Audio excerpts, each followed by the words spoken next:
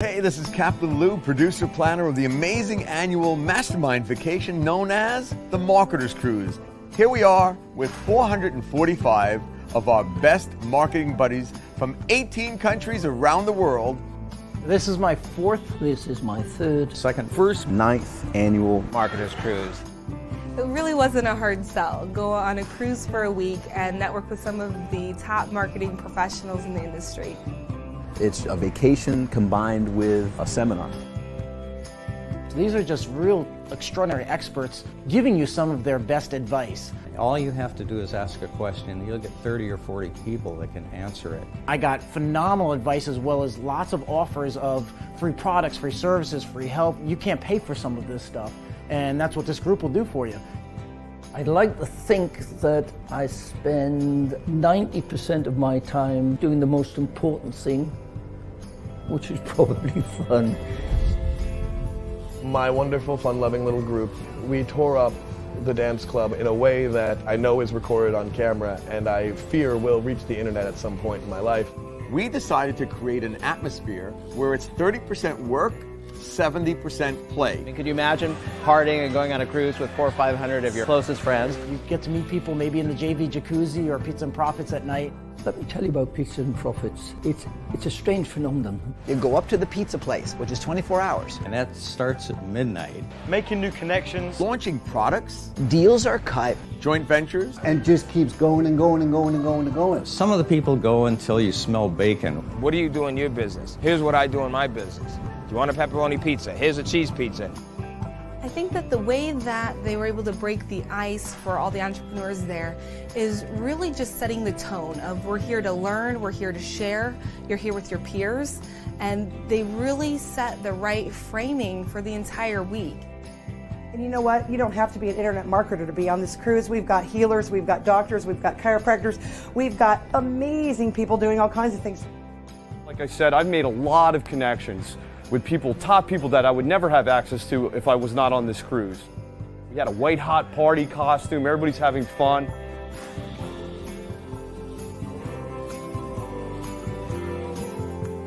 So just from the magic of cruising on the Caribbean Ocean in January on a sparkly ship that has a lot of cool things, entertainment, so you're in a relaxed atmosphere where things happen organically. It's about having fun. It's about making friends, enjoying yourself. And the business comes. And the connections just happen. To me, the important thing is how can we connect and how can we help each other, not how can we make money. Any long-term relationship can't be rushed into, and a period of getting to know each other has to occur. Because once you remove yourself from that context of this conversation is supposed to lead me to monetary gain, it'll lead you to a much deeper gain, which is the gain of connection to another person. And everybody's just out to help you. And I've never been in anything like that before. And when you leave, it's not a business relationship, it's a pal, it's a friend. And that's what the Marketers Cruise is about. It's about friendship.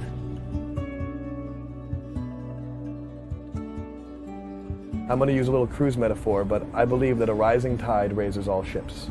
And that when people are brought together under a commonality to achieve greater things together, they can.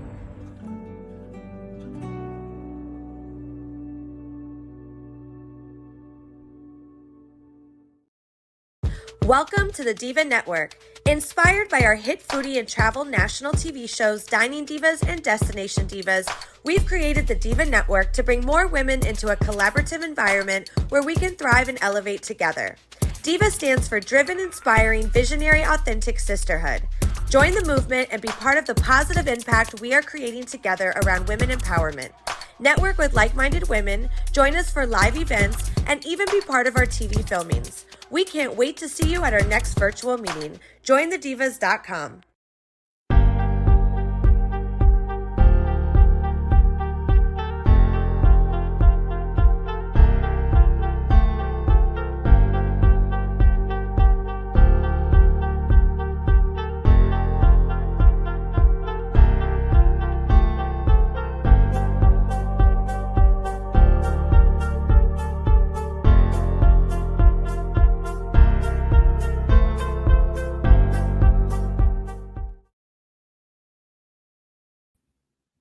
Welcome, welcome. Welcome back to day 3 of the top amazing event, the Trailblazer Summit and Symposium, where we're going to have some amazing individuals here today. David, can you talk to us a little bit about our first guest of the morning? First of all, you like raced me into the studio. It's like, what, you just had to be the first one in here or what? I had to be. I had to do it. I couldn't resist. Yes, it is day 3 of the Trailblazer Summit and Symposium. This isn't just keynotes and interviews, but it is conversations. So please join the conversation. We want your comments. We are broadcasting through a lot of different platforms: Facebook, LinkedIn, YouTube. Yesterday, at one point, we had over 1,800 people joining us as a part of that conversation, viewing. I'm sure we'll get there again today, if not more. So you've got a lot of great people here, and it isn't any one group. Remember, this is a show that is a special event broadcast that will never happen again. This isn't a weekly thing, okay? This is a special event, 3-day event. This is the grand finale, last day, and we are looking forward to your comments and having you be a part of the conversation. That's what's so cool about this, is you can interact with our guests, but only if you get into the platform, only if you come to my Facebook page or Adora's Facebook page, or go to the LinkedIn page, or you got to get on the pages. And if you're hearing it right now, you might be hearing only part of it and you may not be able to comment. We want those comments. We want you in the conversation. So yesterday was massive. We had Dr. John DeMartini. We had Sharon Lecter, we had Doria Cordova, we had Dennis Waitley, The Psychology of Winning, 91-year-old Dennis Waitley. He says he's got another book coming out, Isabel. He's got another book. He's still doing amazing things. It just proves that no matter where you are, how old you are, what it is that you're doing, you can still get things done. And I love that. All right. Well, without further ado, we're going to want to get Dr. John Gray up here. We just want so much time with this guy. Dora, are you joining us as well? Okay, I'm going to get John up here. Dr. John Gray. Man, it's so great to have you here, my friend. How are you doing? Good to see you again, David. Yeah, Hi, good to Isabel. see you. Hello, welcome. Thank you so much for taking the time out to be here with all of us today. Happy to. Yeah, and just coming and playing with us. We'll keep it kind of light, even though you handle some very serious and sincere things. I know that you're a very playful guy yourself. You got a great sense of humor, don't you? People say that. Okay. Well, look, you're known as a trailblazer. You're definitely a pioneer. What do you think you were the first of, or one of the first in? Like, what was your approach or your style, your information? Talk to us about, you being the first in your area. I think I was one of the first to articulate how men and women are different in ways that support females, support the image of masculinity. There's good in males, and what is the good in masculinity? What is the good in femininity? And why do we have problems in relationships? Because we don't understand those differences. And with a positive way of looking at our differences, rather than a more traditional way, which is we knew men and women were different, but we had sort of pejorative words for that. Instead, we can see what are the needs of women, what are the needs of men, how we can uphold them and support them. Yeah, that makes sense. And things have changed or evolved, I guess, in the sense that they're always changing and evolving. How have you continued to keep your message fresh and relevant, or have you even needed to do that? Well, I've been doing this over 40 years. It gets fresh because the world keeps changing. The challenges that men and women in relationships have keeps changing. So I keep using the ideas, which is a deep understanding of how men and women are different in a positive way. Why that's important is that as society changes, we still need to understand the differences in that positive way. And how men are going to react to stress, how women are going to react to stress, how relationships change when women are more independent, when women are making more money than a man. This all changes the dynamic of relationship. So it always comes back to improving our communication skills to communicate in a way where our partners can hear us without becoming defensive. And the way that we're able to approach these kinds of conversations can be very critical For individuals that are, first reading your book, first hearing your talks, what's one key piece of advice that you would give to them to kind of get that conversation started? Because sometimes just bringing up an insecurity or a feeling can be quite stressful, no matter who it's coming from, when it's coming from. What would be something that you would share? Well, I think when it comes down to getting what we need and getting what we want in relationships is all about how do we communicate our wishes and needs. And often men don't understand the way a woman communicates. I'm not saying all men, but quite commonly as a therapist, I see that women will be talking and men interrupt. We're, in a sense, we're kind of like, we're firemen. There's an alarm goes off. Let's rush to the fire. Let's push down the foot to the pedal. We go fast, a blowtorch. And she really needs more time often to explore, to talk. And we're like ready to jump in there and say, oh, you should do this. You shouldn't do that. You shouldn't feel this way. Or we might unknowingly insult her by kind of laughing at something she's upset about, which maybe we're not that upset about, but she would be. So we have to be more considerate of where somebody's coming from. And biology has a big role in that. The biology of a woman, biology of a man. John, I just want to jump in here and say Isabel and David are in a relationship. They are married. So hey, don't out us like that. Fire. I got to give them more fire to play with. All right. I'm still sharing. I'll be back. Well, don't turn us into patients all of a sudden. Oh, I see. So she just drops that and leaves. Yeah, just drops that bomb, walks out of the room. So anyways, John, I want to go and talk a little bit more about you. Look, one of the things that we talk about with Trailblazers is also this word disruptor. And we've got some great media partners, the New York City Independent, the DC Chronicle, the Atlanta Post. They're going to be writing articles about this. And we came up with some questions. They came up with some questions. And one of the things was kind of based around this term disruptor. And a trailblazer, they kind of just go where they need to go. A pioneer just kind of goes where they need to go. But a disruptor, there's this thing about them that once everybody gets there, they just kind of want to be different. They want to be the contrarian. They're always just trying to think of something new. Do you think there's any disruptor in you, or are you just more of the classic trailblazer and pioneer, just kind of going wherever the path kind of naturally takes you? Well, I think a lot of people think I'm a disruptor. I think I was a monk for 9 years. I'm more of a spiritual person. I heard a definition of divinity, which is a consciousness that goes beyond the limits, to transcend the limits of whatever situation you're in. So every progress has to be based upon moving beyond. So your trailblazers there, your spiritual person's there. They're always going to transcend the limitations and take us to a higher level. Yeah, that makes sense.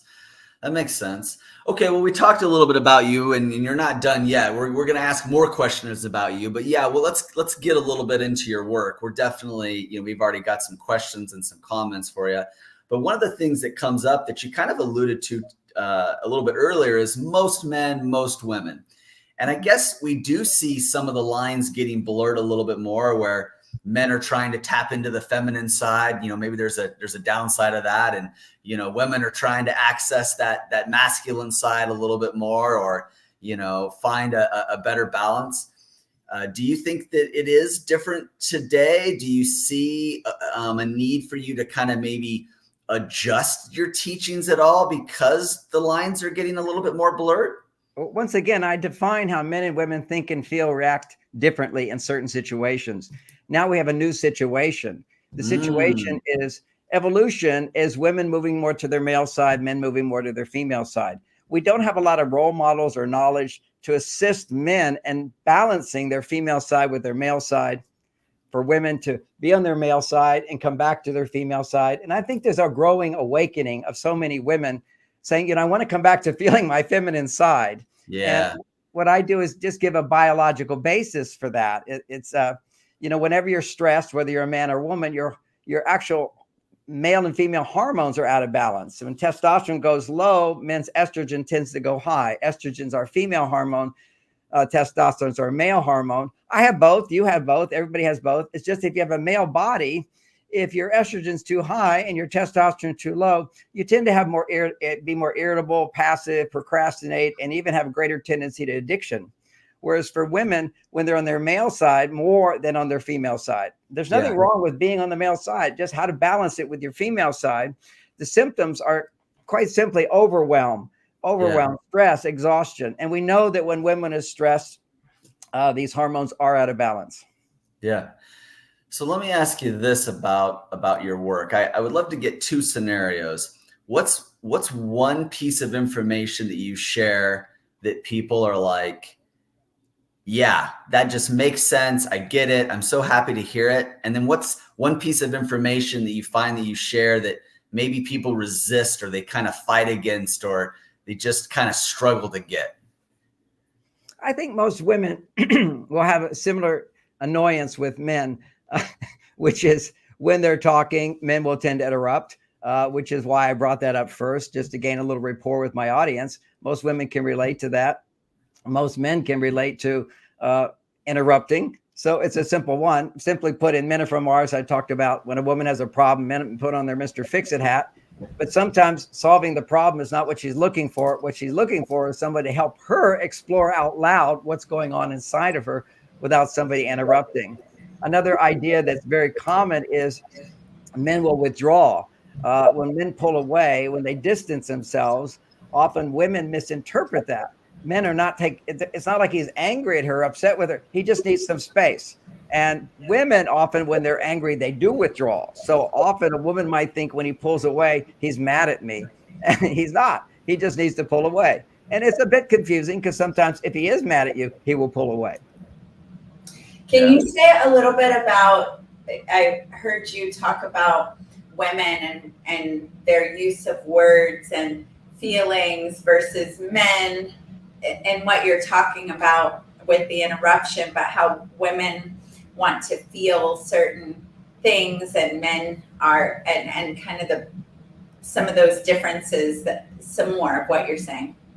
Oh, you want just more differences in men and women communicating? Yes. I want to, rather than just focus on the differences, some solutions to those differences, since I have a few minutes. We're getting there. We're getting there. All right, let's go to the solutions faster. Often what will happen in communication, if you look at it biologically with women, when there's moderate stress, they tend to have more blood flow. This is science again, more blood flow to the emotional part of the brain. Under moderate stress, men have less blood flow to the emotional part of the brain. So women will say to man, she feels him pulling away. She'll say, what's the matter? He'll say nothing. And there's nothing to matter. He's just thinking about something. But when a woman is upset about something on a very moderate level, she'll have more of an emotional tone in her voice. And a man will think, why is she getting so upset about this? Because in the same situation, he would not be having an emotional reaction. He will tend to detach. Kind of like when a guy is driving a little faster than usual, he'll naturally disconnect from his emotions completely and feel this sense of space and freedom. And not to say that women don't also like to drive fast sometimes, but this is a dynamic where there's misinterpretation. So she'll say, what's the matter? He'll say nothing. Then says, there's something. And she'll keep asking questions. And then he'll get annoyed. And then he says, well, if you keep asking questions, then I'm going to get angry. You relate to that, David? This isn't about me, Adora. This isn't about me. All right, Dr. John Gray, give us some more solutions. So what do we do? How do we fix this? Well, I think it's an orientation of men and a woman.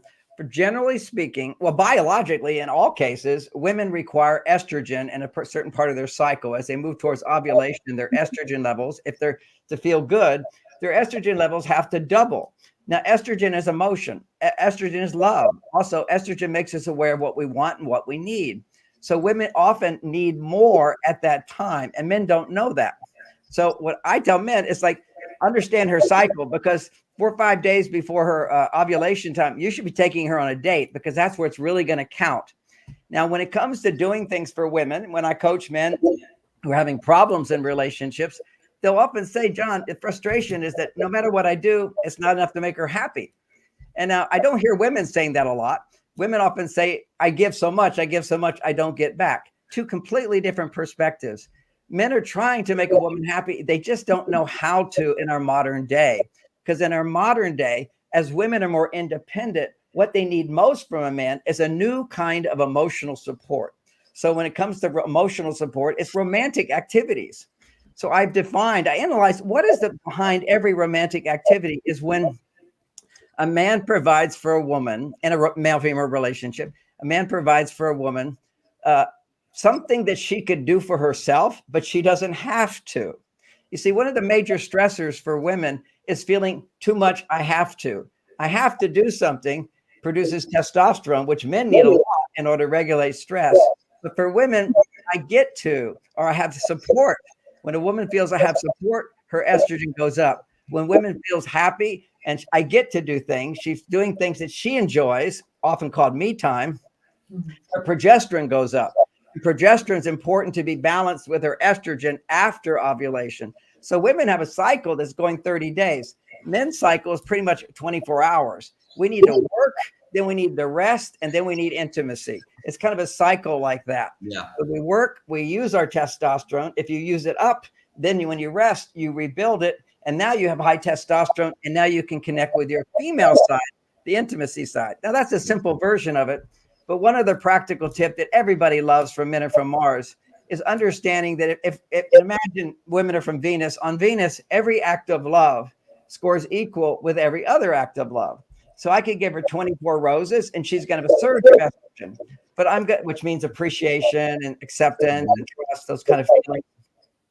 Well, I can give her 1 or 2 roses and she'll have the same response. So what men have to understand is, yeah, occasionally you do big things, but lots of little things is what really keeps her feeling loved and supported and seen and heard. Communication is so important, but also action. Sometimes words are cheap and they want action. And it's little things that make the difference with women. Yeah. So I've got a question I'm asking for a friend. It's not me. I'm just asking this question for a friend. And it's something that a lot of people experience on here. You know, we've got a lot of business leaders, a lot of business owners, a lot of entrepreneurs, and a lot of them, you know, they're working with their significant other, or their businesses work together. Again, this is for a friend. This isn't for me. And so it can be tough for, like, when do you stop working, right? Like, you know, when do you play role of significant others, husbands and wives, and when do you, you know, when are you business partners, and, you know, the complex issues of communicating tasks and to-dos. Any advice, again, for a friend that, you know, they need to balance out the love and the romantic side of things with the business and get things done side of things? Nicely said. That's kind of why I said, in our modern world, as couples are working together to make money, what happens is men biologically need a time to forget their problems. Okay, this is why for thousands of years meditation was taught. Meditation was primarily taught for men in the ancient days. However, in modern days, meditation can be very helpful for women because they're more on their male side. But biologically, a man needs to have time after working and solving problems.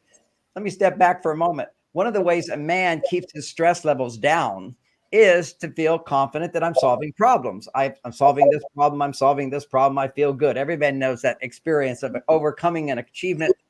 You feel great. You achieve your goal. That's why for most personal growth teachers are always talking about set your goal. Because if you set your goal, your testosterone goes up. You can now motivate you to go further. So a man needs to solve problems, but then he runs out of his testosterone. He has to rebuild it. So he needs a time to relax and forget his problems. And that's what meditation is to a great extent, taking time to forget your problems. But for women, if a woman goes to her female side or wants to go to her female side or already is on her female side, then biologically, if she can talk about what's bothering her, if she can talk about problems, she'll actually lower her stress. This is why, you know, talk therapy, 90% of the people who go to therapists are women. Because if they can talk about problems, their stress level goes down. So at the end of the day, she wants to talk about her problems, and her problems are also your problems. You're both solving those problems together. So you need your time, your cave time that became very popular back in the 90s. Every man needs his cave. His cave time is any activity that isn't about making money that he enjoys doing. It challenges him a little bit. It used to be called a hobby. For me, it's really reading the newspaper, watching the news, going online for a little while. But men need to be recognized. You go in for a little while, but then you need to come out, and your wife is going to need to talk about what's going on in her life. And for women who don't have time, that's the modern woman. I don't have time to talk. Well, that's often because he's interrupted her so much because he doesn't know how to listen. But it's also because nobody's ever shown her how good it feels. You know, women who've been to therapy know how good it feels. They come back again and again just to be able to air what's going on inside. So women don't understand, many women don't understand a man's need for space. If you want him to desire you, motivate you, pursue you, be attracted to you, he needs a lot of space. You know, being married for 32 years, having a great sex life, I know one of the great secrets is everybody's got their own journey. But for me, I teach classes out of town. So I'm out of town 3 weekends, a couple of days. When I go away, space allows me to spring back with a lot of attraction to my wife. I want to pop in here. Dolly Parton has also said that's her key to a happy marriage is get out of town, stay out of town. and go back. Yeah. Yeah. Well, see what's happening when she gets out of town. It gives her partner space. That's the most important. Why she might feel she loves it and she likes it, but more importantly for the man, it's giving him that space. Men really need the distance in order to. We're like rubber bands. I talk about it in Men Are From Mars. Men are like rubber bands. We tend to pull away. The rubber band stretches and then we spring back. And then once we spring back, the rubber band becomes limp. You got to pull back away to bring back that desire, that attraction, and that passion. So before we get into great sex lives, because it seems to be something we all care about, or many people care about. I shouldn't say we all care about that. But I really relate to David's question for a friend. It's part of the reason, even though I co-own a business with my fiance, I stopped working with him because I wanted romance over a business partner. And most things I don't share with him about my work because when I'm trying to wind down and be in this romantic, loving, supportive space, my experience is, and it's coming from love from him, but he wants to get in the details of my business and solve it. And I start getting more stressed out and feeling micromanaged and like, I want to pull away from him. And so I'm curious if it's the way that I'm sharing or the way that I'm receiving, or yes, it is better just to keep the work separate and bring him the other problems to solve that I'm happy for him to solve, or what your answers are about that before we go into great sex lives. Well, I call these biohacks, and you're right. If you can't share about your day, it's really hard to be intimate with your partner. Sharing about your day is one of the most powerful ways for a woman first to let go of the worries of the day, but it's also a way for a man to enter into you. Remember, intimacy is see into me, particularly for women. When a man is listening, he's going into you. And if you're having to say, okay, I can't talk to him about my job or whatever, you're creating a wall of separation because that's your whole day. And that's the whole point of, sharing for women is sometimes solving problems. Sometimes it's just to feel closeness. We've been apart all day. Now we can be close. It's also a way of relieving stress for women, just simply talking about feelings, having somebody listen without trying to solve it. So he's going to be going into the details, trying to solve a problem because you don't have a biohack. I have so many biohacks to biohack his testosterone and your estrogen. If you tell a man what you need him to do, he can solve the problem. And the problem is, I would like, being you for a moment, I'd like to just talk about my day and share what happened, good and bad. And I don't want you to say anything. For me, just being able to air the feelings, then I'll feel really good. So you have to let him know, I'm going to talk about problems. Otherwise, you're going to sound like a person with problems all the time. But I'm going to talk about some problems. They're little problems. And you say to him, it's not a big deal. That's a very important thing. Women don't think to say that because the last thing they want a man to say to her is, it's not a big deal. Don't worry about it. But if you say to him, it's not a big deal, immediately he goes, oh, I don't have to fix it so much. And you give him clear instructions, which is, I just want to talk about today. I love just sharing my day. And it's not really a big deal. I just want you to listen and not say anything. And you'll see after I talk for about 5 or 6 minutes, the last couple of minutes, I'll be feeling really good. And I'll thank you for listening. So that's a biohack. That's just create that space. And what I know for men, if you tell them up front, it's not a big deal.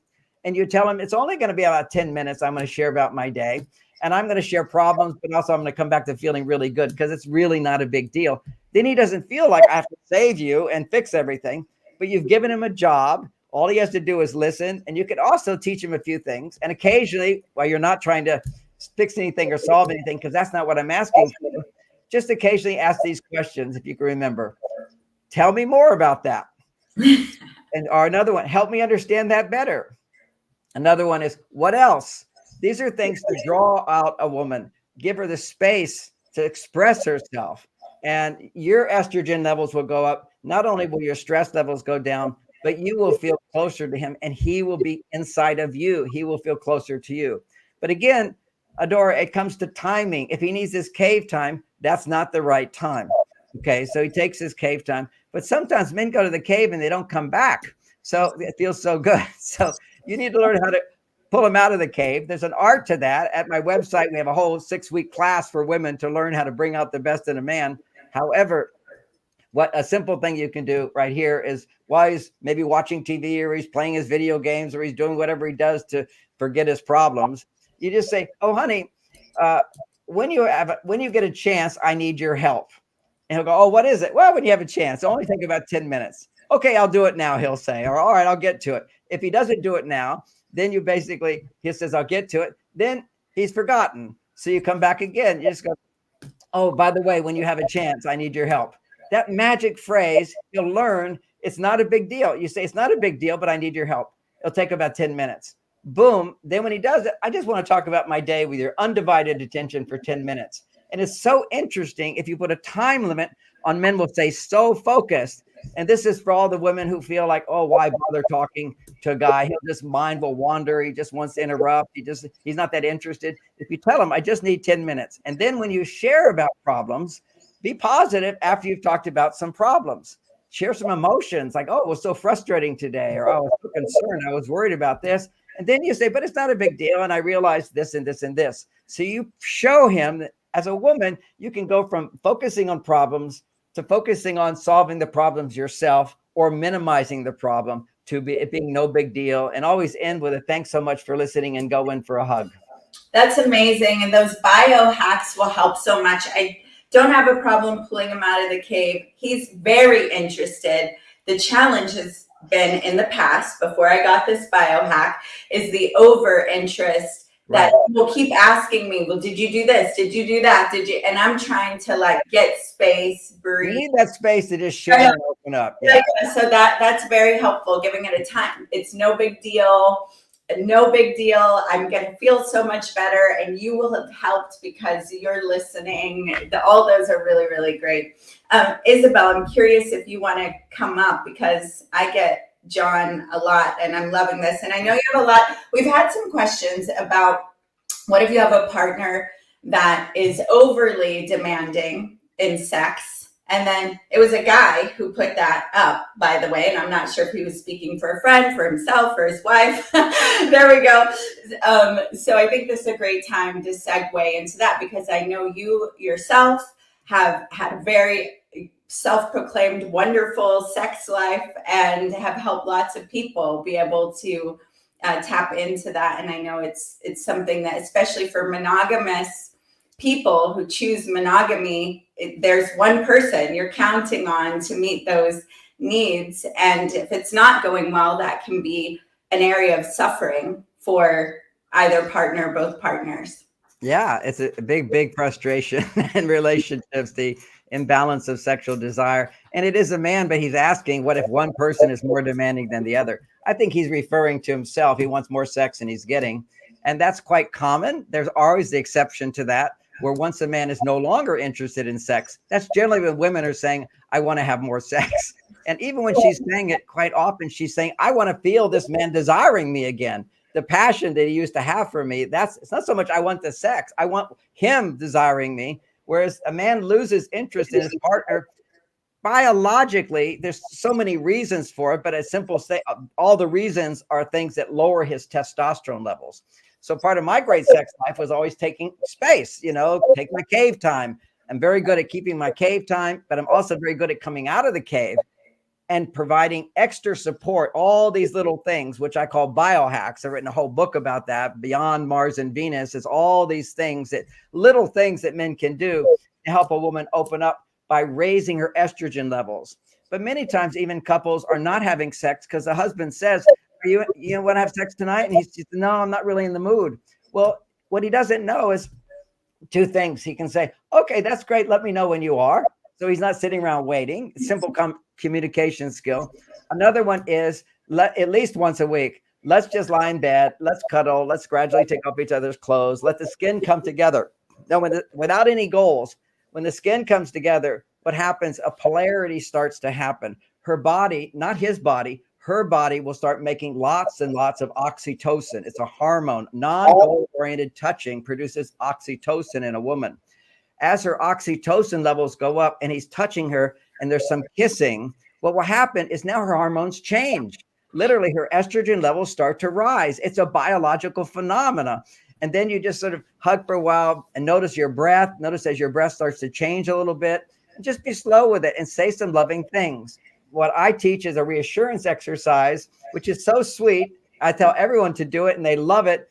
I don't have a lot of time to explain it, but it would look like this, where you're lying there and she says, do you love me? He says, yes, I love you.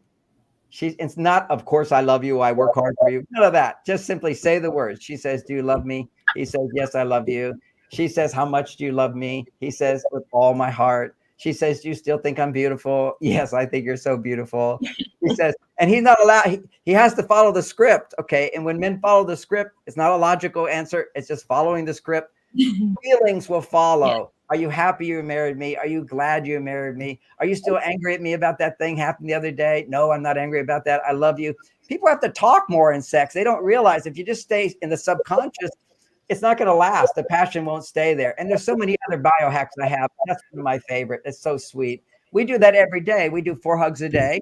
I find her, she doesn't find me. Pursuing, when men are pursuing, and a woman appreciates that. It's almost like hide and seek. I come home, my kids would say, mom's in the garden, mom's upstairs, because they know the first question I ask is, where's mom? Because she's number one. I give her this 6-second hug. And one of those 6-second hugs, 4 a day, when I see her, when I go away, when I come back, when I go to bed, all that. These are just little things that can make such a difference in our relationships. And don't think, why do it? It's not such a big deal. It's a big deal in terms of making the hormones have women to relax and feel their desire as well as feel love, which is the most important thing. Thank you so much, John, for all of that. And while we still have you, because unfortunately this conversation is going to have to wrap up shortly, but is there a website? Is there anywhere that we can have our audience direct you to get more information on any future speaking events, get more of your books? What is a website that they can go to for all of that? They can go to marsvenus.com. And I do have something coming up first weekend of August near San Francisco. You can find out about that. It's a 3-day class for couples and singles. And that would be great. It's marsvenus.com. A lot of great information, a lot of classes you can take as well. We're going to do something with him, with the divas or with Top Talent, with all 3 of us. We've been talking about it for a while because this is, once you get, we just barely scratched the surface. Mm-hmm. There's so much I haven't learned yet, but in the times where we've spent a few days, there was so much that he still has to say that is game-changing, practical, powerful, and you really need the time to process and talk about it and apply it to your own life. So thank you so much for being with us and for your stand for love, that people get to have love. Yeah, love is the most important thing. And when it comes to sex, I call it enlightened sexuality, shifting our orientation, not to this focus on more and more pleasure. It's using pleasure to open our hearts and express more love. That's what it's about, to re-anchor ourselves back to the love that we felt in the beginning. So awesome. Well, thank you so much for all of that and for being here with us. We do need to bring up our next guest, Lisa Lieberman-Wang. But John, thank you again. And guys, definitely check out his information, see his website, and definitely get more of him in your life and see how much transformation you can experience. Thank you, everybody. Be safe, be happy, and be free. All right, Lisa, I'm going to bring you up, and Richard K. Hello, Lisa. Good morning, Isabel. Hello, good morning. Waiting so patiently back there. John's a tough act to follow. You know, it's a great act to follow because I've been following John for 30 years. Yeah, he's so full of life and energy, kind of just like you in the vitality, the energy level. Lisa, you know, I don't know how long we know one another. I remember where we met and how we met. You are a trailblazer beyond belief in the things. If anyone knows of Lisa, if you look, she has been on every major media. She's a big player. She teaches. Lisa, you teach people how to do 7-figure businesses. And I want to begin with the question, and then I have a follow-up question. Do you perceive yourself as a disruptor, a trailblazer, a trendsetter? How do you view yourself in that spectrum? Well, the interesting part of the question is I feel like I've been each one of those at different times of my life, where I was either leading the parade after COVID. Everybody got so overwhelmed with what happens, what are we going to be doing, how are we going to work our business. I remember I was already online for 15 years when people thought it was something new, and to me it was something I was already doing. And taking your offline business online, finding a way to be able to create those connections when we're not in person.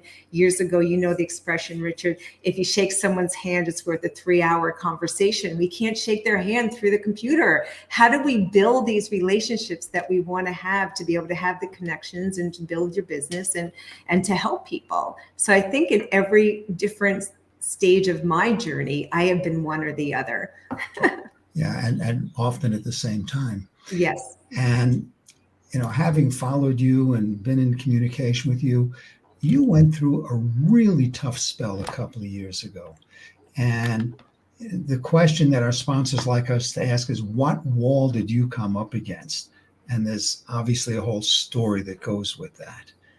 Absolutely. So I think when I think about what I've gone through, it is just like before, there are a myriad of things that have happened. But a couple of years ago with COVID, my life got turned upside down when my husband got COVID, double pneumonia, cytokine storm, widowmaker, the major heart attack, as well as everything else. And our world stopped. Our world stopped, and the only thing that was important was keeping him alive. And I remember dealing with the hospitals, and they wouldn't let us in because he was in ICU and they didn't want any of us there. And we had to communicate and do things differently than everyone else.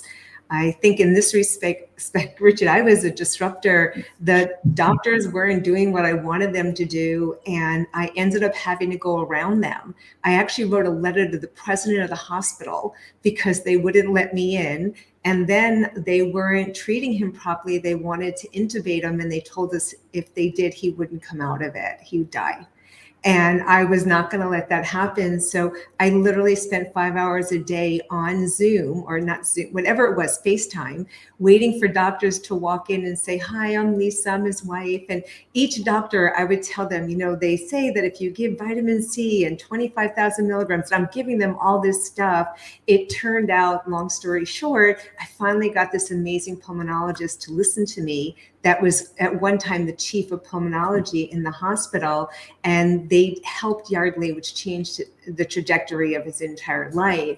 And I found that if I just go with what people tell me, it doesn't always work. I had one doctor that said, I'm sorry, Mrs. Wang, nobody calls me that. I'm Lieberman Wang, but he called me Mrs. Wang.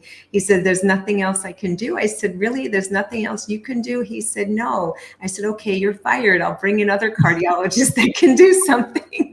So it's amazing what people accept. And I think it's understanding what your outcomes are and what you want, going for it, and not taking no for an answer.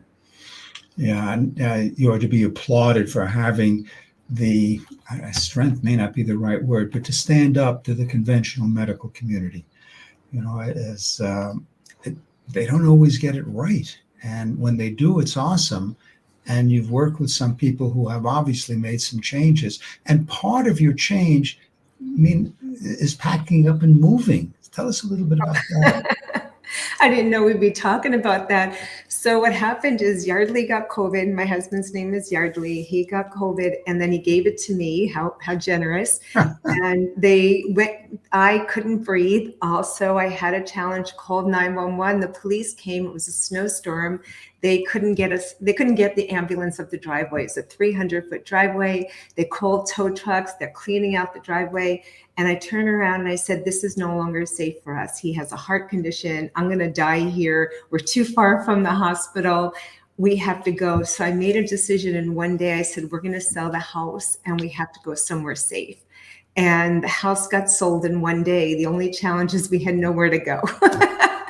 Fast forward, they wanted us out in 30 days. We moved out. Yardley ended up coming out after months and months in the hospital. He had to go for cardiac rehab. We thought we were going to be with a friend, one of our best friends, Dr. Roger Sahori. Him and his wife took us in to help Yardley. This 3 months lasted almost 2 years as we found a home in Florida, packed up everything, moved here, and we just moved in 2 months ago, almost 3 years later. So I think there was a little bit of uncertainty in our world for quite some time right now. And, you know, I know you do a lot of work with Tony, and one of his statements, which I love, is quality of your life is determined by the level of uncertainty that you can deal with. So you lived in that space for 3 years. I think that I've taken it to a whole new level. David, welcome. And that means you have a question for Lisa, at least one. Hey, you can't hog Lisa the whole time. Lisa, it's great having you on here. We're getting lots of comments. You know, people that seem to know you and know about you. Let me kind of reverse engineer a question here. If somebody said, "Oh man, you got to have Lisa on your event," you know, she's a trailblazer. If you had to guess why somebody would say that, what would your guess be? You didn't know what they said. They just said you're a trailblazer. Why would you think somebody else would call you that? I think somebody would call me that because one person that doesn't wait for things to happen, but I make it happen. Mm-hmm. And I have been doing that my entire career. I will find something and make a decision. It's going to happen. I don't need to know how, when, or I just need to know why, and it will always come to fruition. Well, give us an example. Give us an industry.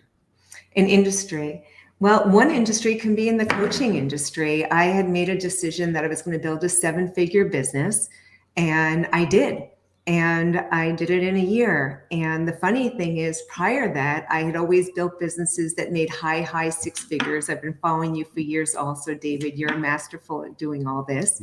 And what ended up happening is I realized I created my own ceiling. Literally, I was happy with the $500,000, $750,000. I never said, oh, you should make over $1 million.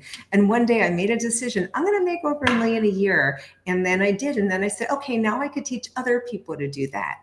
And it became something where I always had this belief is do as I do, not as I say. I never liked that as a kid, being told, do as I say, not as I do. I'm like, nah, I want to see you do it first, prove it first, then tell me you did it. So I'm always one about leading by example.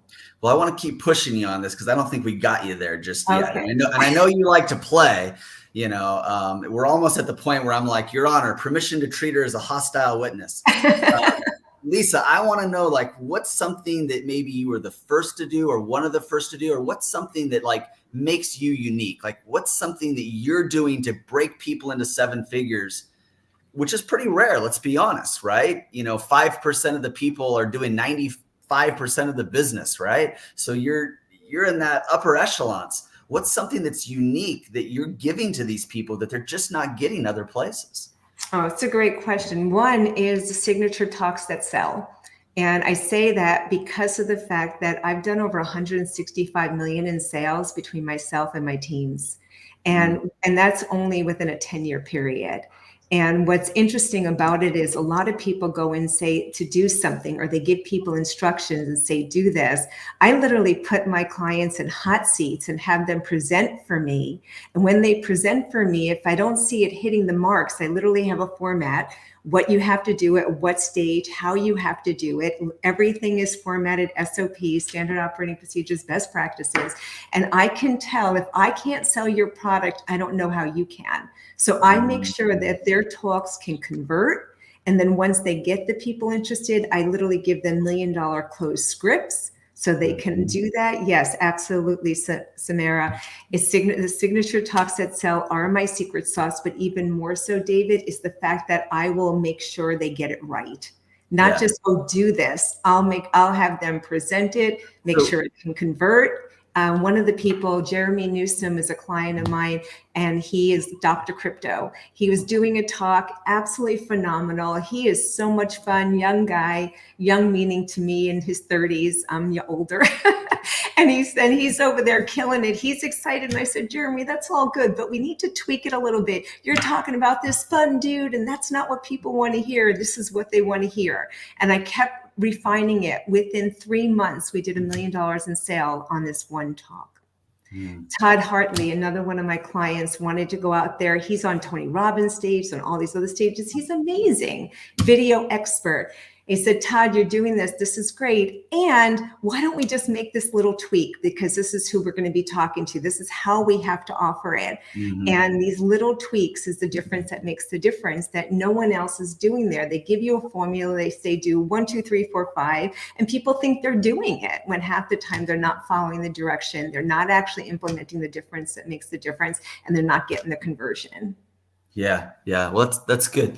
So if I'm going to repeat this back to you a little bit here, because and maybe you do this when you work with people, one-on-one, but if I understand you correctly, there's a lot of practicing that's going on here. There's a lot of role playing that's going on here.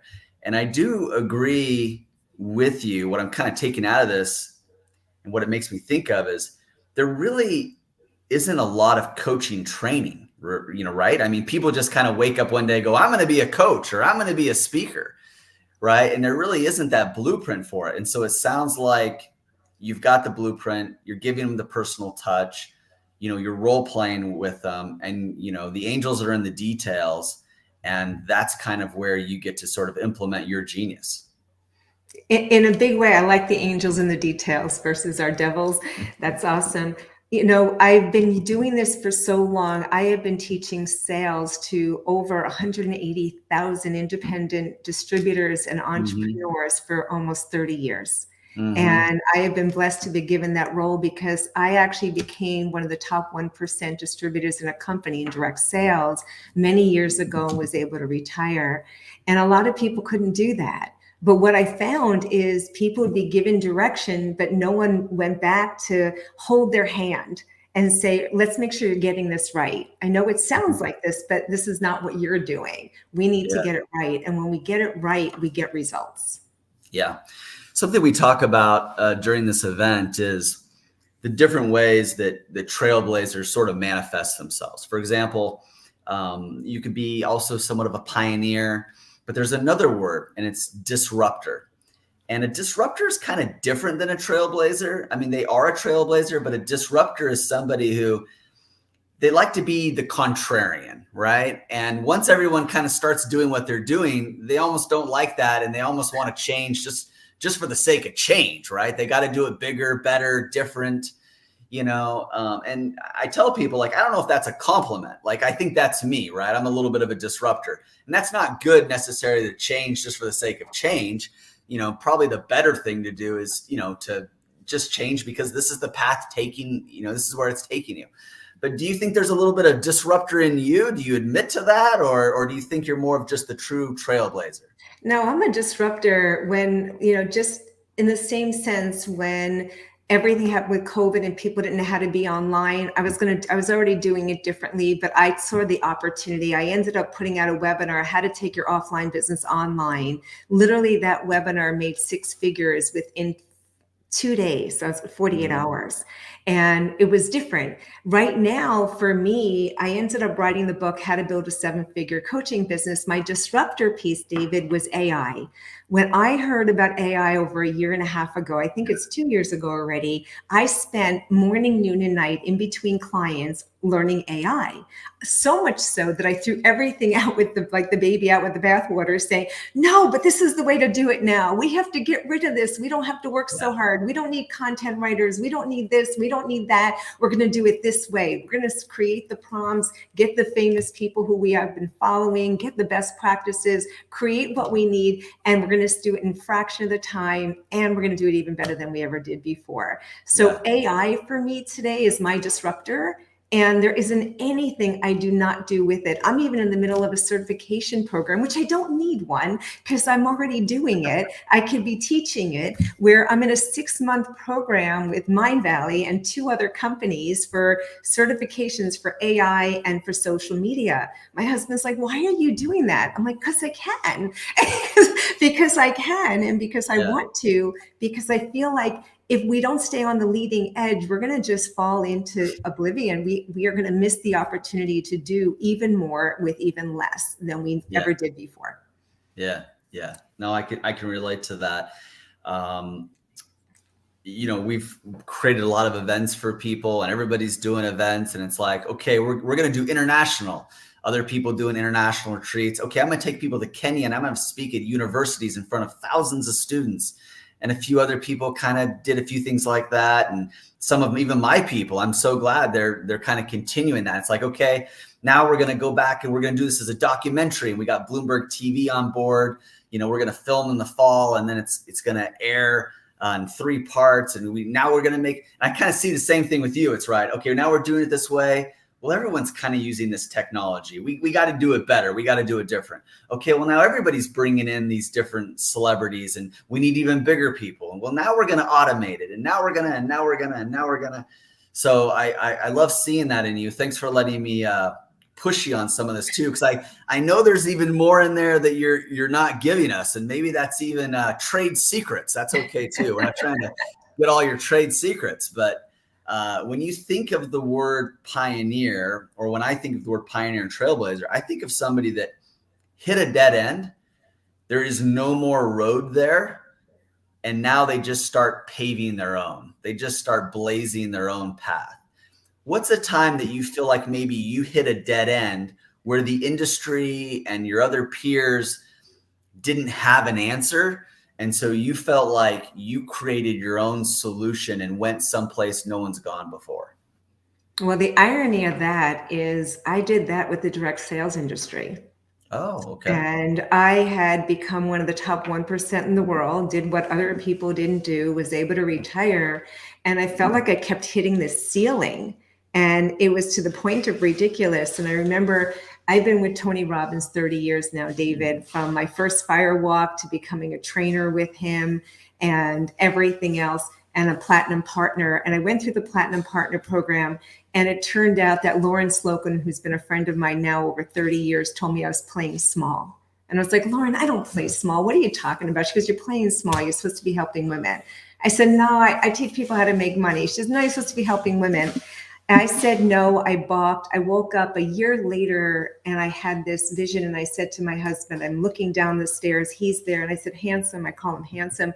I said, Handsome, I'm supposed to save lives. I don't know what that looks like, but you're going to take over the business. This is what I'm going to do. Literally dropped everything and decided to start what was Find to Fab. And Find stood for fucked up, insecure, neurotic, and emotional to fabulous, awesome, beautiful. This book took me from zero to hero. I was on CBS, The Talk, ABC, NBC, Fox, everything else because of this. First, I wasn't allowed to say the word F on TV, so it became frustrated. Second, I realized that we're talking to all these people about becoming successful and doing all these other things, but people don't realize that the success starts within. And people kept thinking, Lisa, you had it easy. You don't understand. I'm like, no, I used to be fine. That's why I wanted to be fab, and I wanted other people to get there too. And it's really about a successful woman's journey away from disordered eating, self-sabotage, and depression.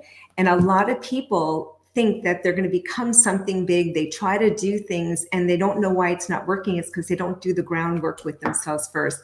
My pioneering was taking away something where people thought she would never do that. She's already successful. Why would she go ahead and be vulnerable, put herself out there, let people know what's really going on? It was the smartest thing I ever did. People started saying, if she can do it, I can do it too. If she had all that happen, I can do it too. So it set a new trajectory for the relationships and the people I was able to influence. Yeah, I love it. Love it. Isabel. First of all, I love that acronym of the whole title. I'm backstage, I'm clapping, I'm cheering. I'm like, I didn't know what that was. It's amazing. It's just incredible. I do have a question for you, but before I do that, I do see we have a QR code for you. Can you tell us a little bit about what that is for our guests who are watching? So for the guests who are watching, I literally made my book available to you, which is How to Build a 7-Figure Coaching Business.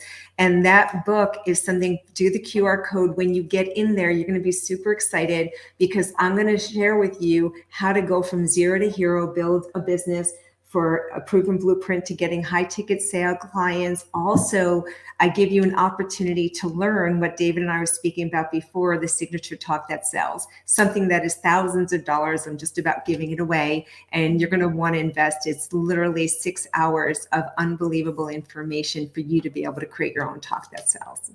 That's incredible. And the one question I want to ask you is, because of all the amounting success that you've had and the success you'll continue to have, this isn't just you rolled over in the bed in the morning and thought, oh, I have an idea. This was years of research. There was time, there was experimentation. There were a lot of conversations with people or with yourself. But at the top of your head, how many people do you think that you have directly impacted? Not indirectly, but directly. Well, directly, I have been a professional speaker and trainer for over 30 years. So I know for a fact that the rooms I would have would be the American Airlines arenas with 25,000 people in the room at a time. So if we do the math, it's hundreds of thousands of people, and that would be probably underestimating. If we include being on TV, I thought this was the funniest thing ever. My 15 seconds I tease on the talk had more of an influence than my hours on the stage. So I think it's kind of interesting on what people pick up. Even though you think this is going to make the difference, I find out this does.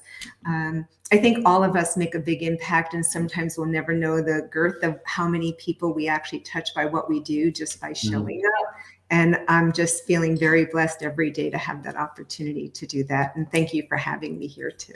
Yeah, I've got a really serious question, and other people are talking about this as well. Looking at that picture, this is a really serious question. Looking at that picture on the QR code, has anyone ever told you look like a young, more beautiful Rita Wilson? Tom Hanks' wife, Rita Wilson, from that thing you do. Have you ever seen Tom Hanks' wife? Rita? Has anybody ever told you that? Somebody else said Rebecca De Mornay. I don't know. You're see right here. This I have to put up a picture of Rita Wilson so people can see that. We'll have to compare that. I told you it was a very serious question. Well, thank you for coming on today. We're going to wrap up. We want to give you the last word here. What's the last thing you'd love to share? If you could share anything with all the people that are watching right now, what would you want them to know?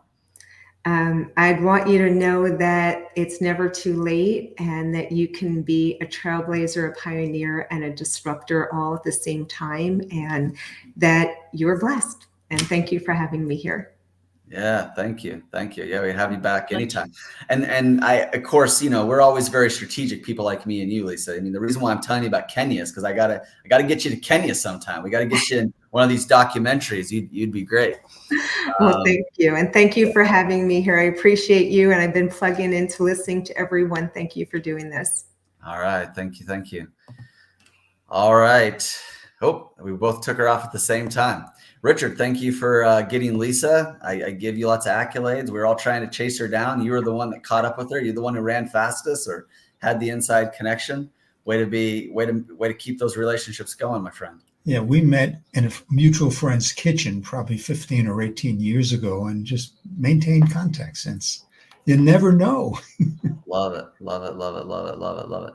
So we've got Steve Erickson, we've got Sarah Jefferson. We've got some different people that we might bring on here. I know that we've already got Aristotle backstage.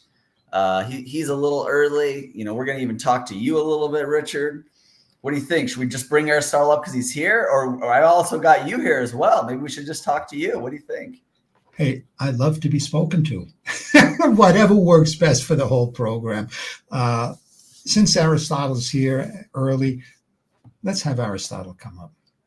He just got out of his chair and walked away. He just got back down into his chair and sat down. Away, That's what you get. So here we have Aristotle. He just Trailblazer pioneer, maybe definitely a disruptor. We've got a big echo going on. You must have Facebook or something else opened up over there, Aristotle. Aristotle, you got something else playing that we can hear. We've got an echo. Did the echo go away? Let's Aristotle, see. can you I'm talk to working us? on this. Get the mic going. Oh, there he is. I think it's gone now. Yeah, it's gone. Let's see where we add the microphone. Aristotle, can you hear us? We're good to go, my friend. The sound is good now. I think it's gone now. Do we have the mute? It's gone. Let's see. Nope. Now we got a really long echo. Aristotle, can you hear us? We're good to go, my friend. There we go. All right. I'm not sure what that is. We'll try to bring him back up here in just a second here. The echo got even further away. That was weird. Lots like that. You know, sometimes we take a stage by default. Someone else doesn't show up, or someone's got bad audio going. Yeah, it's the way life is. All right, let's try it one more time, and I'm going to take you off, Richard. I'm going to add Aristotle on. Someone else doesn't show up, or someone's got bad audio. Yeah, you've got a big delay. Can you hear me, David? I'm listening to Richard talk. You got a big delay going on. Somewhere in there, you've got something playing. I'm listening to Richard talk. You got a big delay going on. Yeah, I don't know what's going on with that. That's so strange. We'll see if he can play around with that and figure that out. Yeah. Richard, you know, I was just telling somebody yesterday, you have a really, interesting background. You know, you spent 10 years working a job, let's say it that way, and getting an education. Then you've got a good, 20 years as a doctor, chiropractor, business owner, brick and mortar, San Diego, California. And then you got another 20, 30 years with, 23, 24 years with CEO Space and Bernie. And then you've been stacking on the years with us. I hope nobody adds up all these years. There's a lot of them, David. There's a lot of years here. There's a lot of years here, Richard. So how many lifetimes do you feel like you've had? 2, 3? This lifetime? No. If I include the ones with my wife, with Angela, lots. Yeah. So my question for you is kind of what's been the common thread throughout everything? I think people will think that maybe that's a little bit different, but owning your own business, being this doctor, chiropractic, brick and mortar office for decades, working with Bernie and CEO Space and helping run that place, and even what you're doing now. Is there a common thread throughout all of that? Is there something that you needed to do in each one of those things? I don't know if I needed to, and I don't even know when it showed up, when it evolved, but it's being in service. My first career was as an electronics engineer. We were building high seas radio telephones back then, and they were huge things. And of course, you've got more power than that in your wrist these days. Graduating from chiropractic college and establishing myself in San Diego, that's when I really began to understand what it was like to be in service. That it's not about me, it's about who you serve and how they show up. When I made that shift, that's when that's part of what contributed to the exponential growth of my practice. I mean, being featured on 630 News and PBS contributed massively. Yeah. But that also was a result of the shift of showing up in service. Yeah. So there's been many shifts, advances in technology, culture, the way business is done, international, global, so many things have happened. But in the last few years, or even in the last few months, what do you think the biggest things are that are making a difference for you? Or what do you feel like you're on the cutting edge of? And I guess I could say, what do you feel like we're on the cutting edge of, just because we're doing so many things together? But from your point of view, like, what are you most excited about now that you're maybe ahead of the curve on? the thing I'm most excited about is working with my wife and having a partner. And John, I don't know if he remembers me, but we met many years ago at CEO Space, had some delightful conversations. And it was chaotic back then. I had just gotten divorced, which was not my choice. At the time, it was horrible. And now I look at the gifts that have come out of it, being married to Angela and working with her to have an impact in some things that I never envisioned before. And the shift in technology, being able to go out and bring these gifts to the world. And I've been speaking for, I don't know, 30 years, I guess. Now it's a different message. It's about empowering people. And I revert back to being in service to my wife so that she can go out and deliver her messages, which is a very powerful message, as you know. Yeah, yeah. So I guess I was thinking more of like business best practices or technology or whatever. You really threw me a curveball with the Angela thing. Like, we're all trying to learn from you, and we all can't marry Angela. She's already taken. So you have something else that could be more useful to us as an audience. What we're doing here. I mean, this kind of program. Who would ever have imagined that we can communicate this way? To bring a message to so many people. Right now, there are almost 1,800 people viewing this. In days gone by, if I would talk to a room of 50 people, or a couple of times at peak potentials, maybe 800-900, it's mind-blowing the technology that we can communicate instantly with anyone around the world and deliver a message. Again, 1,800 people. And yesterday we peaked at, I think it was 1844. So David, that's to me, coming from an electronics engineering background and understanding a little bit of the technology, it's mind-blowing. Yeah. Yeah. Love that. Love that for sure. The question, we've been talking to a lot of people about trailblazers and disruptors, and it's interesting to see the people that kind of feel like they're trying to like disrupt the marketplace, maybe zig when everybody else is zagging. Do you feel like you're just going where you need to go, whether there's a trail there or not? Or do you feel like from time to time you're literally trying to do things different than everybody else, and that's part of your personality? I haven't a clue where the trail leads. It's just, hey, what's open? I mentioned it on Lisa. Living in uncertainty for most people is a challenge.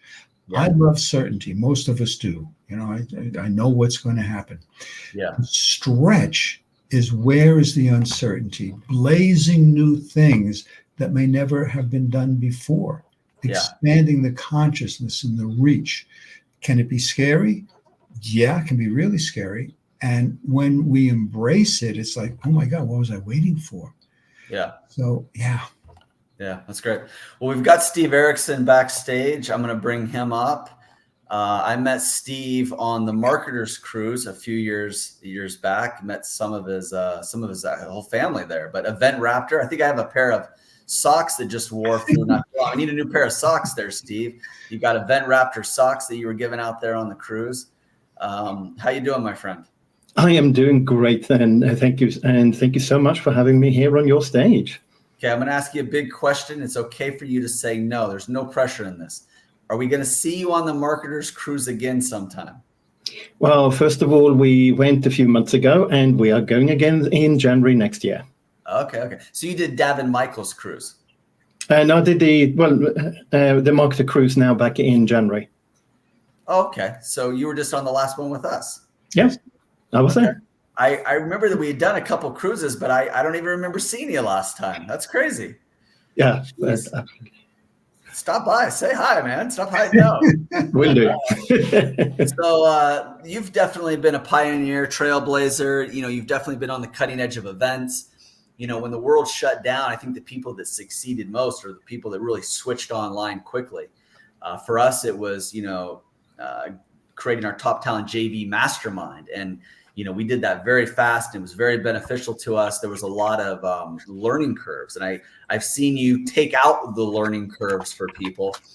But for you, was it also when the world shut down, your business kind of exploded? Or were you already sort of blazing that trail of helping people with online events even before that? So for me, it was slightly different because I was actually working with somebody in the US actually. And I made a decision in the very beginning of the pandemic, actually 6th of July of 2020, to leave the company I was working for and go ahead and create my own coaching company. So for me, it was like a big leap into the unknown at the same time as the pandemic was just starting to get really widespread. Yeah. So Richard, how well do you know Steve here? I'm just putting everybody on the spot here. How well do you think you know Steve? Like, can I quiz you? We know each other just like this. We did meet on the cruise, though. We sat down and had with Jen. We had some great connections. And what Steve does is profound with the development of Event Raptor. Yeah. So I'm going to ask him another question about that, and I'll let you warm up your question here. But what's something that you do that you are one of the first, or you were the first, or something that's really unique to Event Raptor? Like, what's something that I'm going to get with you that I really wouldn't get with anybody else? That's an excellent question. And personally, we call ourselves really disruptors in the industry rather than the trailblazer. And the reason we are the disruptors is we focus on we don't care what people have done before with virtual summit, with virtual events. We are looking at what is it that we can do, what can we bring to the game that will make it more effective for people going forward. So when I first created my own virtual events, so I wasn't doing Event Raptor to start, we were actually doing coaching for midlife entrepreneurs and really teaching about emotional marketing. And I ran 2 summits. And from the 2 summits, we got over 1,500 people in on our mailing list. We did over $40,000 worth of sales. And that was in the first 6 months of me running a business. So we really look from a strategic point of view and saying, what is it that will bring us the most results? So we start with the end in mind. What is it you're trying to do? Are you trying to sell a coaching program? What is it? And then we design your whole summit experience from that point onwards. And in addition to that, we brought some other, I believe there were innovations in the industry because I didn't see anybody else do it. We have now a directory of 2,100 speakers. So when you're looking for speakers for your summits, you just look up in the speaker directory and you will be able to find the speakers you need. Love it. All right, Richard, you're up. So as you've grown through this, you have adopted new technology and, as I understand it, created your own technology. And in that, and I speak through my experience as an engineer coming up, where are the blocks? What's new that's, oh, shoot, I have to get around this wall instead of letting it stop me? Because you have created something that, at least to my experience, no one else has. So for me, the blocks have more been that I went through a number of health challenges back in 2021, 22, 23. So I had to overcome those health challenges rather than being very much like technology blocks or anything like that. So trying to run a company, trying to have staff, trying to build everything yourself, really, and at the same time battling things that just knocks you back all the time. That for me has been the biggest thing. I have over 40 years experience in the field of IT, so I didn't feel that anything technology was holding me back at all. So you got through the health challenges. When we met on the cruise, you looked fine, you were great, you were enjoying yourself. So where do you see what you have created migrating to? Your back office, the events, a lot of people now hosting events through you and on your platform. What's next? Next really is tackling not just virtual summits, but also virtual events. So one of the things we do in the industry is running 3-day events where basically we educate our audience, we give them ways of moving forward, but also invite them to participate in a coaching program. And these might be programs where we're charging like $10,000, $20,000, $30,000, $50,000. I've been the organization I was part of. When they did 3-day events, they were selling programs for $60,000 during the 3 days. And this normally generates hundreds of thousands of dollars, up to millions of dollars. And for us being able to support those kind of events and make it easy for people to understand what they're buying into, how to buy, and getting the information they need, that really is the next step that we want to move to. So basically, what that enables you as a host is to not worry about the technology that your audience will be experiencing.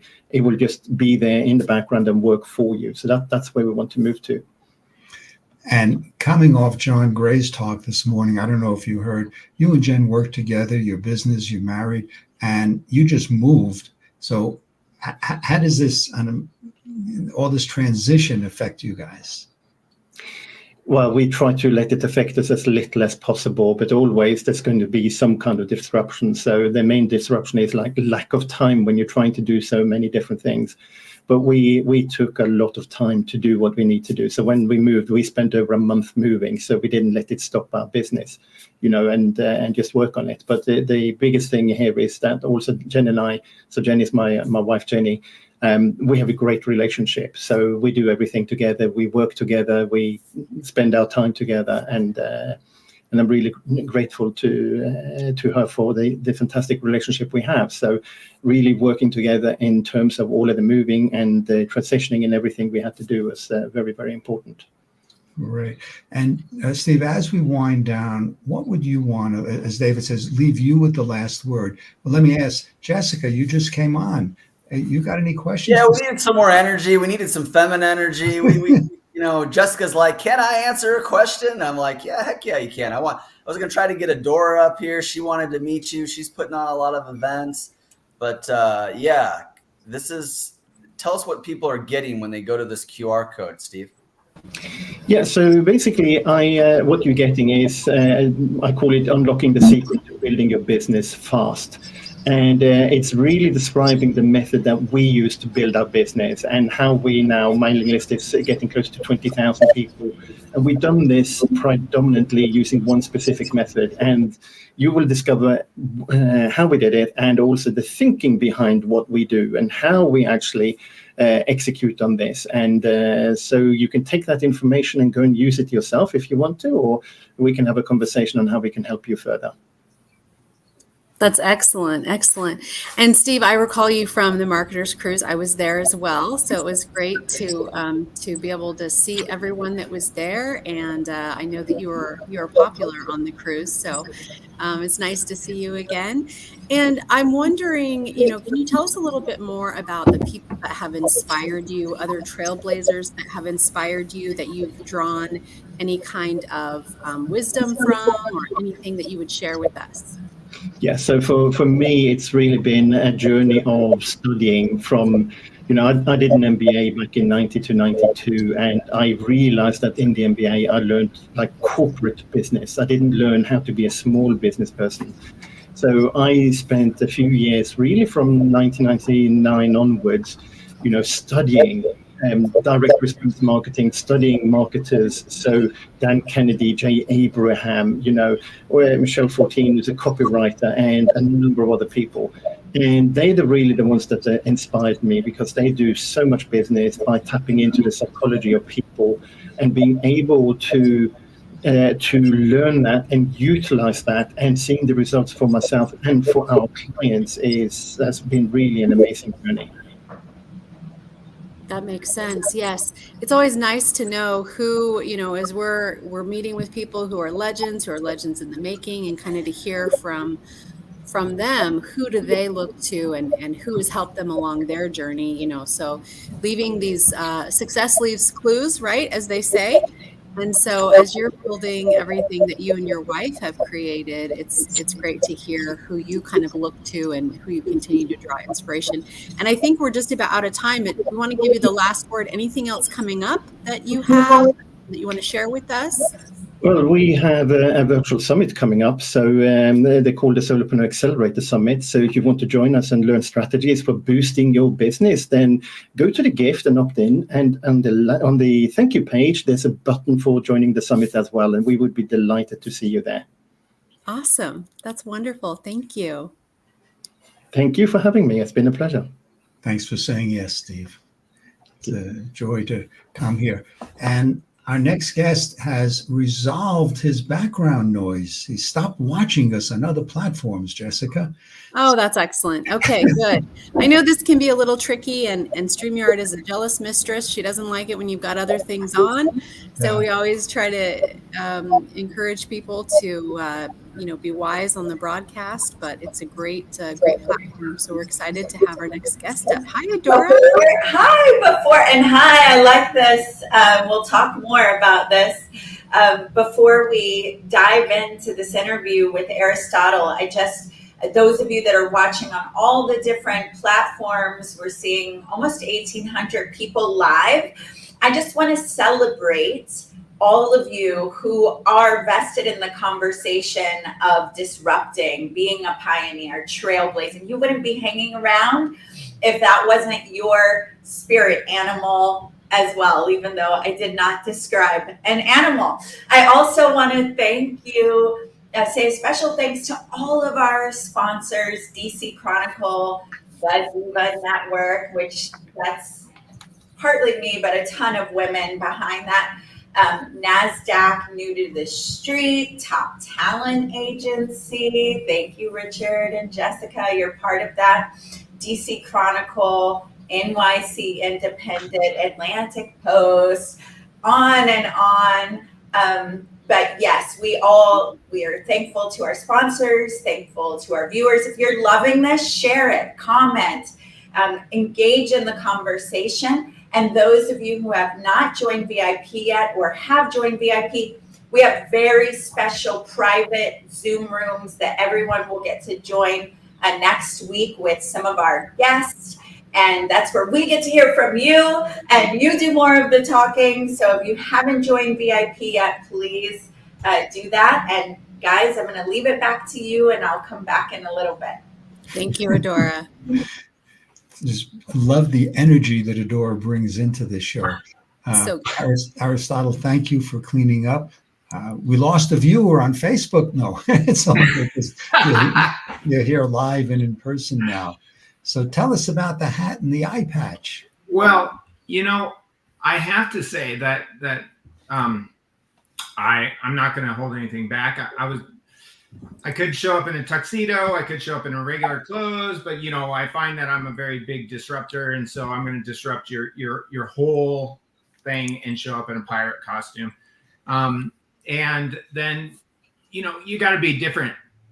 I get to, when you see me a lot, you see me on stage, you see me in tuxedos, you see me all over. I'm a human just like you. I wear shirts that are fun and exciting.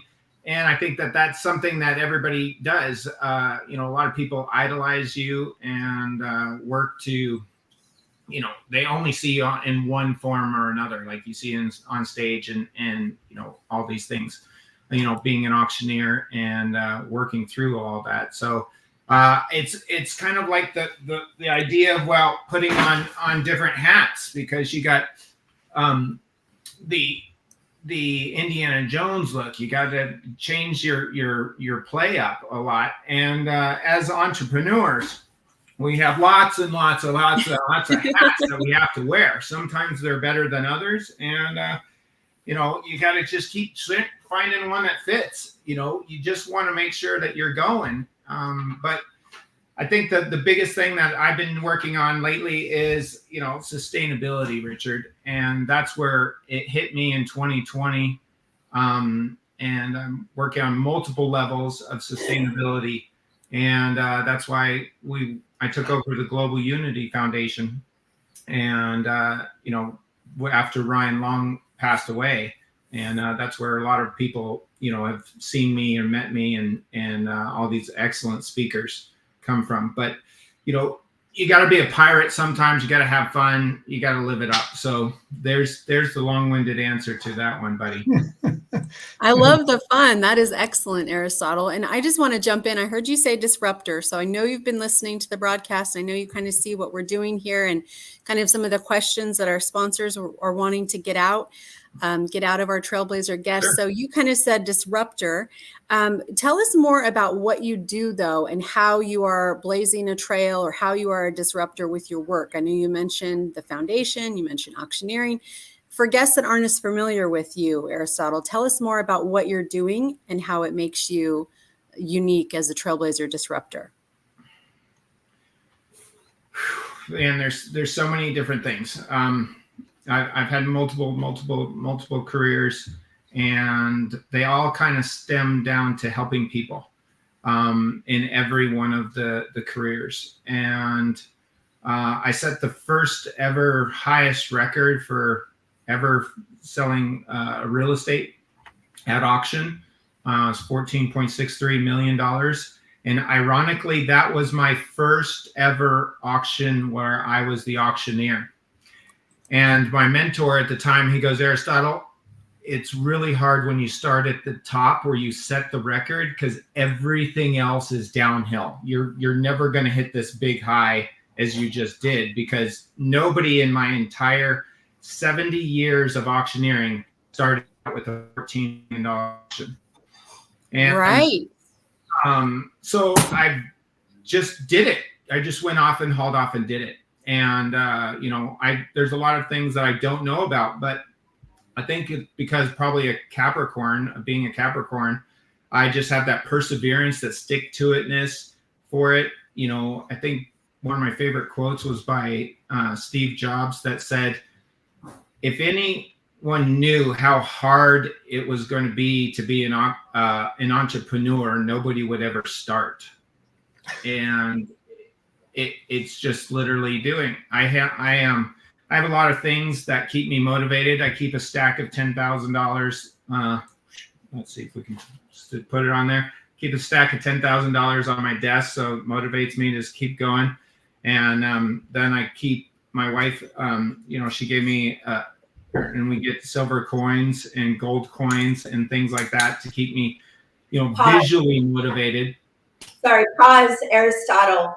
I'd like for you to go ahead and put your address in the chat so people can swoop by for that $10,000. Absolutely. Your desk. I know that we have people watching from all over the world, and in some countries, 10,000 is like 100,000 or a million. Well, I am going to give away some money. So, you know, how about that? We're going to give away some assets, because as you listen to Sharon Lecter, who's one of my favorite mentors, I love Sharon. She and I have been on stage probably almost 30 times together over the years. And so we're going to give away some assets that are sexy. So we're going to give away some crypto. And so that anyone in the world can take advantage of this. So I said Isabel a crypto link, and you can pop that up whenever you're available to do that. I want and we're going to Sean, who is on his way, is already doing really, really well in life. He's a VP at a very high level, has a huge mailing list, and teaches Think and Grow Rich, one of the top affiliates for Russell Brunson and Les Brown's rooms. He's one of the top promoters on this event, and he's a smart man. He's still headed over there for that $10,000, Aristotle. So I've got something to learn. We all do. Like 10,000 is 10,000, right? Yeah. So Jessica, you have the link Aristotle's talking about.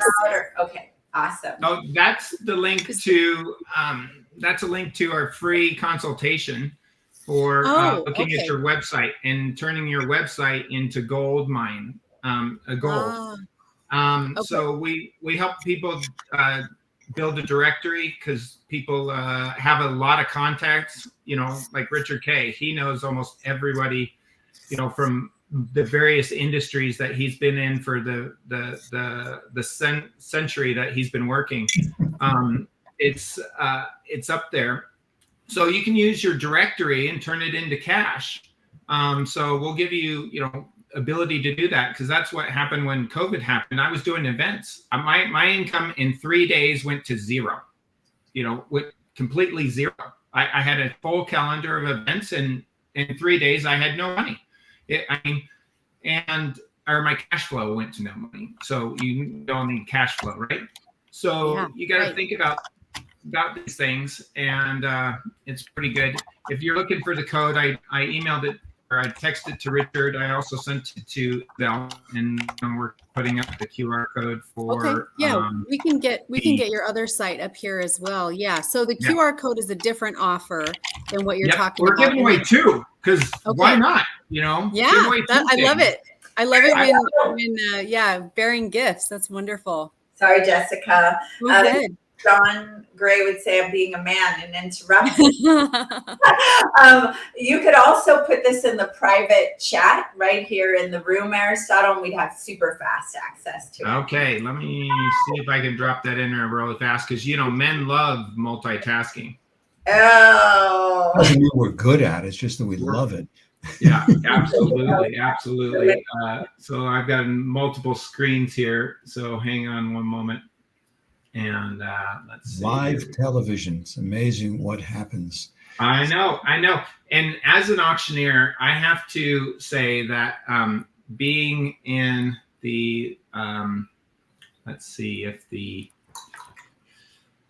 it doesn't allow me to drop an image in there. So let's see. Correct. You can just put the URL in there, Aristotle. The URL? Yeah. Okay. That's the easiest way. That's the easiest way. That's the and easiest after you're done there, for people who don't know Aristotle, you're meeting him for the first time, he just casually mentioned he's an auctioneer. And if you've never been to an auction, I don't know where you learn that stuff. Just give us a bit of flavor. Here's my experience in my limited knowledge of what an auctioneer does, Richard, is that they go to school for that. They go to school. They'll get like a little script and they'll say words really, really fast. Is that right, Aristotle? Or am I going to school? my research? Yep. Where did the mute go? We hear you. We hear you. Sorry, I accidentally hit the mute on my computer. I'm typing in the web address right now. So, yeah, first time I heard Aristotle, I've been to a bunch of art auctions. First time I heard Aristotle, I was like, whoa, that came out of this guy's mouth, Isabel, he talks faster than you. So you mentioned art, Richard, and I know Aristotle said he sold a ton of real estate, over 14 million. So a lot of different kinds of auctioneering then, different types of products and valuables. Absolutely. And really, I got roped into charity fundraising auctioneering by doing a real estate auction. And so an auctioneer canceled in the town that I was at. I was in Moab, Utah. And we were selling 2 pieces of property that had been listed for 7 years, and we sold them in 3 minutes. And so one of the people in the audience said, "Can you please come help our school auction?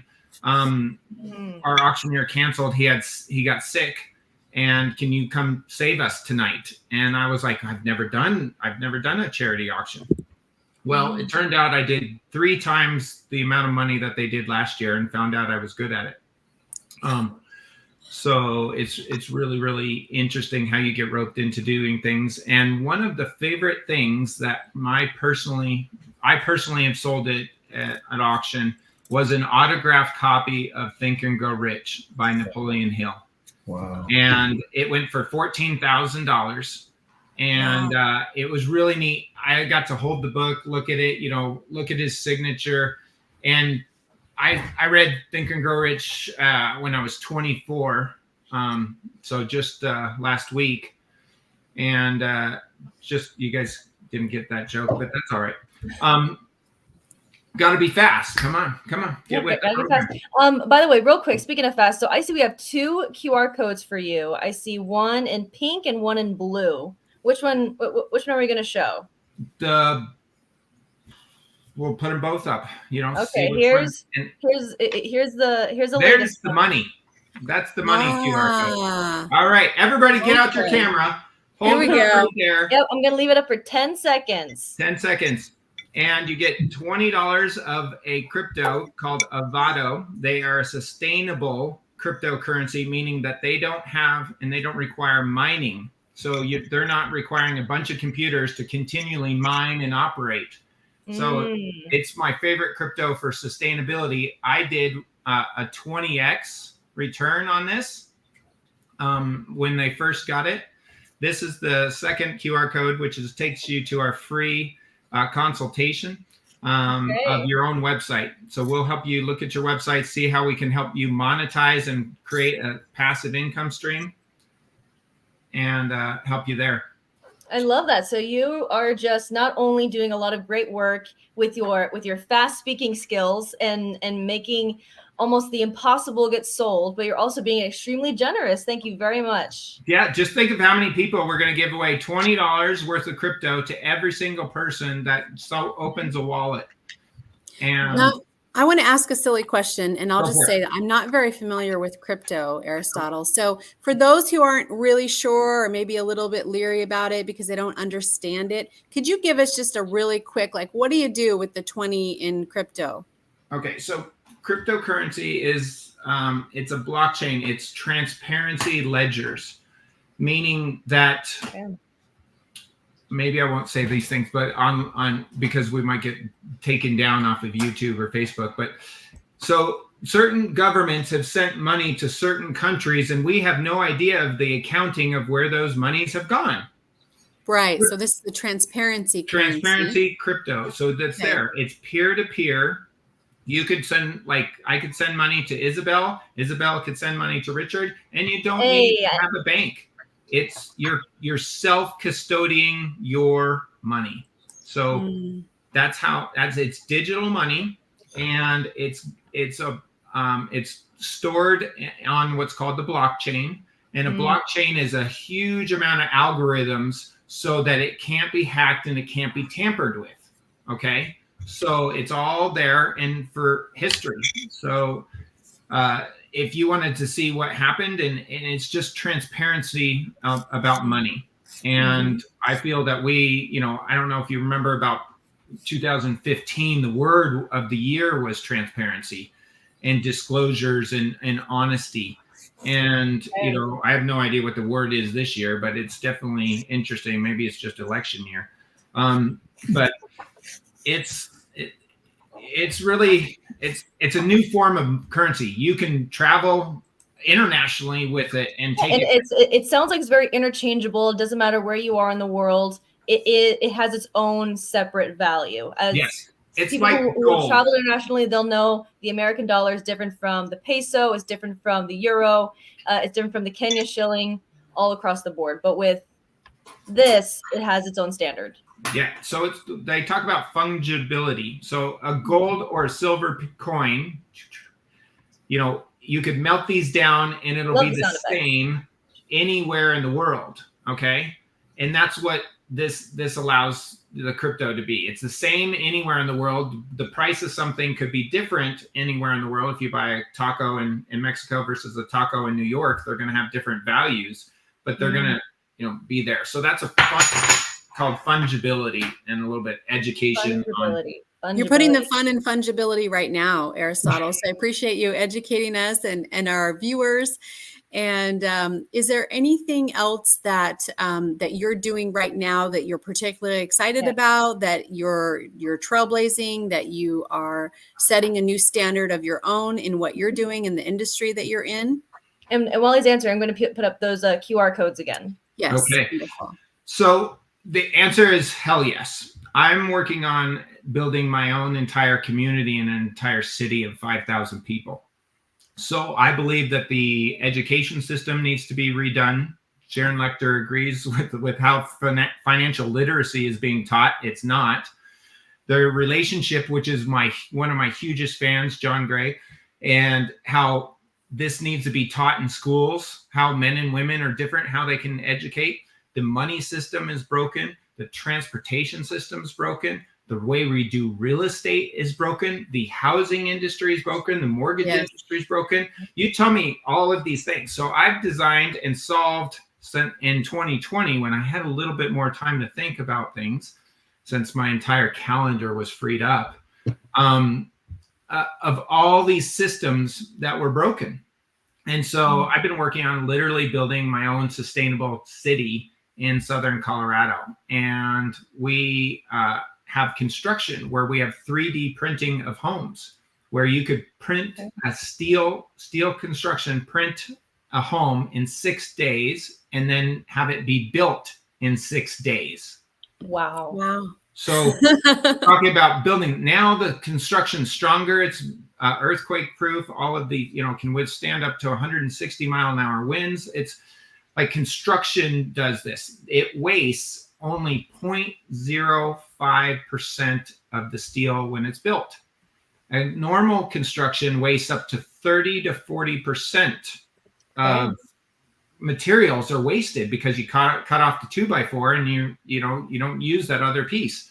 So you end up with this massive amount of waste. So there's technologies that are coming and the energy systems. So we're building net positive homes, not net zero, net positive, meaning they produce more water, more fresh, clean oxygen, and they produce more energy than a normal home. It feeds to the grid versus takes to the grid. So we're changing and flipping the dynamics on all this stuff.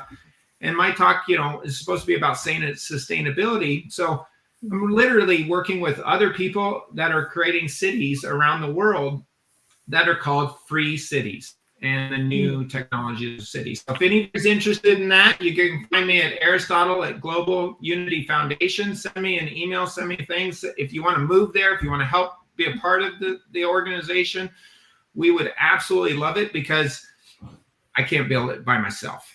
It all takes people. Yeah. And we're moved into the age no of system, Aquarius. no community, no home can be built on one person. It is a collective of individuals who have the same goals, that have the same vision, that want to see this world be a better place, that all of us can make it in for future generations. And so thank you for putting in that work and effort, because it's not easy to start doing things like that. Trust me, the number one thing that I'm focused on right now is sustainable food.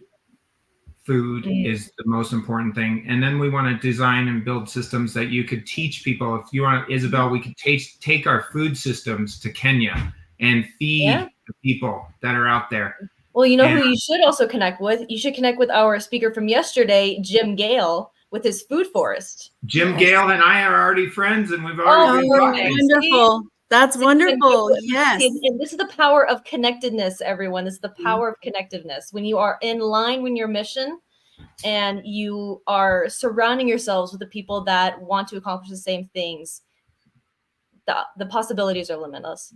Aristotle, we are wrapping up on time. So is there any final word or message that you want to share with our audience before we go? First, I want to say thank you for inviting me. And I love everybody there at Top Talent. Richard and I have been friends for a long time, maybe 15, 20 years. It's a long time. But if you think globally and act locally, you're going to change things. Start with your community. Start with what you can do. Start with your backyard. Start planting a garden. Start working on what you can control within your sphere of doing things. If you don't have a backyard and you live in an apartment, start planting plants in your, sunroom or wherever there's windows. But start. That's the number one thing, is start. You have to begin. A journey with 1,000 steps begins with the first step. And if you just take one step every day, you'll arrive at your destination. So thank you very much. God bless. I love you all. And thank you. Reach out. I'm here. I'm here to help. Thank you. Thank you so much for being here with us. Excellent. And I love your mission. Personally, it's beautiful. Speaks to my heart. I've gotten a garden and chickens in the last few years. And so I'm right there with you. So I love it. I love it. Thank you so much, Aristotle. We're going to go ahead and transition now. Yeah. So we will move forward. And Isabel, what are we doing next? We're going to bring David up, apparently. It's funny. You always, I don't know. People are making jokes about saying transition. No, don't transition. That means different things to different people, I guess. Look, this has been good. It's been a good start. John Gray, Dr. John Gray, men are from Mars, women are from Venus. Kicked off the day with him. We had Lisa Lieberman Wang talking all kinds of 7-figure business and coaching. interesting. You know, she's easy to listen to. Steven Erickson of Event Raptor. We got Maris Siegel coming back up later, Ken Ashby. But we've got some like different industries, you know, and so it's interesting seeing like the crypto stuff, the new community stuff, the food forest, food sustainability, the water recycling. You know, we had Jenny Carrington up who like walked across America. So I love the mix of people, and I love your guys' comments. So, you know, keep commenting. We got people commenting on YouTube. We got people commenting on Facebook, on LinkedIn. We try to share as many of those comments, you know, as we can. Isabel Raiza is going to get on. You know, you can send her the latest link to get her backstage. We got Tyler Ornstein backstage of Tyler's Coffee. We're going to bring him up in a little bit, but acid-free coffee. You want to talk about a massive industry that here's like a real pioneer, you know, a real trailblazer, like just totally disrupting the marketplace. You know, this $1 billion coffee industry. We've got Tyler Ornstein backstage. Yeah. By the way, I just want to say a quick hello to our 2K followers or 2K viewers. Yeah. Hit a new record here, hitting 2,000 people in attendance, viewing. I think we're up to 13, 14 different countries now. Some of you guys can't see this. You might just be on like one Facebook feed, like my Facebook feed might say like 1,100 people, but between YouTube and LinkedIn and Facebook and whatever, we take pictures and screenshots. Kind of cool for us to see because it combines them all for us. So we've got over 2,000 people following us. We just set a new record. Yesterday we were hitting the 1,800s. Today we just went over 2,000. So thank you for being here and for supporting all the pioneers, the trailblazers, the disruptors of the marketplace. And I was thinking about that too the other day. We have the wild people, right? We have the book Women Gone Wild. We just did a book called The Wildlife, and it's about these free spirits. We also did Gorilla, right? The unconventional way of doing things, not the furry gorilla, Guerrilla, gorilla, right? Like the unconventional way of doing things. But there's all these, it's all saying the maverick, the renegade, you know, the disruptor. It's all the same type of thing. It's like the person who just kind of marches to the beat of their own drum. And we celebrate those people. So if you're the black sheep, if you're the underdog, you're in the right place. If you're the dark horse, you know, you're in the right place. These are our people. These are our people. I think people are ready for change, right? People want to do things. The nerds, the geeks, the weirdos, all of it. My favorite all kind of it. Yes. And these are the people that are changing things. And I think everyone is ready for a shift in so many areas, and they see the need for changes across industries. So it's really exciting to see what's coming and to see what we can celebrate and what we can promote and what we can continue to give a voice to, because there are a lot of cool people doing incredible things out there right now. Yeah. And the Trailblazer, we actually have a billboard up in New York City, Times Square, on the NASDAQ building in Times Square.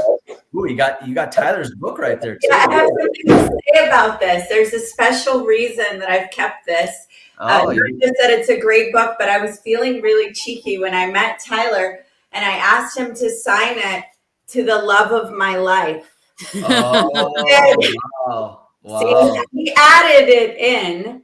Added in for me. Tyler is nothing if not a good sport. I mean, he's got a great sense of humor. He's a lot of fun. I would love to take a poll on how the woman in his life feels about seeing that right now. Oh no, I have a man in my life too. Yeah, no one's confessing their love here. Let's just be clear about that. No, it's in good fun. It was a joke because, you know, stars right on your arm or whatever. But I still thought it was so funny because Isabel's like, whatever. You know, I thought it was so funny to just ask for that. And then I thought it was even funnier because we're complete strangers, right? I thought it was even funnier that he signed it that way. No, you don't have to explain yourself. Stop explaining. Well, I do to Isabel. We're women, and I see her still over there like brewing. Okay, It's so I want all to right. make sure though I finish this thought, 'cause this is important, guys. We have a billboard up in New York City Times Square. Yes. Trailblazer. We need to get that image.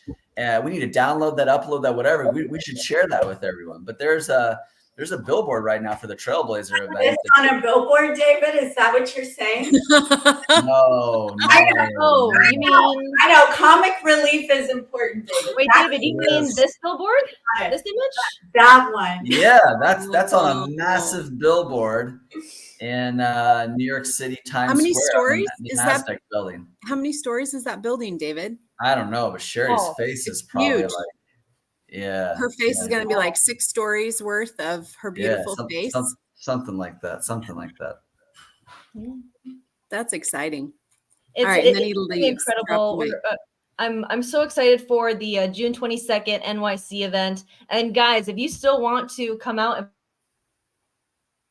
you're more than welcome to go to our website and find more information. Like David said yesterday, we're capped at 60 people. Right now, we only have 50 seats sold.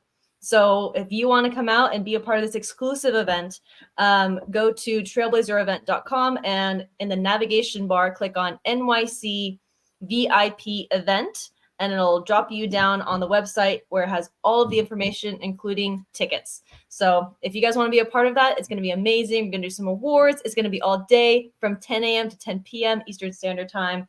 It's going to be a blast.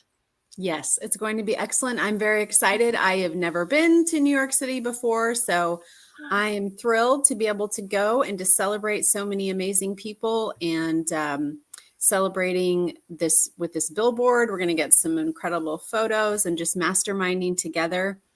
It's going to be really exciting. Yeah, yeah. So we're going to have a few more people up shortly. We do need to go to a quick commercial break. We're going to be right back. Don't go anywhere. We've got Tyler Ornstein, and look, there's few things more fun than watching me interview Tyler. And I'm going to let some other people help, but let's just put it this way. I'm constantly lining Tyler out. Like I'm constantly just like straightening him up, lining him out. He's come a long way. So now he's kind of starting to line me out. He's like, David, let me show you a few things. So it's getting better. It's getting better. You have some great banter. Yeah. We're going to go to a quick break. Don't go anywhere. We'll be right back.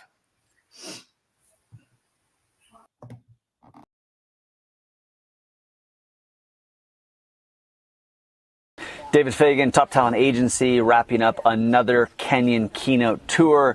The theme was From Invisible to Invincible, and that's what we did here with these people of Kenya. Multiple schools, universities, high schools, grade schools, business organizations, met with leaders of the government, governors. And all of it was to create an experience for the people who came out here, as well as the people who came and listened to us. So there were service projects, there were media, and the message was about service and about really making your presence felt. And of course, as much as we gave, we got back more, which is always the way that it works, right? Put in a new computer library dedicated and put up a water tank in an all-girls school. Did all kinds of fun, exercises. But the real talent here was the speakers that we brought in and their gifts and their resources and their style and their personality. It was just an endless list of thanks and appreciation, testimonials. And I got to admit, I'm a little tired at the end of 9-10 days of this. They got to do safari, and of course we'll be planning the next one pretty soon. Our biggest audience this time set a new record with over 2,400 girls all in one place, one audience. Our smallest audience was about 150, but we saw close to 10,000 people over the course of a half a dozen plus schools that we saw. So we'll be coming back soon, and we want you to be there. If you want a life-changing opportunity, this is the place to be. Oh, we can hear the plane coming on the land strip from behind us here. See you soon.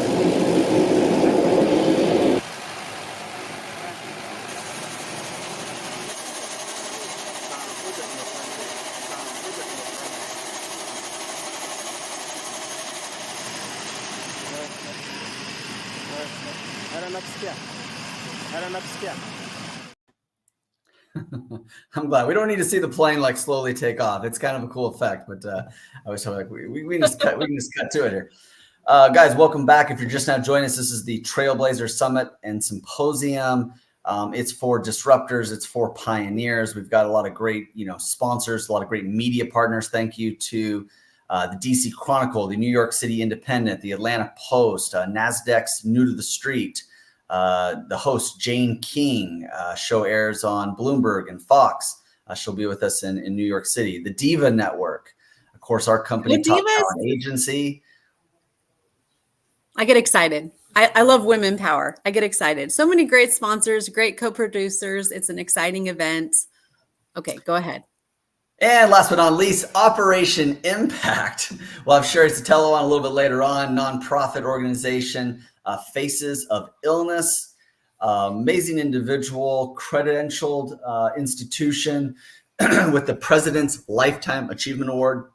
You've seen more people getting that in our community. It represents hundreds and thousands of hours of service, just kind of depending on what level somebody's earning that at. Of course, the highest level is the Lifetime Achievement Award that represents 4,000 plus hours of different types of service. An award that's been around for about 20 years, seen many different presidents.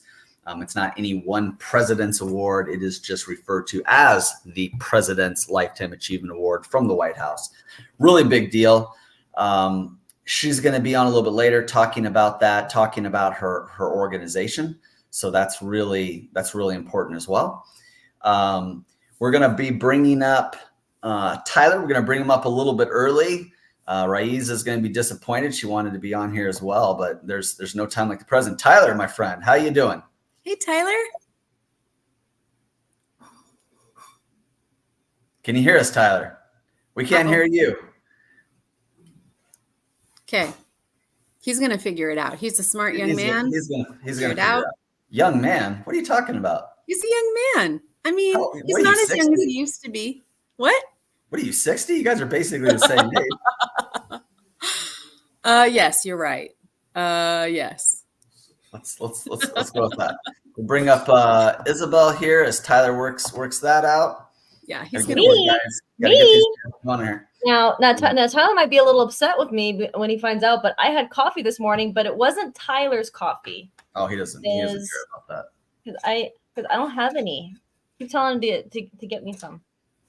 Yeah. Try to leverage my connections. I want to promote him. I'm sure he'll set that up. Let's try and right. Yeah, there you go. Welcome to the show. Welcome to the program. Isabel, that's not acceptable. I won't tolerate that. See? I knew you'd be upset. I knew it. Why are you drinking inferior coffee when you could be drinking the world's first and only acid-free coffee? Well, all joking aside, we do have some other types of coffee sponsors. So we've got to be careful here. We've got some good coffee people. Now, that being said, there is only one, and I'm being, we kind of have fun here, but seriously, there is only one acid-free coffee in the world, and that is Tyler's Coffee. That's true. And so for people who need that acid-free coffee, it is Tyler's Coffee. So Tyler, you are a pioneer, you are a trailblazer in the sense that you have disrupted the marketplace, $1 billion industry. And there's probably people listening going, what, really disrupted? Really? Truly, seriously, let's explain it to them. Tell us about it. Yeah. Yeah, well, it's funny because I started my company at 13 years old, door to door on a bicycle. And at the time, there was no other option than just to have coffee. Everyone would be like, okay, I want coffee. But now there's so many more options, and people are saying low acid or stomach friendly or mold free or doesn't have any, methylene chloride and methylene glycol in the decaffeination process. And that was all pioneered by us. We actually were the first to do all of it. We were the first to be mold free. We were the first to be acid free. We were the first to be, Swiss water decaffed in a massive variety. And the best thing I can say is my greatest accomplishment is when someone thinks that your product or service is so great that they want to rip off and duplicate you. That's a it's a compliment, right? compliment. That's a pat on the back right there.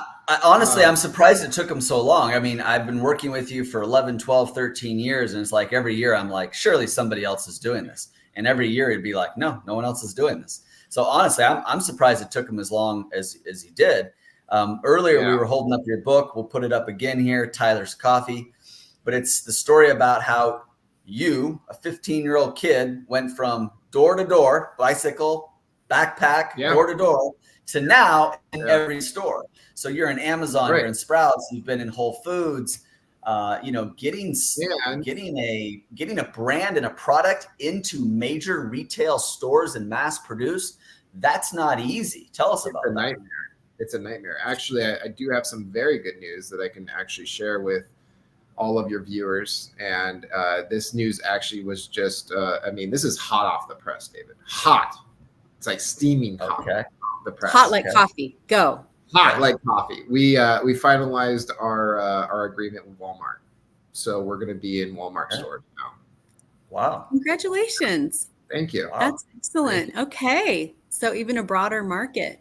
So that's finalized. And then we're in talks with Whole Foods and Target potentially for launch of next year. But to get your product into a retail location, to get your product in Amazon, to get your product anywhere but your website is a very difficult and tedious process. Can it be done? Of course it can. I'm living proof of that. But it's very time consuming and tedious. And unfortunately, retailers want to have an existing success. They don't want to sell something that's new and different. They want to sell something that's old, tried and true, because whenever they put their brand or their name behind your brand or your name, they are expecting you to come in with a professionalism that is not a new brand and have all the kinks worked out. So I think the best advice for anyone that's starting a new product and food product or fill in the blank, right? You guys need to go out there and you need to find your tribe. You need to find your biggest and best customers, and you need to nurture them more than trying to find new business. I cannot stress this enough. If you want to be successful, go after your pre-existing customers. And we're living proof for that again, because we actually have a 85% retention rate on our customer base because we care about our customers more than anything. Yeah, look, I appreciate the advice. And I think a lot of people, want someone like you to kind of mentor them and kind of show them the back channels. But really today, for this event, we're just celebrating pioneers and disruptors. And I think what I'm seeing and what most people want to know is, what's the story here? What's the thing you did first and foremost? I want to make sure we get more of that and explain more of that, origin story, your hero's origin story. So the story essentially starts with my father, and my father and I, we didn't see eye to eye on a lot of things growing up, but one thing we did do is we bonded over coffee. And he's an extremely, extremely smart man, smarter than probably 95% of us. And it comes with a cost. But anyway, he's a biochemist, and he can re-engineer anything in chemistry. And he's done it for almost 50 years now. He's worked with so many big companies. I digress. He figured out a way to create a Z-roasting process that doesn't bloom the tannic and lipid acids in the roasting. And by not blooming the tannic and lipid acids, we're able to yield a neutral pH with people that have Crohn's, GERD, leaky gut, overactive bladder, heartburn, indigestion, upset stomach. We're able to create a coffee that they can drink again. And that was really the origin story of like, well, if he can do it and he has a problem, how many other people have a problem? So put this in your mindset as an entrepreneur is, can I solve a problem that is already pre-existing in multiple people? So if you have a solution to a problem, you then can monetize that solution. Now, everyone will say, oh, the profit, the profit, the profit, the money, the money, the money in business. I actually took a different standpoint. I didn't care about money. I know that sounds crazy, but I didn't care about money for a very long time. For about 8 years, the only thing I cared about is, am I selling more coffee than last month? Now, we can take out the coffee part and we can say, am I selling more product of service or product than last month?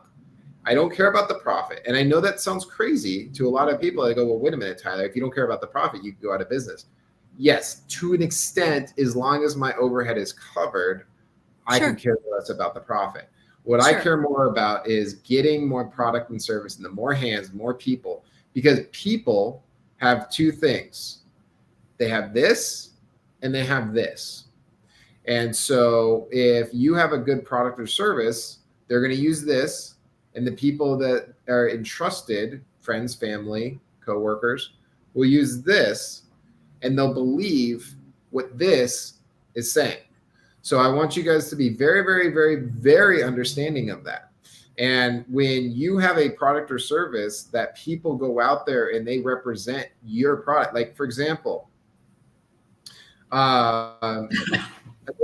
she was talking about my book, and she said, this is so cool. He wrote, you know, besties, whatnot.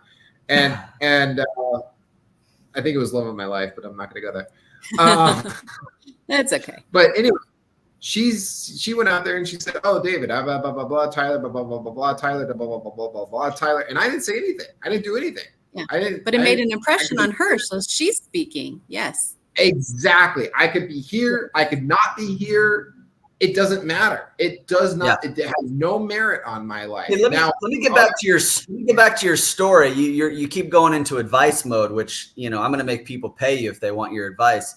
I want your story, man. I'm gonna rip it out of you if I have to, or I'm just gonna hang up on you, whichever comes up first. But you know, you've got a really powerful story. There's a lot of people listening. I want just real quickly. How old when you started? 14, 15, 16? 13. You keep changing it every time I talk to you. You keep getting first you were 16, then you were 15, then it was 4. Now you're 13. He had a bike. He was 13. Yeah. Next time I talk to him, it's gonna be like I was 4 years old. I had my first cup of coffee. Uphill both ways. Yeah. Riding my bike uphill, no shoes. Well, okay. All right. So now you're 13. Yeah. Okay, we're gonna have to fact check this, but now you're 13. Go ahead. All right. And then in 2003 is when I started. In 2006 when I went first online. Okay, how old were you? 16. Okay, you're 16. Yep. And then 2016 actually was the first time I got my first retail store, AJ's Fine Food in Arizona. Okay, so you're standing up at like 16 years old at an age. You're one of those guys with like a little cart, like, hey, try my coffee. Hey, mister, you know, try my acid-free coffee. Yeah, dude. Right. Farmers so market. You're handing out coffee to people. Yes. Okay. Yes, absolutely. And did they start to stock it then, or what? Then what happened? Yeah. So we actually went into our first store in Tucson, Arizona, where I'm from. And I said, okay, I'll bring inventory. We brought inventory. They skewed it in. They put it on the shelf. I had my own little coffee cart. At the time, I thought it would be, you know, novel and cool to wear a 3-piece suit. You know, a 16-year-old in a 3-piece suit trying to hawk. I remember that. It's a good brand. Okay, I like it. Yeah. Now I don't wear the suits anymore.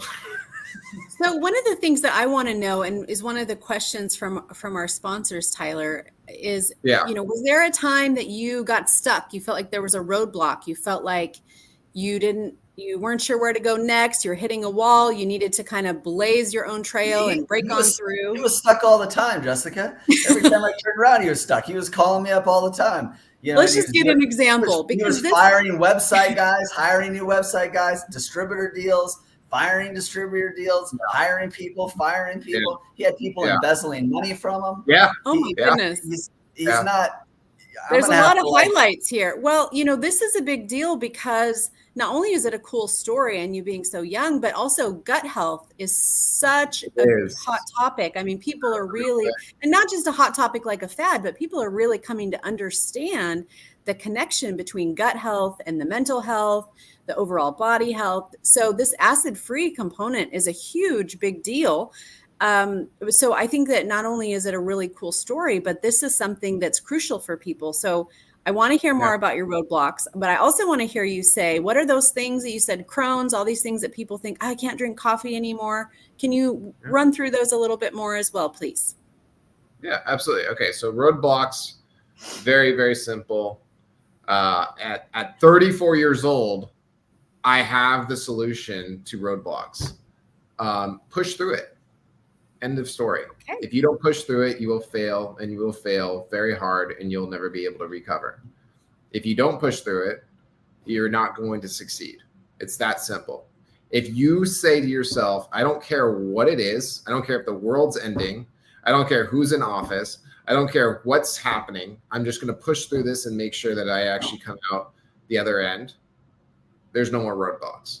It's not comfortable, it's not easy, it's not enjoyable. But you don't have the option. Yeah, it's good advice. Here's your book, Tyler's Coffee. Yeah. There you are on the back of the book. People want to kind of. Hey, I know that guy.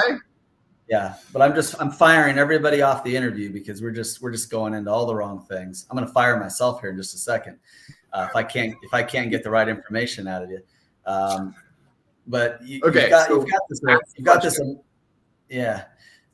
Well, we ran out of time now. So maybe they'll just go and get the book. But Tyler, you have an amazing story. You've really disrupted the marketplace. I hope people will get the chance to hear more about that someday. And those milestones are really important too. And the age in which you did that, that's really powerful too. So we're gonna work on that. Maybe get you back up here, but I really want people to know. And I know that we've got media partners that are covering this. They're going to write about this, and I want to make sure that they understand those milestones and what you did at what ages. You were just in Newsweek, not too long ago. We had you in USA Today. We had you in Forbes. So you're really one of these. You're one of these top 30 under 30 kind of guys. You're probably going to be another top 40 under 40 kind of guys. And there's a lot of meme kind of advice, bumper sticker kind of advice out there. I'm gonna keep pushing you past it just because I know that you got more than that, and I'm gonna make people pay you for your advice. But for your story, I think that more people need to know your story. If you're listening to Tyler right now, you want somebody that has a great story for your podcast, for your events. You want to interview somebody on a talk show. If you can get him to tell you his story, it really is great. And he's talked a little bit about his father. I'm going to have you dive a little bit into your grandfather for just a second, Tyler, just so people can really understand how you tick. Yeah. And it's really also, I think, maybe how a trailblazer is raised, maybe how a disruptor kind of comes to be. I want you to tell the story about how your grandfather taught you to ski. We're going to get some insights here and to how someone like you exists in the world, because some of us have a little bit different. We grow up under maybe a little bit more difficult of times, or crazy parents or crazy grandparents. And then we look back and go, you know what? I'm kind of glad they were a little crazy. So tell them how your father taught you to ski. Really quick. Mark says the name of the coffee. It's really simple, guys. Called Tyler's Coffee. Yeah, it's called Tyler's Coffee. That's what it's called. It's called Tyler's Coffee. Tyler, stop doing this, man. Tell me the freaking story. I'm literally going to hang up on you. This is your last chance. I'm going to tell you right now. So when I was 8 years old, I was they had the opportunity to learn how to ski. And for any of you that have skied or are looking to ski, it is a sophisticated way of going down the mountain on boards. And so long story short, my grandfather said, well, he woke me up at the first crack of dawn. And really quick, multi-millionaire, highly successful. I won't get into the backstory of him. And he essentially woke me up, and even when it was dark out. And he said, "All right, get up. We're going to teach you how to ski." And so I was ready. You know, I had my skis, I had my boots, I had my poles, I had everything. And so I was like, okay. So he's like, all right, put on your jumper. And so I'm going with him, and I'm on the ski lift. You know, I have my skis on. I'm on the ski lift. We get to the top of the ski lift. And well, first of all, he says, all right, put your ski tips up when you come off the ski lift. You know, an 8-year-old doesn't really understand that. So first time off the ski lift, fall, you know, they had to stop the ski lift for me. That's great. So anyway, get my stuff back on. He then pulls out duct tape from his ski jacket. And I go, "Grandpa, what's that for?" And he goes, "Well, I'm going to duct tape your legs together." It's a true story. And then he said, "Here, put a pole right here, and put the top of the pole, the bottom, well, you know, the handle right at the bottom." I was like, "Okay." And then he duct taped that together. And I was like, what are you doing? He's like, "I'm teaching you how to ski." And so he then said, "Okay, so now don't look down, can't look down. And I want to keep your skis together as close as possible. So that's why I duct taped your legs." And he said, "Now all I want you to do is just use your feet to turn." And it was an absolute nightmare. Obviously, you know, falling multiple times, people looking at me like, "Is he okay?" You know, my grandpa duct taped up. My grandpa would be like, "Oh, he's fine. Don't worry about it." And so, you know, luckily he took me on a green, which is the easiest run. But I'm, you know, trying to get down the mountain. I'm cold. I'm crying. I'm angry. I'm frustrated as hell with him. And then we finally get to the bottom. And he goes, "Well, all right, well, now you're done with the hard part." And I was like, "I don't ever want to ski again." He goes, "Well, that's a shame because you're going to go back up on the mountain." But this time he actually took off the duct tape. And what that really represented is now that I had the skill sets to know how to ski, and I was already muscle memory to know that, now I was able to actually become a skier. In the second run down, I was enjoying myself. The third run, you couldn't get me off the mountain. And now it's my favorite thing to do in the whole world is to go to the highest peaks in the world and ski them. Yeah, there's a lot of things that you can learn from that. But yeah, you have a very interesting childhood. You were not the typical, you know, teenager, you know, taking business, you know, so seriously. Like I said, I remember going to events and seeing you show up in a 3-piece suit, walking around going, "Mr. Fagan, I have coffee I want to sell. Can I bring coffee to your event? Can I sponsor your event with some free coffee?" I'm like, I don't even drink coffee. You know, and you know, the angels are in the details, and you figured it out. And there's a lot of great advice in there, and you've learned a lot about distributions and stores and online marketing, and you've become, you know, very brilliant at those things out of necessity. But there's something more that people will resonate with that we're focusing on today. You know, and I brought you on because you are a disruptor of a marketplace.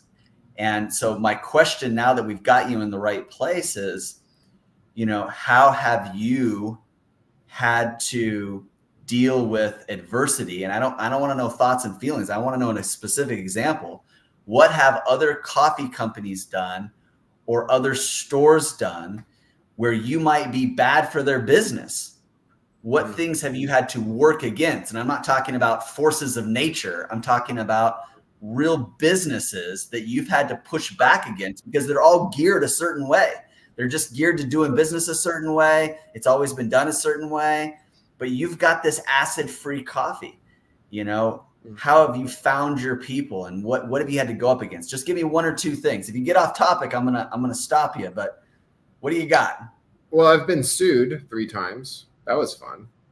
Yeah, I've been sued by 3 different disruptors get sued. I'm glad you brought that up. Disruptors can get sued. By the way, if you're listening right now and you're not in business, you may not know this, but anybody can sue anybody at any time for anything. It doesn't matter. It doesn't mean you did anything wrong. No, it just means that somebody wanted to sue you. Well, I remember the first time I ever heard that, it was like, oh my goodness, it's scary. No, I mean, it's just people that have been in business are like, yeah, okay, whatever. Go ahead, The Tyler. first lawsuit is your scariest because you don't know what you're actually capable or able to do. And then, you got to go do all this frivolous research about this frivolous suit that has frivolous things in it and erroneous things. And then you actually start to become more of a legal savant, and you start like talking to lawyers in like different legal terms, and then they like look at you differently. It's an amazing experience. Okay, so other than lawsuits, anything else? We're running out of time here. I wanted to give me more of what I mean, we've had coffee companies, take our branding as their own and just rip off and duplicate us. And I go, wait a minute, that's exactly what we did. And could I sue? Sure, but do I have an interest or desire to do that? No, absolutely not. Because I know that if I make a great product, I know if I make a great customer service, and if I know that I have customers that swear by us. See, Dave, the one thing that I can tell you, and I'll never forget it. You were very, very nice to invite me to your home for a in-house mastermind, and you said you could strip. Yeah, 12 years ago. Jesus, time flies. Okay, so you said, listen, you could strip my money, you could strip my cars, you could strip my house, you could strip everything away from me. Everything away from me. The one thing that I need is I need that social proof. And that really resonated with me, Dave. That really resonated. Like, I literally agree with you 100%. And I actually was there. I was, embezzled of $250,000. I was getting sued by three people. I mean, the suits were over $10 million between all of them. And obviously we didn't pay a single penny except to the lawyers to tell them to, go pound sand. But the point is, people tried to strip everything from me. But the thing that kept me going is I had that social proof. People still were buying Tyler's coffees. They were still believing in me. They still loved what I was creating. We're gonna have to wrap it up, man. Thank you for letting me push you and play with you and push you some more. You've got a great story. I recommend getting the book. We'll also put the website for the coffee if you want to try it. You can do that. Congratulations on your recent success of getting it into Walmart. It's just another milestone. I'd love to see kind of a timeline of your life at this age, this, at this age, this, at this age, this, at this age, this. It's very cool. But thank you. I'm gonna take you down. I've got Raiza here. You can wave to her as you're going. You can wave to her like Raiza. How you doing? Hey, Tyler. I'm doing great. Good to see you again. Yeah, absolutely. I was gonna have her on to help interview you. She would have been too nice, and so I was like, Dave, this is a better. She probably will pull more views than me. She won't. She won't. All right, talk to you later, Tyler. Talk to you later. All right, Raiza, we love Tyler. We'll get him back. He would have liked you. You would have been a lot nicer. I've been working with that guy for so long. Look, this is the challenge with entrepreneurs. Like, we're just wired differently, right? Like, we just march to the beat of our own drum. We just kind of have our own voices in our head and whatever. Sometimes too, we're just too close to it. And speaking of too close to it, Raiza, I'm going to let you help me interview these fine folks here, Maris Siegel and Ken Ashby. Speaking of too close to it, here they are. Here they're just too close to it. This is true, though, Maris. David. You said something to me the other day, right? Like, you give advice to people all the time, but it's yourself that you kind of like, what do I do for me, right? Look, I do the same thing too. And the same thing with Tyler. He was just up here, and it's like, he doesn't really understand what makes him the genius that he is. Sometimes it's hard for us to see our own genius because we're just too close to it. And there's an expression for this. It's hard to see the picture when you're in the frame. Yeah, that's a great. Do you know whose quote that is? Because I've heard that quote all my life. I don't. There's one more that goes with it. I apologize. One more that goes with it. It's hard to read the contents of the label when you're inside the package. That's even that one's even better. But I think I want to also recognize something that I think is also interesting about entrepreneurs and look, leaders in general. But I think that the challenge so often is we don't know that what we bring forward as natural for our gifts is actually a genius and masterful for someone else, right? Because it comes so naturally for us, right? So if it's our communication, our relationship work, our coaching, whatever it is, we forget that we get hired for being masterful at something that is somebody else's challenge. But we don't see it that way when we're in it. Our perspective is we just do what we do. Isn't that what everybody right, does? And it's natural. And I think we forget that someone's genius is someone else's challenge and mess. And that's part of what I think that's the challenge of being able to talk about it, is because we don't necessarily see it as special. We just see it as what we bring to the world. Absolutely. Yeah, for sure. So tell us a little bit about what it is that is your genius that you bring that comes naturally. Well, I'll speak up first. My genius is knowing how to select the right person to be with. So, wow, that's a great question. And I don't ever think of myself in that term. I think of myself doing what I do and being who I am and trusting what I feel. And so whether that's genius or not, I doubt it, but thank you for bringing it forward in that way. But I think, but when we think about what we won't call it our genius, but let's just say it's our genius. At the core, at the core, we are connectors. We are human connectors at the core. At the core of what we do, it's really about bringing forward and transforming a message, a voice, a relationship, an individual to really be able to create this connection that makes maximum impact. So, over the years as large scale event producers, that's what people brought us in for. They would look at a challenge, and they'd say, okay, we really know we want to do a huge anniversary event. We really know we need to reach our customers. Okay. And we have millions of dollars to do it. And we're kind of looking at them going, great. And why do you want to look at event marketing as the only tool?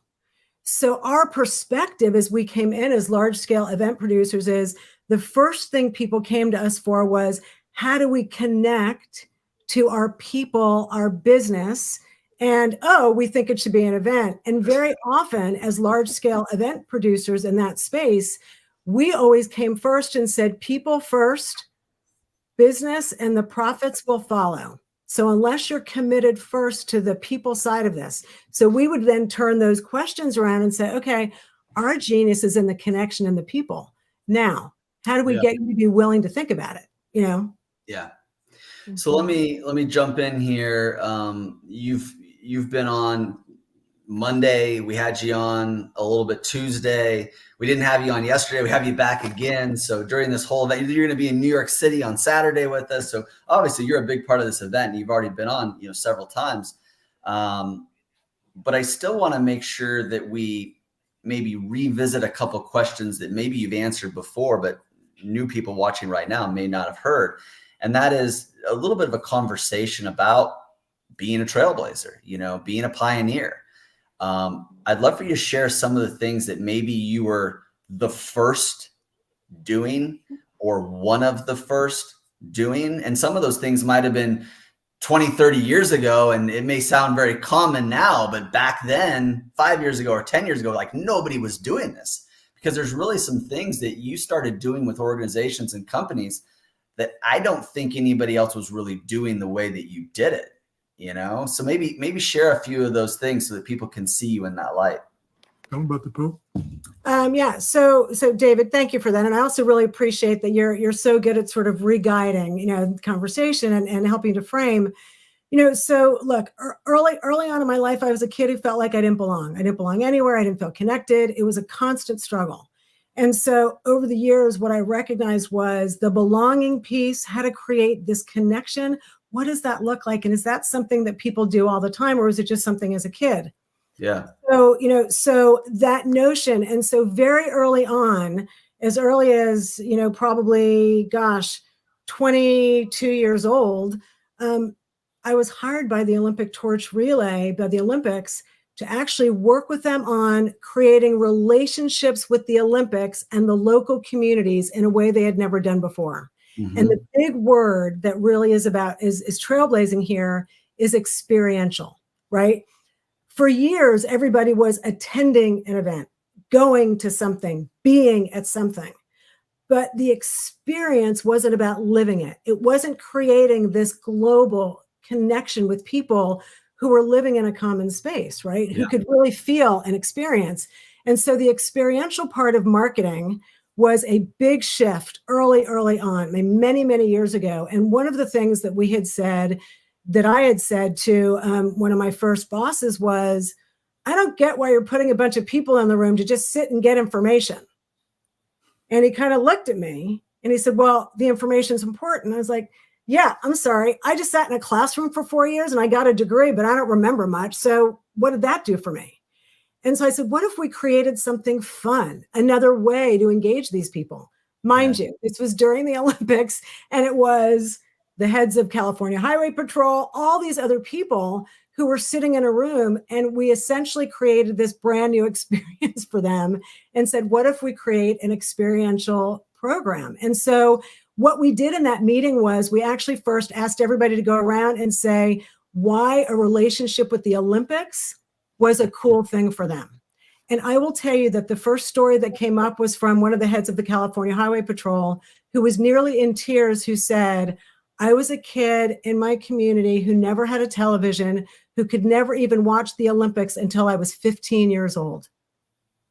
And at that point, I said, at some point, I want to be able to work with the Olympics. And this is my dream. Mind you, this was a guy who was head of an organization, 220 pounds, this big, tough guy from the police. Wearing a uniform. Wearing a uniform. And that was the message. So the experiential piece of what we really built into that world of marketing and public affairs was huge. We were among probably the first doing it early on. And that really made it consistent. And that we really said, there is not ever a reason to put a message out, to create an experience, to do an event, any of that, unless you're creating a connection where somebody feels something, feels valued, feels like, because only from that point will you end up then selling your product, right? I mean, you know. Yeah. So I got a lot of good stuff out of that, but I want to make sure that I get a concise version of that answer. So what do you feel like was something that you did first? I kind of got lost a little bit along the way there. So like, what was one of the things that you did first? What was it? How would you explain it? I would say bringing the notion, really probably breaking through the notion that an event is a sit and get versus an event is really an experience. Yeah. It's That's really kind of what I was thinking, but I wanted to make sure. And there was a book called The Experience Economy, came out a long time ago. A lot of people have forgotten it. But it does sound like that's something that you brought to a lot of organizations that didn't understand that, and even to this day, as economies change, one of the things that really helps continue to keep the business strong is that experience economy. Starbucks, it's an experience. Disneyland, it's an experience. Everybody's, playing a role, playing a part, right? It's an experience. We could go on, but it sounds like you got that and helped bring to that to some companies, specifically that one. Yeah, and also quite a number of not-for-profits, too, in that early, because very often you're sitting at a dinner, right? How many of us have sat at rubber chicken dinners, and you're just sitting like, oh my gosh, please. Yeah. And we would bring forward not only music, of course, because it's a big part of what we do in universality and connecting people, but our whole point was, bring the story forward. We don't need to tell the story any other way. The story comes forward in the humanity that has been impacted by your work. Don't have the talking head speak for another 30 minutes. Bring the faces up of the story and let the head of the organization speak for 10. So that the experience is what people are feeling and they see themselves in it. And they can shift their mindset around what's possible and create those connections. I wanted to add one thing here, that this is, this idea of experiential learning or having an experience is what connects you. may have started a long time ago, and Maris was, I'm sure, one of the first to do that. It's still a battle with corporations today. We just finished working with a client who we kept saying, what are the experience we're creating by this moment, that this time that they wanted to do something? And it was a battle constantly to say, stop telling and start showing. Let's get away from this, you know? So I think we use the word modeling. Can you model this? You know, can you demonstrate? All right. I know Raiza is going to have another question here for you, but I wanted to at least get a few of these things on the record. And I brought in Raiza to kind of help, you know, mix it up. We've got different people that have been helping, you know, interview as well. You even helped interview Dennis Whaley. You know, that was so cool. So much fun. We love Dennis. So today you're Dennis Whaley, or, you know, a better looking version of that, you know, couple wise. Raiza, you're still on mute, but if you want to ask a question to follow up on that, I'll let you do that. And there's no telling what Raiza might ask you. I mean, she does documentaries and shows. She runs meetups for actors in LA. She's put on events herself before. She understands all the database management, and you guys would probably really click talking about relationships, and we'll get there. But I'm kind of curious what you're going to ask myself, Raiza. Yeah, so I have a few different thoughts or questions, but one of the questions is, what was the biggest struggle for you? Where did, you know, you kind of hit like a roadblock and then have to push forward, where, you know, it really made a difference in your business? Well, I'll start with just, if I can go back quite a ways to when I was a young person, I couldn't see. And I didn't realize that I couldn't see. I'm not blind. I don't want to say that I am, but I couldn't see. And my parents in a car, we were driving in a car, and I was in the back seat, and they said, read the license plate for the car bumper to bumper in front of us. I couldn't read it. So immediately that was the first indication. So fast forward, I lived in a rural community. We had a post office that we had to walk down the hill to the store, to the post office to get anything. So I would go get the mail sometimes.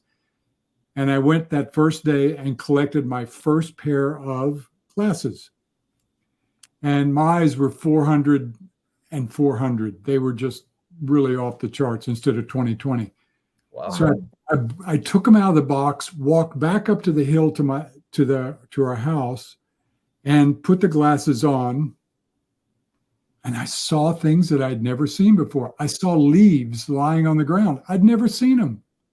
Wow. Unless I would, had gotten down or was in my face. But so this whole thing of vision for me was something that I ended up, it's funny how things happen to us and then we end up gravitating into that. And so I left home when I was about 18, went on the road, and vision was something I started creating everywhere I went. So it's kind of interesting that from that feeling of not being able to see brought to me the idea that I get to help other people to see. I like that. And that really affected you. I mean, I recall even Ken's conversations about that, and just how not seeing affected him in class, in school, and with friends, the confidence, like all those issues of just, and not even knowing what the issues were. Right. Not even understanding what the issues were. So that's interesting for him. And what about in business? What's kind of the roadblock in business? You guys, look, things haven't been perfect. I've heard some of the stories.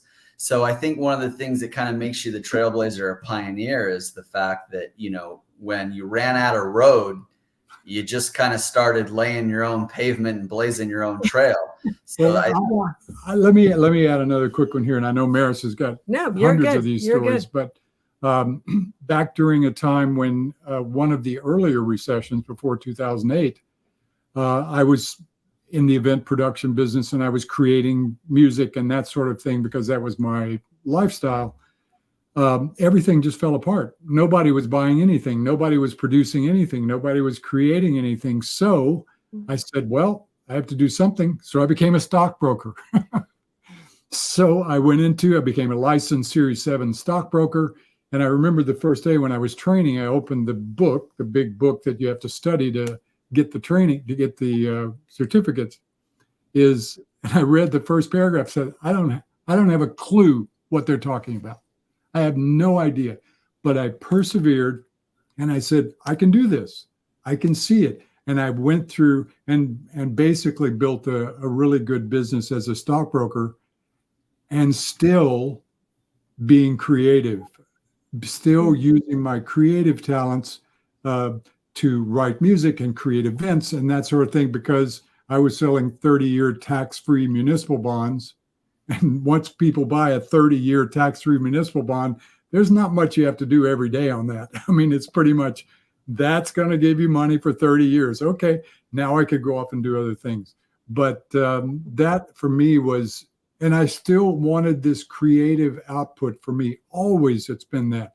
So as I was talking to people on the phone, telling them about a bond, I would look at the information, the true information, and develop a story. Mm-hmm. Hey, you know this place up in Northern California, they need a new school because they've had so many kids that have come in there, and the city needs to raise some money. So how many can you handle? That's Sal.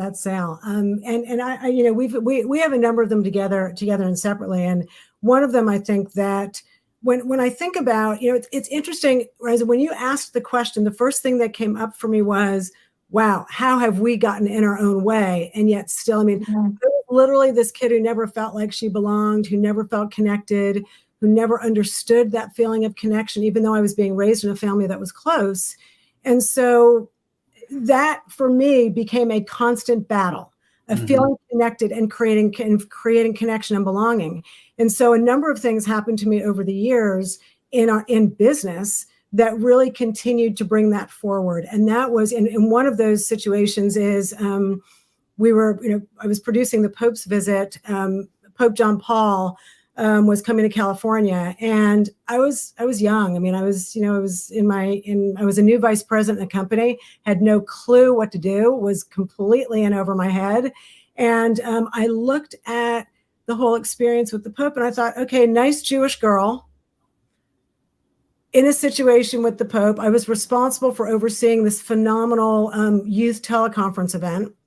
And here we are sitting at a meeting, and I'm in this meeting with Hollywood producers and the whole Archdiocese of Los Angeles, because this was a big event, and the Cardinal and everybody and all folks. And, we looked at the situation and said, okay, we're looking for 3 amazing opportunities for people to be able to give a gift back to the Pope, because this is a live teleconference. So the idea was that 6,000 people, 3 cities, and I was the executive producer. And the idea was, how do we want people to feel, and what is it that we want to create for these young people? Because this was the first ever youth teleconference that had happened like this in a live Q&A with a Pope. Had never happened before. So now we're dealing with 3 satellite cities, lots of challenges, rooms full of thousands of young people, more challenges. And as the Pope is coming into Universal Studios, the power goes off in the amphitheater. Now I am standing here looking up thinking, okay, the Pope's about to come. I'm a Jewish girl standing here about to greet the Pope. There isn't a chance. I look up, I'm like, dear Lord, I can't imagine you're not going to help us do something about this moment. I mean, please. So I'm standing there in this room. We go out to the stage. We tell everybody, okay, look, it's dark, but we still have energy in the room. What can we do? What can we do to create more energy in the room? Let's create energy to really bring the power back. I have chills. And so they started singing. They started singing, We Shall Overcome. They started singing Amazing Grace.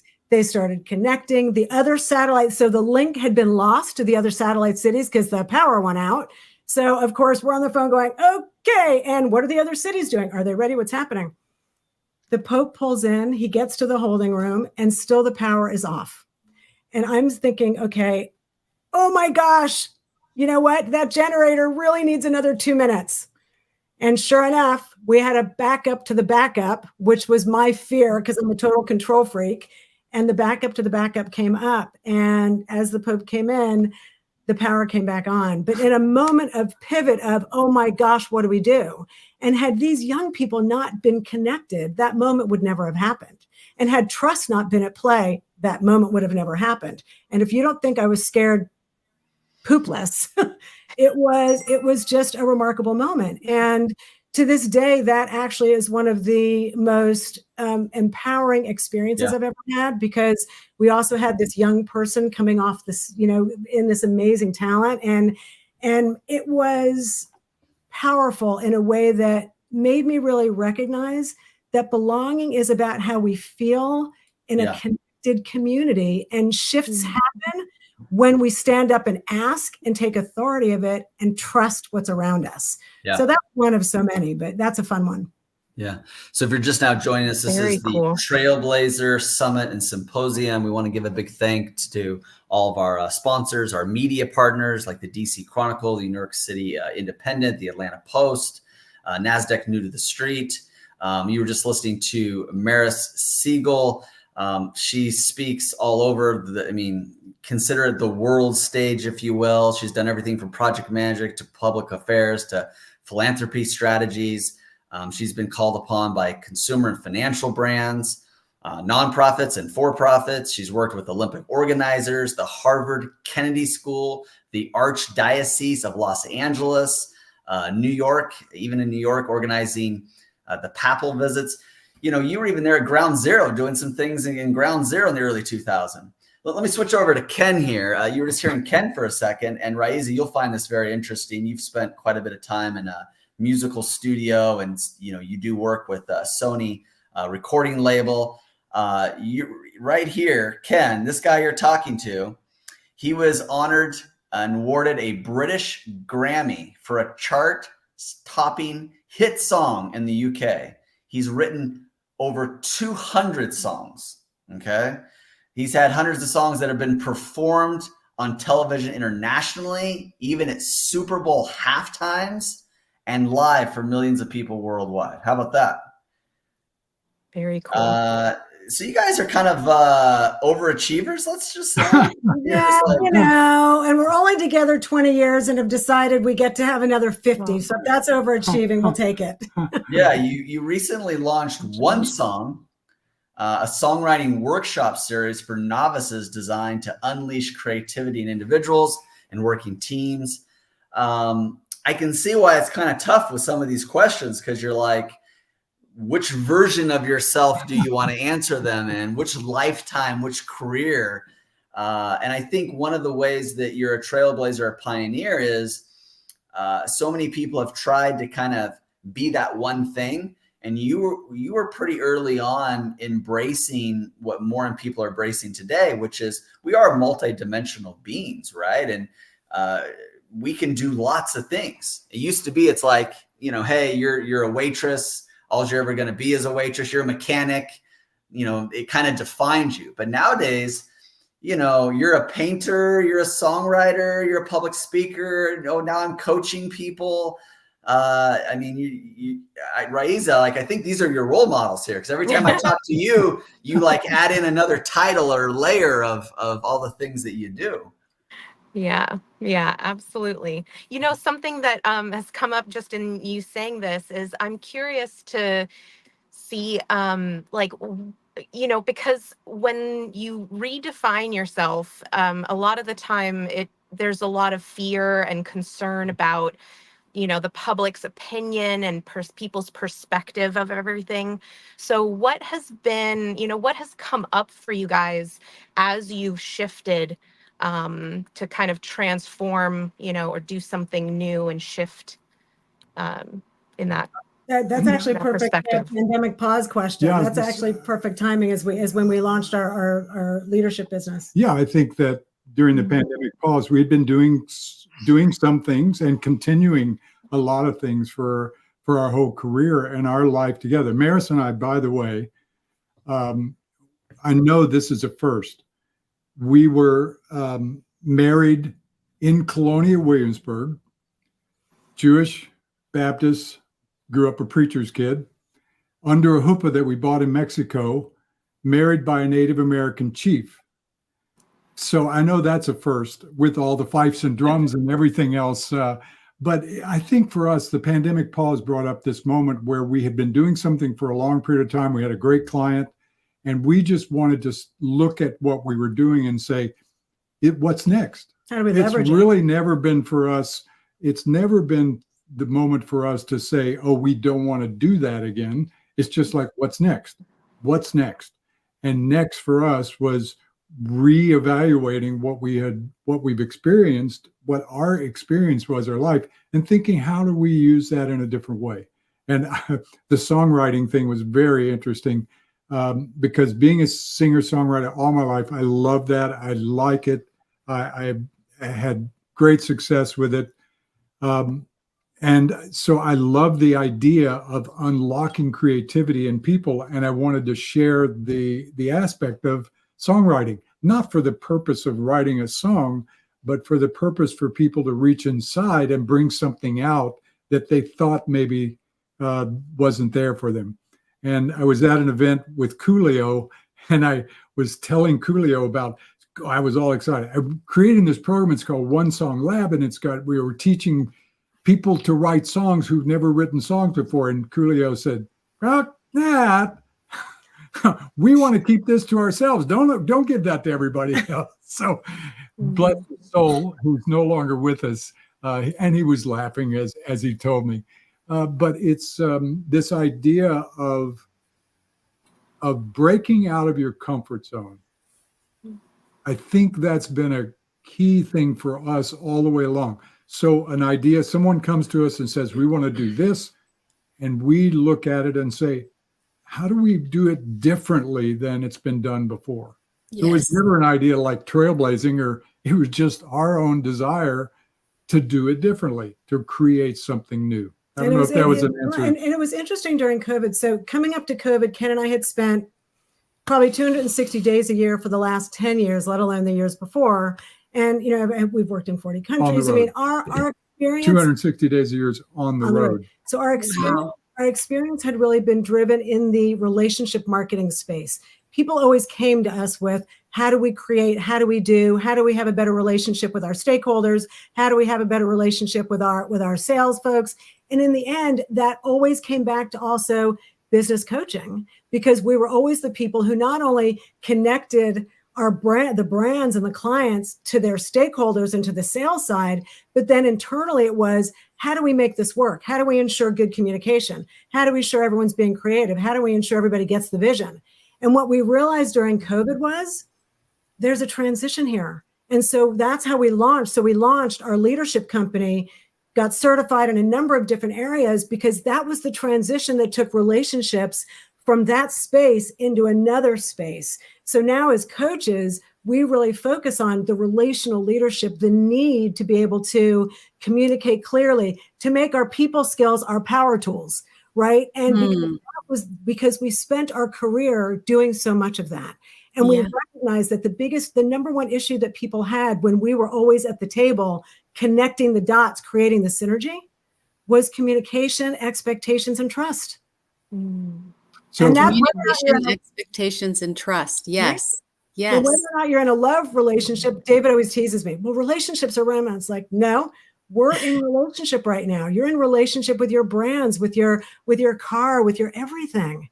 And so creating a conscious space was something we got paid for years, to give creative voices to these brands. So it was a natural transition to step into COVID and to really follow our heart's work and to really be heart-centered leaders and coach and train and speak in that. And so our heart was really about, how do we leverage it? How do we move it forward, and play with it?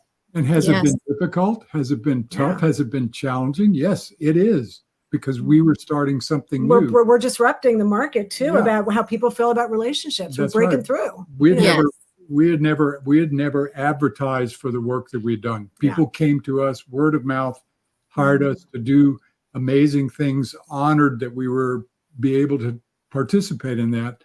But we had never promoted or advertised ourselves. Yeah. So that's different clothes to put on. Yes. It's a different way of approaching it. So I don't know if we went a little long there. Yeah, no, I'm excited that I got to jump in here. I was listening Hi, to Jessica. the stage. Hi, I'm excited to see you both in New York here Yes, this weekend. So it'll be great to see you both again. And hi, Raisa. It's great to see you, my dear. So I just wanted to kind of jump in here. Now we do have, speaking of offers, we do have something that we wanted to put up for you. And please tell us a little bit about what this is here that we're putting up and what the offer is that you've graciously shown here for our audience. Well, one of the things we're offering is, and Maris, you can add to this, but one of the things we feel most important about our work and relationships and everything we've done our whole lives is gratitude. Gratitude is that door. Gratitude is that entryway to creating a life for yourself. So gratitude, we start our day with it. We end our day with it. We have a grounding and a gratitude practice every day. So we're offering that gratitude practice, share it with everybody. So if they just go to the QR code, you'll go to our website and you can see where you can get the gratitude practice and just say, Trailblazers event, I want to get the gratitude practice, and we'll send that out to you. And then as a bonus as well, is once people send a note in and say, hey, gratitude practice guide, we saw you on the Trailblazer Summit. If you let us know you want our book, then we'll be happy to send you a couple of chapters. We'll send you a couple of chapters from our R Factor book, which is a really fun read. And we'll also offer you a relational leadership assessment. So we'll see if somebody wants to jump in. That's great. Just put a note in there that says Trailblazer and we'll email you back. We love to make connection. And the gratitude practice is a really important one. When we start and end our day with gratitude, we can call on that feeling for our mindset all day long. Think about that with your teams, with your family at home. It's just a really cool way to get grounded when we start and end with a gratitude attitude. Yes, I love that. Gratitude is so important. And I love the way that you both have so much experience and diversity in the kinds of projects you've done. And I know that's something that Rais is also passionate about. And it's great to have her in here to see this and to be involved, because everything that you two have done, you're both so accomplished, but the way that you bring it together and the way that you keep it so heart-centered and so loving, and you really are marrying all these different aspects of business, of life, of perspective. And our perception is reality. Our perspective is where we center from. So everything that you're talking about, I really see how this is helping others and trailblazing in your own way. We are going to be wrapping up here soon. Are there some final thoughts that you have that you want to share with us? Maybe something we haven't asked you? What would you like to share? Oh, well, I'll jump in here, Maris, you can close. I think one of the key factors that we saw someone who just came up on screen from Nigeria, which is beautiful to have this world view audience. And I think something that's been central for Maris and I in our work and previous to our work together was this idea that we are all connected. That everywhere in the world, we are all connected. To us, COVID was a phenomenal example of that. We're all connected, no matter where you're from, what culture you grew up in. And I have this habit that when I'm in a public place or a crowded, and I see someone that maybe I think is different than me, I specifically tell myself I'm connected to that person. I am connected to that driver of the bus. I am connected to that person who's behind the bar. I am connected, all of those things. And I just remind myself as much as possible, I'm connected. I'm connected to you. We all have parents. We all grew up on the same planet. We live in the same world. We breathe, we live, we love, we laugh. And that's what I would leave you with. And I'm just going to build on that. I think that, so we have a quote that we talk about in our work, and it is actually how we lead as we're stepping into the corporate space with our clients who are interested in doing this relational leadership conscious work. And that is that we're all connected as humans first. And the bottom line, your bottom line, begins with relationships. There isn't one piece of business, not one personal life that doesn't start with desire and relationships. And the choices we make all day and how we're showing up and how we're treating others and how we're showing up in business and where our mind allows us where it goes, the choices we make all day determine our future. And if we leave and live our lives that way, and that is literally how we walk into whether or not we're in the relationship marketing space or the business leadership space, our leadership message is that. And we have actually turned down business with companies who have said, nope, my profits are first, because our goal, our objective is to shift the culture so that the people power are the tools so that the profit follows. That's beautiful. I love that. Yeah, I I get the, you know, adding gratitude and connection and then helping people to see, right, is how you guys have become so successful and made such a difference in the world. That's so beautiful. And thank you. Have fun. Absolutely. Yeah. Enjoy it. Enjoy Play. it. If you can't have fun doing it, don't do it. You know. I mean, look, Exactly. you guys are all working your fanny off here, right? And Adora and Isabel and Richard and and David and and if we're not in it, not to win it, but to feel it and to just enjoy it and be in that connection space, then what's the point? Thank you for having us. So we love being here. We look forward to seeing you in person. Right? So are we going to see you as well in New York or no? I am not sure yet, but hopefully yes.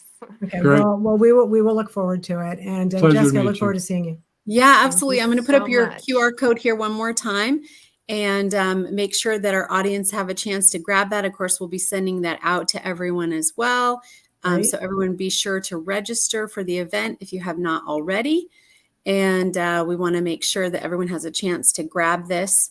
Thank you so much for being here with us. Can't wait to see you in New York and to celebrate. Thank you. We'll Honored. see you guys soon. We're honored. We look forward to it. David, we'll see you in a couple of days, guys. Tomorrow, I guess. Right. Sounds good. Yeah. Sounds good. So Maris and Ken, just so you guys know, they actually also just earned the Presidential Lifetime Achievement Award. So it represents thousands of hours of service. They were talking about, some of the things that they did that are in their hours. They're having them share that on Monday. So, the gold medallions and certificates and pins and all that kind of cool stuff. How exciting. Yeah. Very, very, very exciting. So someone from that organization is going to be attending our gala and helping, present them with those awards. So yeah, congratulations to them. And it's fun thanking the people that do all this service. Like they weren't paid for it. They didn't do it for that reason. They're, there's no really looking for the recognition. It's fun finding those people and nominating them and, getting them through that process. So yeah, it's going to be a lot of fun.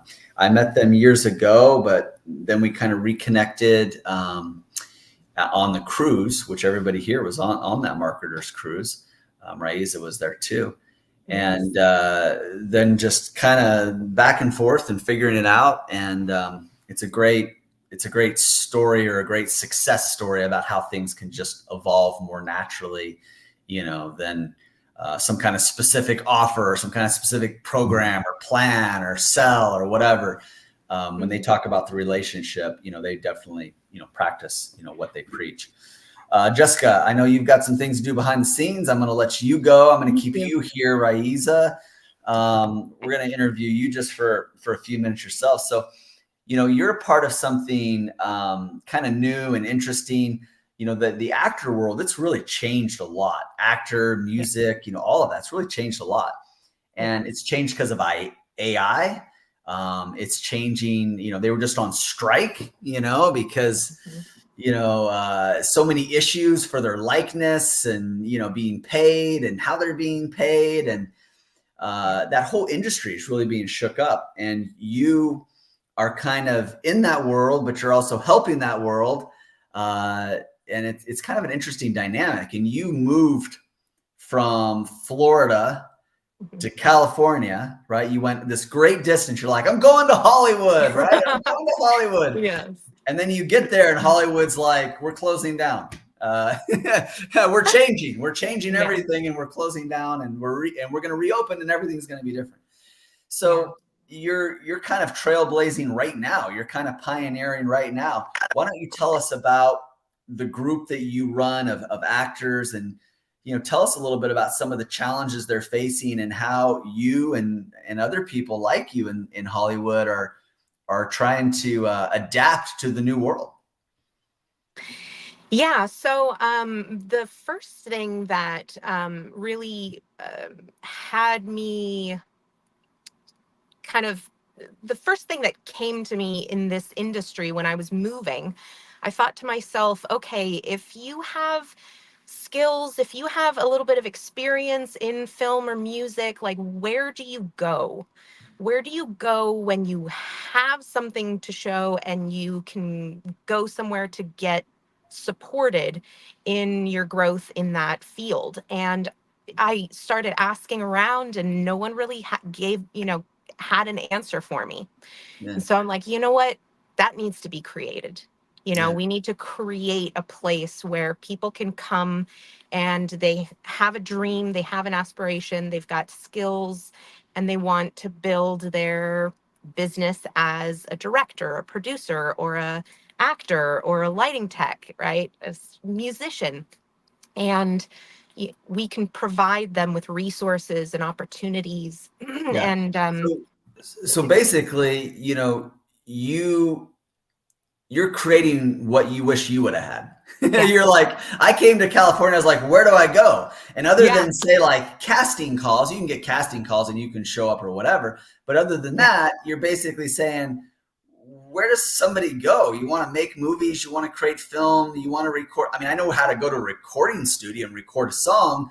Now what? Like it used to be, right, easy. And this is probably, way before your time, but it used to be like, I got a song. Now I need to go to a radio station and get them to play it. Well, that's not really a thing anymore. It's not like, really, I mean, I guess you could walk into a radio station to try to get them to play it, but that's not really a thing anymore.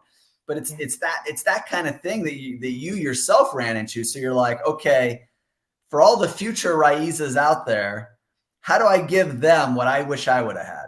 Yeah, absolutely. And create, possibility, like transform the industry. Because when I came out here and all of a sudden there's striking happening, I'm thinking to myself, yeah, like the whole world is shouting out, like, we need change. This isn't working. This isn't right. The way that Hollywood has been running just doesn't work for people. So how do we make it better? How can we shift and create something that really makes a difference? So you have a couple different groups. You have a meetup. Tell us about that. How many people are in it? How often do you get together? What kind of solutions are you giving to these people? So I was running so I've done a couple different meetup groups, but there's a meetup group in California. It's a film and music professionals group. And we've had over 1,000 people come through the events. And we run a lot of networking, events. And I've started doing what I call my rapid fire film. So we have 3 hours where we have to come up with, design, and execute a short film, usually like a 2 to 3 minute film. And that creates, a lot of very, very rapid, very short amount of time. People get creative and jump into different things. And it helps to really see who works well with each other, what their skills are, where they shine. And that way we can tailor and provide, offer opportunities for them that will resonate with their skills. Yeah, no, I love that. One of the things that, we want to teach people, if you want to be a trailblazer, if you want to be a disruptor, you want to get results, you want to be successful, you got to collapse timeframes. And you collapsed it all the way down to 2-3 minutes. But what happens is you kill the perfectionism in it. And it's just like, you just do it. It doesn't matter. Just get it done. So it forces faster failure. It forces more learning. It forces just something to get done. And then when it's done, it's like, okay, now we learned something from that. Now at least we have the chance to get better. But when you're saying, okay, a year from now, I'm going to have a film. A year from now, my goal is in 5 years. Let me tell you about my big goal in 5 years. Like, forget all that. 2-3 minutes. We're doing it right now. Yeah. Yeah. I like that. So what kind of things have come out of that? Do you have any success stories that have come out of the concept of the 2 to 3 minute film?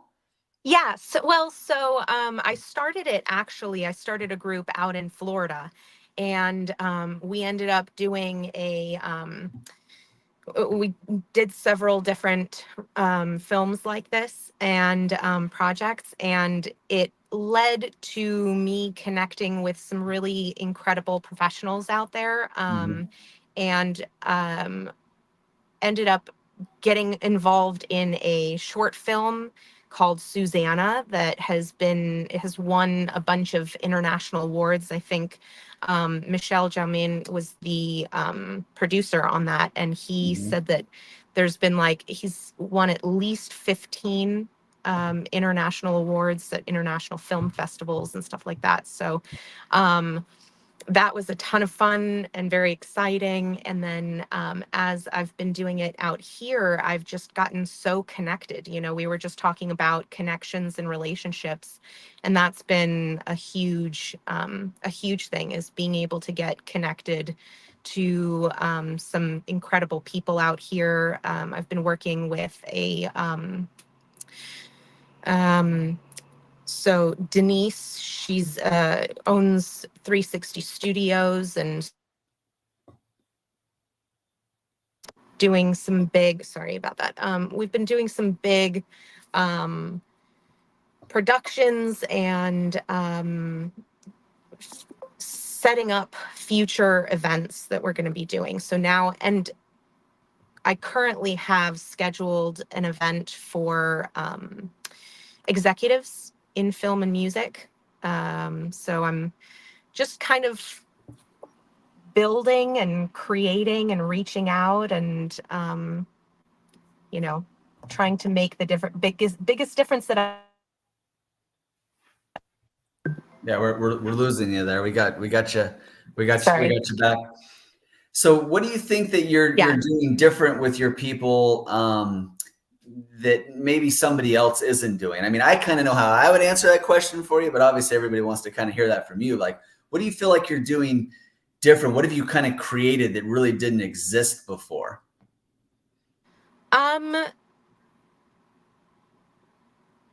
Well, so the rapid fire film is there's a lot of people that were talking about, as film professionals, they're, they come to my networking events and they talk about wanting to create productions. They want stuff for their resume, but they talk a lot and they'll, connect with a lot of people, but then a lot of stuff doesn't get created. So creating these rapid fire films and just being like, okay, we're just going to do it. Just come on and we'll just put something together, and however we do it, we'll just create. I mean, at one point I had a group of us, I think there was 5 that showed up, and nobody had a camera because I let it up, I just put it up to whatever, that's gonna be a problem. Yeah. Whoever shows up, we'll just create stuff, and so we didn't have a camera, and it was like, okay, well, we're doing it on our phone. So I created it, on the iPhone, and it was just throwing things out there and just making stuff happen. And not being afraid.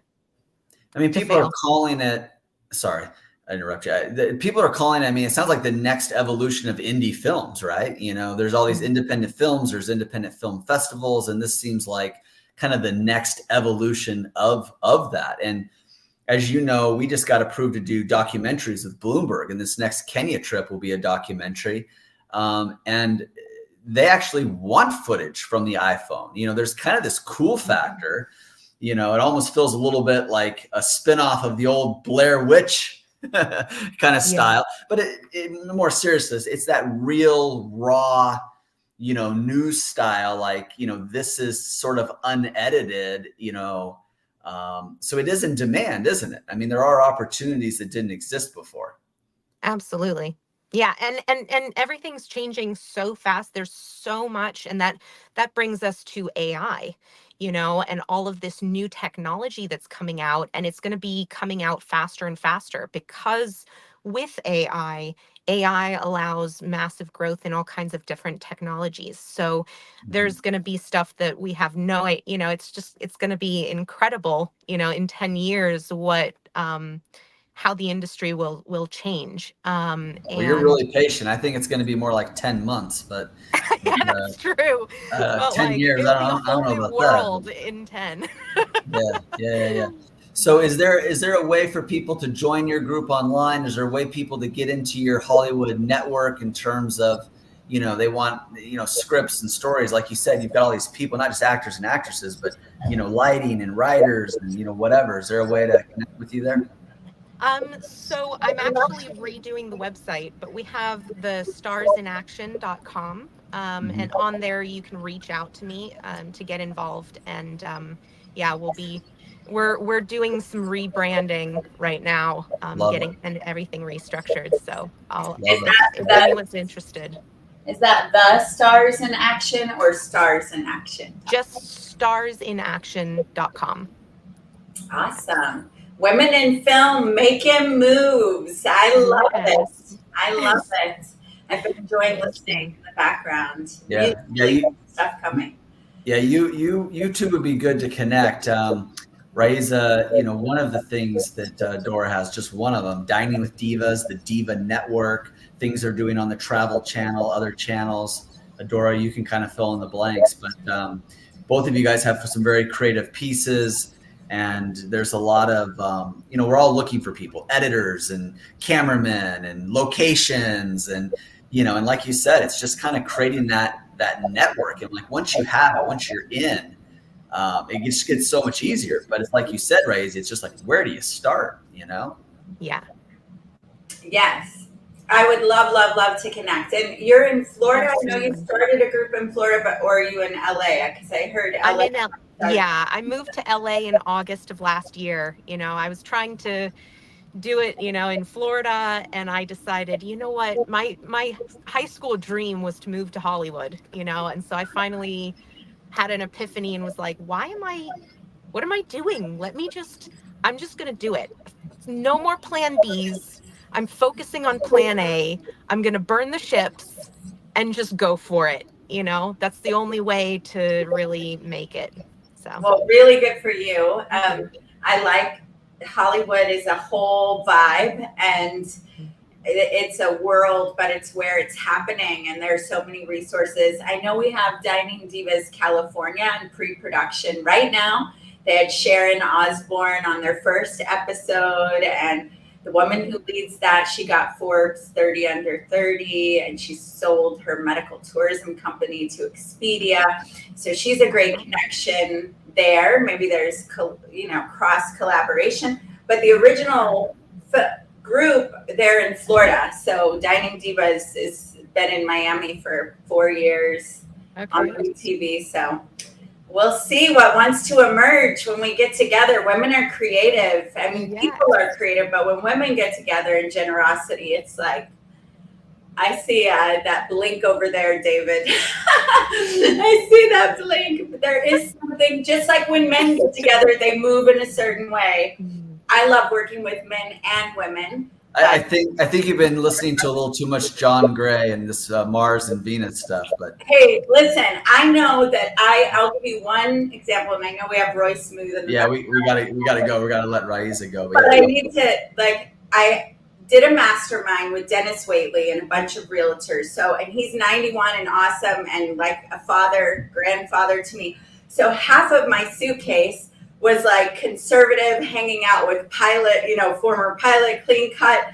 And then the other half I was filming for an episode, and it was like glitter boots and crazy, velvets. And it was like the most beautiful picture of a full life for me, right? And so I love working with men, but I love all the glamour and the glitter and the stuff that can open when women are showing up and showing out.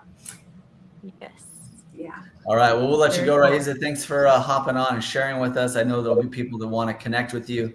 You're doing the trailblazing right now. You're becoming the pioneer right now. You're disrupting the marketplace right now. So yes, keep it going. Thank you. Oh, thank you so much. That was abrupt. It's live. Dora, introduce us to Roy Smooth, my friend. Yeah, so Roy and I go back 20 years, a little over 20 years. He was at the first event I did when I was like 23 with Dennis Waitley, and he did a really cool music mix for them. We had Tim Brown, the Oakland Raider, and even back then, Roy was smooth. He stood out. You know, he's been a disruptor in this industry because he takes really cool music and sets these positive statements, and like Dennis Waitley, Les Brown, he's works with all those guys, putting it to tracks. And he's one of the people I worked on The Secret with. He knew someone who was looking for someone, and it was just going to be a documentary or something back then. We ended up getting Dennis in there. And so I'm excited for everybody to get to experience the cool branding of Mr. Roy Smooth. And we'll just jump in, David. You've spent some time with Roy before. Oh yeah, I've been around Roy. Yeah.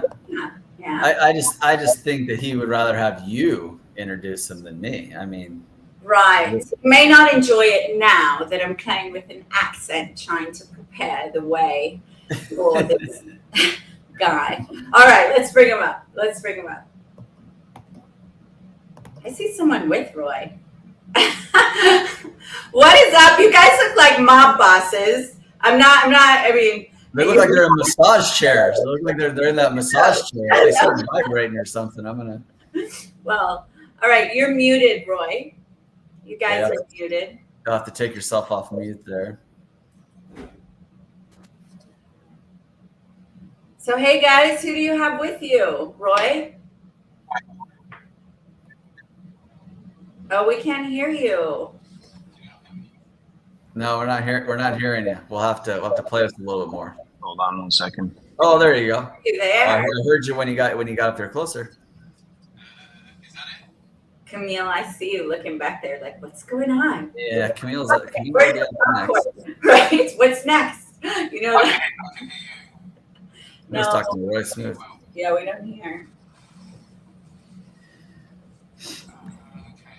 Yeah, for some reason you guys your sound are real low. All right.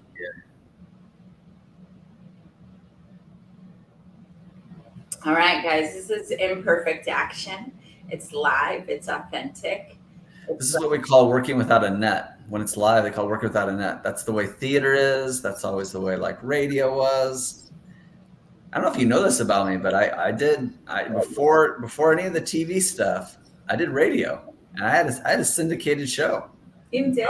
I was on every day before Dr. Laura, 12 p.m. to 1 p.m. And I was in multiple markets, Oregon, Arizona. Wow. Yeah. 1 hour show. The spot was like David before the doctor. Well, Entrepreneur 101. And then that turned into, several years later, totally just unconnected, the Hollywood Entrepreneur cable TV show. But anyways, we would say that all the time, working without a net. Now here's the part that you will remember, Dora. That's where I came up with the bit of David Fagan, not the world champion sheep shearer, because that's who I share a name with. The most famous other David Fagan, other than me, like if you go and Google David Fagan, you don't do David T. Fagan, you just put in David Fagan, you're going to see me. You might see a doctor or attorney, but you're going to see a world champion sheep shearer. And this guy's like, I don't know, 50, 60, 70 years old, and he shears sheep in record time.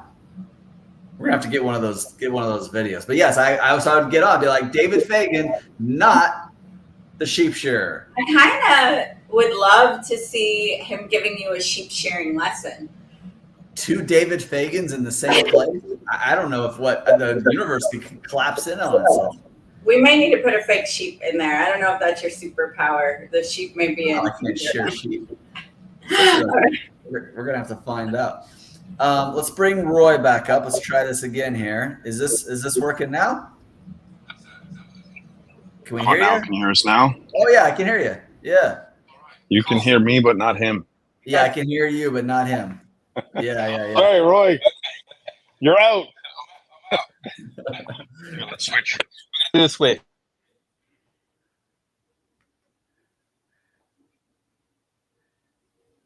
We don't hear anyone now. Well, somehow you muted yourself when you did that. Oh, that's what happened. It's showing you muted again now. Muted on the mic. Okay, try that. Okay. There you go. It's better. I still can't really hear you. Sorry, guys. Can you hear me? How are we gonna do? Okay, let me give you both headphones here.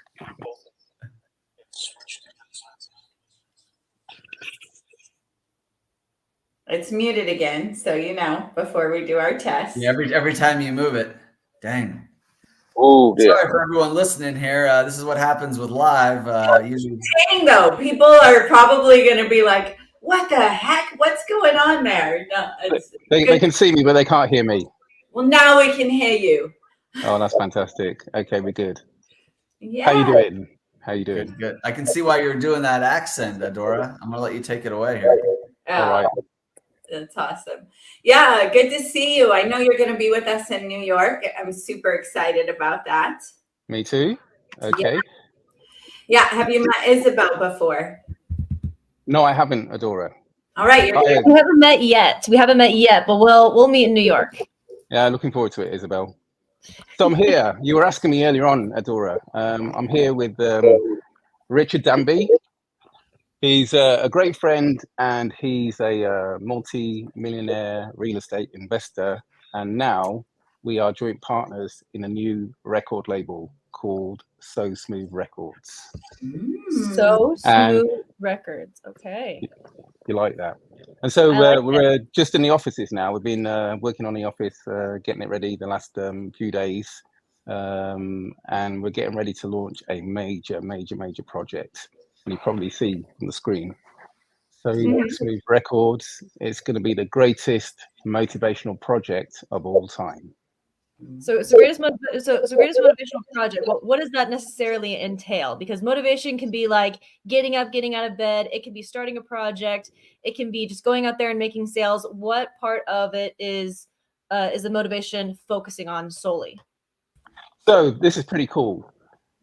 We're going for a World Guinness Book of Records attempt to have the greatest. Yeah, it's crazy. We've been speaking to the Guinness Book of Records. Things are in place. We're putting together the material for people like yourself to come on board. Basically, we're going to have, I can't give you the number, but it's going to be in the hundreds of motivational speakers, entrepreneurs, CEOs, individuals who want to share their message with the world, with music, on the world's greatest ever motivational album. Okay, I like it. That? And would that be available? Do you foresee that being like available on a lot of streaming platforms like Apple and Spotify, or how's that going to be available to the public? It's going to be everywhere. Everywhere, Isabel. It's going to be on Spotify, iTunes, Amazon, YouTube, Pandora, Deezer. In fact, it's going to be on 150 music platforms. Okay, wow, that's going to be amazing. It's going to be hundreds. I can see Adora. She's looking very excited. Adora, you're going to be top of the list. Yeah, and I know people that are great for this album. Camille's already raising her hand. You know what's funny on the Trailblazer event? You're not going to believe this. Well, you will believe it. But this is what happens when you bring our kind of people together. We have one other woman going for a Guinness Book of World Records with the largest group of people dressed as butterflies and meditating on peace. But wow, right? On one show, the odds of that are very, because you didn't know that, right? No, I didn't. It's pretty wild. It's crazy. And the cool thing about it, Adora, it's not just about our record label. It's not about me. It's about the individuals who come to share their message with the world. Yes. There's going to be some of the top speakers on there, but also individuals who don't have that platform but want to share their message, and they have a powerful, motivational, inspirational message that's got to get out there. And as you know, Adora, the way that we mix it with music, we put it on the albums, we take it to #1 in the charts. It's not just going to be, you know, your standard motivational project where you get an Amazon bestseller, which it will, but it's going to be a world record breaking project. And I'm pretty confident, you know, in terms of what I've done so far. I've achieved well over 350 million streams across the music and social media platforms. I believe this Those are project impressive numbers. will go. Those are impressive numbers.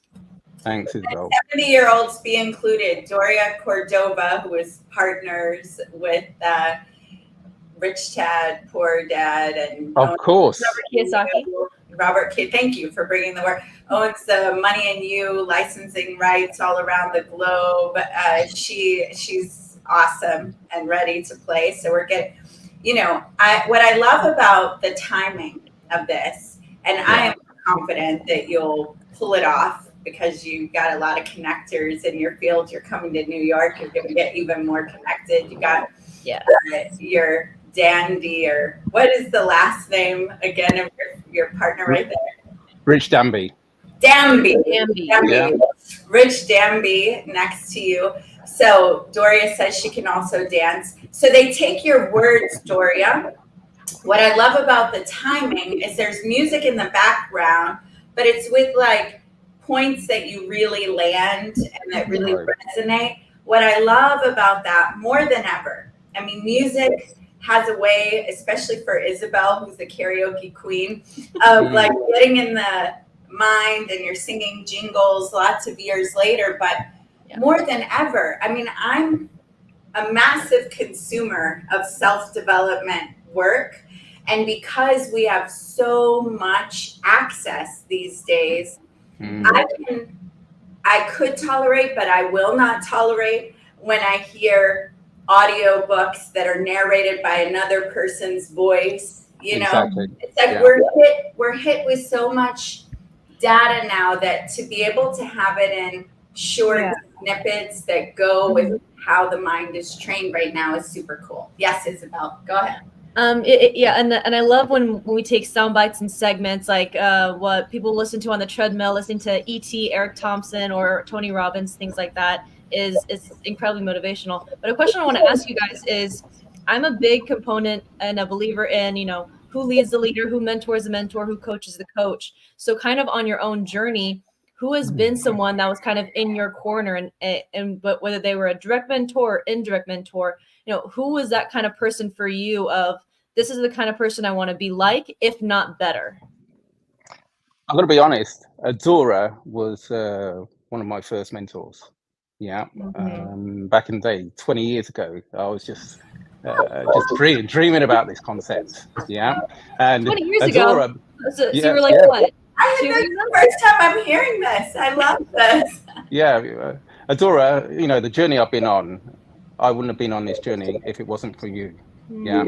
You introduced me to Dennis, to Tim, some great people. You kind of gave me that platform to move forward. And it was just a dream. The truth of it, you know, the story, I just lost my wife from cancer, maybe a couple of years before I met you, or around about the same time. And I was bringing up my son, Joseph, who was 8 at that time. And it was because I was doing this music as a tool to motivate, inspire, and teach Joseph that we had the connection with you, because I wanted to I didn't want to be a speaker. I just wanted to work with speakers and share their messages with music, because I saw the power of their messages affecting my son. And that's how the journey started. And like I said, you were there at the very beginning. So in answer to your question, Isabel, it's not always the status of the mentor, it's the heart of the mentor, and it's the vision of the mentor. Yes. And Adora, she had that vision. Yeah, she had that heart. She had the connections, and she shared those with me. So I owe a lot to Adora on the journey. And through that journey, obviously, I've been connected to some amazing people. You know, some of the Dennis Waitley, Jim Rohn. I met Jim Rohn, Les Brown, Yeah. lots of names. And to be honest, I'm not really about the names. I'm about the heart. Yes. Yeah, and the mindset. Oh yeah, and I love this Position. comment from Camille Robb. It is the heart of the mentor. 100%. 100%. And that's why I want to do this album. It's not because I want to create another stage for the latest and the greatest. I want to create a stage for those who have a message that's going to affect the latest and the greatest. Those are the young people. People like my son. He's 20. I'm not going to give my age away, but he's 20 plus now. Yeah. Okay. His generation love this content. You imagine young people on the dance floor, because I've done it in one of the biggest nightclubs in England, dancing to Jim Rohn with a motivational speech with house music behind it. It's just crazy. I love that. So the power of this is just crazy. And to get to work with people like you, Isabel, David, Adora is just crazy amazing. Another question I want to ask you is, being disruptors, being trailblazers, pioneers, you're going out there and you're making massive impacts in the market. One reference I want to make is a newer artist nowadays called Youngblood. He's hosting a music festival that is at a very, very extremely low cost in comparison to like Coachella, where artists that want to get access to instruments or collab with other big name artists are coming together. And I think it's happening sometime later this year. But my question for you is, because you are doing so much in the music industry and you're doing this massive project, what, if anything, would you change about the music industry to improve upon it so it benefits more of the artists? That way they're making more money versus it just going directly into labels. Well, I think things are going to change in the music industry. I know you've had some guys on the program now who are into blockchain and that technology, and I think that's going to be the technology that changes the music industry in terms that the artists can be paid directly without going through the labels, etc. Yeah. In terms of myself and the effect that I can have on the industry is the reason why I did it is because I wanted to communicate positive messages to Joseph as he went through life from the age of 7 into his teenage years, and he's still involved now. Me and Joseph created the concept, and he's on board with So Smooth Records as an operational director. And you can see through that, from the early age of 7, listening to positive music with the great messages on a regular basis, they've changed his life and is still in it now. What I love about what you're saying and just knowing you, first of all, thank you for those very heartfelt compliments, and I received them deeply. It's so great to have witnesses of our journey and to be a witness and to be witnessed, right? When you're witnessed and someone has seen you along the way, it's really cool. It's hard to express to other people, even if you tell them the story. So that's right. A privilege. But you have already accomplished so much. You have done so many things in kids' cartoons and, around the world. And what I hear in your voice is your next masterpiece. Just like Da Vinci he 10x'd his next moves again and again. And what I hear is all of this, meaning and what you've overcome, and your heart to help your son, and your heart to help the world, and your love of fashion, and your love of helping people own their own voice and brands, all coming together for this like epic moment of expression. And that's cool to witness here, with Trailblazers and Disruptors. We're right in the middle of the disruption. Well, you mentioned something there, Adora, in terms of the animation. In terms of disruption, over the last 2 years, I've gone into that industry and brought this smooth mix technology into that industry. never been heard of.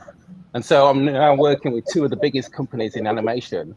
And where I'm getting to is I'm bringing positive messages in music into the animation world for kids from the age of 4 upwards. So it's reaching all age demographics. It's amazing. And it's not reaching it in terms of a promotional or advertising tool. It's actually changing mindsets, hearts, and lives. It's crazy amazing. I love it. And something else as well. What is a website? What is a link? Where can people find more information, not only about you, but more about this massive project that you're working on? Can people audition? How do people get tied to this and become a part of this monumental achievement? Okay, so directly they can contact me. I'll give you the email address, and if they send an email to me, we will send them the information about the project. It's roy@sosmoothrecords.com. Yeah, SO smooth with an E, by the way, Isabel. Smooth with an E, records.com. And just in case, Richard's my business partner. He had to go about this this morning. There's also smoothmedia@gmail. I always have the Gmail as a backup in case it doesn't get through. So CC smooth with an E media@gmail.com. And the E is on the end. We'll get that in the comments. We'll also fantastic. Send it Actually, I want to put, I hate talking about myself. That's why it's good to have Richard in the studio with me. Let me just put him on for a second. Rich.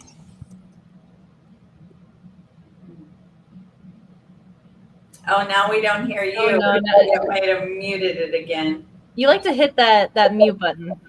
There we go. There we go. How are you ladies doing? Fabulous. How are you? Good, thank you. We had intentions to both be able to hear and both be able to talk, but I just got this new laptop a few days ago, so we had a little bit of technical issues, but we're good now. Roy did a great job. So we're in Canada right now. That's where I live, and Roy is an international music producer, so he's not just limited to one country. And we became business partners because Roy's doing some tremendous things, and I believe that he has the ability to 10x it and spread it with the world as it needs to be spread. So this project that we're working on is going to be setting a record in the Guinness Book of World Records. There will be a ton of motivational speakers on it, and some of the people may be thinking to themselves, well, I'm not a motivational speaker. I don't fit in that category, but in reality, you actually do. And one of the things that Roy, I didn't hear him mention, was his ability to pull that message out of others. He's been sharing these messages and helping other people share these messages for years, but now it's time to expand it out. So if you have a message inside of you, which we know you do, we will help pull it out of you. And so, if you were to have to give a speech right now about the most motivational thing that you could say based on your life experience, what is that topic? What would you be saying? It doesn't necessarily have to be about business. It doesn't have to be about making money. It's really about making change. It's about being seen, recognized, and noticed in the business world, but also this is a legacy project. Not everybody gets to say that they're part of the Guinness Book of World Records. So we know a lot of people, they use books as ways to become known, to brand themselves, to market themselves. There's all sorts of different strategies, but what Roy's doing here on this project is very unique. So it will last forever. And we really think that you should jump on board if you can. And the cool part is you guys are the first audience to hear about this. Roy and I have been strategizing. Wow. He's been in Canada 5 times, actually 3 times in the last maybe 2-3 months. He's been here, and we've been working on this project together. So it's very early on, and we have a limited number, but not that limited of a number because it is a Guinness Book of World Records, of course. But yeah, definitely. Roy gave the email. Reach out. Well, you guys just might hear from me. And it's something that we help, that I help my clients with, is helping them talk in sound bites and segments. So people can sometimes just love to talk about what it is that they're passionate about, but then the next thing you know, you have about 90 minutes of content you got to comb through. So something that really helps is identifying your message, being specific, and pulling out the best of the best of the best, the cream of the crop, whatever it is, whatever analogy you want to use. But that's going to be an amazing project that you guys are working on, and you might just get an email from me. So well, you're going to see him in New York, Isabel, so we can hash it out in the masterminding. No, but I want to go through the process. I don't want special treatment. Yeah, well, you're going to get it anyway because you're my friend and he's my friend. All right, but the other part that I love and what you were saying is sometimes instead of speeches or sound bites, it helps to go, what's the letter I would leave for my daughter or for my son? And that'll give you those potent, statements, depending on what you're using it for. Some are, if you're positioning for business, it can be a little bit different, but you can still work in the heart of, because these days we're doing business with people we identify with. We're doing business with people who share our values, who share our style, who share some core things. And so I think it's about both. You really need to bring forward your heart and here's your product or service. So that's super cool. Yeah, absolutely. Awesome. Well, there are 2,019 people tuning in live right now from the different platforms. Yes, so, all over the world. I want to say hello. Can you say the email, Doria? It's in the ticker, Roy at So Smooth with an E Records. Maybe we'll put it in the chat as well. .com. So we'll make sure to get that to you. But I want to say a special thank you to you guys. I want to thank our sponsors, New to the Street, NASDAQ TV show, the NYC Independent, the Diva Network, which I'm a part of, but there are a lot of people on that team that have come to sponsor this, Top Talent Agency, the DC Chronicle. Who else do we need to thank? There's so many people, and unfortunately, we don't have time to keep doing all that. But I think we have time for one more question. Then we're going to cut to commercial break and bring up our next guest. But guys, is there any other last-minute things that you want to share with the audience? Anything personal? Anything inspirational? Whatever it is that you want it to be. Now is the time.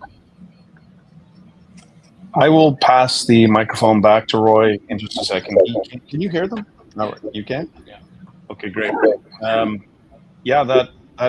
like what Adora said about incorporating both what's important to you in your personal life, your family life, and your business life. And that's exactly what Roy's been able to do. He's been able to pull the messages out of people. And, whether you're looking to increase your business, whether you're looking to put together that audio for your son or your daughter, or whether you're just looking to share a message, this project would definitely allow for that. And Roy is a perfect example of a guy who has done an incredible job connecting with others and being a brand. And so if you want to talk about a guy who knows how to help others be seen, look at him. He knows. Where are you going, Roy? No, I'm not putting on the hat, Roy. Will you stop it? You're wearing the hat. You're wearing the hat. Every time I go with this guy, he's trying to pull me into his world, which is great. But anyway, thank you for having us on. I will pass it over to Roy. And that's really impressive what you guys are doing with that many people streaming live. That's really incredible. It's a world where it's hard to get eyes, and congrats to you guys. Look forward to meeting you in person. Thank you. Us too.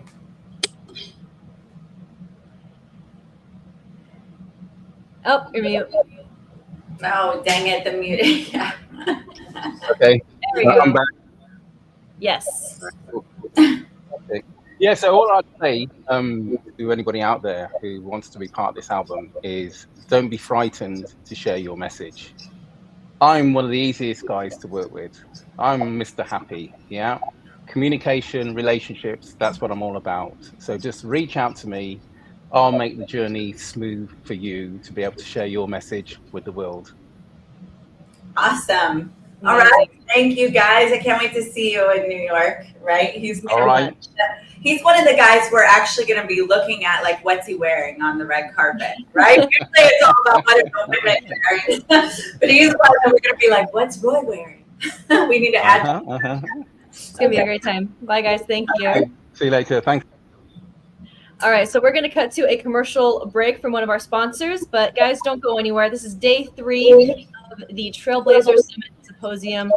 Next up, we're going to bring the fabulous Camille Robb, but don't go anywhere. We'll be right back after these messages.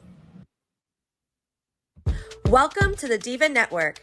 Inspired by our hit foodie and travel national TV shows Dining Divas and Destination Divas, we've created the Diva Network to bring more women into a collaborative environment where we can thrive and elevate together. Diva stands for Driven, Inspiring, Visionary, Authentic Sisterhood. Join the movement and be part of the positive impact we are creating together around women empowerment. Network with like-minded women, join us for live events, and even be part of our TV filmings. We can't wait to see you at our next virtual meeting. JoinTheDivas.com. Welcome back. You are still watching the Trailblazer Summit and Symposium. I am one of your hosts, Isabel Donadio, owner of Top Talent Agency, one of the sponsors of this event. And I am so thrilled with the caliber of people that we've been bringing in over these last couple of days. You've been hearing from people who are changing lives one at a time in a various amount of mediums, whether it's motivational speaking, it's helping provide and put food on the table. Sometimes it's even purchasing children to save their lives. But I'm going to let our next guest tell you a little bit more about that. The fabulous Camille Robb. Hello. Hello. So good to see you. How are you? Can you hear me? I am doing fabulous. I've been watching the show, and boy, you guys have some very powerful speakers, and it is amazing to see and hear the impact that they've been doing around the world. It's absolutely fabulous. I love it. And we are here with our international audience that are watching from all hours of the time. But you've been doing some great work for young girls. Why don't we start off with you talking a little bit more about that? Just because I felt the energy of everyone tuning in of like, what do you mean what's happening with these children? So why don't you share with us a little bit about what it is that you personally are doing that's most of the time out of your own personal pocket? Well, what I've been doing for the past few years is changing the way how children are learning, changing the way how people are treating children, because nowadays you think the child next to you is safe and they're not. So my husband and I have been traveling the country, and we've been doing some stuff that a lot of people would not do. And yes, we're doing it out of our own pocket. And we don't mind it, because what we have learned is that if you can change just one child's life, just one, you impact the world, because you're not just changing that one. There's 12 more behind that you're taking care of. So we have provide anywhere from education, food, clothes, shelter, and not only that, provide a safe home for them. Yes. We just came from, we did Jamaica, we did Nigeria, we did Sri Lanka, we did Peru. So we're a bit of some of everywhere. Yeah, you're traveling to a lot of these real hot spots where sometimes education isn't always easy to provide in certain areas. And sometimes just basic living is just really hard to come by. And so some families have to make very tough decisions. And most of the times it's cutting out education. And so these kids are going into the workforce. They are trying to help provide for the family. What is one of the ways that someone who is watching this right now can support you? Is there a website that they can easily be directed to where they can learn more about your journey or even help sponsor a child? Well, it's simple. If you just go to jfcforyou.com, you can see the work that we're doing, and you could donate. You could sponsor a child. You could sponsor a family. And by doing that, it'll make such a difference in the world. Let me give you an example of what I've experienced, right?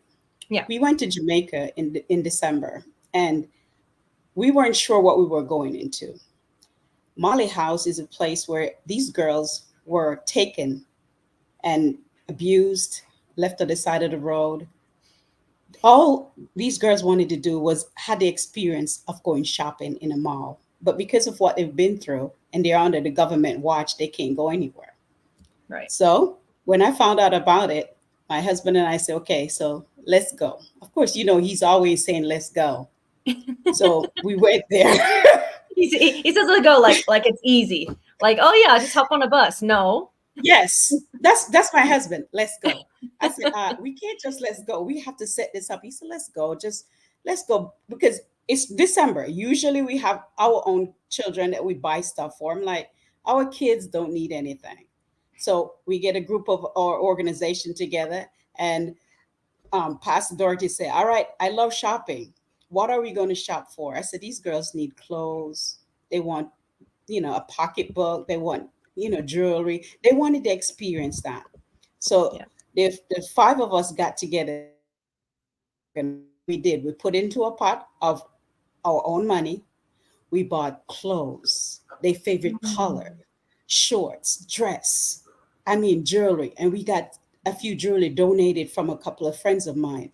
Oh. And Isabel, when we went there, we set up the table, and it was beautiful. You thought you were walking into a little mini mall. And all they had to do was to pay me with a hug and with a smile. This is the part that got me, right? Mm-hmm. When the girls came in and they saw this stuff, they started crying. Mm-hmm. My heart stopped. They came in and they started shopping. So my favorite one, we call her Little Feet. She said, oh my God, I think I need another dress, but I don't think I have enough money left. So she said to another friend of hers, she said, well, I guess I'm gonna have to go give Miss Camille an extra hug and see if I can go get some. Oh my God. When she said that, she came behind me and she hugged me. I felt every pain that little girl went through, the scream, everything that she went through, because I stay away from hugging people because I can feel your pain. Mm-hmm. And Isabel, that hug put me into a position where my heart was like, okay, this is why I'm doing what I'm doing. Yes. That night, they put on their outfit. They had a new outfit, new shoes. They had pocketbook, jewelry. Mm-hmm. We had a party. We had a party. I love that. So something else I want to ask you too, because this is such a monumental project. It takes a lot of conversations to have. So basically what I'm trying to get at is this isn't something easy that someone can just do. What were some of the learning curves you had to go through? Did you have to talk to governments? Did you have to talk with families? What kind of conversations and steps did you have to go through to get on this journey and changing not only individual lives, but families? Now, people think it's not, especially with the girls that we had to deal with. It was one person who know one person who connected us, because you have to have a certain mindset, because these girls need a person that's going to love on them. You cannot go there with this mentality of negativity. You cannot go there you have to be ready for whatever come of it. And the story that we're told, if your heart isn't good, I'm telling you, you're going to find a place to jump off a bridge. Because when you hear about the stuff that these little girls went through, you're like, are you kidding me? How can you hurt a child? Yep. How can you do that? But there's people out there that live and breathe this way. Yes. But we have learned something. Don't ever worry about the next person. You be the solution. Do not be a part of the problem. And what my husband and I have been doing, when people said, oh, we will donate and help you, we hear it. We listen to it. But what we do, we work. Yes. And our money, you put the work in, you're having the conversations, you're doing the painful things. And the best way I can relate to you in that is the work that we've been doing in Kenya, and seeing these schools, like it's basically a shell. It's mud walls with painted on blackboard with chalk, and every few years it has to be repainted because that chalk will stain the paint of the blackboard. These teachers are working with such minimal options, but they're making the biggest difference. And that's just in Kenya. It's everywhere. It's all over the world. When we went to Nigeria, we my husband cried like a baby. Every day that we went out to feed, he cried. We run out of food, Isabel. We run out of food, and these children come to us with their hands, and they went down and pick up dirty bags off the ground and said, the plate doesn't matter, ma'am. Just put it in here. Just put it in here. And the structure that they're living in, you're like, are you kidding me? No running water. But people don't see that side of the world. They show you what they want to show you. They don't show you the real part of the world. When you guys go into Kenya, you guys see the real deal, not the pretty stuff that they show. They have these massive containers that collect rainwater because the river might be a 5-mile walk. And even then, someone might get hurt. Someone might get assaulted just getting water there. And even then, there's no guarantee that that water's clean. So when they have the rainwater come in, they put in these tablets, these chlorine tablets, to help clean the water up a little bit. But even then, you're tasting chlorine water. These options are extremely limited, but it's important to have these kinds of conversations, albeit they're painful conversations, but they're real ones. Another question I want to ask you too is, because you've been going through this process for several years now, you've seen the systems, you're having the conversations. What is, if there is any one thing that you would improve upon to make it easier to have someone help? So, granted, people can be like, oh, I can just donate. It's beyond that. What's something that is easily attainable that someone can do today that can make a lasting impact? Talk to your neighbor. My husband always said, talk to your neighbor. Because yes, we travel the world, but do you know that your neighbor don't have food to eat? We found out about that. Talk to your neighbor. Learn about the person that's in where you stay at. Be an advocate for your community. Each one, teach one. Teach your neighbor how to grow food. Teach your neighbor how to talk to the next person that's next door to them. Find out about the children that's next door to them. Find out about, just share. If you can do anything else, share the knowledge that you have. Empower the person that's next to you. Be the solution. Always be the solution. When people see me and they ask me, how do you do what you do? I am the solution. So when you come and you say, well, this is happening, I don't want to hear the negative stuff that's happened. How can you help? How can you be the next person that fix the problem? Be the solution. Yes. It's all about how you are using your platform, whether it's in person, whether it's offline. It's important that what we're doing has a lasting impact. And you can't be shy with it. You can't be, oh, well, what if they say this? What if they say that? You have to go into it confidently because only you can make these changes. Camille, we're almost out of time, but if there is any other one thing, any other piece of information that you want to share with our audience, now it would be a great time to be doing that. Well, I thank you so much for allowing me to share. But it's always up to you as an individual. We know the world and what it's all about, but we have to be the change that we want to see. For me, just visit the website. Donate on the website, jfc4u.com. We're not just a 501c3 that just do what other people do. We are a solution. And you want to be a part of this solution, you could also do your time. Donate your time to us. We will take it. Yeah. We will take it. Stay blessed, stay safe, and stay absolutely fabulous. And don't forget, each one, teach one. Absolutely. Thank you so much, Elizabeth. Thank you. I always love having a conversation with you. I've known you for years now, and it's always so impactful, the conversations that we have together. And I'm so happy that we could talk about it in front of this audience. So thank you for the time of being here, and have a, oh, there's a door. I was just having her sign off real quick so we could just But if you have any questions for Camille, now would be a great time to do that in front of our audience. Well, I just wanted to say that I loved that, and I love the Be the Solution, give your time. I also love to announce that there are over 3,170 people watching live right now, and how beautiful to send into the atmosphere globally, Be the Solution. Give your time, which also, even though we haven't said it, be grateful for what you have. Amen.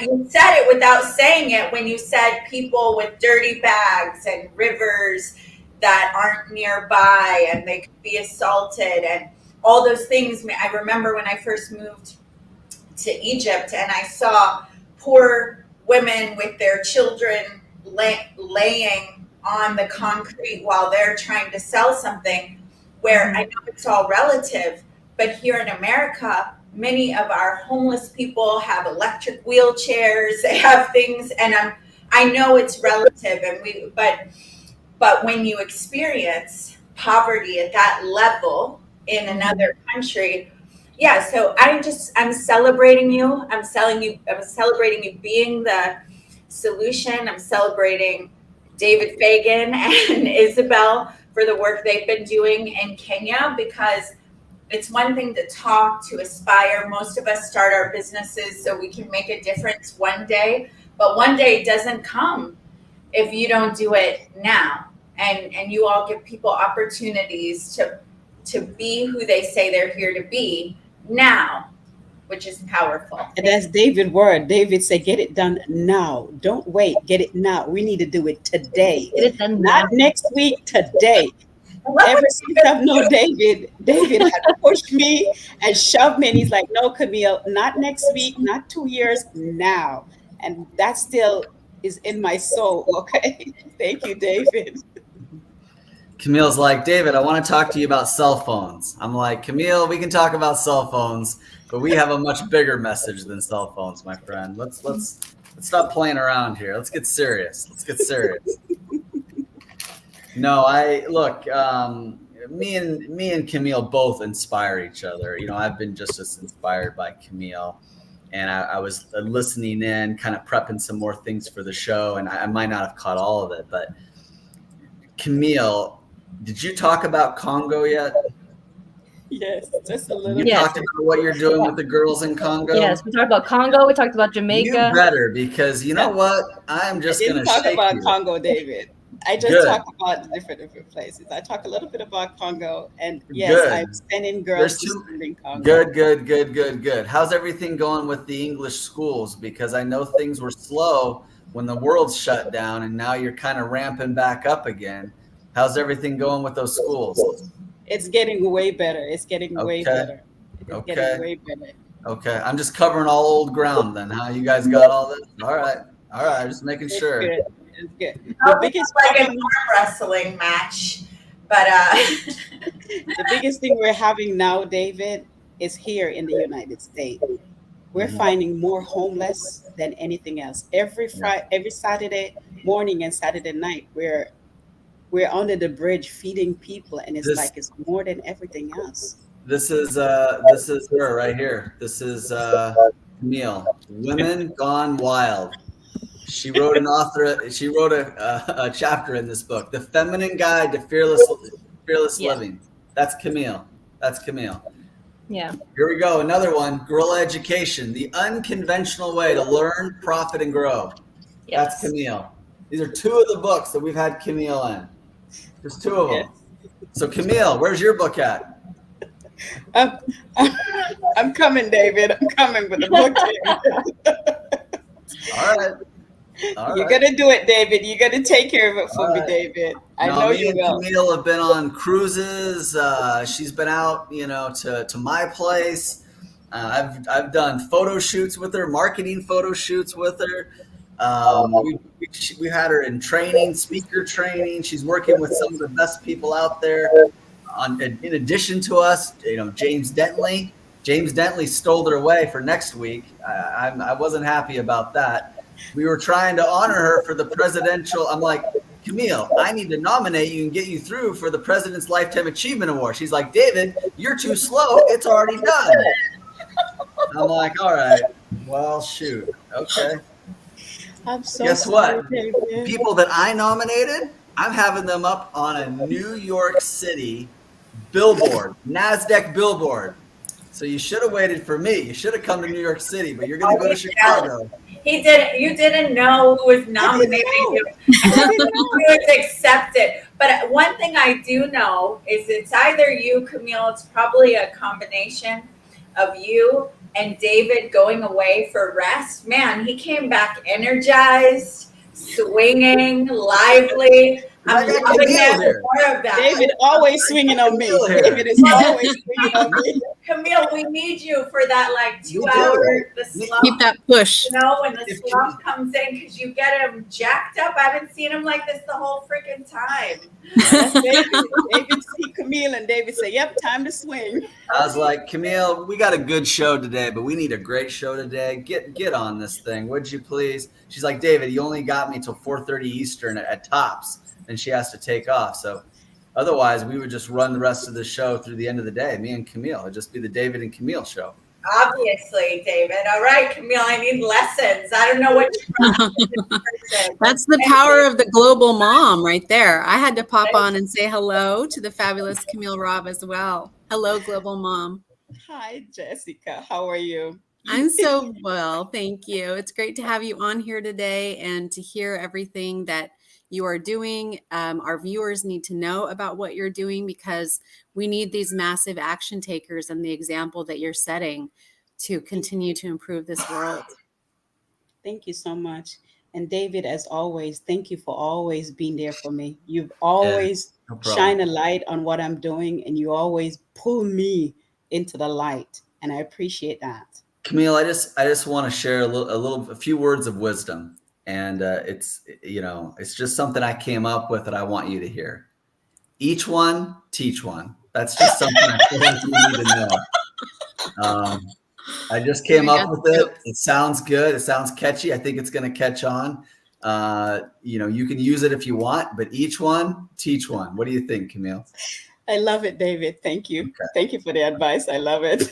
I don't think people know why she's laughing, Ryan. Nobody knows why you're laughing, Ryan, do you? Oh, Adora knows. Adora knows. She's been saying it. She's been dropping this wisdom already. She said it many times. We already know it's her thing. Yeah, I can't steal that one, huh? No. Okay, tell you what. I'll give you. Go ahead, Adora. Go ahead. No, you're on fire. I'm gonna let it happen. I was just gonna say I'll give you credit for it the next 3 times. After that, it's mine. Okay. That's what speakers do. We give credit for it a few times, and afterwards, it just kind of becomes ours. Just joking. I love it. I love it. I love it. I love to see you smiling. You weren't smiling before I got on here. You were not smiling because I watched all those days I've been watching. You did not have this smile. So, Adora, I guess I have a good effect.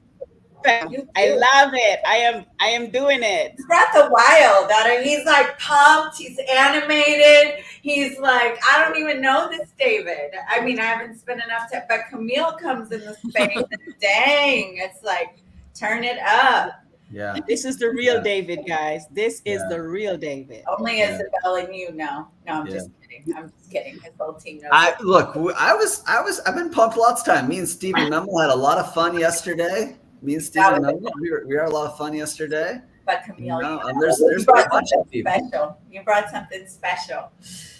Well, Camille Go ahead brings and that. say it, David. Camille brings that out of me. We got lots of good people. Well, I'm glad you guys got a lot out of Camille. It sounds like you covered everything really well. I thought I was listening in pretty good, but I was kind of multitasking. Camille, when you come on, it's like, David, get off. We want to interview Camille. So I was like, all right, I get kicked off every once in a while, so I understand. I saw Katerina. Katerina's like, I love Isabel. Look at this. Here's this comment right here. I guess I've been fired. I've been replaced. Look at that. I've been very much enjoying your moderating, Isabel. Nice job. See, Isabel is wonderful to listen to. I want to hear really fast, Camille, if you have just a moment, about your fabulous husband and his Garden of Wonders. Can you please just give us a little bit about that for our viewers, please? So with my husband, the Garden of Wonders, They call him the man of seed. And what he does, he plants seed, not just in the ground, but he plants seed in the life of others so that they could go out and make a difference. And in the garden, we plant food to heat the body. And he has been doing that for years. And what's so touching about him, he gives it away. I told David that the last, David like, what? I said, yes, he gives it away. Every time the harvest come, he load it up. He goes to the neighbor. He knocks on the door and he says, here, this is what is in the crop. And when we go out and feed in the community, we take it out there and we feed other people. Because he said, as long as God's going to give him the ground to plant, he's going to plant. That means he need to give it away. So he's been doing that for years. He's standing here laughing at David right now. Everyone loves to laugh at David, but Well, he's a good sport all the he time. loves me because I stick up for him and I champion him quite a bit too. Like every once in a while, I have to like, come on, Camille, like he's got a good point. I don't think anyone's surprised, but Camille runs a tight ship, and you know, Mr. Rob there, he's on that ship and he's working hard on that ship, but he's not the captain of that ship most of the time. You know, so Camille's you know, she's really leading out in that place. I'm just like, geez, you know, we got to. Yeah, he's the one that comes up and says he wants to. He comes up and said, "Well, David has a different way of how he does stuff, and I love it." And he's always has David back. Yes, he will put me to the curb and pick up for David. And I'm like, why do you do that? Let's not get carried That's away. true. You We're want to all ask Team him Camille. right We're all here. on Team Camille. We're just one more person. Well, Yes. Camille, we got to let you go. I know you've got to take off anyway. Oh, now she brings them on. Now you bring them on. Okay, well, we'll wave to Albert there, and then we'll. Hi, Albert. Hello. So good to see you. And then we got Donnie Epstein coming up, and You should have come on earlier, my friend. We'll have to catch you another time. You guys have fun. You guys have fun in Chicago. Yes, Okay. congratulations All right, take care. again. Take care. Bye-bye. All right. All So next up, we've got Donnie Epstein. Are we ready to do this? Do we have all the magic ready to go? do you need to go to commercial? Is he still getting his camera on? Commercial? All right, Yeah, we're gonna go. wardrobe change, commercial, and then Donnie Epstein. You're All gonna right, love it. I'm gonna take us to a commercial. David Fagan, Top Talent Agency, wrapping up another Kenyan keynote tour. The theme was From Invisible to Invincible, and that's what we did here with these people of Kenya. Multiple schools, universities, high schools, grade schools, business organizations, met with leaders of the government, governors. And all of it was to create an experience for the people who came out here, as well as the people who came and listened to us. So there were service projects, there were media, and the message was about service and about really making your presence felt. And of course, as much as we gave, we got back more, which is always the way that it works, right? Put in a new computer library dedicated and put up a water tank in an all-girls school. Did all kinds of fun, exercises. But the real talent here was the speakers that we brought in and their gifts and their resources and their style and their personality. It was just an endless list of thanks and appreciation, testimonials. And I got to admit, I'm a little tired at the end of 9-10 days of this. They got to do safari, and of course we'll be planning the next one pretty soon. Our biggest audience this time set a new record with over 2,400 girls all in one place, one audience.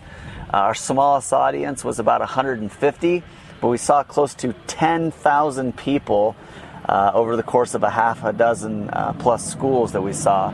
So we'll be coming back soon, and we want you to be there. If you want a life-changing opportunity, this is the place to be. Oh, we can hear the plane coming on the land stripping behind us here. See you soon. All right, it's time for some trailblazing.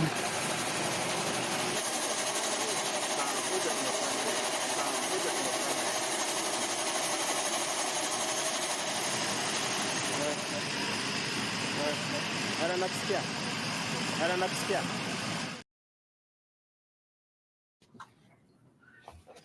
All right, it's time for some trailblazing, and we've got a really cool individual. Man, he's a friend of yours, isn't he? Can you actually say that Donnie Epstein's a friend of yours? I couldn't say that. If you count 35 years, yes. Wow. All right, so we all envy you. Thank you for bringing us Donnie Epstein. We're going to have him up just in a minute. We're going to be talking a little bit about the Seeker's Code. You can see I've got my book here and all the many notes that I made, places that he intrigued, places that he fascinated, places that I had questions. Maybe I'll be able to pull a few out. We're going to go to a commercial break. Don't go anywhere, because when we come back, we are going to have Donnie Epstein of the Seeker's Code up next. Let's go.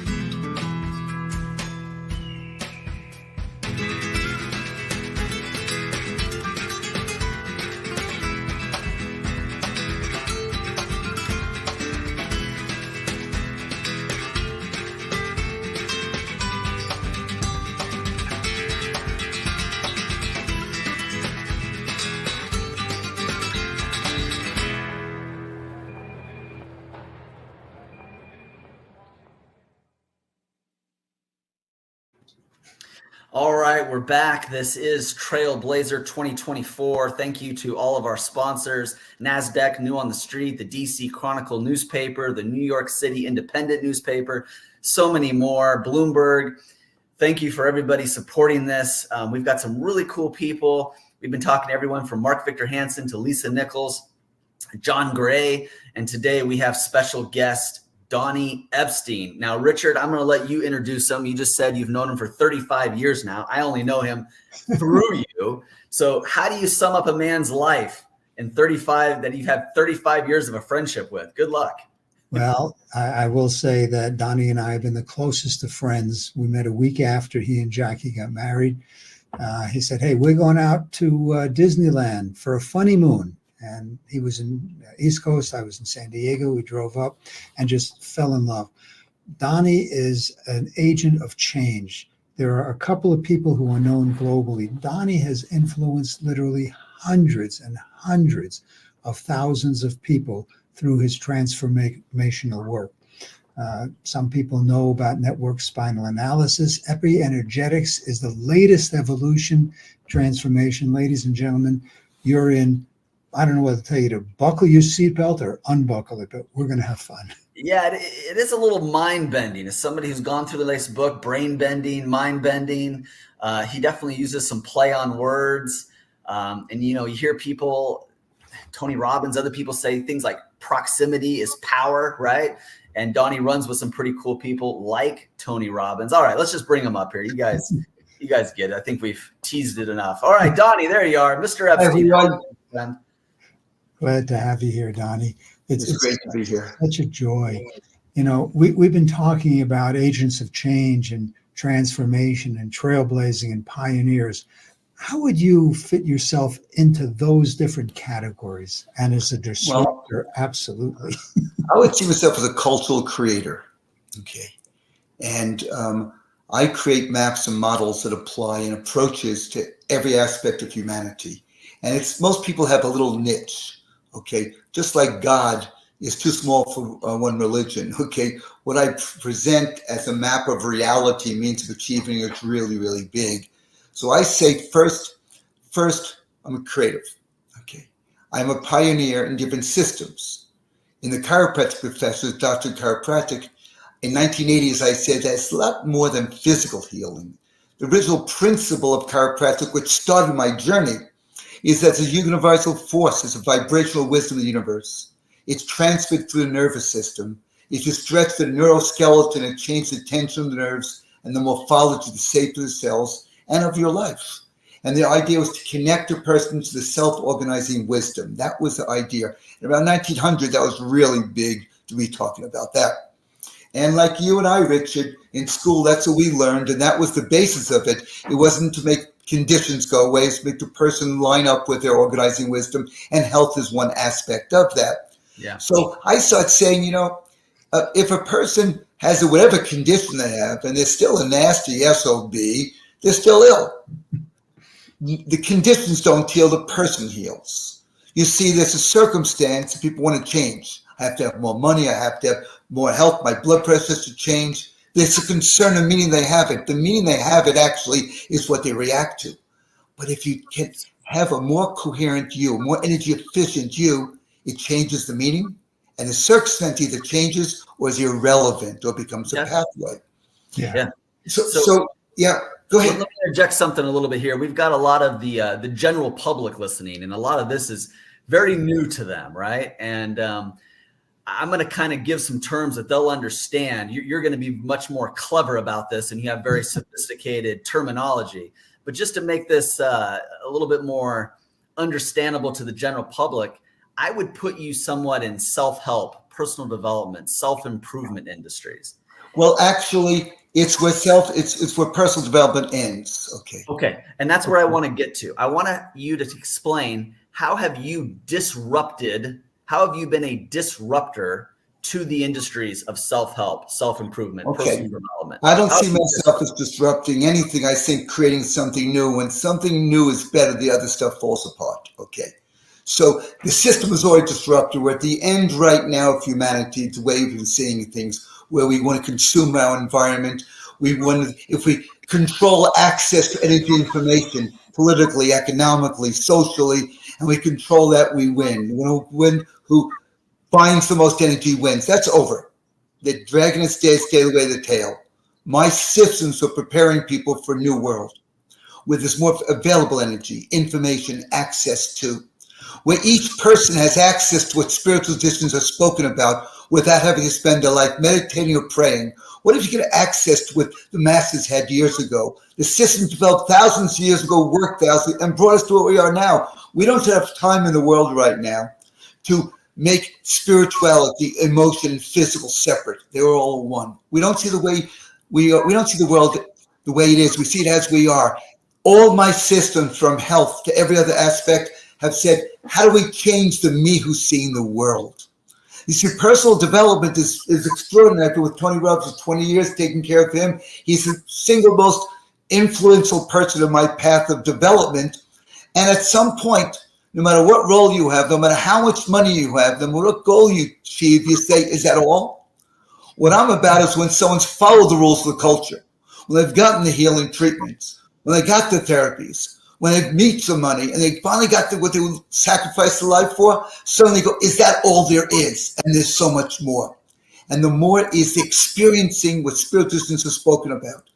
What if you could actually have the experience of the pinnacle of every religion, an experience beyond yourself, an experience about connection, not a thought, but experience. Now, personal development is important. You have to be somebody before you realize there's more than that who you were. So it's important you go there. Just don't expect when you achieve whatever it is that you feel fulfilled or you can make the impact you really meant for.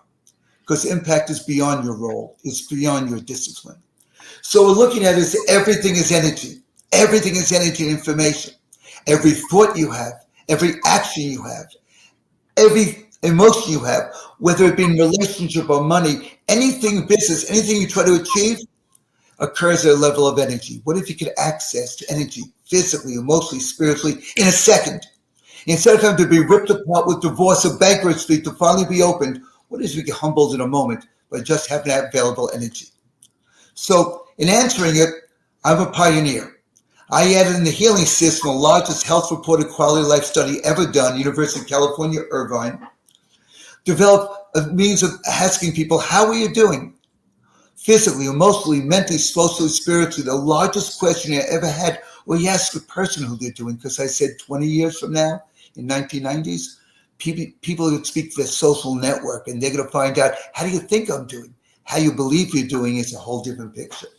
From that, I developed a system where it produced a wave in people in my network care, the spinal care, gentle touches. The person would see yoga postures, never having yoga before, have spiritual experiences. That led me by book 12 Stage of Healing, making the stage of cancer available for everyone in part of their life, each thing at the right time. This wave was found as a unique identifier. What is your soul signature that lights you up? There's a force of attraction in life. We help find that, and that's listed in mathematics and engineering journals as a unique signal that each person has. As it moves through you, the bullshit, the conditioning, it disappears. And from that, it set me on the road. And what if I could help this be available for people at all different levels? So I'm a cultural creative looking to change, not this, but change the way you see the world. And when you see the world differently, it's a whole different world. You may meditate and pray. That doesn't mean whoever you think about starts changing. I wanted that you, each person, as you access this energy, there's so much coherence. Suddenly, as you think about someone, they're impacted also. That's how the world's going to change, when we have the experience that we're not all separate. So I create new disruptive technologies. I'm not disrupting just so it doesn't work, just falls apart. I thought Richard was going to jump in and say something there, but he gets mesmerized by you, so we just let you go. But we do have a few other questions to ask you. Can we ask you a couple other questions? Sure. Well, one thing that we really want to know is, in what way were you the first or one of the first to do something? Okay. Well, as the first developed different systems of spinal assessment for people, linking physical, emotional, and chemical stress and how it's there and how it can actually shift in a moment. How a person can go physically from post-traumatic stress to post-traumatic growth in moments with the physiology of it. We've studied it. I've developed first in that. I was the first in developing a wave that goes to the body that is a consciousness wave that is your identifier, and do mathematics at different universities on that. I was the first in developing 12 stages of healing, everything from suffering to polarity to being stuck to claiming your power to spiritual aspects and exercises that can access it and knowing how to live with that. I was the first in recognizing the energy field around the body and how we can access the spiritual masters spoken about in a moment. And I've worked with some of the greatest spiritual masters and helping them be more effective in giving their blessings or their transmissions. I was the first in developing systems, spinal gateways, which access between the body and the field. I was the first in helping create an idea of how the nervous system organizes and actually what is your strategy, what's your typology of how you use energy and information. So within a few seconds, knowing your typology, you know why your life has been the way it is, your relationships, your business intimacy, and how in a few seconds you could access a greater energetic for human performance in all areas of life. I've developed research papers and academic articles in knowing how does your nervous system see the world? How do you connect from the way you see the world to the field of all possibilities? And how can you be the change of the world, not talk about it? It's great to meditate. It's a great thing. It's great to do lots of wonderful, extraordinary things, and they're necessary. But when you're doing that, are you becoming the solution of the world? Are the people around you changing? I started saying and looking at what's beyond personal development. What is about? So I'm the first in probably about 40 pages of things we have actually done on all different levels. Rich has been with me on that way. I'm the first in helping new models of healing rather than just going to try to restore a person to a prior state. Help each condition or circumstance help you be something more than you ever were before. Instead of what's more. It's a great and I could go on. I know. So we got about 1 minute left. So what would you like to leave as an impact in the next 60 seconds? We're at the greatest change in human history ever. We're going through the greatest dark ages and the greatest light changes. Everything from our, we bound energy and information from our environment, politically, economically, socially, so only a few have access to new opportunities. You now can, instead of trying to have the bumper sticker, I like to change the world or do this, your actual beingness can actually be the change. Without a word exchange, you could do it. That's what's needed. In this next part of humanity, this next tier, the availability of people to have access to it's been only limited to a few devotees of things is available to everyone. And it will be available to everybody. But not if you want it for your own development. Because if you want to improve your own healing, if you want to have your own development, build your own business, Why should the larger system feed you more energy and more bandwidth of what's possible? The bigger you make the system, the more you're supposed to be involved. The more you make it not about you, but about we. The more you ask, how does life organize? How does a divine organization that makes a body that brings the right person to you at time, the synchronicity, how does that work and how can I access that? Then, instead of having to have economic collapse to liberate the light, political collapse to liberate the light, social collapse to liberate light and energy, instead of having every system fall apart, suddenly we go from transaction to a new aspiration, new way of life. And it's effortless. It's effortless. That is awesome. Thank you. Ladies and gentlemen, we're just wrapping up with Donnie Epstein. Get in touch with him. You got this information on the bottom. Get involved with his work if it works for you. Donnie is a massive contributor to humanity. It's not about symptoms. It's helping people improve the quality of their lives. Donnie, thanks for spending some time with us. Be well. Thank you. Thank you, Richard. Welcome to the Diva Network. Inspired by our hit foodie and travel national TV shows Dining Divas and Destination Divas, we've created the Diva Network to bring more women into a collaborative environment where we can thrive and elevate together. Diva stands for Driven, Inspiring, Visionary, Authentic Sisterhood. Join the movement and be part of the positive impact we are creating together around women empowerment. Network with like-minded women, join us for live events, and even be part of our TV filmings. We can't wait to see you at our next virtual meeting. JoinTheDivas.com. What an incredible interview that we just did with Donnie Epstein.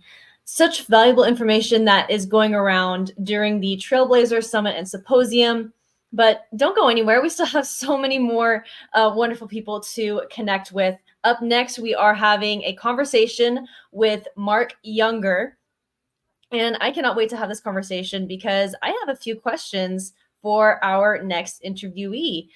So if any of my other co-hosts would love to come up. Oh, hi, Dora. Just in time, I was just about to bring up our next guest. Are you excited to meet him? I am. This is my first time meeting him. I correct myself. Well, I know, and I was telling him that we were all going to kind of interview him, and you're one of the people I love when David interviews too, but I was really excited about it. Yes, I think you're going to love it.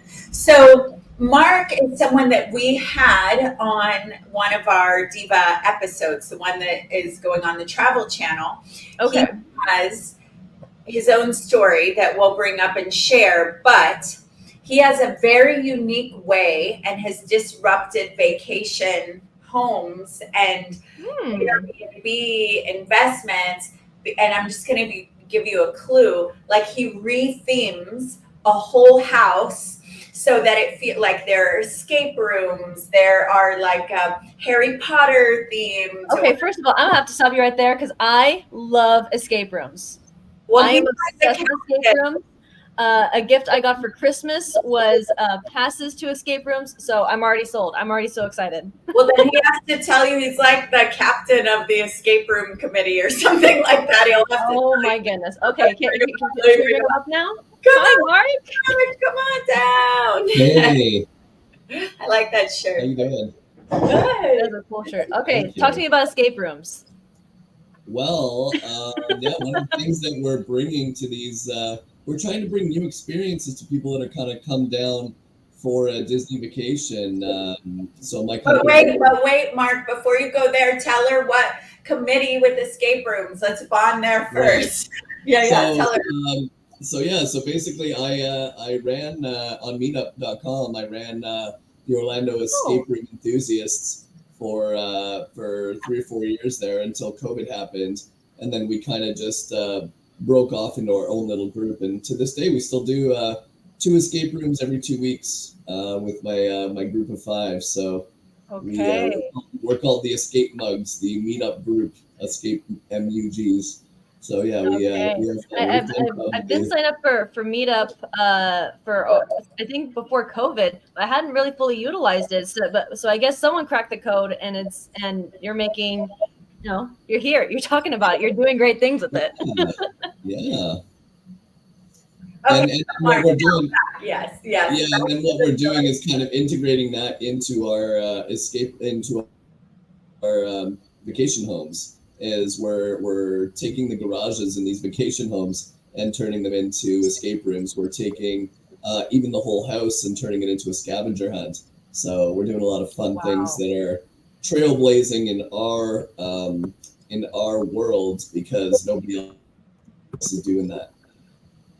Yeah, and I actually got to go in one of the homes, Isabel, and it's like if you know can imagine being a kid or family bringing your kids to Disney. They put he picks homes in places that have a lazy river, an arcade, a pool, a golf course, and then he takes this average home that's not average. It's big. It's got a nice view. It's looking at trees or water. But then it turns into like you're in a pirate ship and every room is something, or like you can go from one, this is the one I can't wait to see, but where you're in like a fireplace, you could crawl through it as a secret passageway and end up in another room, like all these things. So a pool, private pool. Okay. So for parents who want to like do maybe a day. Yeah. Okay. Go ahead, Isabel. Go ahead. I'm very excited. I love it so much.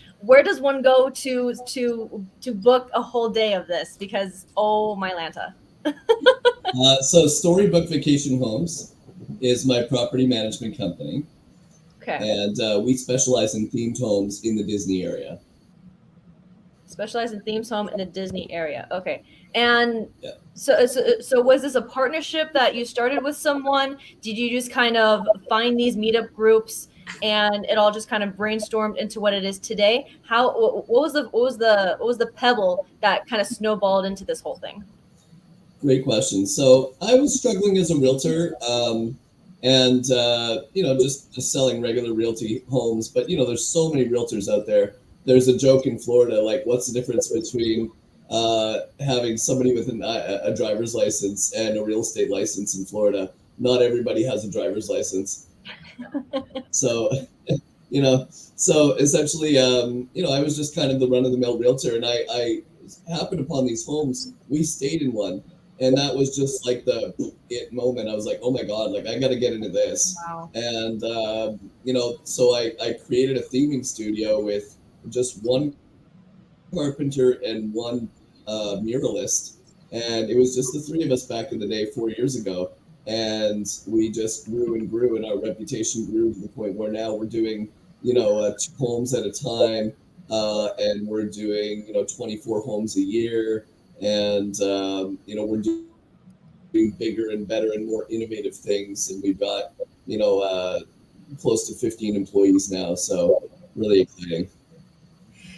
Isabel, something else I want you to know to give you fuel to allow you, because I've interviewed Mark a few times, and I will, but I want you to, it's fresh when you've never heard it before, right? Is that because their homes are so unique, they have helped investors get the home under $1 million, put the theming in. The homes are booked out 80% of the year, and then the profits, rather than a home renting for a couple hundred a night, it's like 500 a night because it's a staycation, several families.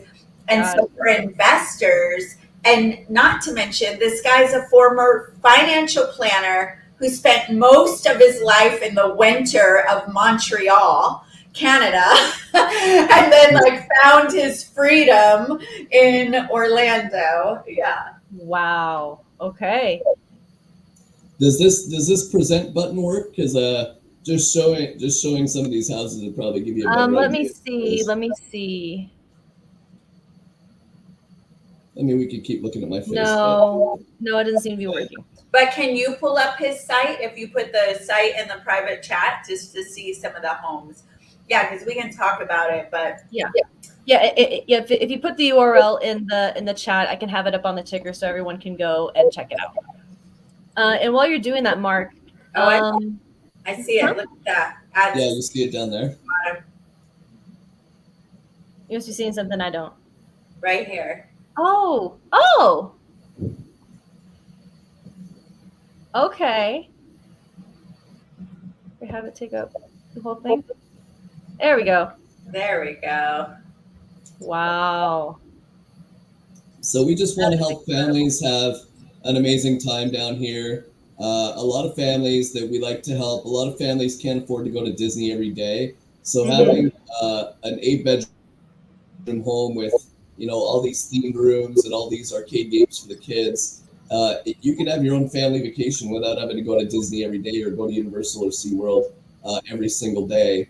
And you can also have some downtime, because any parent who's tried to go to Disney 7 days in a row or Legoland 7 days in a row can realize that it gets really tiring really fast. So we provide a respite and time for families to kind of get together and enjoy each other. Wow. And this is an incredible way to spend time with the family. Oh, it looks like is it still going or is it looping? We can stop it. But the fact that you're able to do something like this with families of all ages, I mean, my daughter and I, we both love escape rooms. We have so much fun with it. And especially because you are creating these memories with your children, it's a vital time, especially when they're younger, because eventually they'll become honorary teenagers, then they'll become high school students, then they're off to college, and then before you know it, you're crying because they're moving out. Yeah, that's a good point. I have 12-year-old twins. Adora's met them. And we actually did their last birthday at one of the theme homes that I own, because again, I would never tell an investor to buy something had I not done it myself first, right? Mm-hmm. So I own one, and now I'm about to own 3 or 4 of them. I'm buying in even more into the market because prices have come down quite a bit. But yeah, we had my 12-year-old twins asked me, they were like, Daddy, I was like, you can have anything you want for your birthday, just tell me. And they were like, we want to go to your theme house and just hang out with our friends. So I was like, cool, let's do it. So we went to the theme house, and what's great is the kids just go off in a big mob, in a big pack, and they go upstairs and they make their, they do their creative stuff, and they're like pretending they're pirates, and then they're pretending they're princesses and everything, and we get to have a glass of wine and sit enjoy ourselves, and the kids are not hanging on us going, we're bored, So it really creates a great family atmosphere. They have a constant sense of stimuli going on because they're off exploring. Because of what you're doing, obviously getting into real estate is hard.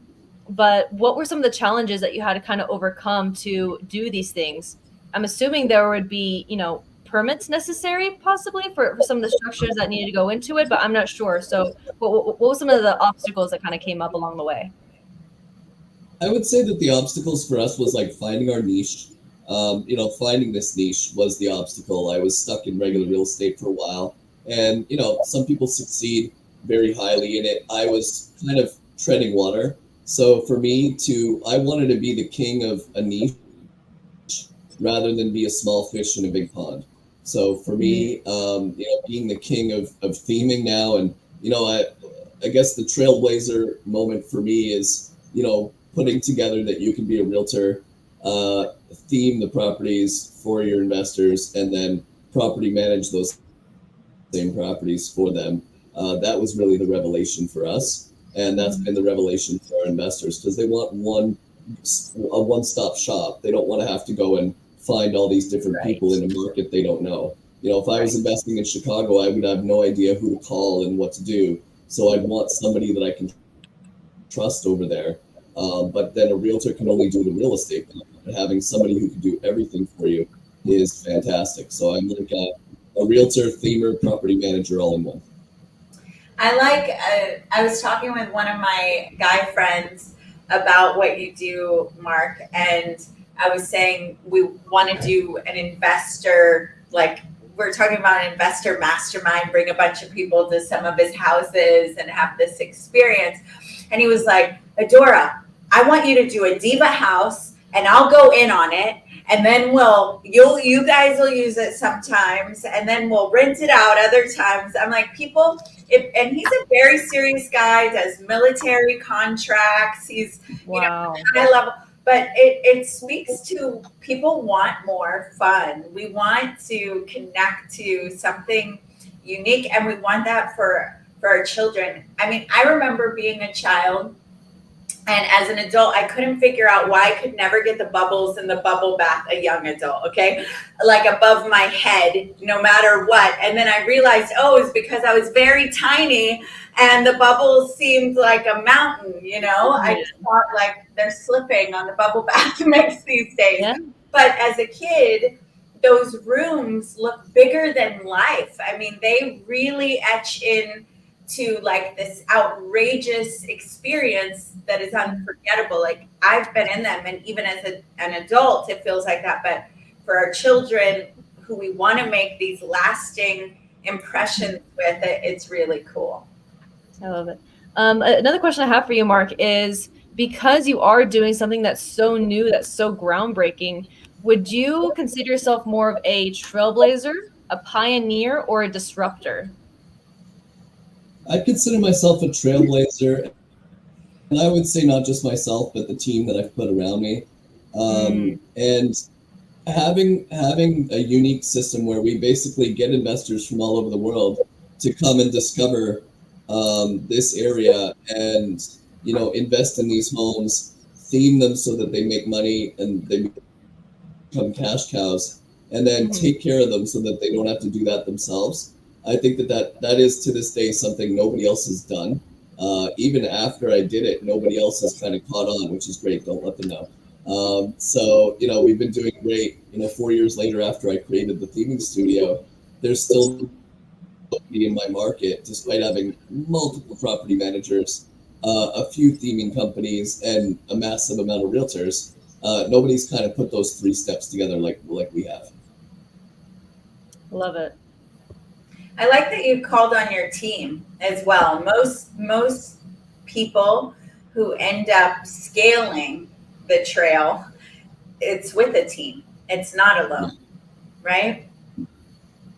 Yeah. You have to, because there's no way. As I can finger paint, but I cannot mural world class like my muralists do. And I left alone, I will smack my, you know, I will smack the nail into my thumb with the hammer. So I can't be trusted in carpentry either. But I'm kind of the visionary, you know, like I'm, without wanting to put too lofty words to myself, it's that I have to have the vision for the team, and that's where I'm good. And I understand the numbers. Adora, thank you for mentioning, with my financial advisor background, I understand the numbers and how they work. So basically, I can give confidence to investors that they can invest here with confidence, and my team then goes and does the stuff that I'm not good at, which is creating world-class murals and creating pirate ship beds and amazing things like that, because I cannot. What advice do you have for people? Because I'm imagining cold Montreal, life with thousands of clients as a financial planner, the uniform that goes with that, to feeling like, okay, I am not hitting in real estate. All these other people are winning. I'm not winning. To discovering your actual niche and going to this very colorful life, totally different uniform, totally different, experience. So how did you find that for yourself? How did you, like, people are like, who am I? People want to be the king or queen of a niche, but it can be a challenge to figure that out. So for finding Orlando, I mean, we just came down on vacation, and I was like, I need a break. Sometimes when, Adora, I know you work really, really hard. So I know that you can feel this. When we need a break, we need a big break. So I actually took a month, and I said, we're going to go down to Orlando for a month. We're going to rent an Airbnb for a month, and the whole family, and we're going to do it all. Like, I want to have the ultimate vacation where we do, SeaWorld and Universal and Disney and Legoland, like, bring it all on, right? Like, I don't want to let back. I don't want to hold back. So we had an amazing time here, and it just clicked. Like, my wife and I, and it wasn't even Disney that made it click. I was literally playing baseball with my son outside. He was like 5 at the time. My son and daughter, my twins. And I'm like, wouldn't this be cool if this was like our life, like every day? Like that we could just go outside and it's not minus 32 in the wind chill, and we're like, taking our parka and going like this and shoveling snow. And nothing against people who are still, living their life in Canada, but or Iceland or Greenland for that matter. But it's tough. It's and the lack of sun it really gets a lot of people down. And that's why so many people come down to Florida, because they know that they can expect, no matter what time of year, they'll have sun. Yeah. On their vacation here. So that was my catalyst. Is when I found that my happy place. I realized I wasn't in my happy place, and I wanted to be in my happy place. And then it was just finding everything to go around that. Finding all the parts and components that make it all mix and work together. Mark, we're almost running out of time here, but thank you so much for being here and joining us, part of the Trailblazer Summit and Symposium. Before we go, we want to give you the last word. Any advice, any message, anything that you would like to share with our audience would be now would be the time. Well, if you're looking for, if you're an investor or would like to have a place for yourself where you and your family can come down and enjoy quality time. We're always looking, and the previous person to me was saying it, like I was listening to his conversation, like we're all looking for extra time in our lives, right? And you really have to just stop, and coming down on a vacation is a great way to do it. And just kind of put your phone on silent and just enjoy time with the people around you that are important, whether that's your boyfriend, your girlfriend, your wife, your husband, your kids. Spend the time with the people that are important, because sometimes we work all the way till we're 65, and some people work till they're 70 and 75, and then we finally stop working and we're 75 and we can't enjoy life as much as we used to. So take the time with the loved ones that you have and spend time with them. And that's what we kind of allow families to do, is we give them an oasis to kind of enjoy their lives. And then from an investor standpoint, I mean, what's even more fun than having a house that's like this for your family is having a house like this that actually makes you some money at the same time. Yeah. I think it was a Benjamin Franklin quote, but it was, sometimes people die at 25, but they're not buried till they're 75. Yeah. And to add on that is make most of the time you have now, because it's not guaranteed. A lot of people are going through personal loss. We've had COVID. We've had people, have loved ones that just pass away unexpectedly. And that's not to end things on a grim note. It's a reflection of how vital these moments are, to have them with your children, have them with your nieces and nephews, cousins, grandchildren, whoever, wherever. Now is a precious year. You notice that to your point, Isabel, is during COVID, we became the number one place that people were coming because people could count on better weather, better times, and stuff to do. So we are the number one tourist destination in the United States. A lot of people don't know that, but people come here, they flock here because they want to spend time with their families and they want to get away from the fast pace of life. Where do we need the website so we can put that up for people to contact you? Absolutely. So homethemeorlando.com, the banner behind me here. So homethemeorlando.com, and then Storybook Vacation Homes if you want to book your own vacation, and Home Theme Orlando if you want to buy one yourself. Storybookvacationhomes.com. Yep. Okay. That's awesome.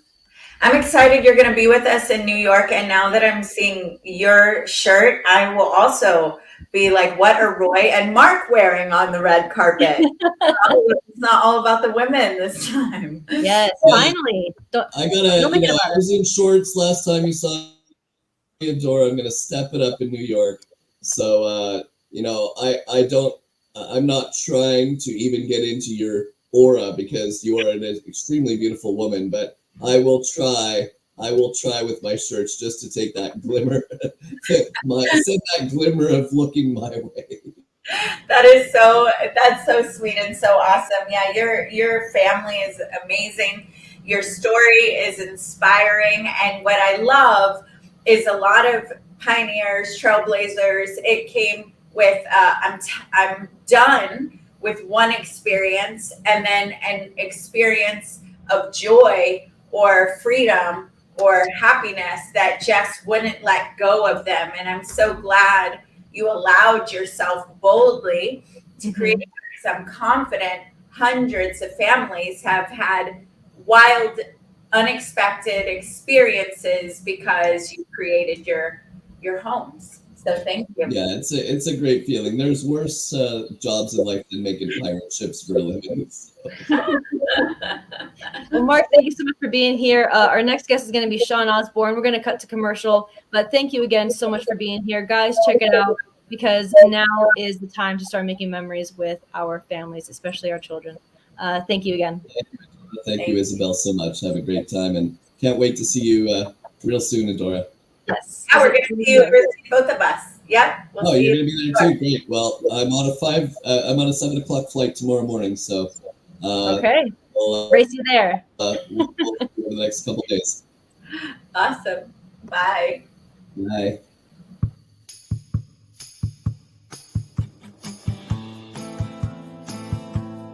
Hey, this is Captain Lou, producer planner of the amazing annual mastermind vacation known as the Marketers Cruise. Here we are with 445 of our best marketing buddies from 18 countries around the world. This is my fourth. This is my third. Second, first, 9th annual Marketers Cruise. It really wasn't a hard sell. Go on a cruise for a week and network with some of the top marketing professionals in the industry. It's a vacation combined with a seminar. These are just real extraordinary experts giving you some of their best advice. All you have to do is ask a question. You'll get 30 or 40 people that can answer it. I got phenomenal advice, as well as lots of offers of free products, free services, free help. You can't pay for some of this stuff, and that's what this group will do for you. I'd like to think that I spend 90% of my time doing the most important thing, which is probably fun. My wonderful, fun-loving little group, we tore up the dance club in a way that I know is recorded on camera and I fear will reach the internet at some point in my life. We decided to create an atmosphere where it's 30% work, 70% play. I mean, could you imagine partying and going on a cruise with 400 or 500 of your closest friends? You get to meet people maybe in the JV jacuzzi or Pizza and Profits at night. Let me tell you about Pizza and Profits. It's a strange phenomenon. You go up to the pizza place, which is 24 hours. And that starts at midnight. Making new connections, launching products, deals are cut, joint ventures, and just keeps going and going and going and going and going. Some of the people go until you smell bacon. What do you do in your business? Here's what I do in my business. Do you want a pepperoni pizza? Here's a cheese pizza. I think that the way that they were able to break the ice for all the entrepreneurs there is really just setting the tone of we're here to learn, we're here to share, you're here with your peers, and they really set the right framing for the entire week. And you know what? You don't have to be an internet marketer to be on this cruise. We've got healers, we've got doctors, we've got chiropractors, we've got amazing people doing all kinds of things. Like I said, I've made a lot of connections with people, top people that I would never have access to if I was not on this cruise. We had a white hot party costume, everybody's having fun.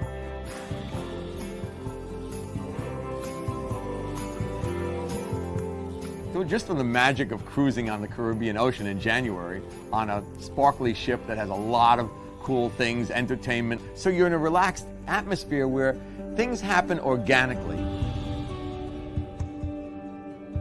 It's about having fun. It's about making friends, enjoying yourself. And the business comes. And the connections just happen. To me, the important thing is how can we connect and how can we help each other, not how can we make money. Any long-term relationship can't be rushed into, and a period of getting to know each other has to occur. Because once you remove yourself from that context of this conversation is supposed to lead me to monetary gain, it'll lead you to a much deeper gain, which is the gain of connection to another person. And everybody's just out to help you. And I've never been in anything like that before. And when you leave, it's not a business relationship, it's a pal, it's a friend. And that's what the Marketers Cruise is about. It's about friendship.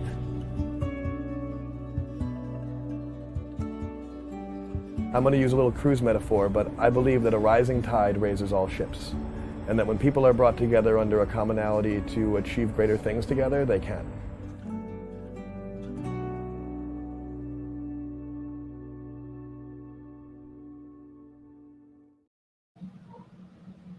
Man, every time I see the commercial, I'm just more and more excited that I'm going to be going on that this year. I think I've gone the last 4 or 5 years now, and it's just going to be a wonderful experience. But enough about me, enough about that. Let's talk about our next guest, Sean Osborne, that I am tickled to have a conversation with. But Adora, why don't you tell our audience a little bit about him? Yeah, well, first of all, he is going on the Marketers Cruise. And when I see the commercial, I'm like, last time the Napoleon Hill Cruise and Marketers Cruise were overlapping. So I'm going to see what I can do to make it happen this round. But so I met Sean at the Russell Brunson Mastermind. We were there were 10 people who won the Mastermind in Chicago. We were the top affiliates for Russell's Secrets of Success. We met Vic Conan, and it was really super cool. And one of the first things that got me about him is he has an incredible presence. You'll experience it, but he's built an email list of over 150,000 engaged people on like $5 a day. He was homeless at some point, and most people did not know that about him before the mastermind. So we'll dig into all that, but he's had major success. He builds for the long term, and mindset, Think and Grow Rich, all that stuff. He's a service, leads with service, but is definitely an alpha male. And I'm really excited. We need more men like him on our planet, right? So I'm really excited that we've got him here with us. Let's bring him on up. Let's bring him on up and talk with him. All right, come on down. Come on up. Sean, I need to click add to the stage. There we go. Welcome. Hey. How are you doing? Great. Good to see you, Sean. Good to see you. Day 3 of the Trailblazer Summit and Symposium. We just keep having phenomenal guests one after another, and now we're talking with you, another fabulous individual. Yeah, thanks. And by the way, yes, I am on that cruise now. I saw that commercial on day 1. I'm like, okay, I'm in. That's sold. Take my money. Yeah. So I'm on. Can't wait to go on that. It's funny, watching some of these speakers on here, most of these speakers actually, it's like, God, I feel like such a newbie. I feel like so new at this. And it's like, man, just such great, so many great people and so many great speakers so far. So, man, I'm so happy to be here and happy to hopefully give some gold nuggets to somebody and, help them on their journey. Well, tell us that there are 33,300 people watching live right now, which is super cool. And thank you all who are here with us. We see you. Yes. So tell us about why is mindset so big? Let Isabel know, give us a little of your background story, and then we can start pulling from that. Sure, absolutely. And again, yeah, it's not something, a lot of my background is not something I talk about a lot, but it is something that truly affected my life, how I live, who I am. And, I truly believe that some of these biggest things that happen to us in life, some of these biggest, dead ends that happen to us are really our biggest gifts in life. And for me, by the age of 15, I was on the streets, homeless. And, voluntold to get out of school in the 9th grade. I was literally, if you ever saw those posters for, back in the 80s, posters for, don't do drugs, I was the poster child for that. And so it was tough back then. I'm not going to lie. It was a very tough thing to go through, but it was also the greatest thing. And then, at 17, I found out that my then girlfriend, which is now my wife of 36 years, was pregnant at 17. And it's like, so here I was literally still homeless at times, could barely afford food. And, sorry about that, but still, barely afford food. I did not want to bring a kid into that life. And that was really that was the turning point that really changed everything. It was like, but it was the greatest gift to go through, because it's, that going through that type of stuff is what lit a fire in me. Was, you know, again, I did not want to bring a kid into a world like that to see the things that, that I saw. And that was it. When that happened, I was like, okay, this is not going to happen to me. I'm going to change. And it was literally, that's what gave me the resilience. That what gave me the, the resourcefulness at that time to really be unstoppable and to do the things that, that I went on to do. And it was like, Adora knows this, but by the time I was 30, so literally from 15 to 30, I was taking my first tech company public, but it all came from this background of really being, you're back against the wall. You either, you do or you die. And, but that's, and everyone goes through these things, and you don't have to be in the, rock bottom to do these, but that's really what taught me how we think and how we look at things can change our complete scope of life, of who we think we are, where we go, and what we do. Yeah. And children don't choose when they're born. They don't get to decide where they live. They don't get to have an input on these things. But we as parents, as individuals, as, their makers, essentially, it's up to us to give them a legacy and a future that we can only work extremely hard to give them. We've had, me personally, I've had conversations with people who had, a $10,000 a month drug habit, and they went on to start a rehab. When you're on the ground, when you have no other option but to go up, it's amazing what you can achieve, because you are already hungry, you're already driven, and have a reason to keep pushing forward. Along the journey, I love, people heard me say it, I love, learning who the leader of the leaders are, who coaches the coaches, who mentors the mentors. And on that journey, it can be a parent, it could be someone who indirectly, affected your life, but who was someone that you kind of looked up to or listened to, whether it was a podcast or an actual conversation that really helped you find your grounding and kind of push you in a better direction that you weren't first considering? I think it was, so to me, it was a whole bunch of people. It wasn't just one person. It wasn't just one thing. As I started to grow, I started to realize, and again, I came into this really from the back end. So again, I one of the things I teach is Think and Grow Rich, because once I did what I did, I thought I was an imposter. I thought I was a fake. I thought, I just got lucky. That's just, it'll never happen again. And then when I learned Think and Grow Rich, I learned, holy cow, what I did was I actually manifested the life that I wanted to have by the thoughts that I had and by bringing in the people around me. So one of the best things I ever did was I started looking at people, at mentors who were where I wanted to be. And I started to emulate them. I started to do what they would do. I would try to get in the rooms with them. I would try to me, proximity is power. There is so much power in proximity. And it's like, so my biggest thing was getting around the people that were where I wanted to be. And that's what pushed me along more than anything throughout the course of everything. So tons of people. And what's funny is, one of the speakers that was on this, Jeff Olson, I'm not sure who brought him in, but I would love to meet him. It was like 7 years ago. I was at a conference and I saw him on stage, with his book, and it's like, I want to be able to impact people like Jeff. I want to be on stages. I want to do things like Jeff. And he was one of the people who literally I saw from a distance saying, I want to do what he's doing. He's making such a great impact. He's doing such great things. And it's like, I want to do what he's doing. And that's one of the things, again, probably 7-8 years ago, that started me on this path of public speaking and trying to make this biggest impact that I could on this world.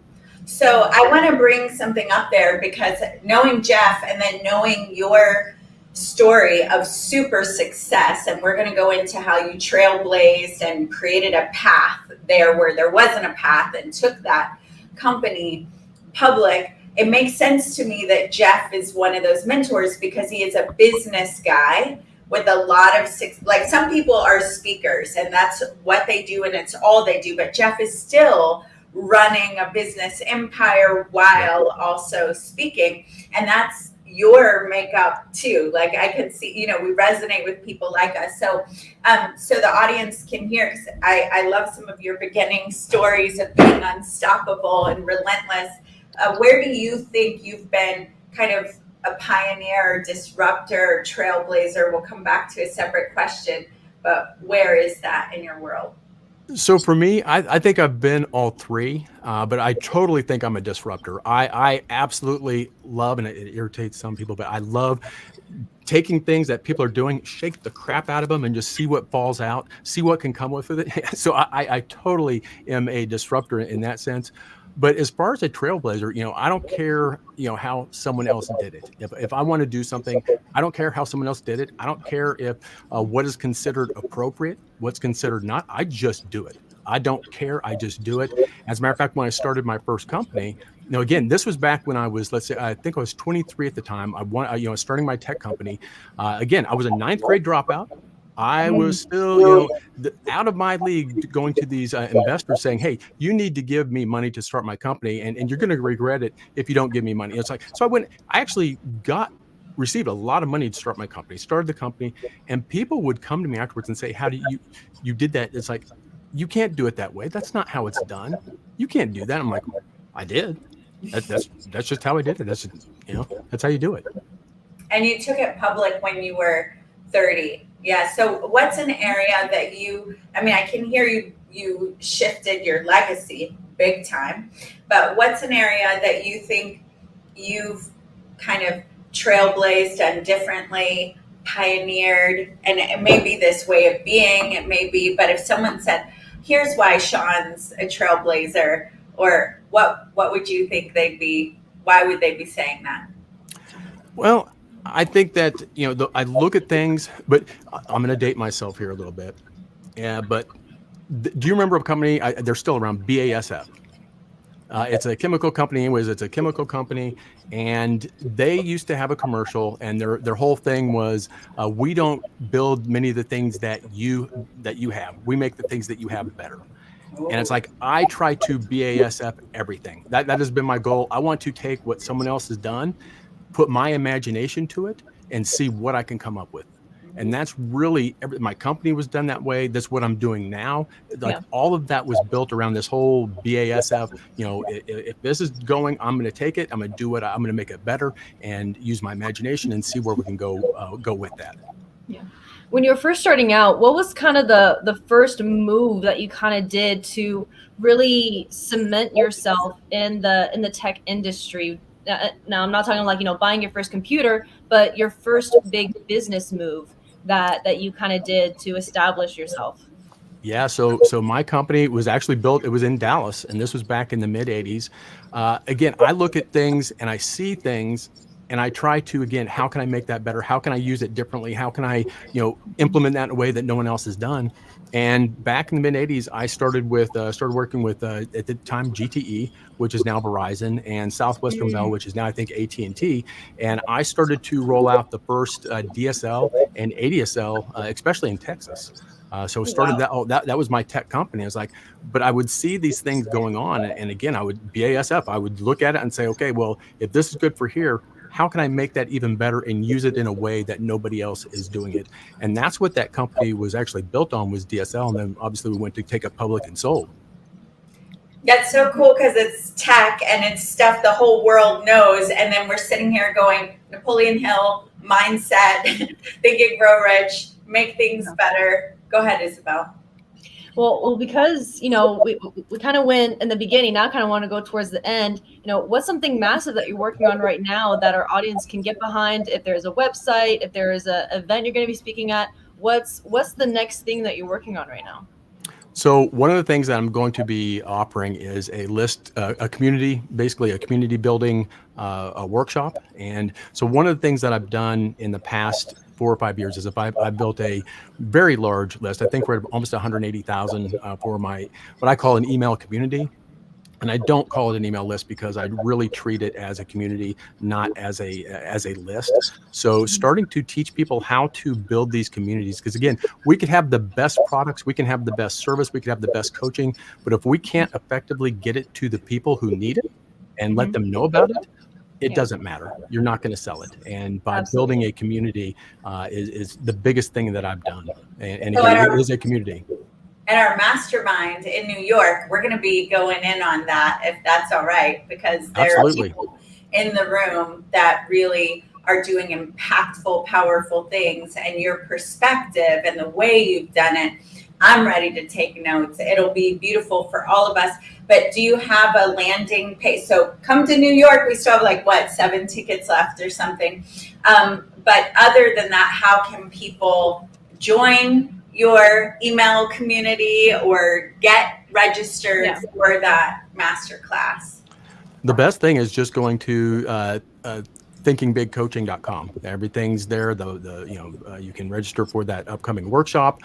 You can look at the podcast. You can do various things. And what's funny is, this list has given me so many different things. I built it as a community, but in the past year and a half, 2 years that I've started to somewhat monetize it, I've launched, 6-figure courses. I have my podcast is top 20 entrepreneur podcast in 52 countries last year.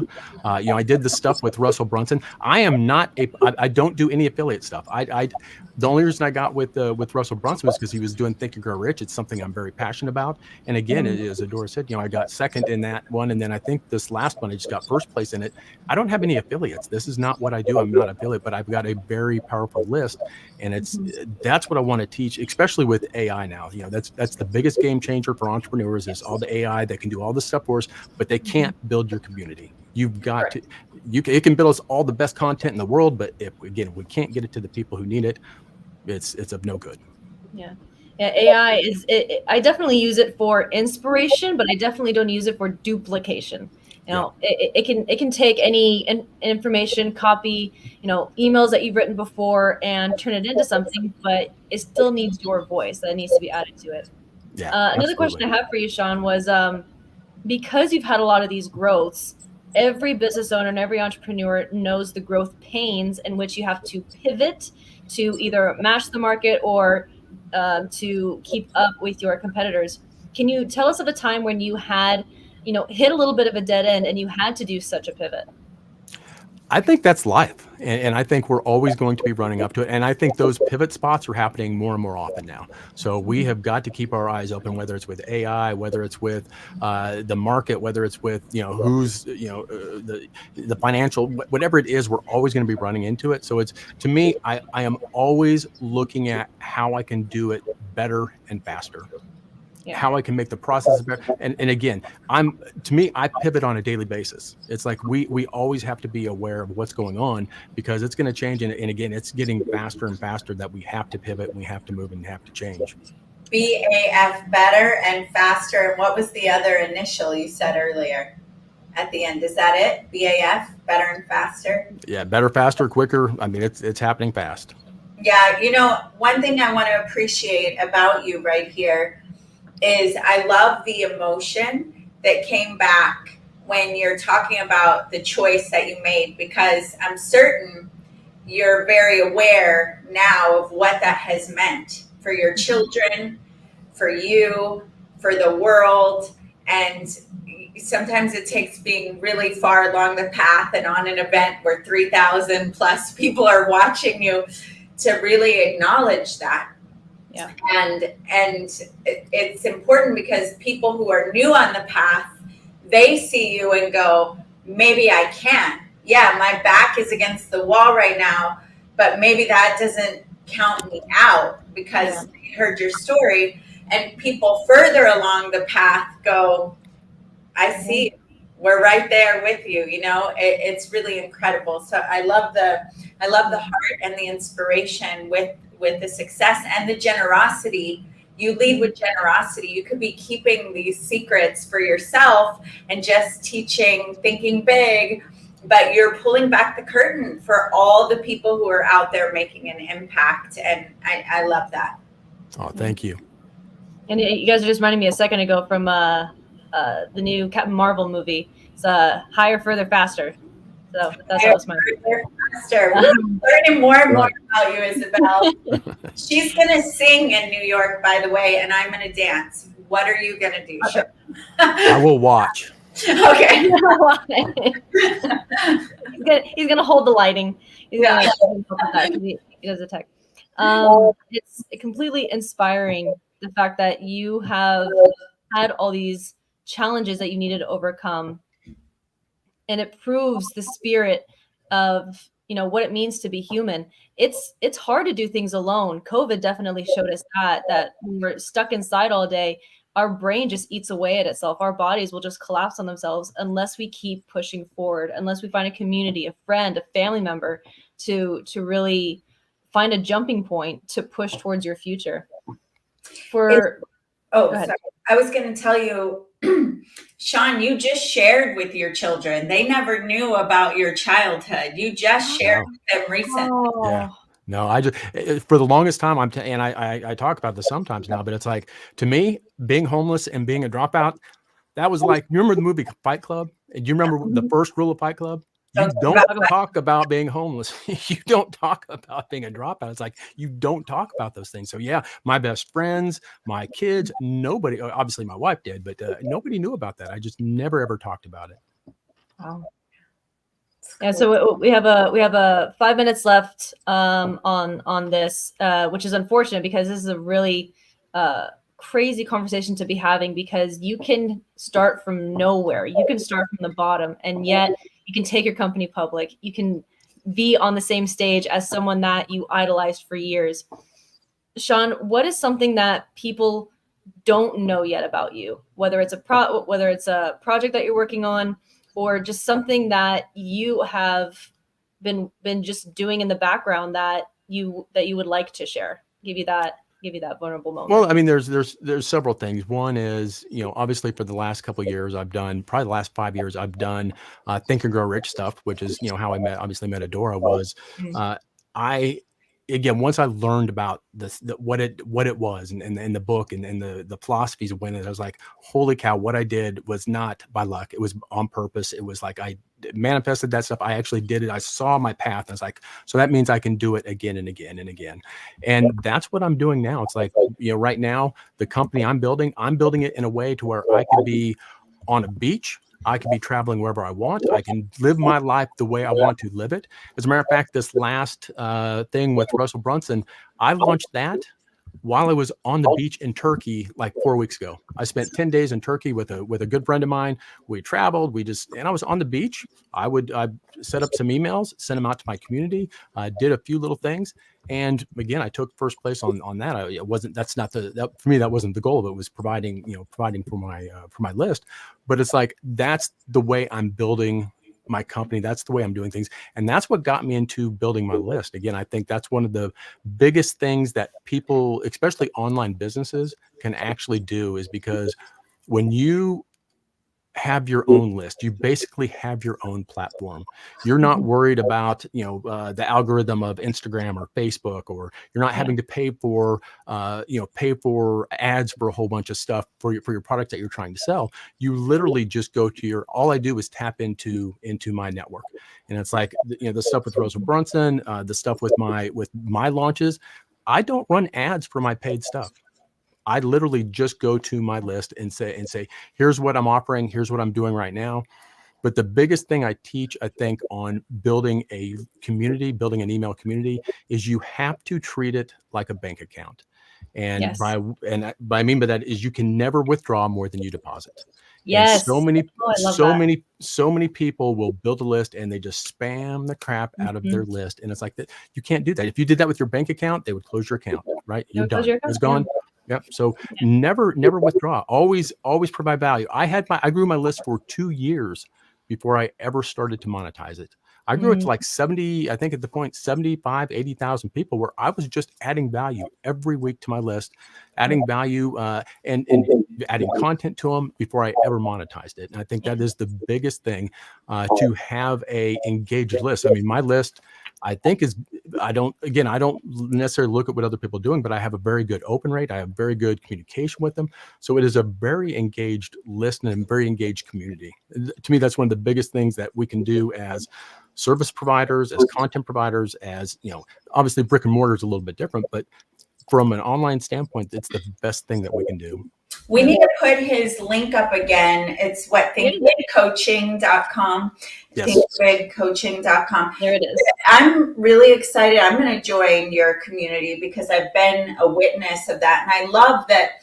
I mean, you have a really, so you guys know, he is a very highly paid professional. And he started looking at, if I'm going to retire, how am I going to set my life up? You didn't know I remembered all this, right? If I'm going to retire, how am I going to set my life up? And so he went, okay, I need to build a community. And if I build that community right. So he played the long game, you know, I'm going to play the long game. I'm set. And that's just so wise, because you're right. The spamming, and yeah, it's been incredible. So I'm excited we get to learn from you in New York and spend time with you. Those of you that want to do the wild thing and come to New York, get in the room. Proximity is a cheat code. Proximity is power.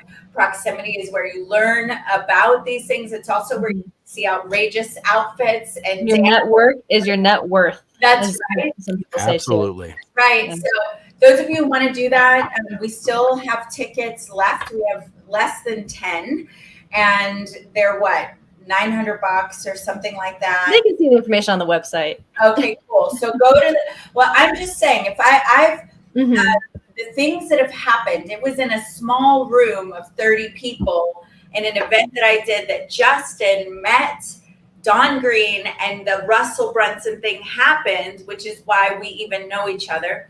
Sean, you don't know this, but that 10-person affiliate winning thing with the extra people that were there, I reconnected with Dave Wilderson, who I knew for many years, and now we're putting together. Now Sound Wisdom is relaunching new Dennis Waitley books. He's going into Brazil, but it doesn't even have to be a big room. It's about a quality room. Yes, the quality is where it's all at. Sean, thank you again so much for being here. When you bring up our next guest, Sherry Sotelo, appreciate you. I'm excited to meet you in New York. And yeah, guys, go to trailblazerevent.com. Hit NYC VIP event in the nav and see how you can meet people like him there. Sean, thank you so much. It's been amazing. Thank you. Thank you. All right, let's bring up our next guest, Sherry Sotelo, Dr. Sherry Sotelo of Operation Impact. Hello, gorgeous. Hello, my beautiful ladies. How are you? Oh, fabulous. Fabulous, delicious, having a wonderful time. Yes, you are. I've been watching the last 3 days. I'm like, oh, I can't wait to be on. I can't wait to be on. This is so much fun. You're here. Yay! So tell us and our audience a little bit about Operation Impact, because we are going to be doing some big things in New York together. And so for those that are interested in coming and want to connect with you, because they should be connecting with you, tell us a little bit about all of that. So Operation Impact is a movement. It literally has grown from just a speaker stage that was built on a plus type event that I wanted to create for Mark Rodriguez while he was in the depths of his illness. That's why it's under my Face of Illness co-op organization, nonprofit. And all of a sudden it turned into this amazing thing like, hey, we're going to go make an impact here. We're going to go make an impact there. It literally is like a surgical operation of where I strategically get myself into these positions where I can work with people like you and David and Adora. And I've worked with the Royal Order and the Los Angeles Tribune of nominating and getting individuals in to these Presidential Lifetime Achievement Awards. Yes, but more than that, too, here. yes. So I've got them packed in my suitcase. Yes. Beautiful. Yeah, I love it.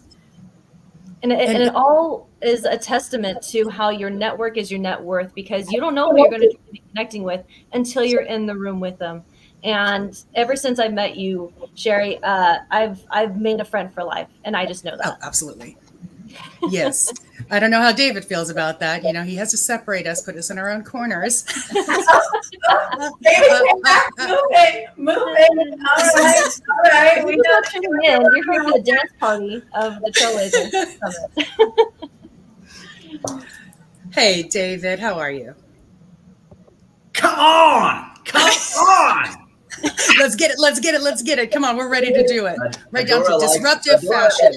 Adora likes it when I get all high energy. I do. she has a hard time believing this, but like I'm busting a move on these cruise ships. You know, Sherry, we've been in Vegas together. We've been I in don't think Vegas. you've seen, like the full performance, but like I mean, I'm not bashful. I'm not bashful. You're not bashful. No, not at all. I guess I'm Adora, we got to catch you up. Yes. Yeah. Okay, I'm gonna find out. Don't get me wrong. Like, I mean, I'm not Isabel Wild. Like, people think like I'm corrupting Isabel to some degree. Like, Isabel corrupts me. Like I'm not Isabel crazy. But you know, I okay, get but out you're there making and it have kind a of sound good like a time. bad thing. Can we just paint that in a better light? Well, I don't Isabel know how to and paint I it in a met. better light. Wait, we'll put it in a better light. Isabel and I met at a red carpet gala where we curated a beautiful crowd while having a great time, making quite a few people blush and then walking away gracefully. Yeah, just having a great time, making memories, making new friends. Absolutely. All right, we'll go slow. We'll go slow. You three ladies are all just innocent. We'll kind of try to perpetuate that brand. I don't know how that's gonna go. But hey, that's your job. That's your job, David. Scary. Go ahead, David. Okay. Thank you. No, we are really excited, and one of the things we've been talking about is trailblazing, being a pioneer, but also being a disruptor. And we've been asking people, you know, hey, you know, do you feel like you're more of a trailblazer, more of a disruptor? And disruptors are these people that it's like, once everybody's kind of doing what they're doing, they got to do it different. They got to do it better. I've been asking people, are you more of this? Are you more of that? I'm not even going to ask. I already know you're a disruptor. And that's not necessarily like a compliment, you know, because people like me and you are like, we get bored. Like once everybody's kind of doing what we're doing, we're like, how do we do it better? How do we do it different? How do we be more unique? How do we, you know, maybe it's not bigger. It's just better. Like so I mean, that's how we've got billboards now, and we're doing things with, you know, bigger networks, Bloomberg and Fox, and, you know, we're going to Kenya and documentaries and, you know, presidential lifetime achievement awards and just, you know, all this stuff. And I'm always saying, like, I don't know where we go from here, but somehow we always find that place to go, Sherry. So you fit with us. We fit well with you, Adora. Like this is a cool collection of individuals. Absolutely. We need a jet. We need a jet. We need a jet. Just pull together with a jet. Let's do that. I like it. Yeah. Hey, that's the global impact. We're on our way. We're always on our way. There's something I said yesterday that perfectly reflects on this moment now when you talk about getting a jet is, who says a fast decision is a bad decision? Like when opportunity comes up, you just got to roll with it.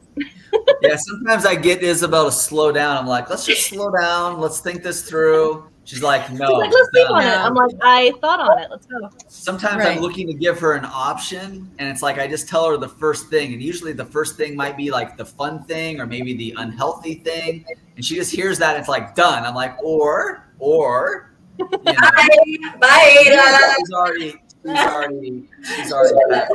Yeah, she's already packed up, ready to go. Well, let's switch this up a little bit more for our audience here. We do have a lot of fun, but you also do a lot of very serious and sincere work, Sherry, with individuals, and it's a very honorable thing, and it can be a heartbreaking thing at times. And again, you bring fun to that as well. You've helped a lot of victims and people who have dealt with different types of abuse. You've also been working with a lot of people at the VA, you know, our veterans that just need a lot of help and just don't always get it. I just kind of want to speak to that. Can you share some of the groups of people that are kind of near and dear to you that maybe you've made an extra effort to extend a hand to? Well, so veterans are definitely my heart. I started my clinical practice as an intern at US Vet, so a homeless veterans facility that, you know, why are any of our veterans homeless? That's just not a thing that should happen. And even still to this day, I'm known as that street therapist. I get down, I get into the tunnels, I go and do the things and provide therapy, no cost. Same thing with the underserved and underrepresented children. I'm a trauma specialist. I started with combat trauma. I work with violent sexual crimes, violent sexual child crimes. I was part of the child death review team, which is a very hard thing for people to do. reviewing and giving that psychological aspect of what led to the death of a minor and being able to provide that insight and support. Now I'm supporting other nonprofits like Epochal Initiative, which is bringing neurodivergent youth into professional athletics and into college scholarships and all of those things. That's great. Then there's also Love and Light Foundation, which is a wonderful event that we're doing benefits for and supporting that. We're bringing love and light to those families with children that have cancer, terminal cancer. So just amazing things. And then everything that we can do for the community, let's just do it. There's nothing that's in my way except for me. If I'm in my way, then hey, that was my own problem. My goal has always been to just be the person that someone may need or I may need one day. Yeah. That's really it. Yeah. Sometimes I put myself in the position where it's not so much that like I'm the bad guy, but I'm sort of admitting to, maybe the downside of whoever I am or how I see things. And I'm going to do that right now. I'm going to kind of like share something that's kind of maybe wrong with me, but there's a certain part of society that thinks like me. And we're going to fix this, Sherry. You're going to solve. Okay, let's do it. We're going to solve all the world's problems here. But it's interesting when I first saw, and I still kind of get this a little bit, part of the organization, one of the names you have is, the face of illness or faces of illness. And I thought, that doesn't sound very good, or that doesn't sound very, and maybe it does, maybe it doesn't. But the bigger point I want to make here is there's just this stigma to certain words. There's just this stigma to mental health. And yes, maybe I shouldn't think that way, but I think a lot of people, we get hung up with these stigmas and it hurts the work, right? It hinders the help that's needed. And I have to go inside and kind of catch myself, be conscious and, course correct, do some inner work. But, how has that affected you in helping people with all these stigmas? Can you speak to the stigmas and how you're trying to pioneer everybody out of that stigma? And that's exactly why I did the Faces of Illness. It is a coffee table book that features just these beautiful individuals that have some level of medical illness. I'm a walking medical anomaly. I mean, my doctors are like, oh my gosh, I don't know how you're alive. What is going on in this world? And I'm sitting there laughing, thinking it's hilarious. Because if I'm the face of illness and I'm doing everything that doctors said I would never do, like walk or talk or be able to lift my face after post-stroke, several strokes, then why can't somebody else? Illness doesn't have to be doom and gloom. It really doesn't have to be this thing that brings us down.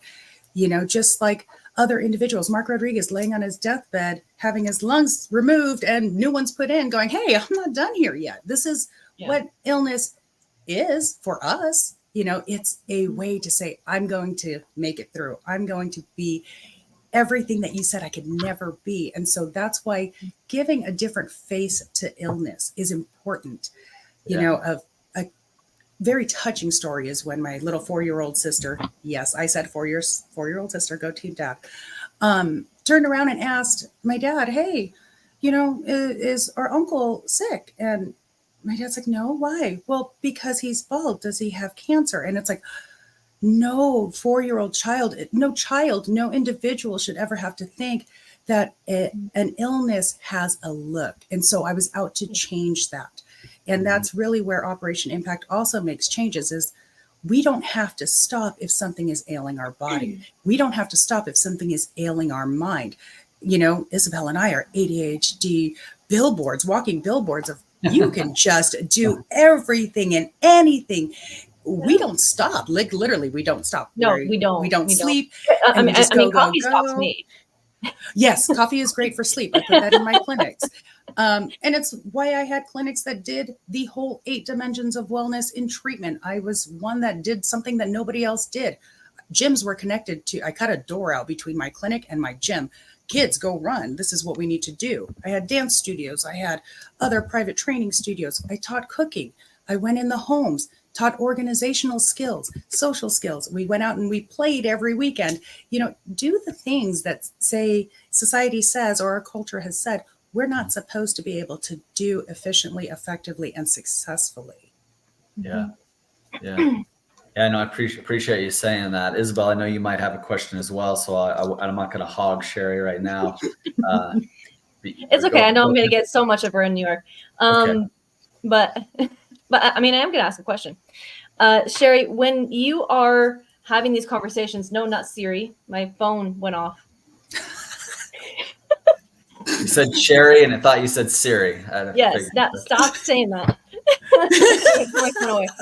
When you're having these conversations with people and they want to know how they can directly impact an individual or even just contribute in some small way, where is a place that they can go? Where can they contact you directly so they can do maybe a little bit more than what some options are available? Well, with the Operation Impact Tour, you can go right on there and it says volunteer here. Join us. Join in some level of movement. I'm actually offering even my time at no charge for individuals that want to talk about, hey, how can we create an impact project? And so that's one of the things that I wanted to donate my time to. It's let's curate what you can do based on your capacity and ability and resources. Let's maybe generate more information and more resources. And then we go in and we make the change. But you can get me on operationimpacttour.org or sherrysotelo.com and find me. I'm great at saying, hey, let's do it. I don't know where I'm going to be next weekend. If I'm free, let's go. Let's make it happen. Yes. I love it. Yeah. Well, you've been a great, pioneer and trailblazer for mental health. And, that just takes so many shapes and forms.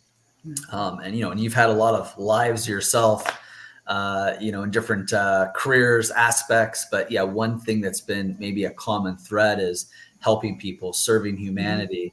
And not just in the U.S., but you do travel, and one of the places near and dear to your heart is the Philippines. Mm-hmm. And I don't always see it, but supposedly, and I believe you, but supposedly there's a certain amount of Filipino in you. But maybe you can speak of your work in the Philippines.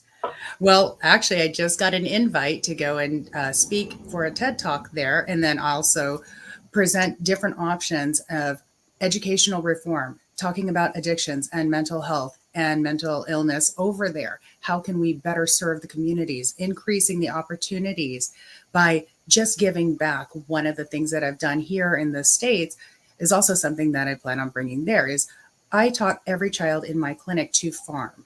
What it takes to put food on a table is very, very difficult, but it also sustains you. And over there, when there's not necessarily access to regular commerce, regular grocery stores, learning and knowing how to grow your food, wonderful. Do those things. And how to do other things like sewing, just basic stuff. Working on cars. Yes, I work on cars too. I know, it's crazy, isn't it? But bringing all of those things to these areas that just seem a lot of it underserved. That's very, very near and dear to me. It'll always be that place that I go back home to. Yeah, for sure. So I already know some things about you. So these are going to be loaded questions, maybe pun intended, but you're a gun lover? Yes. You don't have to say all the guns that you have. That's not a good thing to do. But is it safe to say you know how to use more than one kind of gun? Yes. You ride motorcycles? Yes. What's the best motorcycle you've ever owned? Oh, I really loved my Deluxe, my Harley Davidson Deluxe. Nice, clean, smooth, run 1,000 miles at a time, and just go. Okay. What's the longest you've ever gone on a motorcycle trip with maybe other people? Oh, with other people, I used to pack ride. So there was 36 bikes at one time, traveling down from Las Vegas and through Utah down to Southern California and then back. But on my own, I could easily take off for a day or two. How many tattoos do you think you have? Oh, really? Okay. So basically, Sherry, you're this Dr. Sherry Faces of Mental Illness. But by the way, you are a motorcycle riding, gun toting, cigar smoking. Yes. So if I hadn't got there yet. Well, if they're all connected, well, then I have like 4. But if it helps anybody, 1/3 of my body at least is covered in tattoos. Love it. So I knew a lot of things about you, Sherry, and we've had several conversations, but just knowing even more about you now, I feel like I should just be adopted. Okay. because something on my personal bucket list is learning how to ride a motorcycle.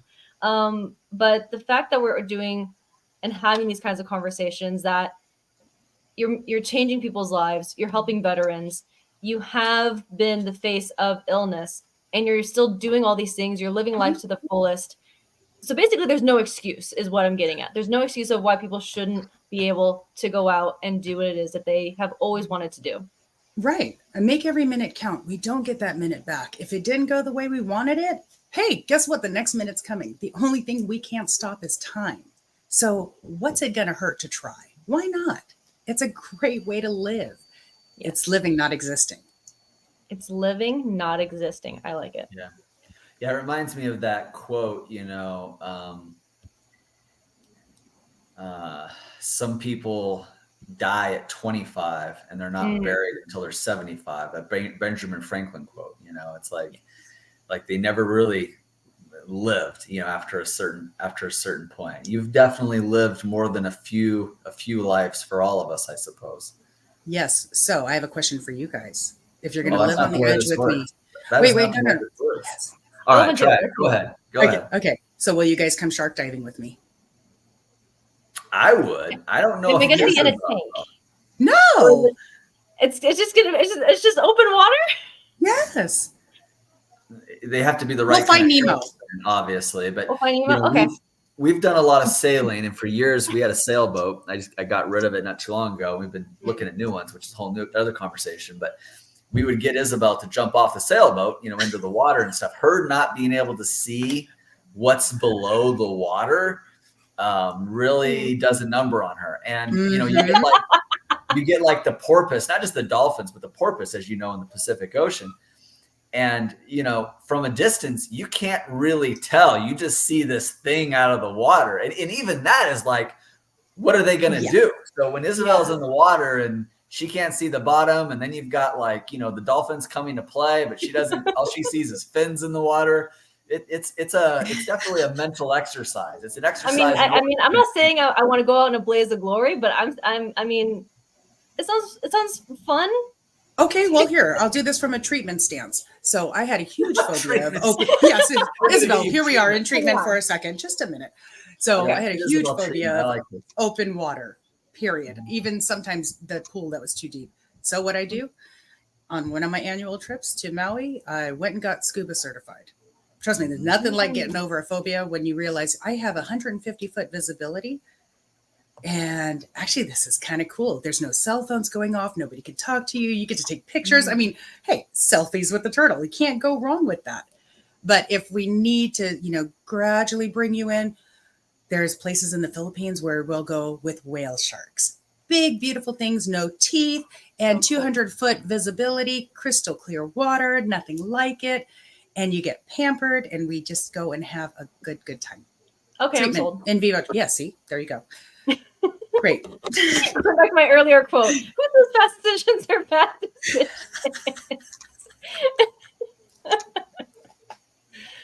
David's like, oh boy. I know. Not sorry. Not sorry. So people are really curious about the Presidential Lifetime Achievement Awards, and and I shared some of those graphics earlier, but I can share some more. We'll help with some of the nomination process and things like that, getting people through. But what I'd rather have you explain is, just more about the award in general and what it takes. The people are seeing all these awards, they're going, man, what do these people do to get this award, right? What do they do? So maybe you can just kind of walk people a little bit through the process. Like, I've seen the back end of it all with spreadsheets and columns and descriptions and whatever, but maybe walk them through a little bit of that, maybe not too much of the administrative, but I really want to know the very real process that's involved in all the background. You go ahead. Well, I do it probably a little bit different than some of the other credentialing agents. I allow nominations to come to me from larger organizations like Top Talent. And when I ask for people that are not looking to get recognized, I guess is probably the best way to start that. It's people in the community. In particular, I'm working a lot with the high profile individuals that not necessarily have general access, that people don't have general access to, but they're doing all of these things. They're giving to charities. They are out there volunteering, like fabulous Camille said earlier, who was one of my original nominees a few months back. I know what she does. I know about the farming. I know about the trips. I know what she does with the work with kids. Same thing with like Maura with the mental health. We go and do so many different things for the community, really with no recognition. And so what I do is a lot of observation. I do the background checks, sure, but then I check the social media and I check newsletters and I look for articles and I look for a little bit more into their resume when a nominee comes in my way. Yeah. Then there's the making the announcement. Okay, talking to these individuals. What have you done? What has been so inspiring to you that makes you continue to give back to the community without any asks whatsoever? And that's where really it's such an individual piece about what they're doing and why they're inspired to do it. Some have gotten awarded more than once in their lifetime because the Presidential Lifetime Achievement Awards is 4,000 hours at a time. It's easy to accumulate 4,000 hours when you're nonstop giving. Yeah. And from there, it's really about okay, we're going to do, there's the clinical stuff. Let me stop you just there for a second. So let's talk about the 4,000 hours, because there's certain things that count. There's certain things that don't count, and there's a little bit of interpretation for someone like you who can kind of, make some judgment calls, but let's just talk about that a little bit. Explain the letter of the law when it comes to the hours.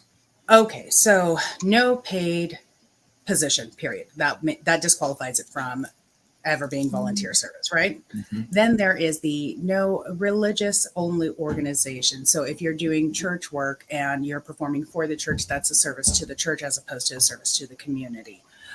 We cannot do these service hours, say, with family members. The care and consideration that we give to our family members is a wonderful, beautiful thing. And yes, almost always is really about that volunteer time. I've done it. I took care of my grandmother for years, but those don't count as community uplifting type hours. Yeah. So things like AmeriCorps, this is actually where it started. People don't donate their time for a small stipend for 1 year. They put in thousands of hours with just this goal of changing the community. So looking at what kind of things are we doing? A couple of my nominees have gone across, did binational toy drives for fallen officers. And so these are Rotary members that have taken their service time and volunteered above and beyond. It also, one of the things that's very important to realize is that these hours cannot be counted twice. So if they were accounted for somewhere else, those cannot be reused. So it takes a lot of investigation on my end or discernment on my end to say, okay, where have these hours been met? What have they done? Was any part paid or not paid? And it's really about, okay, what kind of change can we actually see? There's got to be some level of product that I can verify, on top of just the verbal. So that's the due diligence that really is required. Yeah. Good. Well, thank you for breaking that down. And I know there's even more that goes into it. We don't have to go into the whole thing, but I just want people to see that, there is a very real process. And there are some different credentialing agents, just meaning people that are approved to nominate and facilitate the award process. And, some people might get a little bit more liberal with their understanding of it, right? And so, it's very closely monitored and protected, because if it is abused in any way, they get shut down. And for example, one thing that you can speak more to if I don't say it entirely in the complete way you want, but bottom line is this can't be paid for, right? And that's one of the things I always want people to know. I have people that pay me, to publicize them and publish them, and I represent them, but nobody's paying me to get this award. No one's paying you to get this award. Can you kind of speak to that a little bit, or where maybe people have gotten in trouble in the past? Oh, yes. And so I have a nice big disclaimer that if anybody hears of anybody buying these awards, because I have encountered where somebody was selling these for a not even a small fee, I'm required, just like my clinical license, I'm required to report those agencies. Yeah. These can't be bought. I operate off of integrity and initiative. And really, that's how I integrate everything. But this really is, when it's signed and comes from the White House, we don't want to mess with those things. We don't want to run the fine line of, okay, I can just buy my way through this. Maybe I can skirt the system. And that's not how it works. And David, I love you dearly, but if I even thought maybe by chance you were putting a perk on it, I would have to say, no, I'm sorry. I just can't do it. Yeah, I understand. No, I appreciate that. We're going to have to move on here pretty soon. You gave us a lot of good stuff. Just before we let you go, do you have any of this stuff nearby, like the medallion or things that some of these people are going to get? Do you have anything? Oh, it's all packed now. Yeah, that's right. That's right. We fly out tomorrow. It's true. Well, I know. I fly out tonight. Oh, you fly out tonight? Ooh. I fly out tonight. I've got a whole bunch of prizes coming in for the gala and the mastermind that, David, I don't even know if you're aware of. No, I know. Don't. It's going to be a girl party. It's all right. Well, Sherry, before you go, I know David was about to ask you for something, but the person that we're bringing up next, the next few, one of them you've already met in our think tank for human trafficking, but one we're adding who has the custom her experience, but she does a lot and was thinking of the same kind of app we're talking about, same kind of curriculum, but for survivors of domestic violence. So I wanted you two to meet anyway. Maybe it won't be on stage here, but maybe you'll listen a little. She heard some of yours and we'll bring that together. Absolutely. Love it. All right. I'm ready for the party. I think we have a commercial. You wanted to ask Sherry something. I keep wanting to bring it. We were just wrapping up. No, that was the last thing. Thank you, Sherry. We'll let you finish getting ready and flying out, and we'll see you in New York City real soon. Yes. See you then. Bye, guys. Bye-bye. Next up is Katie? ? Yes, Isabel's blowing kisses in the background. I think she was going to play a commercial, or the commercial is David blow kisses to Isabel. No, that's all. That is all wrong. Okay. We're ready for Katie. We're ready for Katie. Okay, awesome. Well, Katie was introduced to me by Eric Swanson, who we have on a little bit later. She is known for the custom her experience and trains people who want to do business with women how to understand them better, how to give a great experience, which is a powerful buying market. But she also is one of those judges or helps to submit people for TED Talks. And she is really an overcomer and a conqueror in her own way, and has been a stand for women knowing how to be great in the middle of really hard things, which David, I know you and Isabel have done, and lots of people we've had here so far. So welcome, Katie. Woo! Thank you for having me on. I'm so excited to be here. Awesome. Well, thanks for joining. So I want to start with the custom her experience. Can you talk about why did you choose that market? Why should people and businesses be paying attention to that? Female consumer? Well, we are amazing. No, but we also hold the purse strings, and we are the world's economy. We actually, by 2028, I just read this stat today, women will decide 75% of discretionary income spend by 2028. So if you are not paying attention to the female consumer, then you are losing out big time. And when it comes to a custom her experience, women are physiologically different than men. I mean, the whole book, Men Are From Mars, Women Are From Venus, it's a real deal. We're physiologically just different. Our genetic makeup is different. The way our brain is formed is different. For example, our limbic system, a woman's limbic brain, so the emotional memory hub of our brain, is almost double the size of a man's.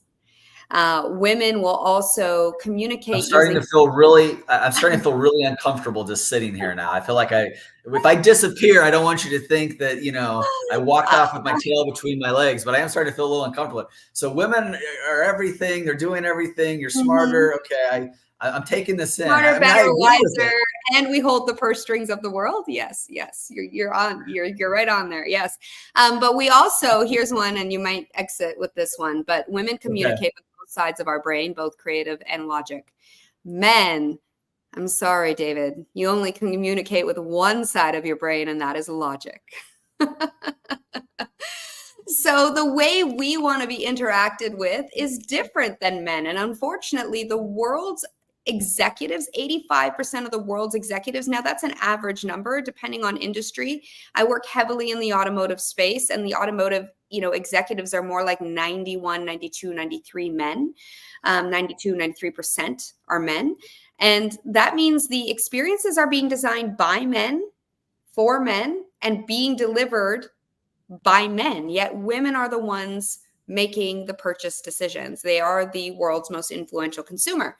So Custom Her experience came about because I had some really awful car buying experiences. I'm a customer experience expert. I've designed experiences for some of the largest organizations in the world, like Celebrity Cruises. And big hospitals, patient experiences around the world. And so when I had a really awful car buying experience, I couldn't believe, A, that you get a better experience with a $7 latte than you do with a $70,000 vehicle purchase. But more to that, I couldn't believe the gender disparity gap that actually still existed in a space big, like so big, like automotive. Automotive provides so many jobs around the world, and it's a conglomerate of an industry. And the gender disparity gap is ridiculous, not even from just a consumer standpoint, but from an internal customer standpoint with, female employees. So I got into studying the physiological differences between men and women and wrote my best-selling book, Custom Her Experience, because of a really awful car buying experience that I had.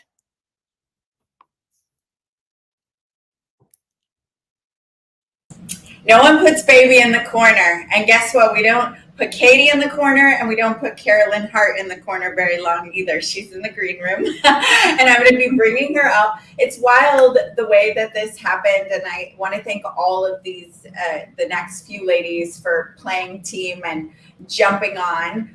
But how it worked out is who I wanted you to meet, Sherry, yes, who does the Presidential Awards, Operation Impact. She was just before you. And then now Carolyn, who's about to come up, she with us, and we'll get to know her and then panel back, and all three of us discuss a little bit. She's also in our think tank. Okay. And she's the one that developed the app for Nelson Mandela and connecting the country of Africa, and is all on board with, making tech and community very easy. She's a disruptor as well. And we'll get into that, how you're both disrupting, in a moment. But I want to go ahead and bring her on stage and you all to meet each other together. All right. All right. Hi, Carolyn. Oh, she's frozen. Okay. Dang it. Hello? Okay, let's try now. Back. It's delay. It's a delay. We may have to wait. Good. Let's see. We may have to wait till the next location. Okay. All right, so we'll bring her back. But okay, so while she's resetting, she set up for me before going to the next location. So you had a bad car buying experience. These are big stats. I mean, that women are making most of the financial decisions, that we have the biggest, influence in the buying experience. And yet most of the people designing marketing campaigns, processes in many companies, 80% or more are men, and they're designing it speaking to them. So so the first big deal is, hey, we need to disrupt the way this industry is going, and we need to shift this. And that happened because you had a terrible experience and wanted something different. So what are a few tips you can give entrepreneurs, male and female, that love to do business or want to do business with women to show up better? Yeah, I mean, first of all, women need genuine connection. And a lot of times we think, there's a difference between being nice and being kind. Being nice is like, I have to do it. It's my job. My boss said I should. Or maybe you're in a bad mood and you just show up and you're putting on your happy face and you're interacting with your customer. Kind is from a place like from your heart center. Being kind is genuine. And so what I would say, the very first thing I would counsel anybody to do in servicing the female consumer is go from their heart center. Be kind, be genuine, connect genuinely. Because our limbic system is double the size of a man, what we feel is more important than what you're selling. And it's, we've heard Simon Sinek start with the why. We buy based on emotion, not off, logic. But it's even more prevalent for women because our limbic system is double the size. So it's really, really important to do that. I mean, retail therapy is a real deal. I mean, we have the same physiological reactions to falling in love when we're shopping that we do when we're actually falling in love.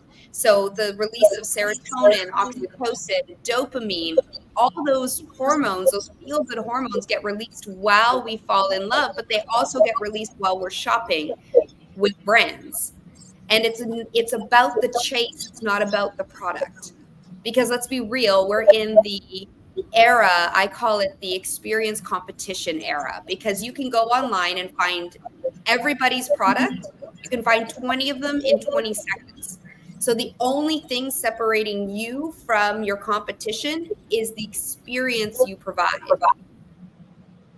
And so I would say double down on the experience you provide. And customers in general, 79% of customers will leave you for the competition if your competition provides a better experience. That's powerful in a world of Amazon and drop shipping and all of this stuff, that you're right. I mean, it is how you feel. And I think I read a stat once that when women groom ourselves or someone else, it hits a pleasure center in our brain, which is why, and there's something about shopping for beautiful things, creating beauty, creating cozy environments, knowing that we're women want a hedonic experience. So they want an experience of the senses. So that pleasure center you speak about, the beautiful environment, women really truly value that. Men are very utilitarian and they could care less. So I say, if you're going to build an experience, if you build it for him, you lose her. But if you build it for her, you'll have both customer segments. You'll keep him because he doesn't care as much, but she cares enough that she'll leave you. Yeah, that's really good. She cares enough that she will leave you. All right, let's try to bring Carolyn up here. I am very excited for you all to meet each other. Hi, Carolyn. Good afternoon. Is this any better? So much better. There we go. We're doing well. I'm doing great. Yeah. This is how we work. We just get things done and we change our schedules and off we go. I was just heading out to an event. Now here I am. It's a good thing I was ready. So there we go. We shuffle. That's what we do. Well, there were some men that missed their flights, by the way. So thank you for, I know David's going to feel like we're picking on him, and so are the men. We're not.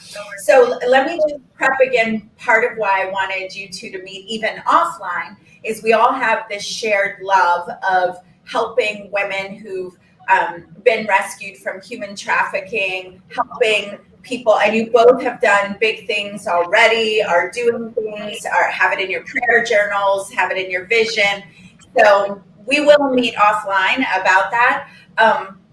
But I want to talk first, Carolyn, let us know, including Katie, about how you have disrupted the app industry, because what Carolyn's about to tell you, Katie, I'm not sure if you know or most people know about apps and how they're accessed and what can be done with them.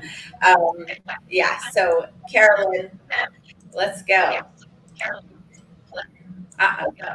Let's go. I'll make it quick here in the interest of the space that I'm in. You know, we got our start working with the Mandela family over 10 years ago and building a platform to unite South Africa for the pediatric healthcare crisis. Like every great tech company, we thought we were solving one problem. We fixed something else. So the best way to describe what Inspire Hub and iHub app is it used to be you needed a website and then you needed an app. What I like to tell people is that website and apps got married, had a baby, and we call them hubs. And the next gen technology is you no longer need to go to an app store in order to have an app. And that is really exciting. It's using technology called progressive web app. But even more than that, it's not just the tech, which is very cool. So when you create a hub, which you can make one for free and you add it to your home screen, it automatically starts installing with devices and using push notifications and all that great stuff. But when we were designing this for South Africa and some very wonderful, good humans trying to do great things with not a lot of resources. So think about today, whatever that mission is that you're on, and you know you want to start off with an online experience, right?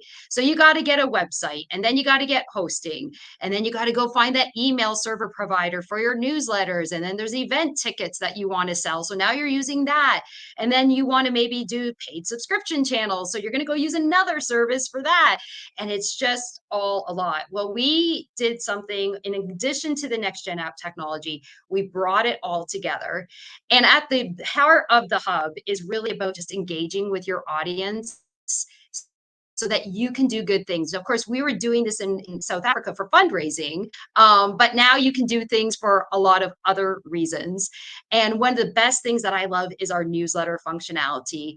A lot has changed. We know that they changed how newsletters are not arriving anymore, but ours are. And the reason is that they are not blast letters.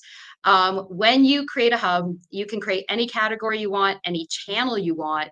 And as you add your posts into there and people join those channels, every single week, our system goes in without doing anything and automatically builds an individual newsletter for that person. So if you have 40,000 followers, it is 40,000 individual newsletters that go out every week without doing anything.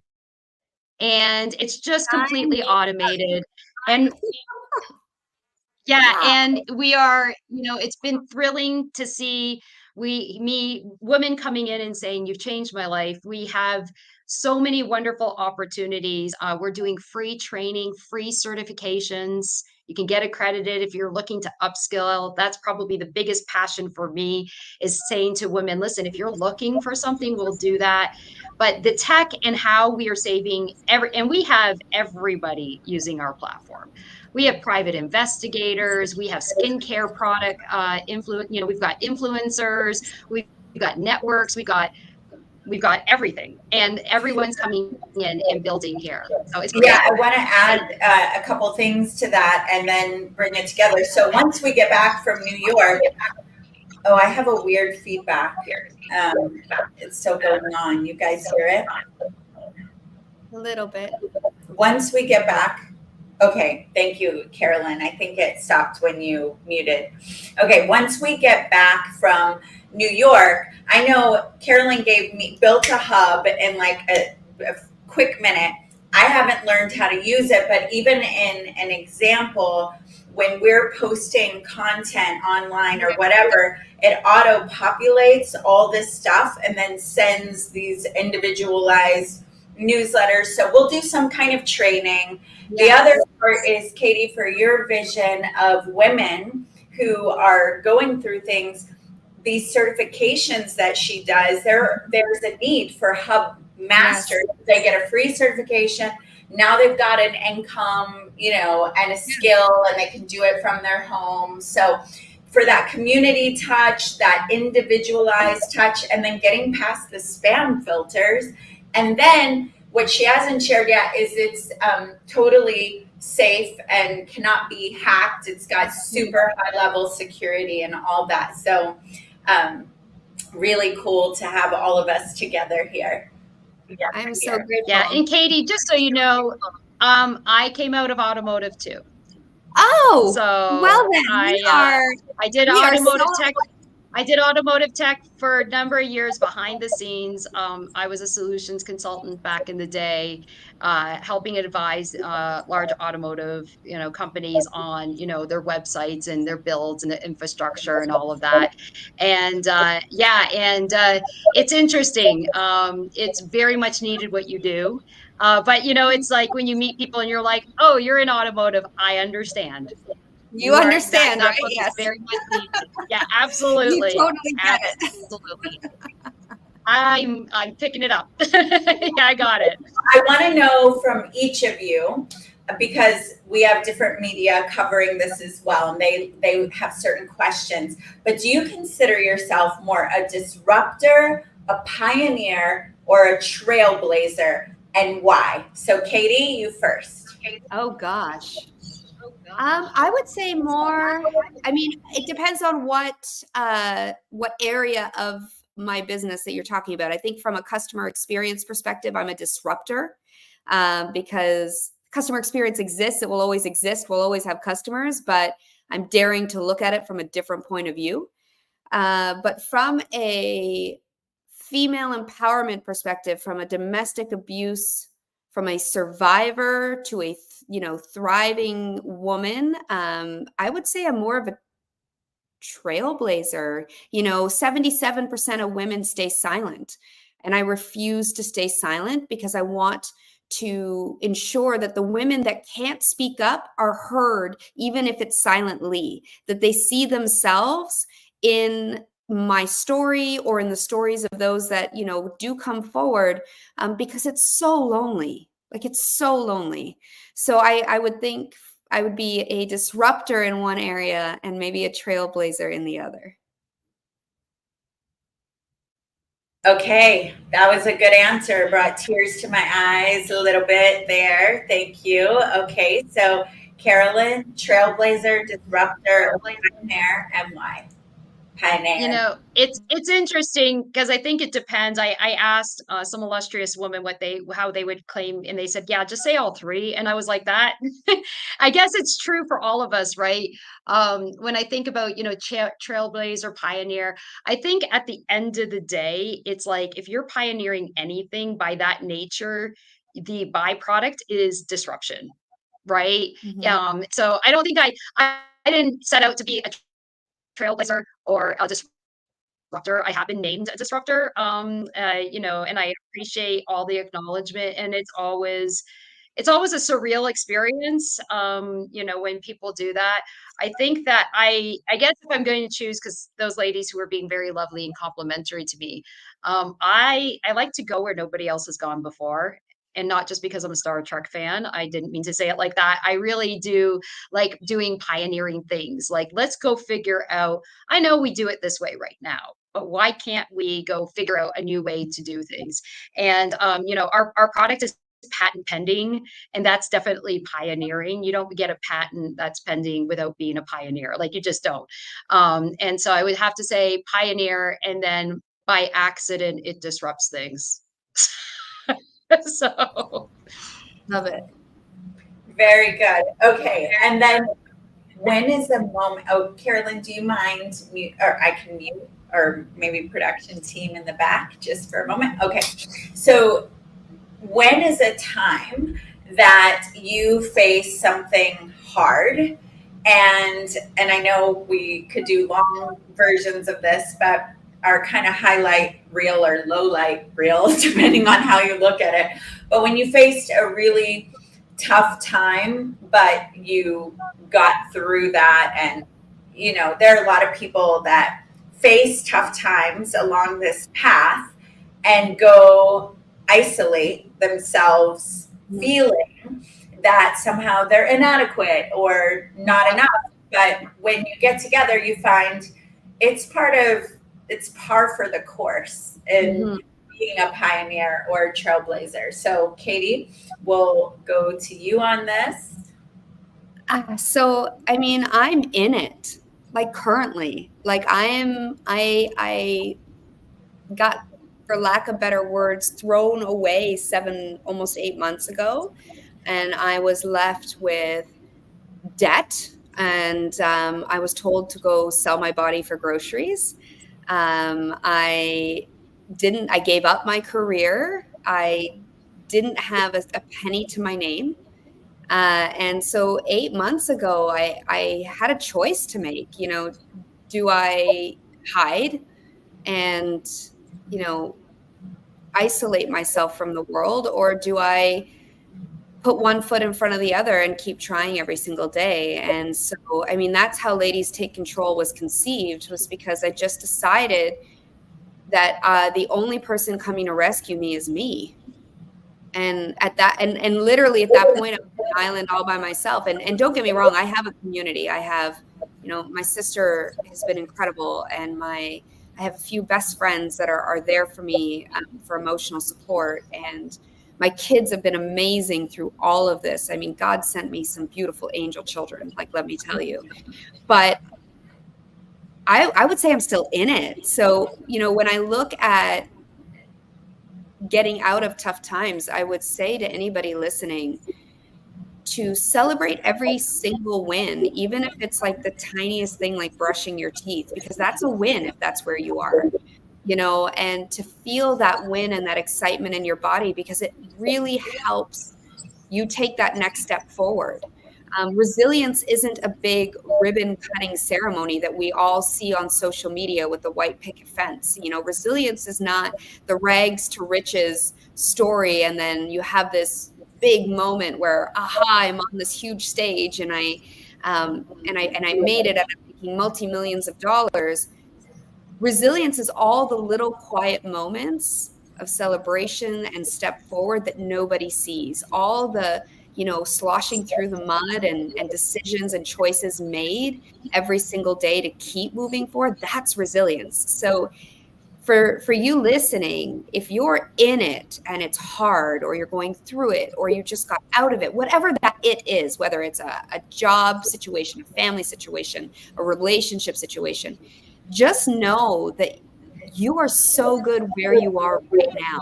And, be so grateful for what you have, because when you live in the present moment, you don't need or want for anything. And, I was on a call yesterday and it hit me so hard. I was on a call with Paul Blanchard, and he said to me, animals don't fear anything unless they see it. And we are the only species that fears things or makes up things to be afraid of, because we worry about what's past the current moment. And so I would say what's really gotten me through is, well, A, gratitude, but B, celebrating my resilience in taking a step every day, small or large, and C, living like right now in this moment, because in this moment we have everything we need and want. And you're okay. You're more than okay. You're insane. And when we operate from that heart center and from that heart space, makes taking that next step forward so much more achievable. That's amazing. And I love so much about what you've shared. And I know we have our next guest coming up and we get to hear from you, Carolyn. But what I love is, I know you're standing for women. You're being authentic, and look, I'm going through this right now. And we're already living incredible success, celebrity cruises, customer, advising these big boards. And yet you've come out about fleeing domestic violence, and you have held hands with your support community and chosen one foot in front of the other right now, not 5 years from now when I'm all healed and ready, but like right now, I'm going to walk this through. And that's the thing about domestic violence specifically, is that often, just like Sherry earlier was saying, the face of sickness isn't what people think. It's also many faces, like these kinds of things. So thank you for being a beautiful, authentic, stand for what is available in the world, what is available for companies when they focus on taking care of the women who are buying things, and also what resilience looks like moment to moment, the next step, the next breath, that being present, being right here. And I'm looking forward to more time with you and seeing how our friendship unfolds. And just thank you for your time today. Thank you so much for having me. Thank you so much. Awesome. And we've got Carolyn back for her answer if you want to stay on stage while she shares. Yeah. Okay, let's yeah, you know, I just want to say how inspiring you are hearing that story, that you're in the middle of it. And, you know, my journey, my own journey, you know, as women, I think one of the things that I love that you're doing, Adora, is that you're really creating a space for us to share about what that looks like and feels like.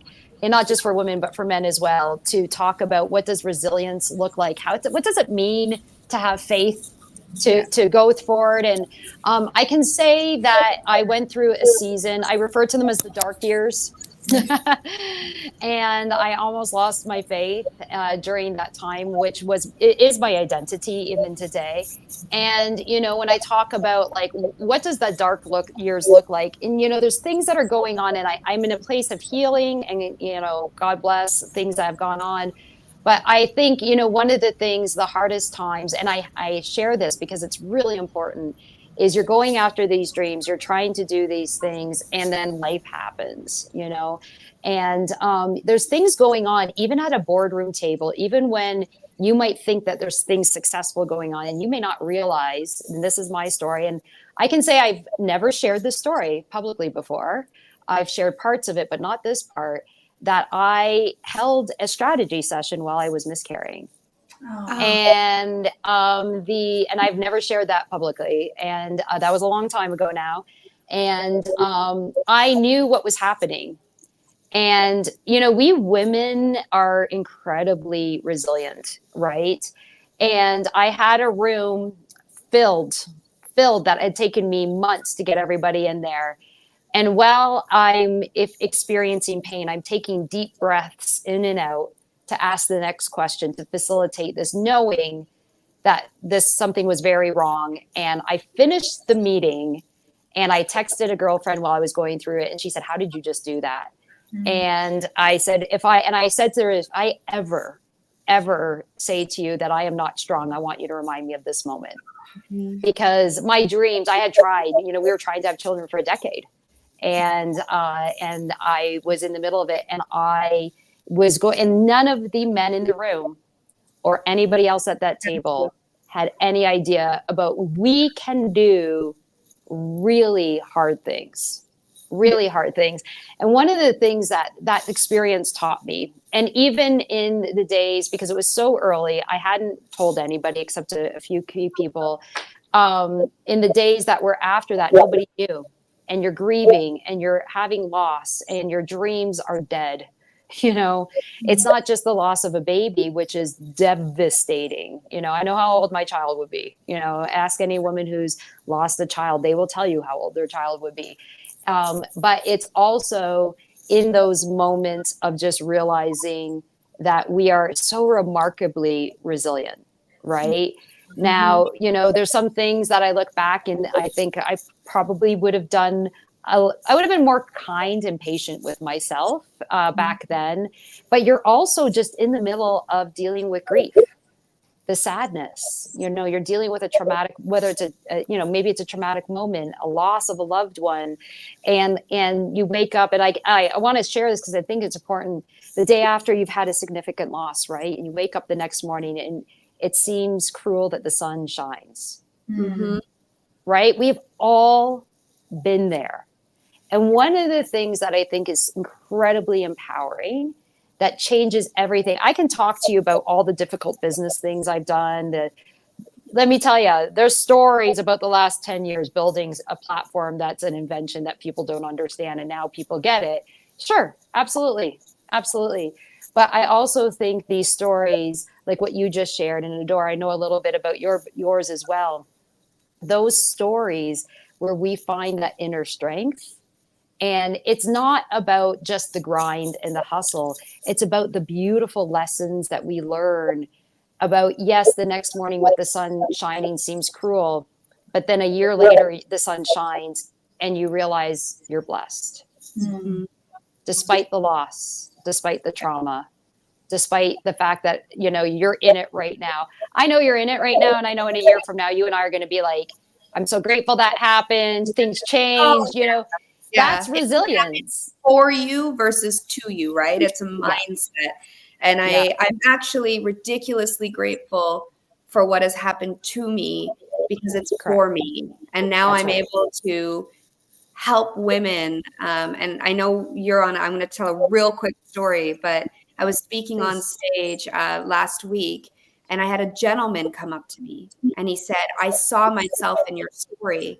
And for 6 years, he's like, he brought a tear to my eye. He goes, I sent an apology text to my ex-wife.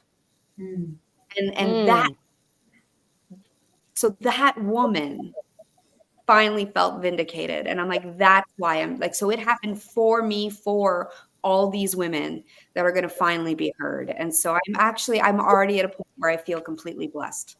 Yeah, it only gets better. Well, first, I want to thank you, Carolyn, for being so generous to share that for the first time and to share it here with us. And both of you brought tears to my eyes of like that beautiful picture of how strong and magnificent we really are as humans. And it doesn't matter what table. We've all been at really high tables, very, you know, the most successful, prestigious tables.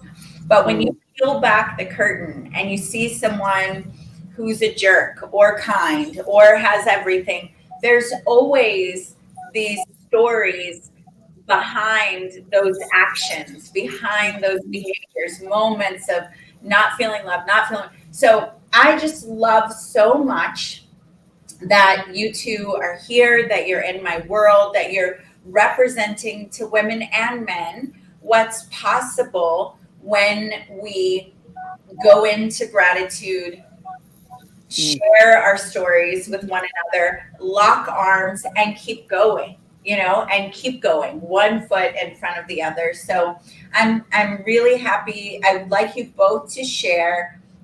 We've got Kenny, you need to come on camera in the green room, Kenny. I'd like you both to share your websites of where people can find you. I know, Carolyn, you have a free, people can start for free.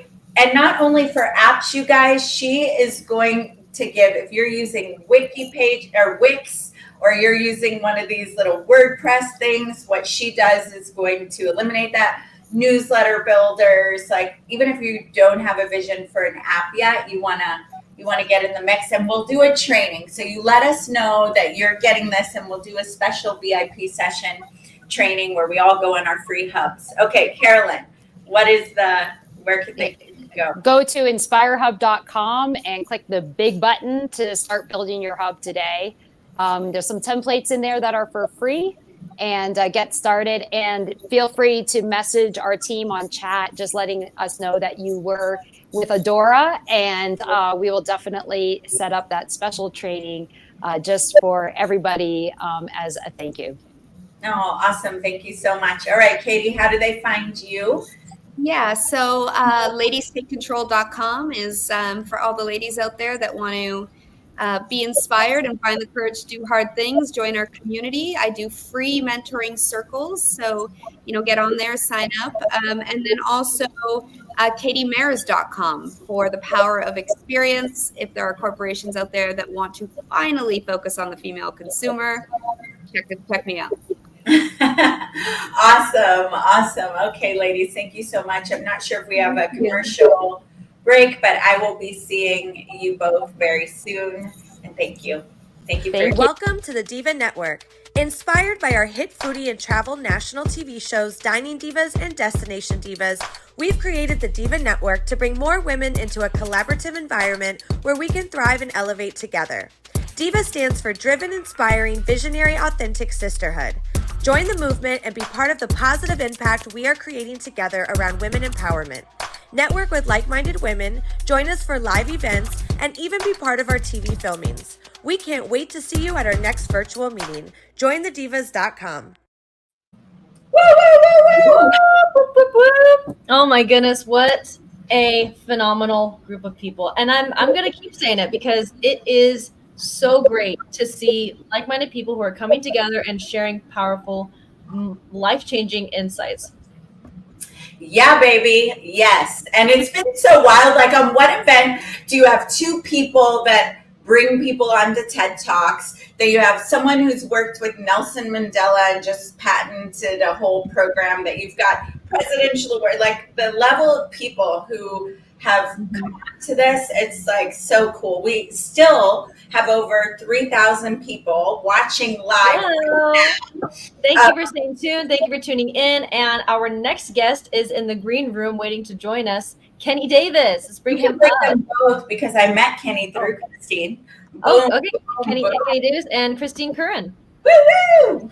Hello. Hey. What's up, guys?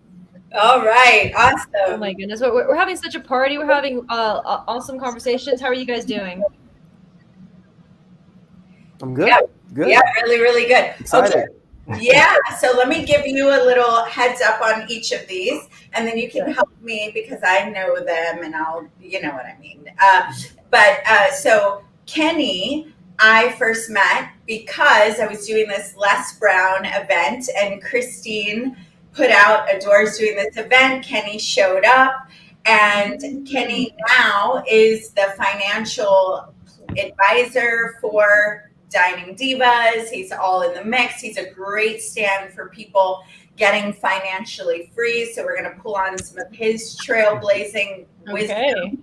And then this background, Christine, is working. It reminds me of outfits that I've seen you in.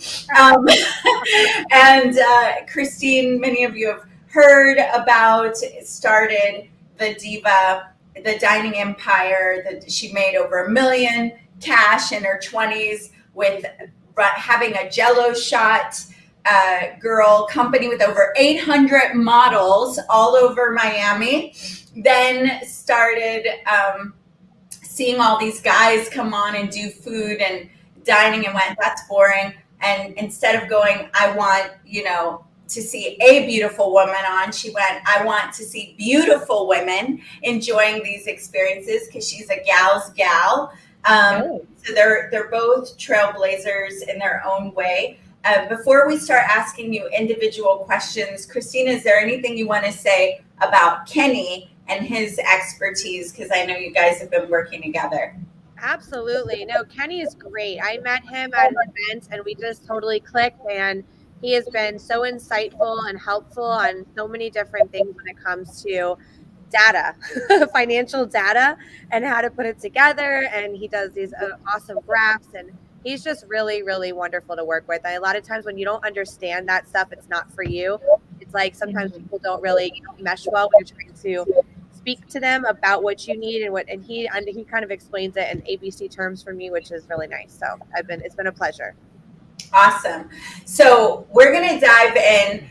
There's certain things that our media partners want to know from each of you. So we'll ask those things and then we'll kick it around. But feel free, Kenny or Christine, to ask questions of each other as well. We're going to make it crazy right now since you and came on early. And Christine, you've done hosting on Celebrity Boxing, red carpets, you know the deal. So you know how to be the co-host. Let's get into it. So what's the first question you have for Medora?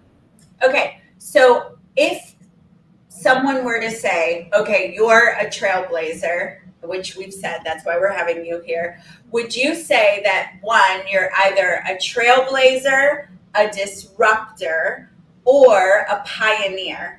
And why? Christine first. Oh, wow. I kind of feel like trailblazer and pioneer are similar, but I guess I would say trailblazer. I like that word. I mean, it's catchy, right? But I feel like, I'm always innovating things and creating my own spinoff on things that might, from TV shows to entertainment companies, creating my own lane, my own path. So I would think that is a trailblazing. Yeah. Okay. Thank you. And Kenny, same question. Do you see yourself more as a trailblazer, disruptor, or a pioneer? I guess trailblazer would maybe more disruptor. I mean, my goal is always to try to, as a person, make it easier for everybody to dive into finance and make it more simple for everyone. Because I think that's the goal for me every day, is so people can invest, do their accounting, look at their numbers, and actually understand it without feeling like somebody's trying to confuse them. So, I'm trying to trailblaze a path to make people more comfortable with their finances and numbers. So I guess that's kind of where I fit in as far as I think those three. Yeah. Well, you have to disrupt big personalities to get us to go there. Isabella, you were about to say something. Sorry. Yeah. Well, sometimes, especially when it comes to finances, being able to support yourself, set a budget, balance checkbooks, as they used to say, because no one really uses checks anymore. But it is a very complicated process that isn't very easy, but in reality, it can be if you are having conversations with the right people who want to help you, who want to give you the correct answers. How long has that been a space that you have been involved in? That like you didn't get involved in, like maybe with work, but it was just like, oh, this is something that I could do. Kenny.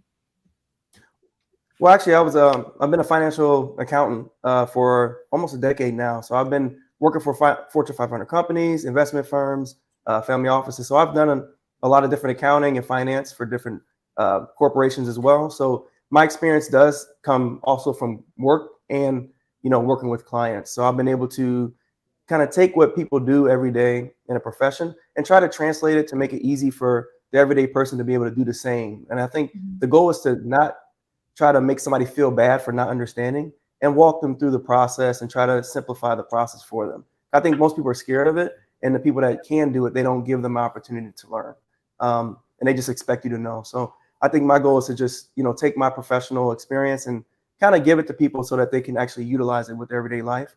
And now that we can use debit cards, credit cards. Back before, they had checkbooks, only cash. So it was easy for them to budget. I think our budgeting process is a lot more robust than they used to have to deal with. So I know, my dad, and they always yell at my generation about, why aren't you budgeting? Well, it's a little more difficult. And I think once you tell people that, they get more comfortable and realize it's not just your fault. It's a different process. And you have to walk them through that process so they can get more comfortable with budgeting in itself. Yeah. Like for me, I have ADHD, and something that goes along with that is object permanence. So it's a fancy way of saying that if it's not in front of me, I kind of forget it exists. So same thing with the budget. So some months I'll go over, sometimes I'll be under. But if I don't have my finger on the pulse of that, I'm going to have a really rough conversation with my spouse of like, hey, good thing he's not on right now. He can't hear. It's not like we're recorded or anything. 3,000 people are watching. Yeah, it's just between us four, right? Christine, my question for you is, it's complicated to get people together, let alone models and people who, have egos. They have to be handled with, woolen mittens sometimes.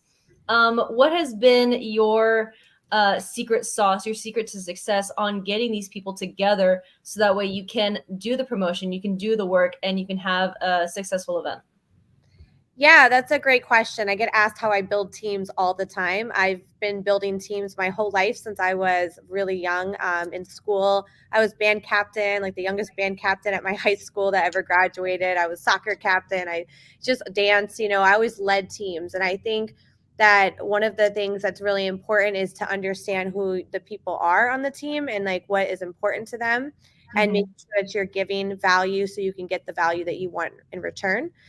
Which is the core principle, right? In life and business is that you give to receive and vice versa. So I think just understanding the people and how you deal with those people. I deal with everybody so differently. I talk to everybody so differently, and I've gotten really good at understanding if I talk to this person this way, they're gonna actually get it. And if I talk to this person this way, they're going to actually resonate with me. But if I talk to the other two people the opposite way, they're not going to get it. So it's kind of like being like a teacher in school or a parent. Like you have different ways that you deal with your students or your kids or your, or in the workplace, your employees, your coworkers. You have different ways of dealing with people. And I think when you understand people at a high level, that's when you can really build successful teams.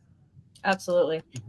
Is there any kind of tool or system that you actively use to help make things a little bit easier for you and your team when you're sending out emails or just setting appointments? With my models, I used to use an app called Groups. I haven't been so much on that app in a while. I don't know what their newest is, but that was really great for sending out mass text messages, because with the models, I'm always on the go and I just need to send out, hey, I've got a client, this is what we need, and then it would send it out in groups to the girls, which was nice. I do a lot of WhatsApp. WhatsApp is my favorite thing right now. It's just really easy because I'm always moving around and I can share documents and links and things and I can find them really fast. So I have like 15 WhatsApp groups. So I've got like a corporate group just for my business, let alone all the other things I do. But for my business, I have my corporate group, and then I have my Dining Divas Florida, and then I have my Destination Divas. And then as we do episodes, I create another WhatsApp group just for that episode. So like we have Africa, like we're working on Africa. So keeping those WhatsApp groups and putting the right people into them so that way I know exactly where to put information and it doesn't get just jumbled is really, really powerful. It's really helpful. I love that. Dora, do you have a question for him? Because I could just keep asking questions the whole time. Okay, I got it. Okay. Penny, my question for you is, because you have such a knowledgeable understanding of finances, of helping people really get on the right path, when you see, a system that could be improved, however minuscule it can be, it can have it can start a chain reaction, have a longer lasting impact. If there's any one thing that you can improve upon in a system, what would that be? Well, recently I found this a phenomenon where we're going into an age where retirement's going to be difficult. So, before they had pensions and it was able, easily the company would kind of pay them a check, and also Social Security would kind of help fund retirement. And now we're in a time where nobody knows what they need to save to retire for the rest of their life. So, there's a recommendation that like 80% of your pre-retirement salary should be what you should have each year after you retire. So let's just say $100,000 is what you made. Let's say you need $80,000 for the next 20 years, 25 years. That's around $2 million. How do you get there? So what I found is that most people only have the 401k, Roth IRAs, and personal savings. Well, the fourth one needs to be a personal investment account. So people need to start actually investing themselves outside of their just retirement plan with their company, because you might need more money than that. And I think that's the goal that I'm trying to push now, is to invest. And it can only be $50 a week that you put into an investment portfolio, investing in certain stocks, ETFs, and things like that can build outside of your actual company account that you can pull on. Once you retire, you're going to have your 401k, but it's nice to have another nest egg on the side. And I think the goal is to try to help people start building on that type of investment portfolio, because the people that are doing it are making a lot of money from it. And people are just sitting at home trying to budget, but you can actually use the money you're saving and actually grow that, 20% per year, instead of just having it sit in a high yield savings account, which can do 4 to 6%. So I think that's one thing I'm trying to push hard, is individual personal investments. All right, thank you. Wait, I have a question for that. What are your favorite individual personal investments? Well, I do a live thing, and glow up. So behind me is a list, but what we have is like ETFs are very good for beginner investors. So what happens is, say what an ETF is, because you were about to say that, because we don't know, mister. It's an exchange traded fund. So what these are, it's funds, and in these funds there's holdings. So these funds hold a certain amount of stocks. So instead of you owning the stock yourself, you invest in the fund and the performance of this fund based on the holdings. So if let's say there's 4 holdings in the fund, it could be Google, Meta, Apple, and Tesla. So if Tesla goes down, but the other 3 go up, your portfolio can still go up. So it decreases the volatility of your investment portfolio based on the performance of the stocks. So these are great for people that are. Is an ETF the new word for mutual fund, or is it different? No, it's different. So these what ETFs are a little bit, well, actually, I think they're more on the index fund side. So ETFs are very specific towards just trying to make sure you can decrease the volatility of your portfolio. Very good for basic beginners, to make sure that you don't have to be on top of the stock every quarter to see how the stock does on the earning reports and things like that. So I try to, even if you have a portfolio on your own and you're good at stocks, I think you should at least have 3 to 4 ETFs in there to hold a basis at around 20 to 25%, so that if you are, seeing Apple go down for the year, your portfolio isn't being impacted as much, and it increases your stability within your portfolio long term, and it keeps you from having to lose much money if one stock does kind of, plummet out of nowhere, which can happen. You never know. Yeah. There's no guarantees in anything, not even your investments. Christine, to bounce back to you with another question. In what ways were you the first or one of the first in achieving something with your business?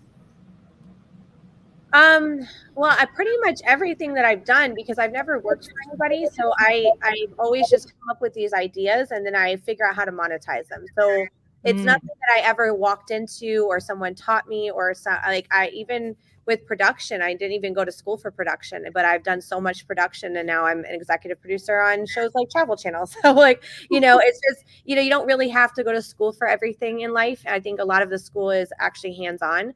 I went to college for marketing. That's actually what my major was, but just with everything, I've kind of created it. So it's not something that I've really, All right. Go ahead, Adora.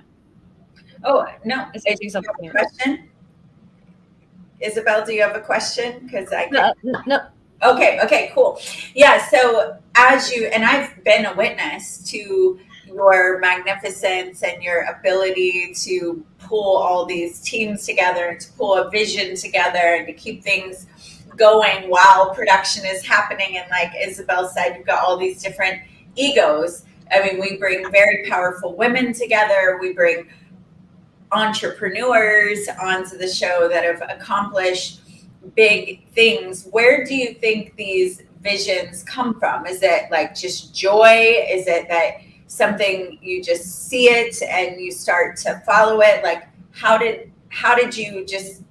Honestly, in my dreams, like I wake up in the middle of the night with ideas, and then that's what I do. Like I woke up was like, I'm gonna do a TV show, and then I did it again, like with the network. Like one day I just woke up at 3 o'clock in the morning, was like, I'm gonna start my own network. It's called Dining Empire. Like it comes in my dreams, swear. It's pretty wild.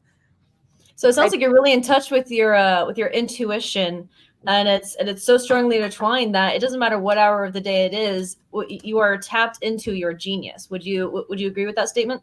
Absolutely. Yeah. I'm all day. My brain is just nonstop thinking of things and just creating ideas. But in my sleep, I get the most, for sure. Okay. Dora just dropped off. This is a question for any... Hello? Oh, sorry. Yeah. I thought I heard an echo. This is a question for any one of you to answer. But obviously every business will have its ups and downs.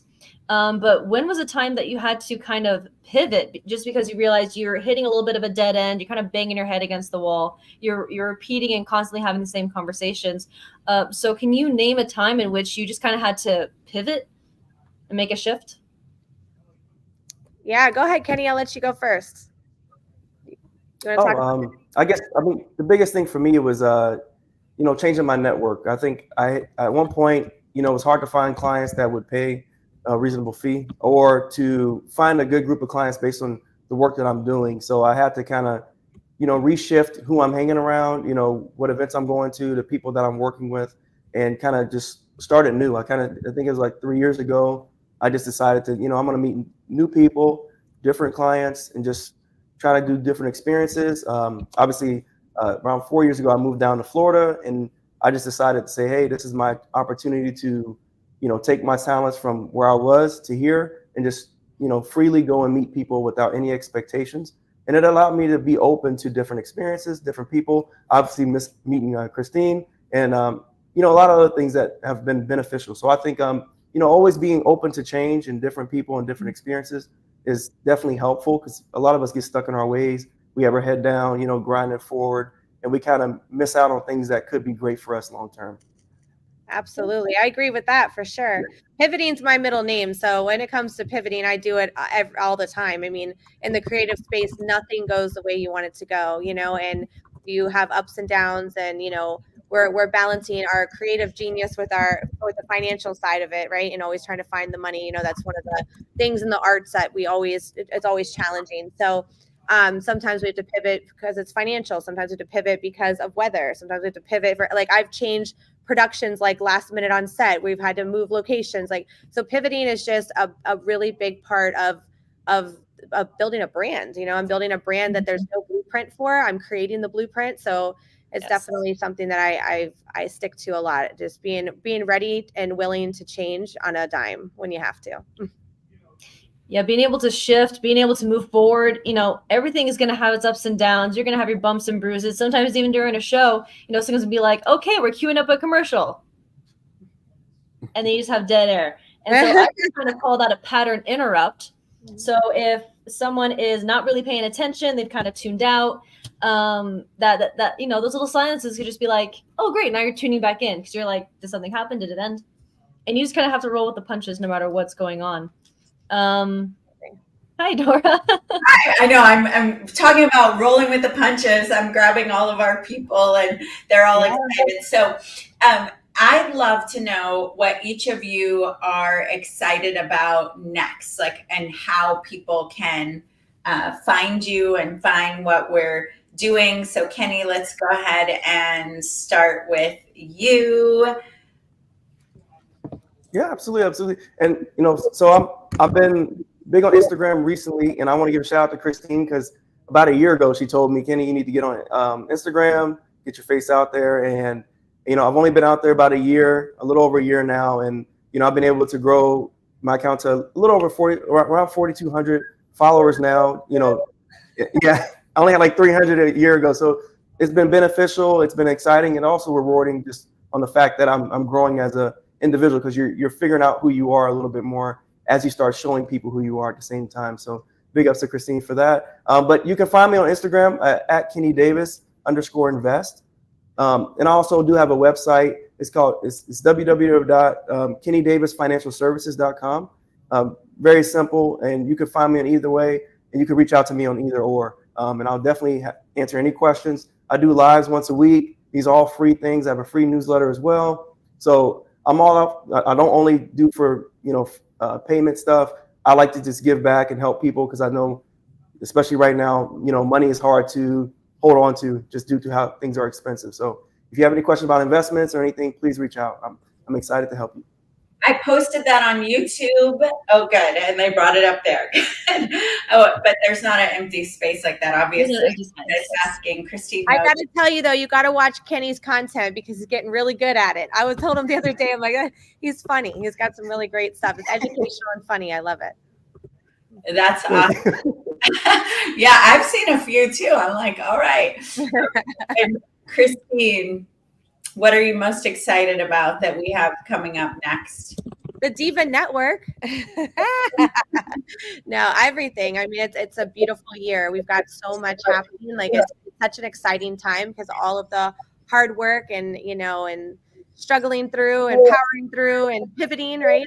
Now we're really starting to see a lot of fruits of our labor, just overflow, so much of it, and so we've got our network launching, the Dining Empire. We've got premiere party, our big press party at the Savor Cinema in July for our Travel Channel series and WeTV. We've got a vodka launching. We've got a lot going on. So, and the new TV shows are launching. It's just new chapters. I'm headed to New York tomorrow to see you and open up our New York Divas, our Dining Divas New York. So really exciting stuff. I'm excited for growth. That's what I'm excited for.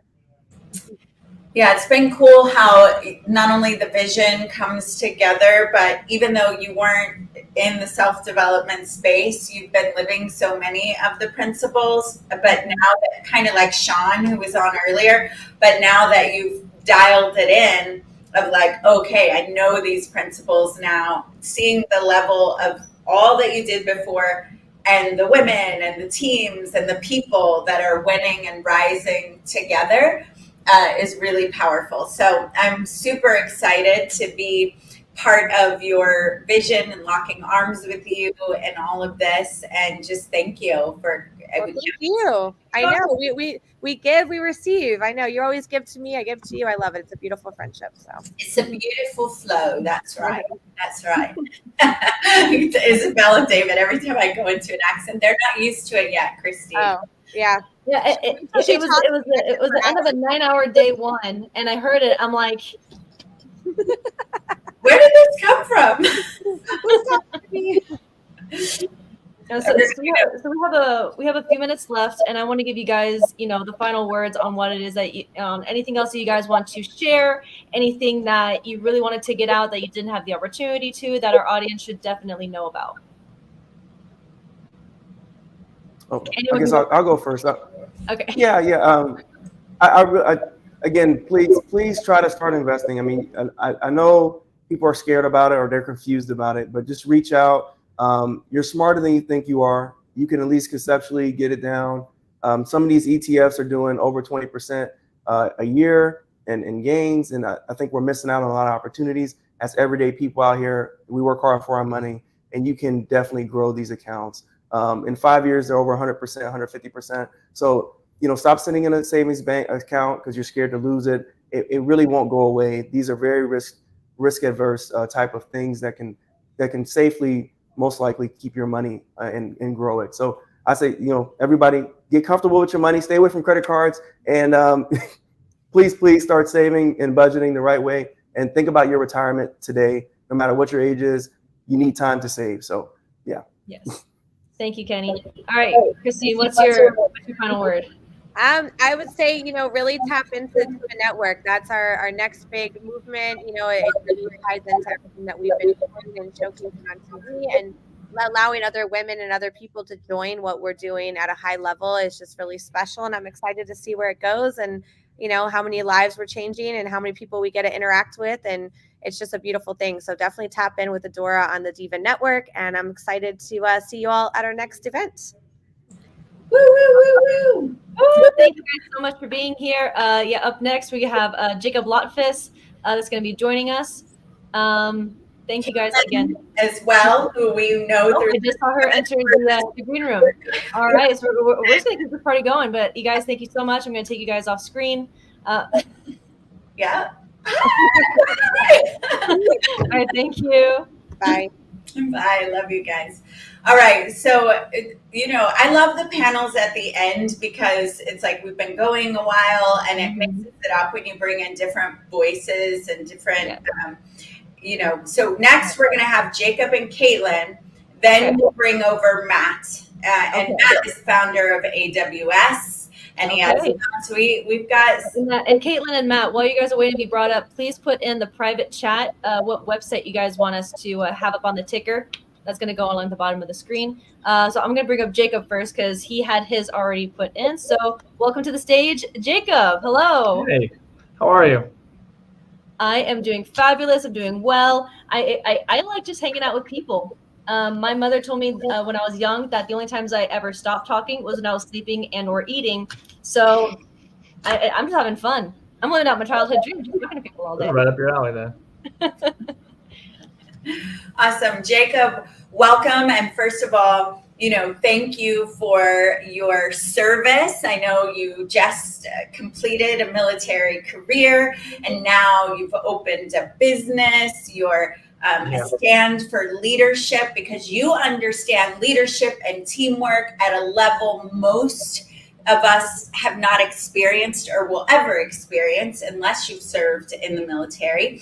So just welcome. And what we want to start with, and then I'll pass it to Isabel, is what are you? A disruptor, a pioneer, or a trailblazer, and why? I definitely see myself as a disruptor. I have for a long time. I'm not in the habit of just coming up with brand new ideas out of the blue.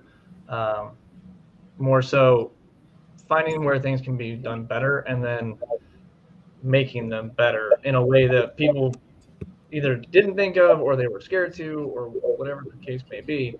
But just kind of, as I like to call it, breaking that box and really changing the game if I can.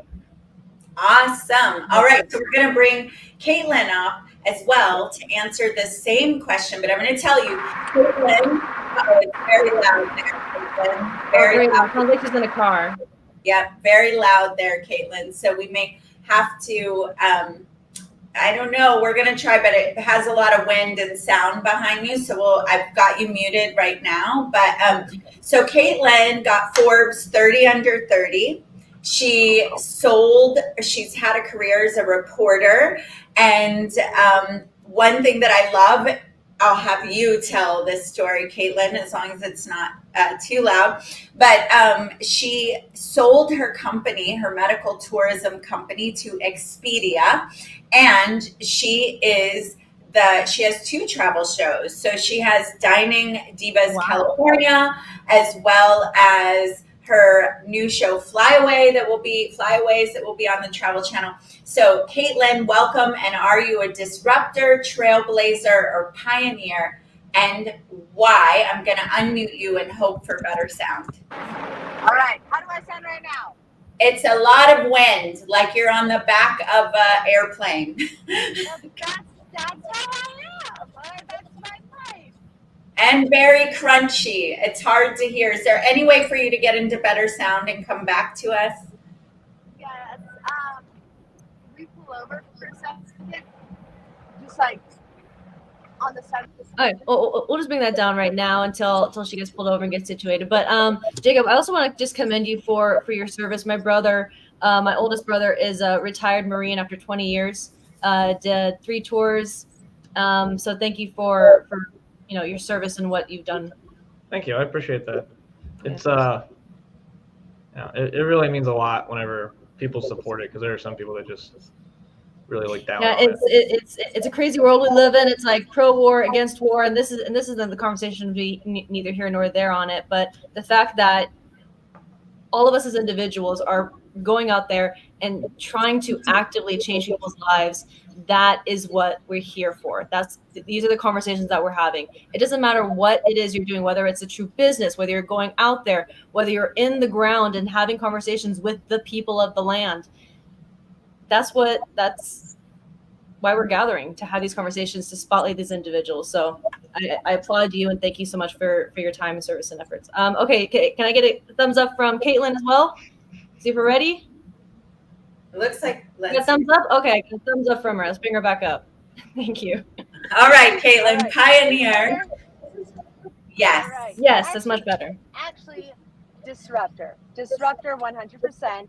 I've always been able to but I see an industry in which I'm in, and then I'm able to leverage it into new age modern technology, if you will. Being a millennial, we kind of are always thinking, what's the next step? How are we going to do things different than our predecessors, if you will? And so I was very fortunate in doing that with TripScope, which is my first travel startup. I was a travel agent. That's really my first professional realm in which I was able to get my first level of success. And I knew, being a millennial, I was like, we have to find a way to modernize this profession. Because, I mean, you think of travel agents, like, aren't they dead? Expedia, all the OTAs, .com boom, put them out. And I was like, no, there's something about the human element and the expertise in which they would bring. So that's where I came with TripScope, delivering the same personalized aspect through an interactive mobile app. So I was able to break glass ceilings with that. And it was actually Expedia that got me on TripScope. And then that's where I made Forbes 30 and 30, and then sold that company after 4 years. And those were in my 20s. And then right from there, because I had so much data and I was seeing all of the different patterns going on, and I was very disappointed in the U.S. healthcare system. And I believe that healthcare is a fundamental right. that every human being should have access to. I saw that the cost savings that were available to the international market, so I created a online platform in which people could see everything right there listed out. Right now, it's kind of a black box idea. You don't know what it's going to cost until you get that big bill, right? Yes. At the end. Those are always so fun. Right? So it's just like, no, people need to take power, take charge. So I did that. In doing that, I hosted a show called Prescription to Travel that I was producer and host of. Sold that to A&E Network. And then literally sold that company, hand to God, February 2020, right before March 2020 happened with everything with COVID. So thank you, Jesus. Very, very fortunate in that aspect. But I mean, literally everything happened with COVID. The whole world was shut down. And I was like, oh, I have a degree in broadcast journalism. So I went back to my broadcasting roots, worked with ABC, Fox News, CBS, did Travel Tuesday. So I always stay true to my roots of traveling and was Emmy nominated for that. And then literally I was on the anchor desk and I got an email from our executive producer, Wally, from the Destination and Dining Divas Empire. And I was like, this is literally my dream. And I love it. I love it. I thought it was spam. I was like, nah, this isn't real. So I ignored it. And then the next day he's like, did you get my email? I was like, oh, you're real. Oh, you're a real person. Oh, that's awesome. And in a second, we're going to bring up our other guest, Matt Domo. But it's everything you're saying right now, it just had me so excited. And as I mentioned before, you know, I have ADHD, attention deficit hyperactivity disorder, but basically that just means I can't really sit down for long periods of time. So if like I go down, like I have to like walk around a little bit. But the fact that you've been able to accomplish so much and have so much success in the traveling world and taking advantage of everything before, you know, 2020, I'll just call it 2020, right? Like order. It's incredible what you've achieved. I'm also an ADHD girl myself, and I always thought like I was so embarrassed to tell anyone about it because I was just like, oh, that's like a weakness. It's a learning disability. It's actually a superpower. We have the ability to hyper focus, black, white, all or nothing. And honestly, I credit all my success to my ADHD. So I love it. There's so many things that can be done. And I don't know if you heard our other guest earlier today, Sherry Sotelo, being the face of illness, that no matter, and it's not an illness, ADHD, but it's the fact that you've been diagnosed with something and you still do amazing things with it. That's what makes it really powerful. So thanks, Keelan. I'm going to bring up our next guest, Matt Domo, who hasn't been brought up to the stage just yet. Well, wait, because we're going to have Matt alone for a moment. Never mind. That's because we've had live TV, so we had to shift people. People miss their planes, but we're going to have. We will let. But I want to. I didn't read the producer's notes. That's right. I want to hear the answers from both Jacob and Caitlin on a moment in your life that was really tough, and you hit like a wall, and overcoming that, because we have over 3,000 people watching, many that have big visions, dreams, and they identify as a trailblazer. They wouldn't be here, you know, this long hanging with us. And often those calls, people start going, am I enough? Am I cut out for this? And your stories inspire them. So let's start with you, Jacob, and then we'll come right back to you, Caitlin. Yeah, honestly,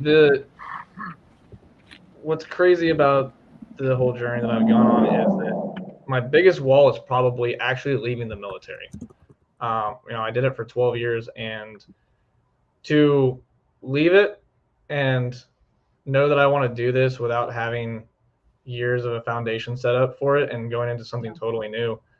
I did it for a lot of reasons, and I finally jumped off and overcame that, but it took a lot. It took a lot for me to settle in and commit to it, and then on top of that, it took like a year's worth of paperwork and chasing down the red tape. But to leave something that you've known, especially the bubble that we live in, for 12 years, and then leave everything and go into a world that I honestly don't understand how it works sometimes.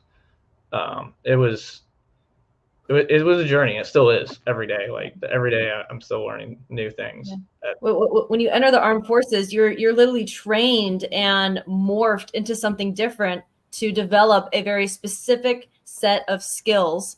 And you are surrounded by your peers who have gone through the same experiences, gone through the same training. You're having similar conversations, and your lifestyle has been set up, as you said, for 12 years, a very particular way. And then all of a sudden it's like, you're going to go home and you now have to raise 12 infants. Like it's going to shift everything all on your own, and you have to learn a new language. You have to learn new skills, and that can be a very jarring experience. Yeah, it is. It's I don't even know how to put it into words some days. Like it's the same sensation as going into the military. It's a whole new world, if you will. Yeah. Well, I know we're going to come back in a minute to talk about where you're going next. And thank you for sharing that, Jacob, and letting people know, hey, it's live. It's happening right now. I left, but I'm dealing with it. And it's powerful. We are connected through our vulnerability and the ability to witness people when they're walking through stuff. So thank you so much. All right, Caitlin. Oh, we both tried to move Caitlin. Canceled out. Oh, you're on mute, honey. That's can we unmute? There you go. All right. So I will tell you, when I was first starting TripScope, I'm a 25-year-old kid, no background at all in startups, apps, technology, or whatever. I was just a travel agent with a broadcast journalism degree, right? I had to raise $1 million. I knew that this is what I needed to do. So I literally pitched to 101 venture capitalists, angel investors, friends and family, everyone. 101 times I was told no. Love the idea of it. Don't think you're the right person as a CEO. Are travel agents really a thing? I don't really trust investing in a female founder. My 102nd investor happened to be the CEO of Expedia. Within 1 week of that, I closed the full round of $1 million. So to anyone that has a dream, has a passion, and will not stop, you're going to make it. You can't not succeed if you don't quit. I mean, like, all you have to do is just keep going, because everyone will tell you no. And then as soon as you get the right person that sees the vision and understands what you're going to bring and deliver, you're set. So don't ever let the no's stop you in life. That's my one biggest experience that I've learned a lot from. Awesome. Yes. Don't quit. Okay, Jacob, leadership and how people, knowing what you know and how teams work, or what you're excited about next. I called in leadership.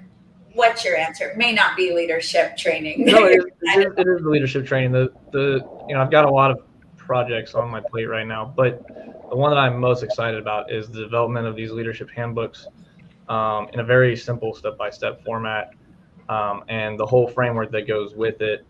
Because at least in my head, it will kind of change the game for those junior people who are just trying to figure out what leadership means.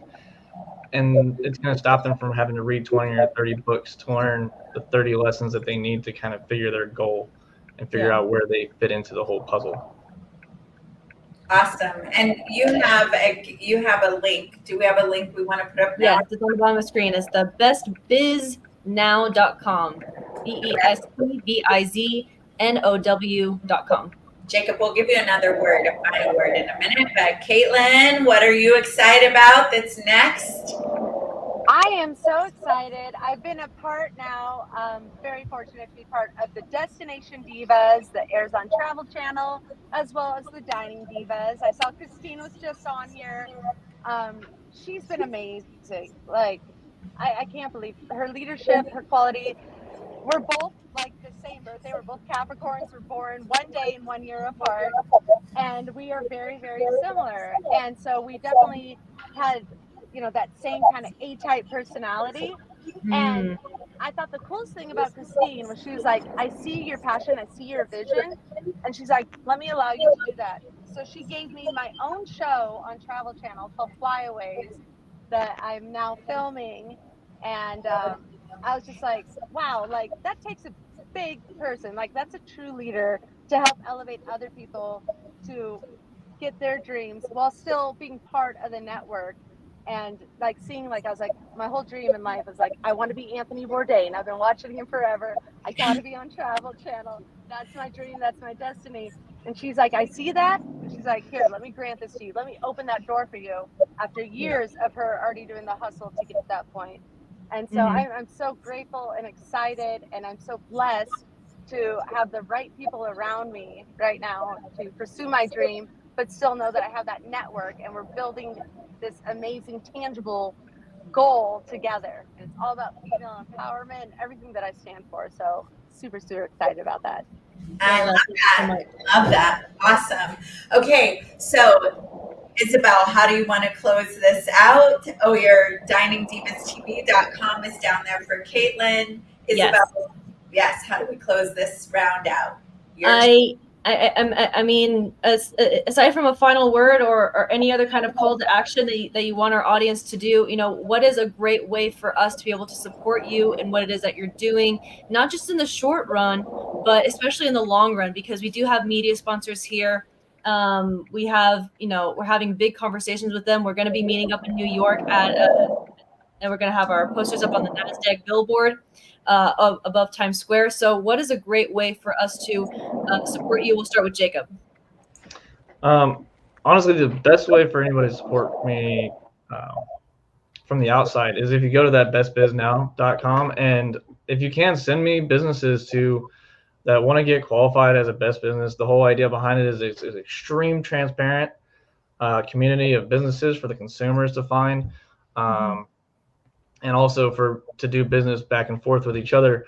And it's really to kind of overcome the difficulties that we're seeing with like big businesses and corruption, and, you know, just trying to bring the small business feel to the rest of the world.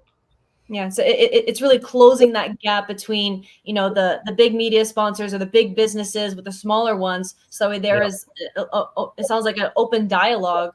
So if like, hey, I needed support with this, we're kind of looking for something like that. And it's not so much bartering, but it's just opening up the lines of communication. Yep. Awesome. Thank you so much, Jacob. We'll bring up Caitlin so we can get her in. And thank you guys so much for being here and taking the time and being here with us today. So go ahead, Caitlin, unmute yourself first. There we go. All right. The best way to support me would be to go to Destination Divas TV, Dining Divas TV. We're always looking for other badass females that are breaking glass ceilings in their respective industry. We want to showcase them. We want to show travel through the female lens perspective. And yeah, Flyaways is happening under the Diva Empire and umbrella, which I'm so excited about. So make sure that you download the app, which will be launching here in 3 weeks. So please check that out and showcase all of us wonderful women doing some pretty cool stuff. Thank you guys so much for being here. Really appreciate it. We're going to go to a brief commercial break, and then we'll bring up our next guest, Matt Domo. Can't thank you guys enough. Adora, any last words before we go to commercial? Love you guys. See you soon. Okay. Love you.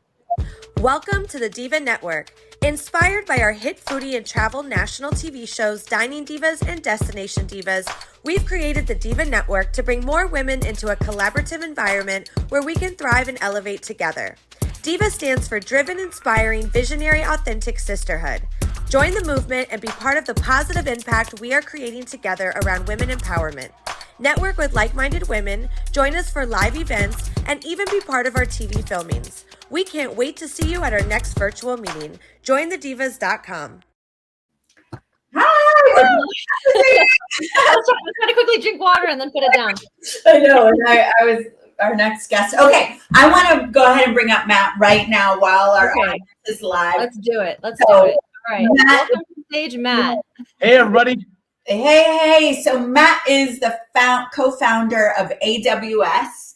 He is a tech genius and has a new tech company and really speaks to how we as entrepreneurs can use AI in more powerful ways than what we're knowing, and really demystifies a lot of that. So that's kind of my background to you, Isabel, so that you know, I know we've had like 30 speakers, 3 days of, so it can get blurry. Matt, thank you so much for being here with us. Oh, hey, thank you. I'm excited to be here. Loved our connection before you invited me, and I'm super excited. Let's go. Let's go. Let's do it.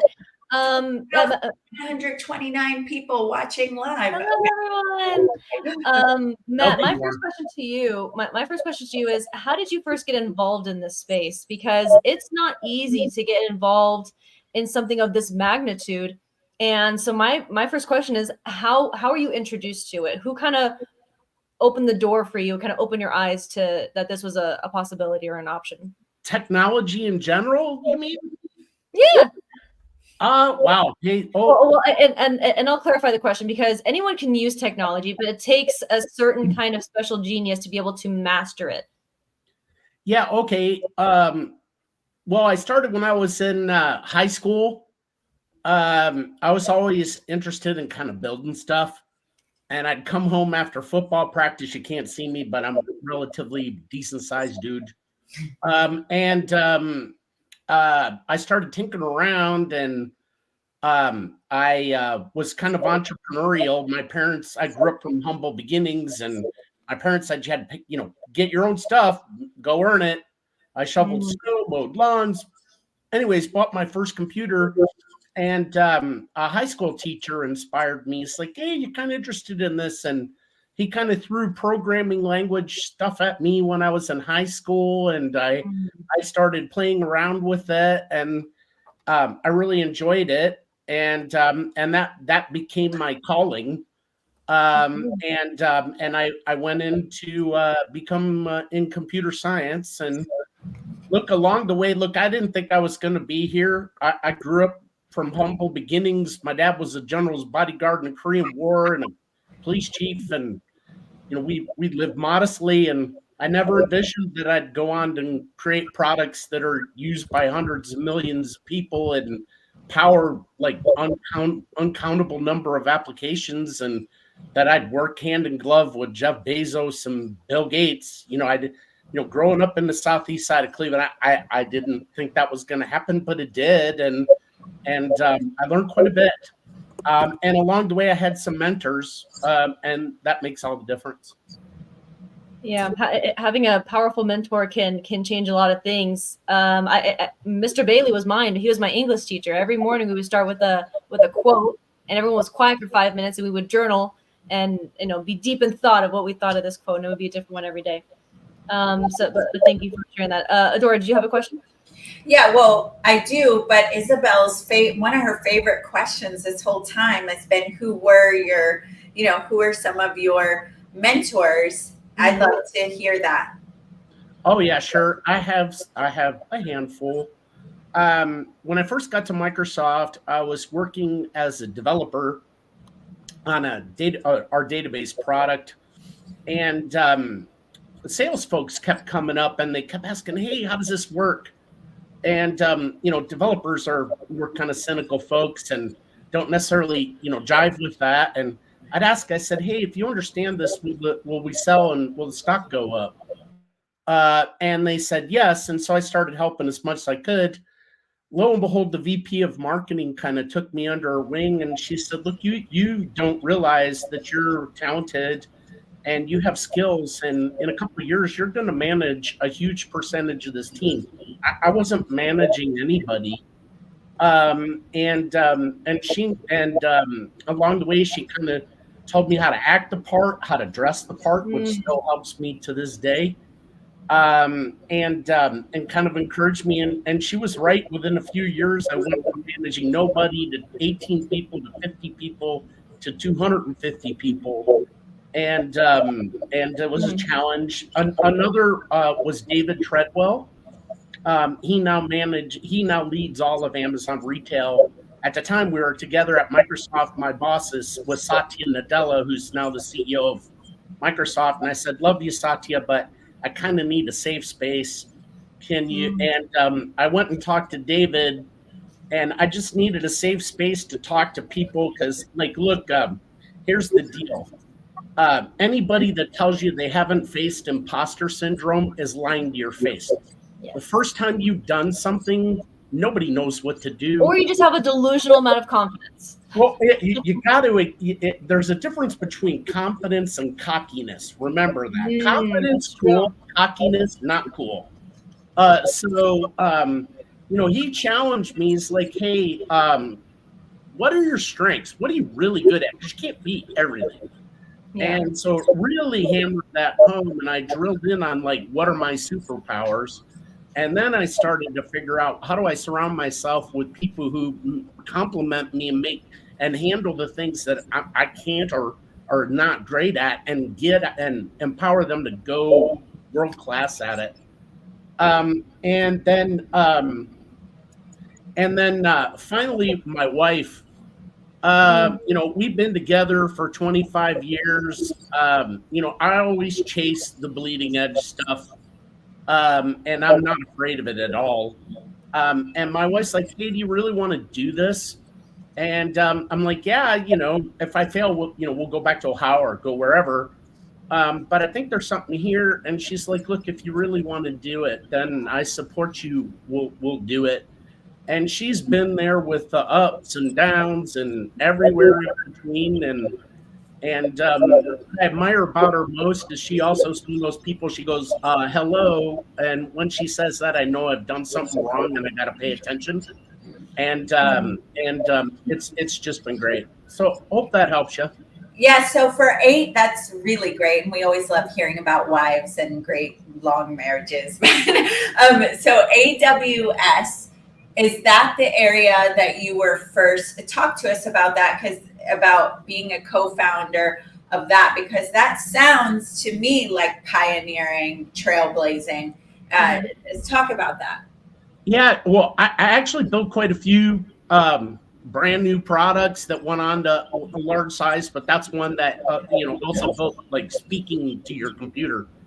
Which you built that, speaking into your computer? My daughter is dyslexic. She's highly functional, but that's a major tool that has been YouTube. My boys are dyslexic and dysgraphic, and it changed. It's the whole reason I don't work for people anymore. But, well, okay, the AWS thing. I was over at Microsoft, and it's a long story, but they'd pick me up and say, hey, there's something kind of new over here. It's important. Can you go figure it out? Mm-hmm. And Microsoft slowed down for a lot of reasons. I won't go there. You can read all the business books. And Andy Jassy reached out to me. Andy's now the CEO. And he's like, hey, we heard you're this dude. We're thinking about this. Let's have a cup of coffee. And so he and Jeff Bezos, who was my boss, took me out to coffee. And they said, look, we're building this platform. The missing piece, we need a database. What do you think about this? And I'm like, okay. Well, after a few interviews and got to know the culture and things, I was like, Microsoft 14 years, time to do something new. Yeah. And it was about creating database as a service. Everything's as a service now, but that didn't exist back then. And yeah. And so it's kind of like, how do I flip the script? So I started looking at the contingencies that would be the naysayers, right? Because those are who you need to bring on board. The first was what I'd call CF no. The CFO, right? The CFO controls all the purchasing strings in a company. So, like, how do you satisfy them? And so I started to think about, okay, for decades, IT professionals and finance teams shouldered the burden of, like, massive upfront costs. Think about, I'm growing a business and I've got to anticipate years in advance how much software and hardware and space, and I'm guessing most of the time. And as a result, it's true. And there was a lot of unused, overspent things. And I'm like, okay, this is a high stakes guessing game. You get it right, the business thrives. You get it wrong, the business struggles or could crumble. So I'm like, it's super frustrating. I'm like, how do we flip the script on this thing? And so came up with a pay-as-you-go model, right? So, think of it like I started thinking about it like, how can we build like a gym membership for your data? You go in, you only pay for what you store and how your computing process and what you use, and you eliminate the risk of overpaying. And so came up with a database model. It hadn't been done for databases before. A lot of the CF knows like, well, hey, happy reduce costs, but I'll challenge you strategy folks out there, managers that think reduce cost is efficiency. It actually was much more. It was about empowerment. Now we leveled the playing field for everybody. Because you pay as you go, one of the hardest things to boot up tech companies was the investment to go buy all the hardware and infrastructure and all that stuff. Now I just pay as I use it. So it gave businesses of all sizes access to enterprise-grade technology without having to raise tons of capital like one of your previous guests talked about. And now fast forward 19 years later, and look, we have companies everywhere. And so, that was part of it. We can get into the techie, geeky stuff too. We flipped the script there too. That's so cool. I love that. I mean, I knew about AWS, but I love that you've invented a lot of products that were new. So I want to know, do you consider yourself, and our media partners want to know this, more of a disruptor, a trailblazer, or a pioneer, and why? Hi, I'm kind of changing. I think of it a little differently. I kind of view myself as a passionate explorer. I'm constantly seeking new pathways at the intersection of new technology and human potential. And I admire the boldness of trailblazers and the vision of pioneers. But I see myself as someone who's constantly looking out for the uncharted territory in technology. And I have a desire to understand how to take that emerging technology and use it to solve real world impactful problems and help people navigate the challenges to get there. Disruption, it can be a powerful tool, but I more focus on building the bridges between of what's coming to what could be for you.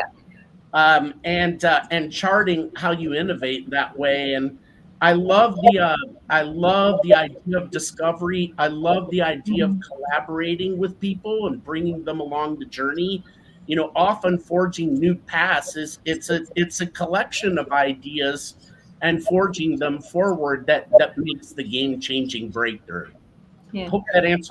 I hope the partners like it, but it's the truth. That's great. I love it. Matt, if people want to connect with you, learn more about, what it is that you're doing, what you're developing, besides mattdomo.com, which has been on the bottom of the screen, I'll put it up again. But besides that, what's another way for people to connect and learn more about what it is that you're doing, any upcoming projects that you need assistance on? Now would be a great time to talk about things like that in front of our audience. Okay. First, I'd love to give your audience something. I refer to my team as the Avengers of AI.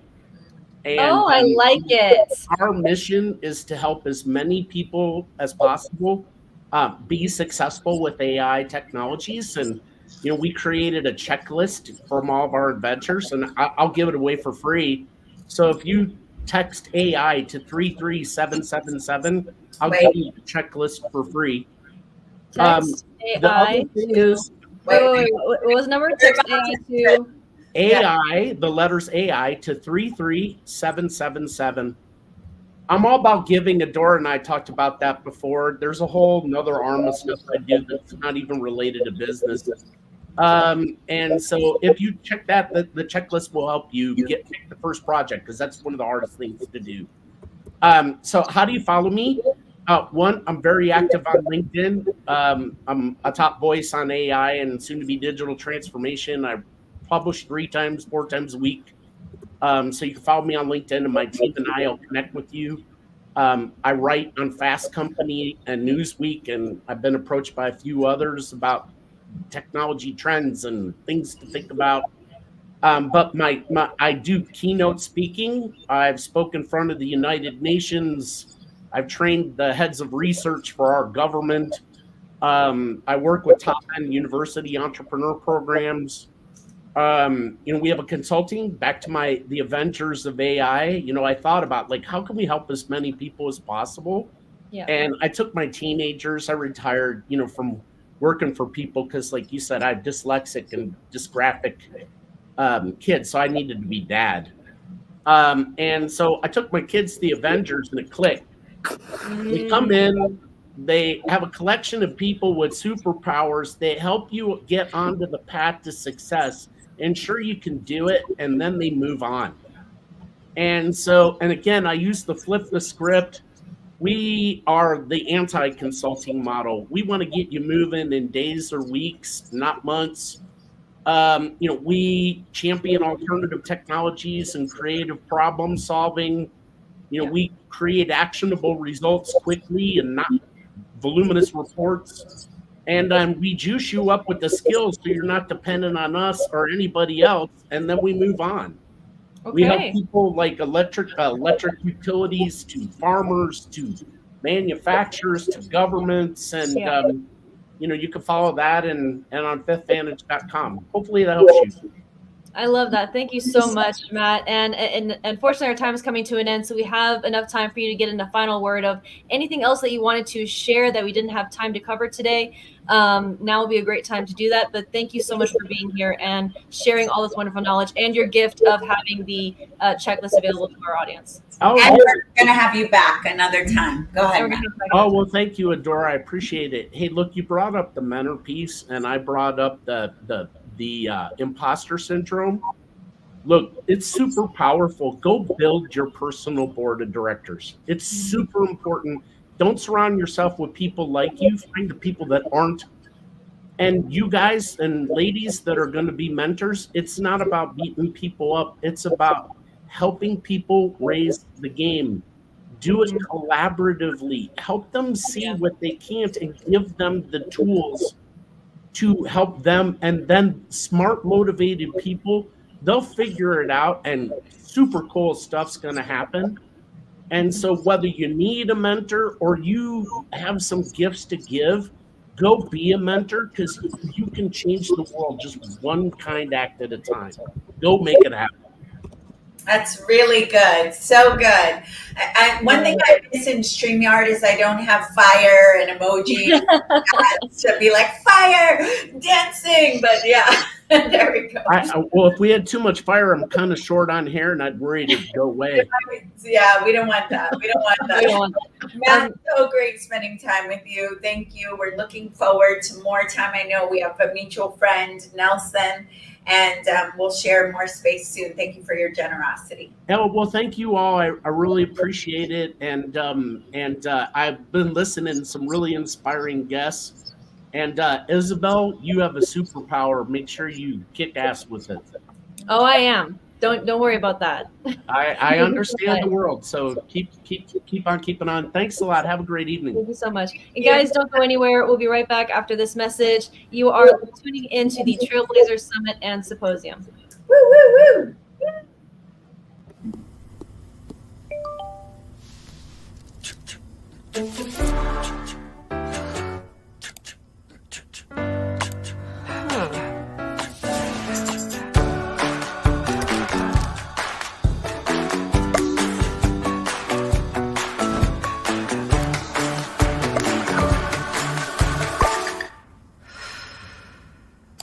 Enjoy presentations with Canva.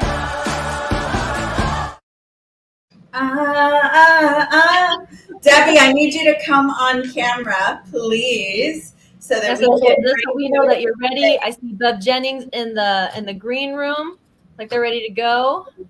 Yes. So we'll bring up Bev. Debbie, we're going to wait for you to turn on your camera so that we know you are ready. We're going to go ahead. So Bev Jennings, you're going to love. I'm going to let you. We also did an episode with her in Beverly Hills. She has a long career, successful career with Johnson & Johnson, very high level, diversity and inclusion, did a lot of work there. Then she had her own pivot where she now does these big think tanks with high level people, but she also created her own clothing line, C, and it stands for See Everyone Elevate. But anyway, I'm gonna let her be the one to share, and I'll let you get to So we'll bring up Bev Jennings, and then Debbie, we'll get you ready in the green room. But hello, welcome to the Trailblazer event. How are you, Bev? I am wonderful. I thought I would sign on early. I didn't know you were actually ready for me. Oh yeah, this show keeps moving. We keep going. Doesn't matter what you think your expectations are. It's going to be different. So just be ready for anything. Expect the unexpected, as my husband likes to tell me. So tell me a little bit more about your pivot, and so we can go into a little bit more detail about that. Sure. I launched C Company, which Dora said it stands for See Everyone Elevate. We are a diversity, inclusivity, and sustainability brand. We are celebrating year 5. I can't believe how time has just flown by. July will be 5 years since I launched the brand. And I spent, 32 years of my professional career with Johnson & Johnson, my last role being head of global supplier and global supplier diversity and inclusion. And that really launched me into what I am doing now, which is I'm the founder of C Company, and we have 3 lines of business. First of all, we have advising, coaching, and consulting. I'm a certified master business coach. And as Adorna mentioned, we launched our first fashion collection actually in 2022, first for women and then for men, both clothing and accessories. Yes, everything custom design. Worked with a couple of amazing designers that helped us in the journey. And then most recently, we launched our first book, my debut book, See and Believe. And it's really about my inclusion journey and the vivid transformation that I've made as I've moved into this new stage of my life. That's incredible. Yeah, and it looks like you have the three words that really kind of condense and really sum up what it is that you do and what you believe in, which is diversity, inclusivity, and sustainability. Yes. And I love all of those things, because not only do we have to be able to sustain what it is that we're wearing, it puts less stress on the earth, we're able to really support each other, but the fact that you're also able to have the inclusivity and diversity is something that many companies have been trying to accomplish. And sometimes it works, sometimes it doesn't. But I kind of want to ask you a question about that, because it is a hot topic. We are working with the media. We have, these magnanimous connections. There's my tongue twist right there for the day. What has been kind of your secret to success on that? Do you have a committee? Do you kind of feel things out as you're hiring people on? What's your process that someone else might be able to duplicate? Well, I'm very fortunate that I, as part of my responsibility at Johnson & Johnson, I was on the board of the $1 Billion Roundtable. And that's the now 43 corporations that spend more than $1 billion annually with women and minority-owned businesses. After I left my role at J&J, after I retired from there, I became a $1 Billion Roundtable advisor. So I'm very fortunate to join a handful of leaders who are advising the $1 Billion Roundtable. So we have an opportunity to learn so much and to make a part, to contribute in this journey, because it really is a journey. When we talk diversity, inclusivity, and sustainability, none of us can do enough. There is such a great opportunity to do more in this space, to lift the suppliers, women-owned businesses, minority-owned businesses, LGBTQ-owned businesses. And so what we do in C Company is we walk that talk. When we started on the brand, we looked at what can we do to make a difference in that space. And I can tell you that for every bit of sourcing that we do, whether we're sourcing for contractors to help us on the consulting side or sourcing on the material side, whether it's fabrics or manufacturers, and for many of our materials, we are really zeroing in on those diverse suppliers. So we're not just talking about it, we are putting it into practice and making a big difference. I hear a little puppy in the background. I am so sorry. I didn't realize. No, don't worry about it. We're live. These things are gonna happen. I've seen worse things on news live. It's okay. But the fact that you're able to have these massive inclusions that no one really feels not left out. No one really feels like they're not being heard. It is truly important, especially in today's market, because if people aren't really feeling the vibe, they're just kind of not showing up the next day or not even finishing their shift. So the fact that you're able to have all these things and have such a great rate of, employment, that people are staying with you. You have not only loyal customers, but a loyal team is absolutely vital. No matter what market you're in, whether you're just starting out your business or you've been doing it and you are the 5th generation running it. If you don't have a functioning team that is committed to your vision, it's not going to work out, period. I agree, Isabel. I always say, and my team always, they mock me. They always say, because I say, teamwork makes the dream work.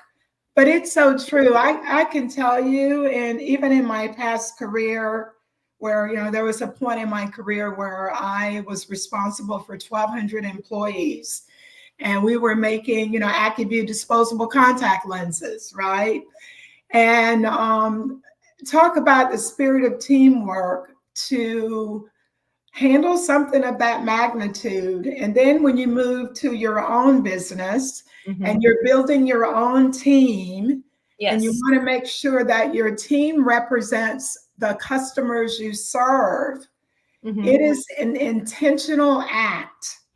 Sometimes an act of making sure that you're being inclusive, but also making sure that you're choosing the best and the brightest. The best and the brightest. I love that. Absolutely. We never acquiesce on our standards. We stay the course, we choose the best, and we have an opportunity to work with some amazing suppliers because of that. When you're able to have clothing brands, people wear them every day. You're going to take care of kids. You're going to take care of yourself. No matter what the occasion is that you're wearing them, having sustainable clothing gives you more confidence in the where you're buying it from. It makes you a loyal customer. When you were starting out and going through that process, how did you kind of weed out the products to, put your clothing into, and the kind of partners that you wanted to have? How did you kind of, work through the system to be able to find who you were with today? Because, some can say, oh, we do it this way, but really they're just outsourcing everything and taking credit and just white labeling everything. So how did you kind of find that niche where you were able to find trusted partners to give your customers the level of expectation that they're seeing on your labels?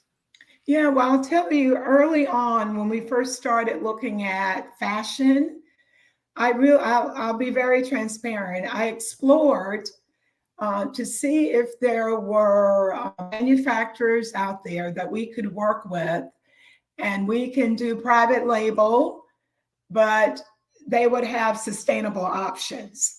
And we spent time sourcing that, looking for that. And I have to tell you, we were not successful. We were not able to find those kind of suppliers where we could actually have a partnership and they could private label for us. And that is why we pivoted, because the quality, the ingenuity, the innovations, it wasn't there. And the sustainability wasn't there. So that's when we realized that we actually had to develop our own bill of material, work with designers. We were fortunate to find, a couple of really good designers. And we sourced for organic fabrics. I have to tell you, it costs more. It took longer. The choices were not as vast as it was with other suppliers. So we were very fortunate, to be able to do that. And to this day, I look back on it now, and it's like, you know what? We probably lost a good 6 to 8 months in market because we paused.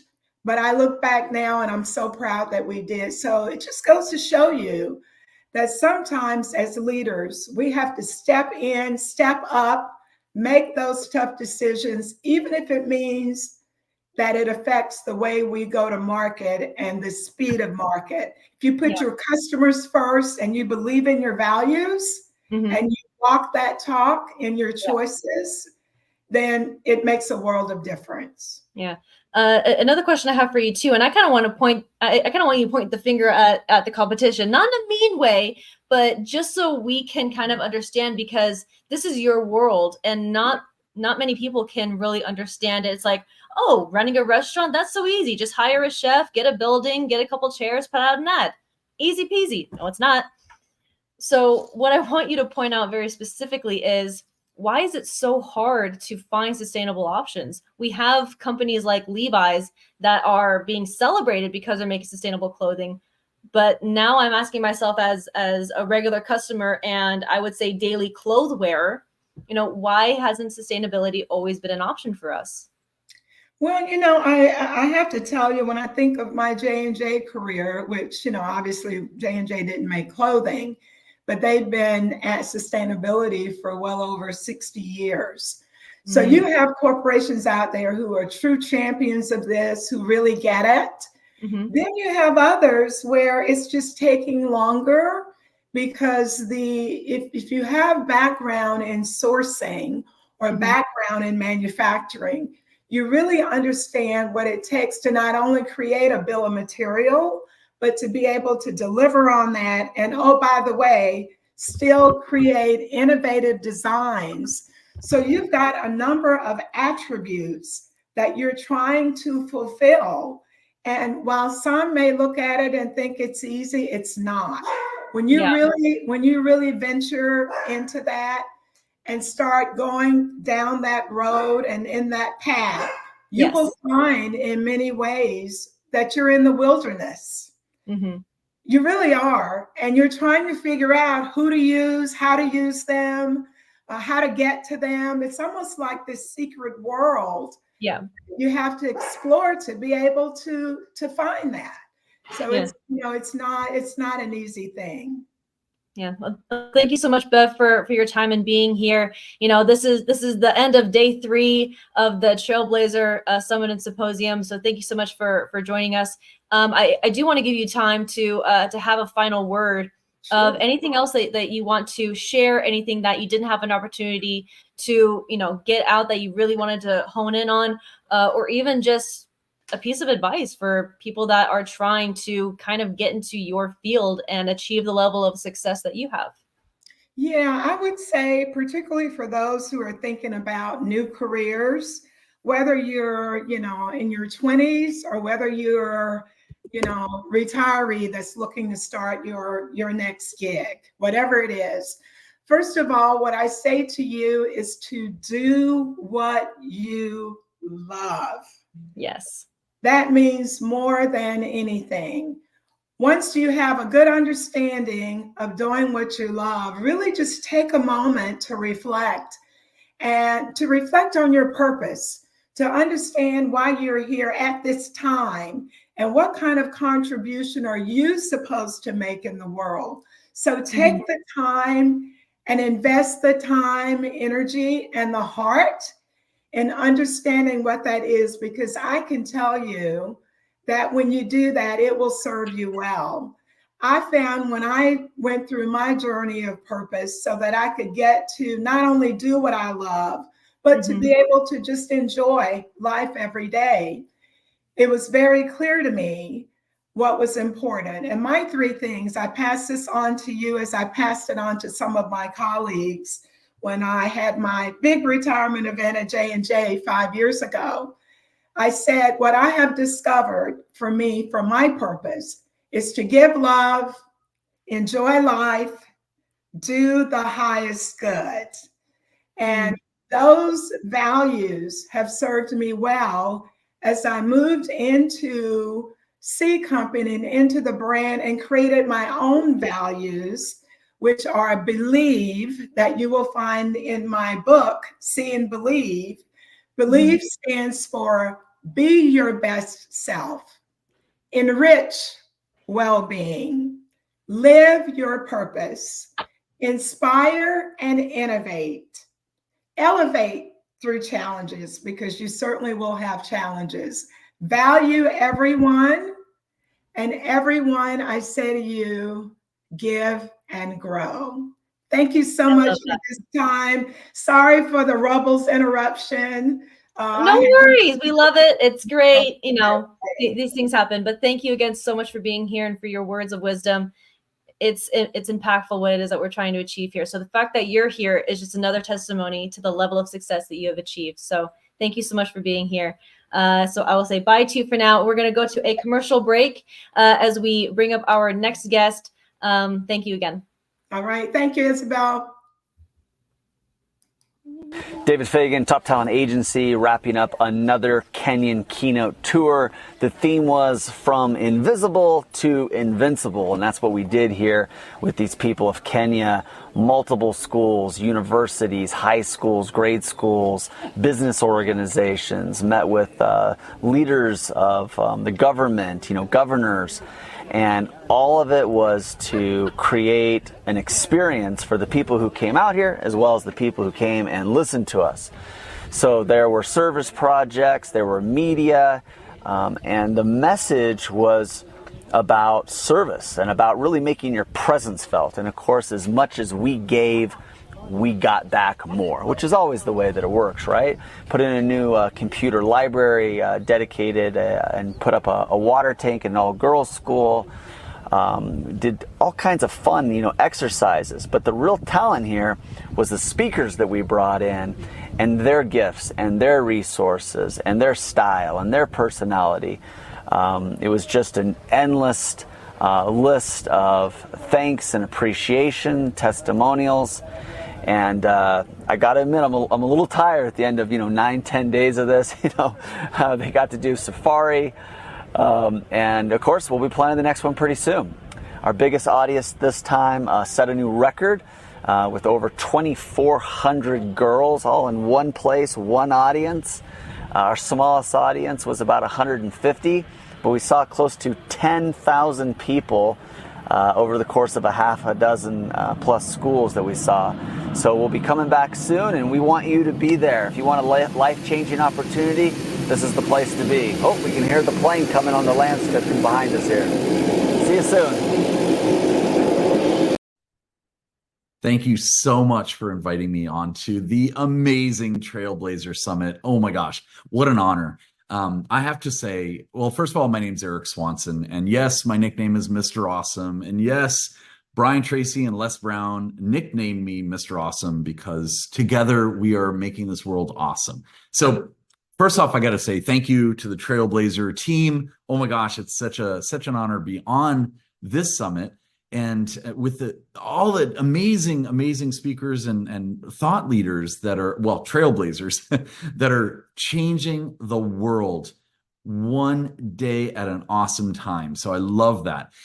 Thank you so much for allowing me to be here. Thank you for you being here as well. Now, why am I a trailblazer? Well, look, I'll just say this. I'm so honored that you guys have awarded me to be on this as a trailblazer, to carve the path of success in so many different ways that we are doing that as a leader, as an author, as all the different things that we're doing. So I really appreciate that. But enough about me. I want to talk about how you, the audience member, can carve your path to success and help others around you. So here's what I'd like to do. I'd like to share 2 or 3 different ideas or items or techniques for you to be a trailblazer as well. So That's what I'm going to do. I'm going to dive right into it. So my thought is this: there's three major things, all right, that I'm going to share with you right now. Number one is this, and write this down, by the way, because these are good.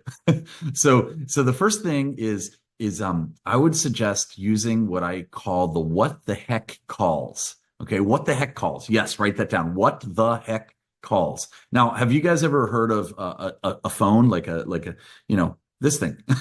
By the way, my phone. So I live in San Diego and Scottsdale and in Park City, Utah, and it gets cold in Park City. So I actually have a little North Face jacket for my phone. Yes, and it is a puffy, jacket. So, but the point is this: grab your phone, not right now, but tomorrow or day after. Right? Grab your phone and just look through your phone directory and make 3 to 5. I usually make 3 every day. 3 what the heck calls. And it goes like this. Okay. So you look through your directory and you say, okay, well, what the heck? I'll call this person. I haven't talked to them in, a few months or maybe it's been a couple weeks or it's been a few years. And I'm just going to call them and I'm going to say, hey, I just wanted to touch base with you.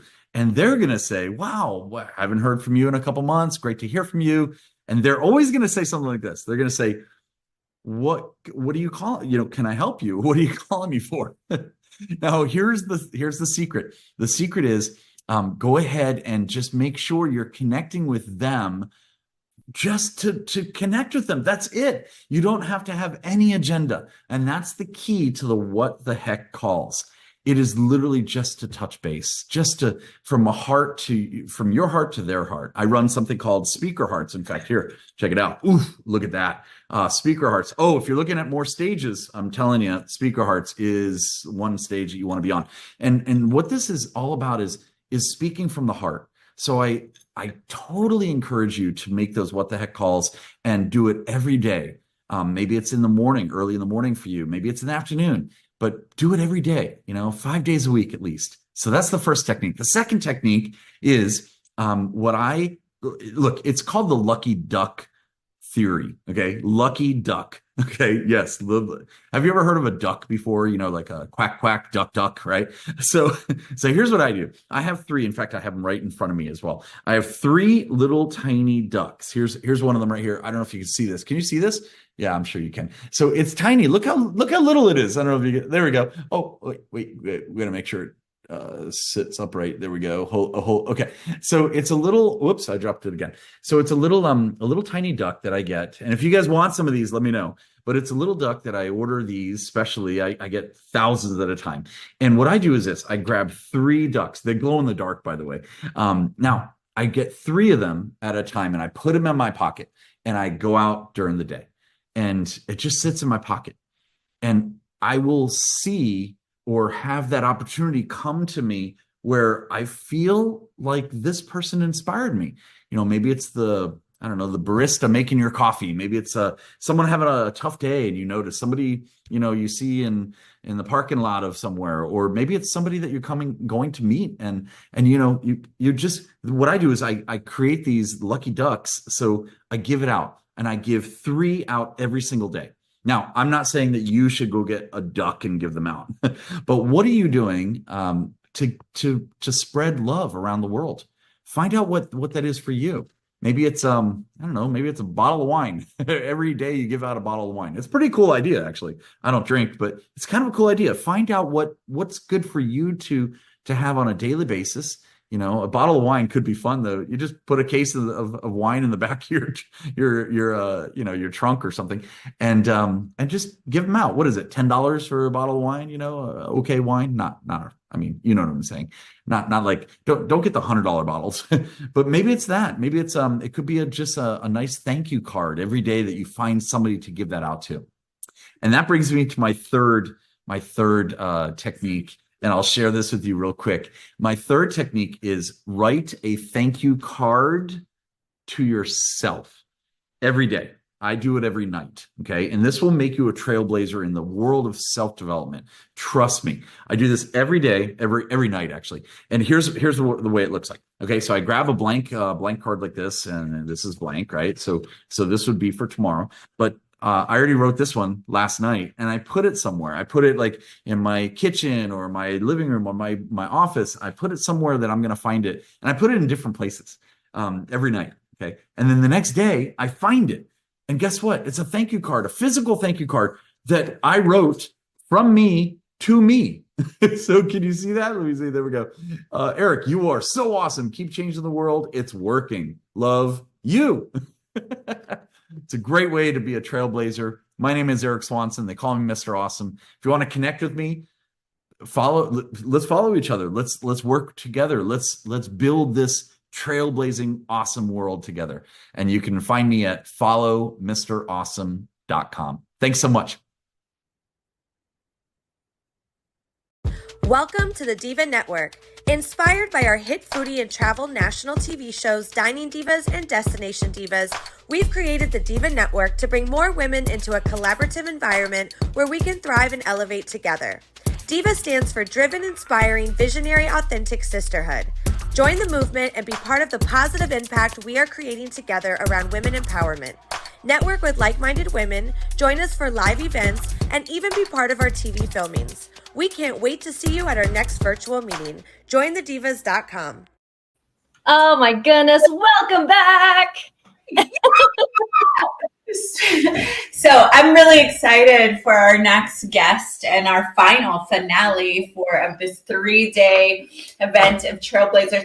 She's actually sponsored and been on several of our, including the cruise, and she took us to Medellin so we could check out her coffee. So she's got, and now she is going to be in New York with us, and she's one of the head divas on the Dining Divas New York, but she has so much to her that I can't wait for you and everyone else to discover, Isabel. Okay, well, let's bring her up and let's not have any further waiting.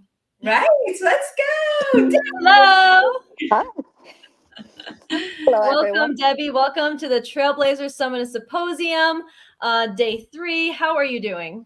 I'm okay. I'm doing fine. And you? I am fabulous. I am alert. I'm awake. I am so excited. Oh, that's great. So I know, Debbie, you have Sapphire Coffee. I know you have a logistics company with lots of employees, and you mingle and hang out with all the who's who. You're very successful. You've done a ton of work for the community, nonprofit. You just sent pallets of things to one of my favorite charities. Said, who can I send toys to? But you came to this country and you truly had to blaze a new path. We'll ask in a minute what you are, but I want you to tell a little bit of that beginning story, because people always come in on these golden chapters, Right. Hi, everyone. I'm Debbie Cross. I was born in Trinidad and Tobago. And as a little girl, it was always my dream to come to the United States, to have a life here, my dream to be here. And then once I arrived here, I got a job. I worked for $3 an hour for 10 hours a day. Oh, wow. And I did not let that discourage me, because what I did is every time I would see an ad for another job, a better job, and a better job, and a better job, I would take it. And I would go on an interview. I would sometimes get it, sometimes not. But nevertheless, I never let anything stop me from what my dream was, to one day own my own business. And I remember finally I got this job in this logistics company, and I really like it. It was very challenging, every day was something new, some new problems to figure out, some new disaster to fix.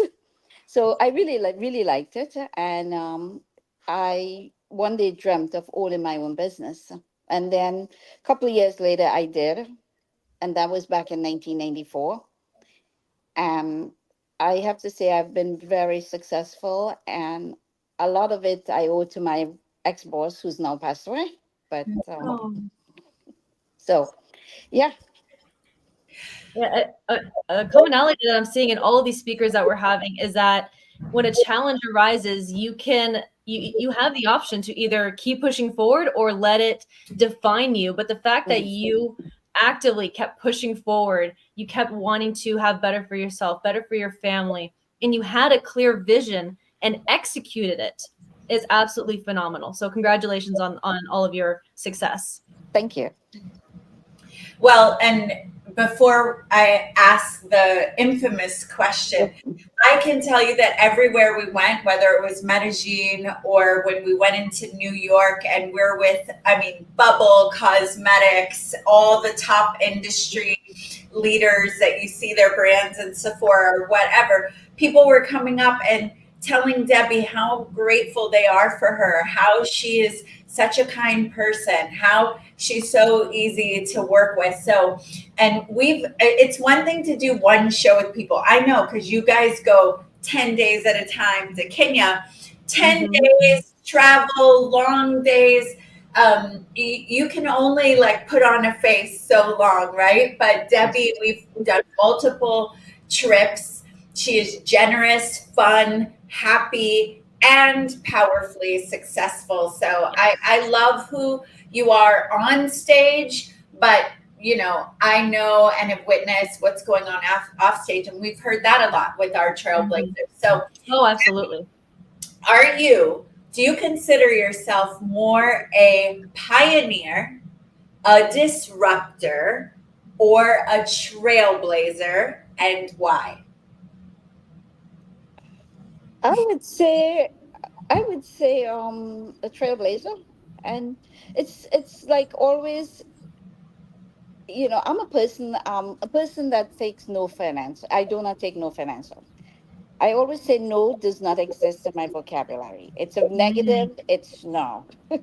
It's not part of being positive. It's like looking at the glass half full, half empty. I'm a half full glass girl. So I will never let any challenge, no matter what it is, I would never say no to it until I've done everything possible to make it happen. And I see I can finally, then yes, maybe I'll give in. But I will I will not stop till the end of the year to make it happen. I love that. I love that. Thank you for that reminder of perseverance can't stop you from achieving your success. When it came to having some of the little speed bumps in developing your business, because you know, as you probably are very well aware, it is complicated to have, you know, foods put out into the market. You have to have testing, you have to have someone do the science, you have to have them run the big numbers, blah blah blah. Very complicated, and it's too high above my pay grade to be able to understand it all. But what were some of the bumps in the road that you kind of had during that process that were actually you were thankful for because it helped you design a better product? Thank God, because I've been in the logistics industry for such a long time. I have many food clients, and I was able to learn from them. Now that I'm actually making my own brand of coffee, I was able to learn from my clients when they imported for years how, you know, what is required when you make the kosher, the fair trade certificate. I mean, so many different things that, you know, and our coffee is organic, so it's mostly fed with water that is natural from the rainforest. So the coffee fields are located near bamboos, which Adora knows, and the bamboo actually retain the water, and actually at midday it releases the water into the coffee fields. So okay. Yeah, so I learned, and that I really didn't have too much of a challenge, thank God. I don't know. It was just, I really, in coffee, I didn't really have a lot of challenge because I kind of know everything from my experience with my importers in the logistics industry. Yeah, but coming to the country and earning $3 an hour and not having the ability to work, I think you paid your dues in overcoming challenges. Where'd you go? We lost her off. Oh no. There she's coming back. There she is. One thing that was my drive. That gave me the will to do so much more, to encourage people. Like, you know, if I know of someone who wanted to open their own business, I was the first one there, like, okay, I'll help you do this, I'll help you do that. Let's, you know, I always put my ideas to encourage someone, especially young people, you know, and I am so sorry. I'm so sorry. It's okay. Yeah, it was it because I'm using my phone, my computer. I don't know, for some reason it doesn't It's click okay. It's with the okay. app. Yes. So what it is, it's like I always encourage, especially women, to, start their own business, do something for themselves. Don't depend on anyone, because make it about you. Well, and I love that she's very dynamic because she's standing that way for women. But again, you're one of the most generous people that I've met, and everyone that I know that knows you says the same kind of thing. Thank It's you. And about I truly believe in giving back. Giving back is, you have to, because you always have to remember where you come from and where you didn't, it's like everyone helped you get where you are. So Yeah. you kind of pay it forward, give back to those who needs it. Yeah. So, yeah. Another question I had was, how much has the coffee industry changed when you first started getting a handle and understanding of it? Technology has shifted so much in the last 5 years. So how much has the coffee industry changed, and how much have you, kept quality up to par, with those advancements? Can I be honest? My coffee company just started about a year ago, and the coffee companies, I started a coffee company as a way to use the income for charity, mostly for charity, because I've been successful in the logistics industry, and I wanted to have that ability to do more in giving back. So 90% of that money that's earned in coffee is going to be used for charity. And I started a couple of programs actually in Colombia, because the coffee is from Colombia, and I started a couple of charities food programs over there, even though I didn't sell any coffee yet. I wanted to see what it would be like, like to see the feedback of the people. And my thing is, when I do the food, I don't just want to give the money and say, oh, go buy food. No, I No. pack the food, I buy the food, pack the food, I meet the people, I give it to them, I talk to them. It's becoming the people, meet, you can't understand how you make those people feel just to be next to them, holding their hands or hugging them, not judging them, so. Well, I want to connect something here between Isabel and David, which you're going to meet in New York. I know we're all going to be together, but Debbie often will have, pallets of kids' toys or things and ready. Oh. So they do a lot in Kenya. They have a documentary coming on Bloomberg. They have 2,400 girls is their biggest audience of people that they've served. Maybe we'll take our Diva, Africa tour and combine it with their Kenya tour. They are on the same time frames, Isabel. So, Yeah. you can be a resource for each other. And then the other thing, Debbie, there have been a few times I've heard people say, oh, you feed the poor. And then Debbie will correct the phrasing. And what do you say, Debbie? I always say the less fortunate, or The less fortunate. yes, or the not even the less fortunate. I kind of like don't like to make people feel, I I said like to say, underprivileged. yeah, underprivileged. What do I always say? I can't, now I'm having a senior moment. Financially challenged in the moment. Financially challenged. Yeah, that's a good one. Yeah. Well, yeah, but I don't, I want to let everyone know those people are exactly like us. And, we never know what our path will, where our path will Yeah. bring us one day. We never know. You never So, know. yeah, so I always become the people. I'm like, okay, I don't know them, but I know them. Yes. And if you see the photos of us together, like, you will swear that I know these people for years. That gives me chills. I love that. Yeah, and when you're able to really impact someone's life, it's not just putting money in their pocket, it's not just putting food on their table, but it's giving them that confidence again.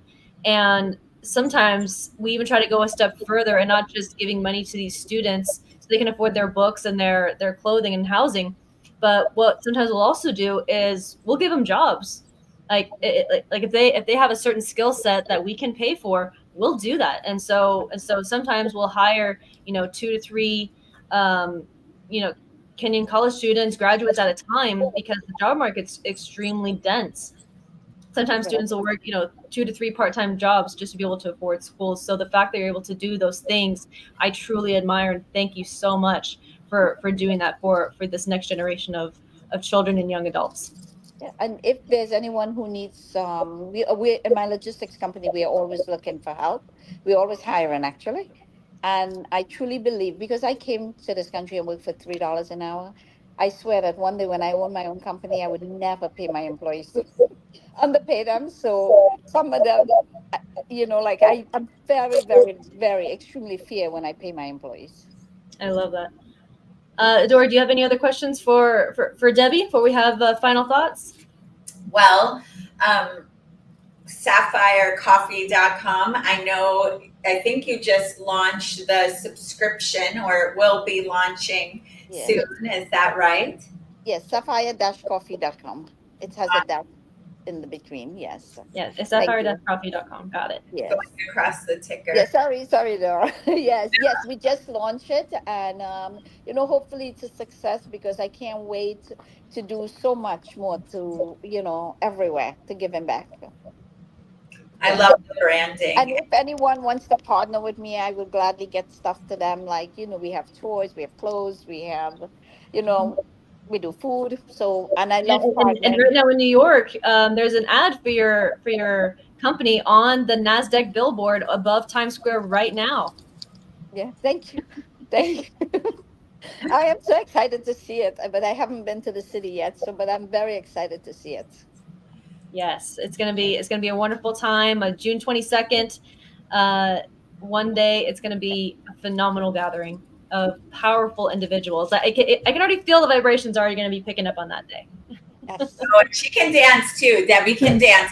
So I want to just emphasize when she was saying if you want to partner because of food or clothes, that's again nonprofits. If you have an organization that you need food, you need clothes, you need toys, because of her logistics company, she often has pallets at a time that she can send and help support. So yeah.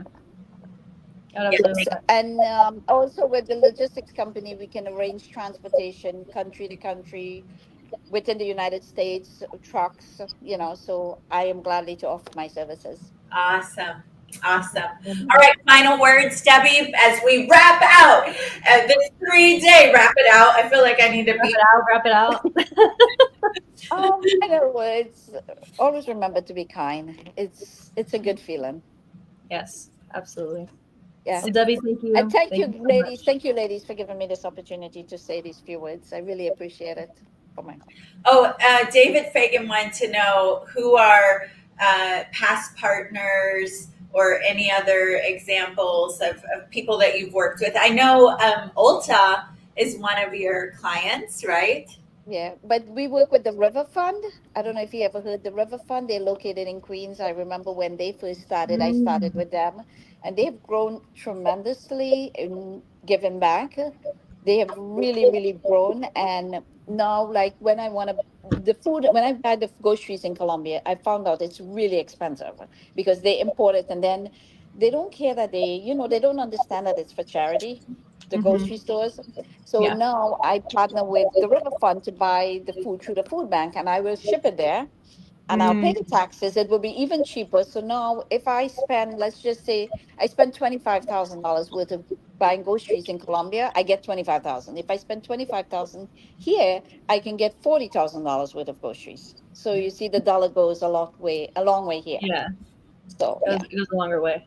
Yeah, so Okay. we haven't really partnered, like beside the River Fund, I haven't really partnered with anyone. Like I just get and do it on my own. Yeah. Yeah.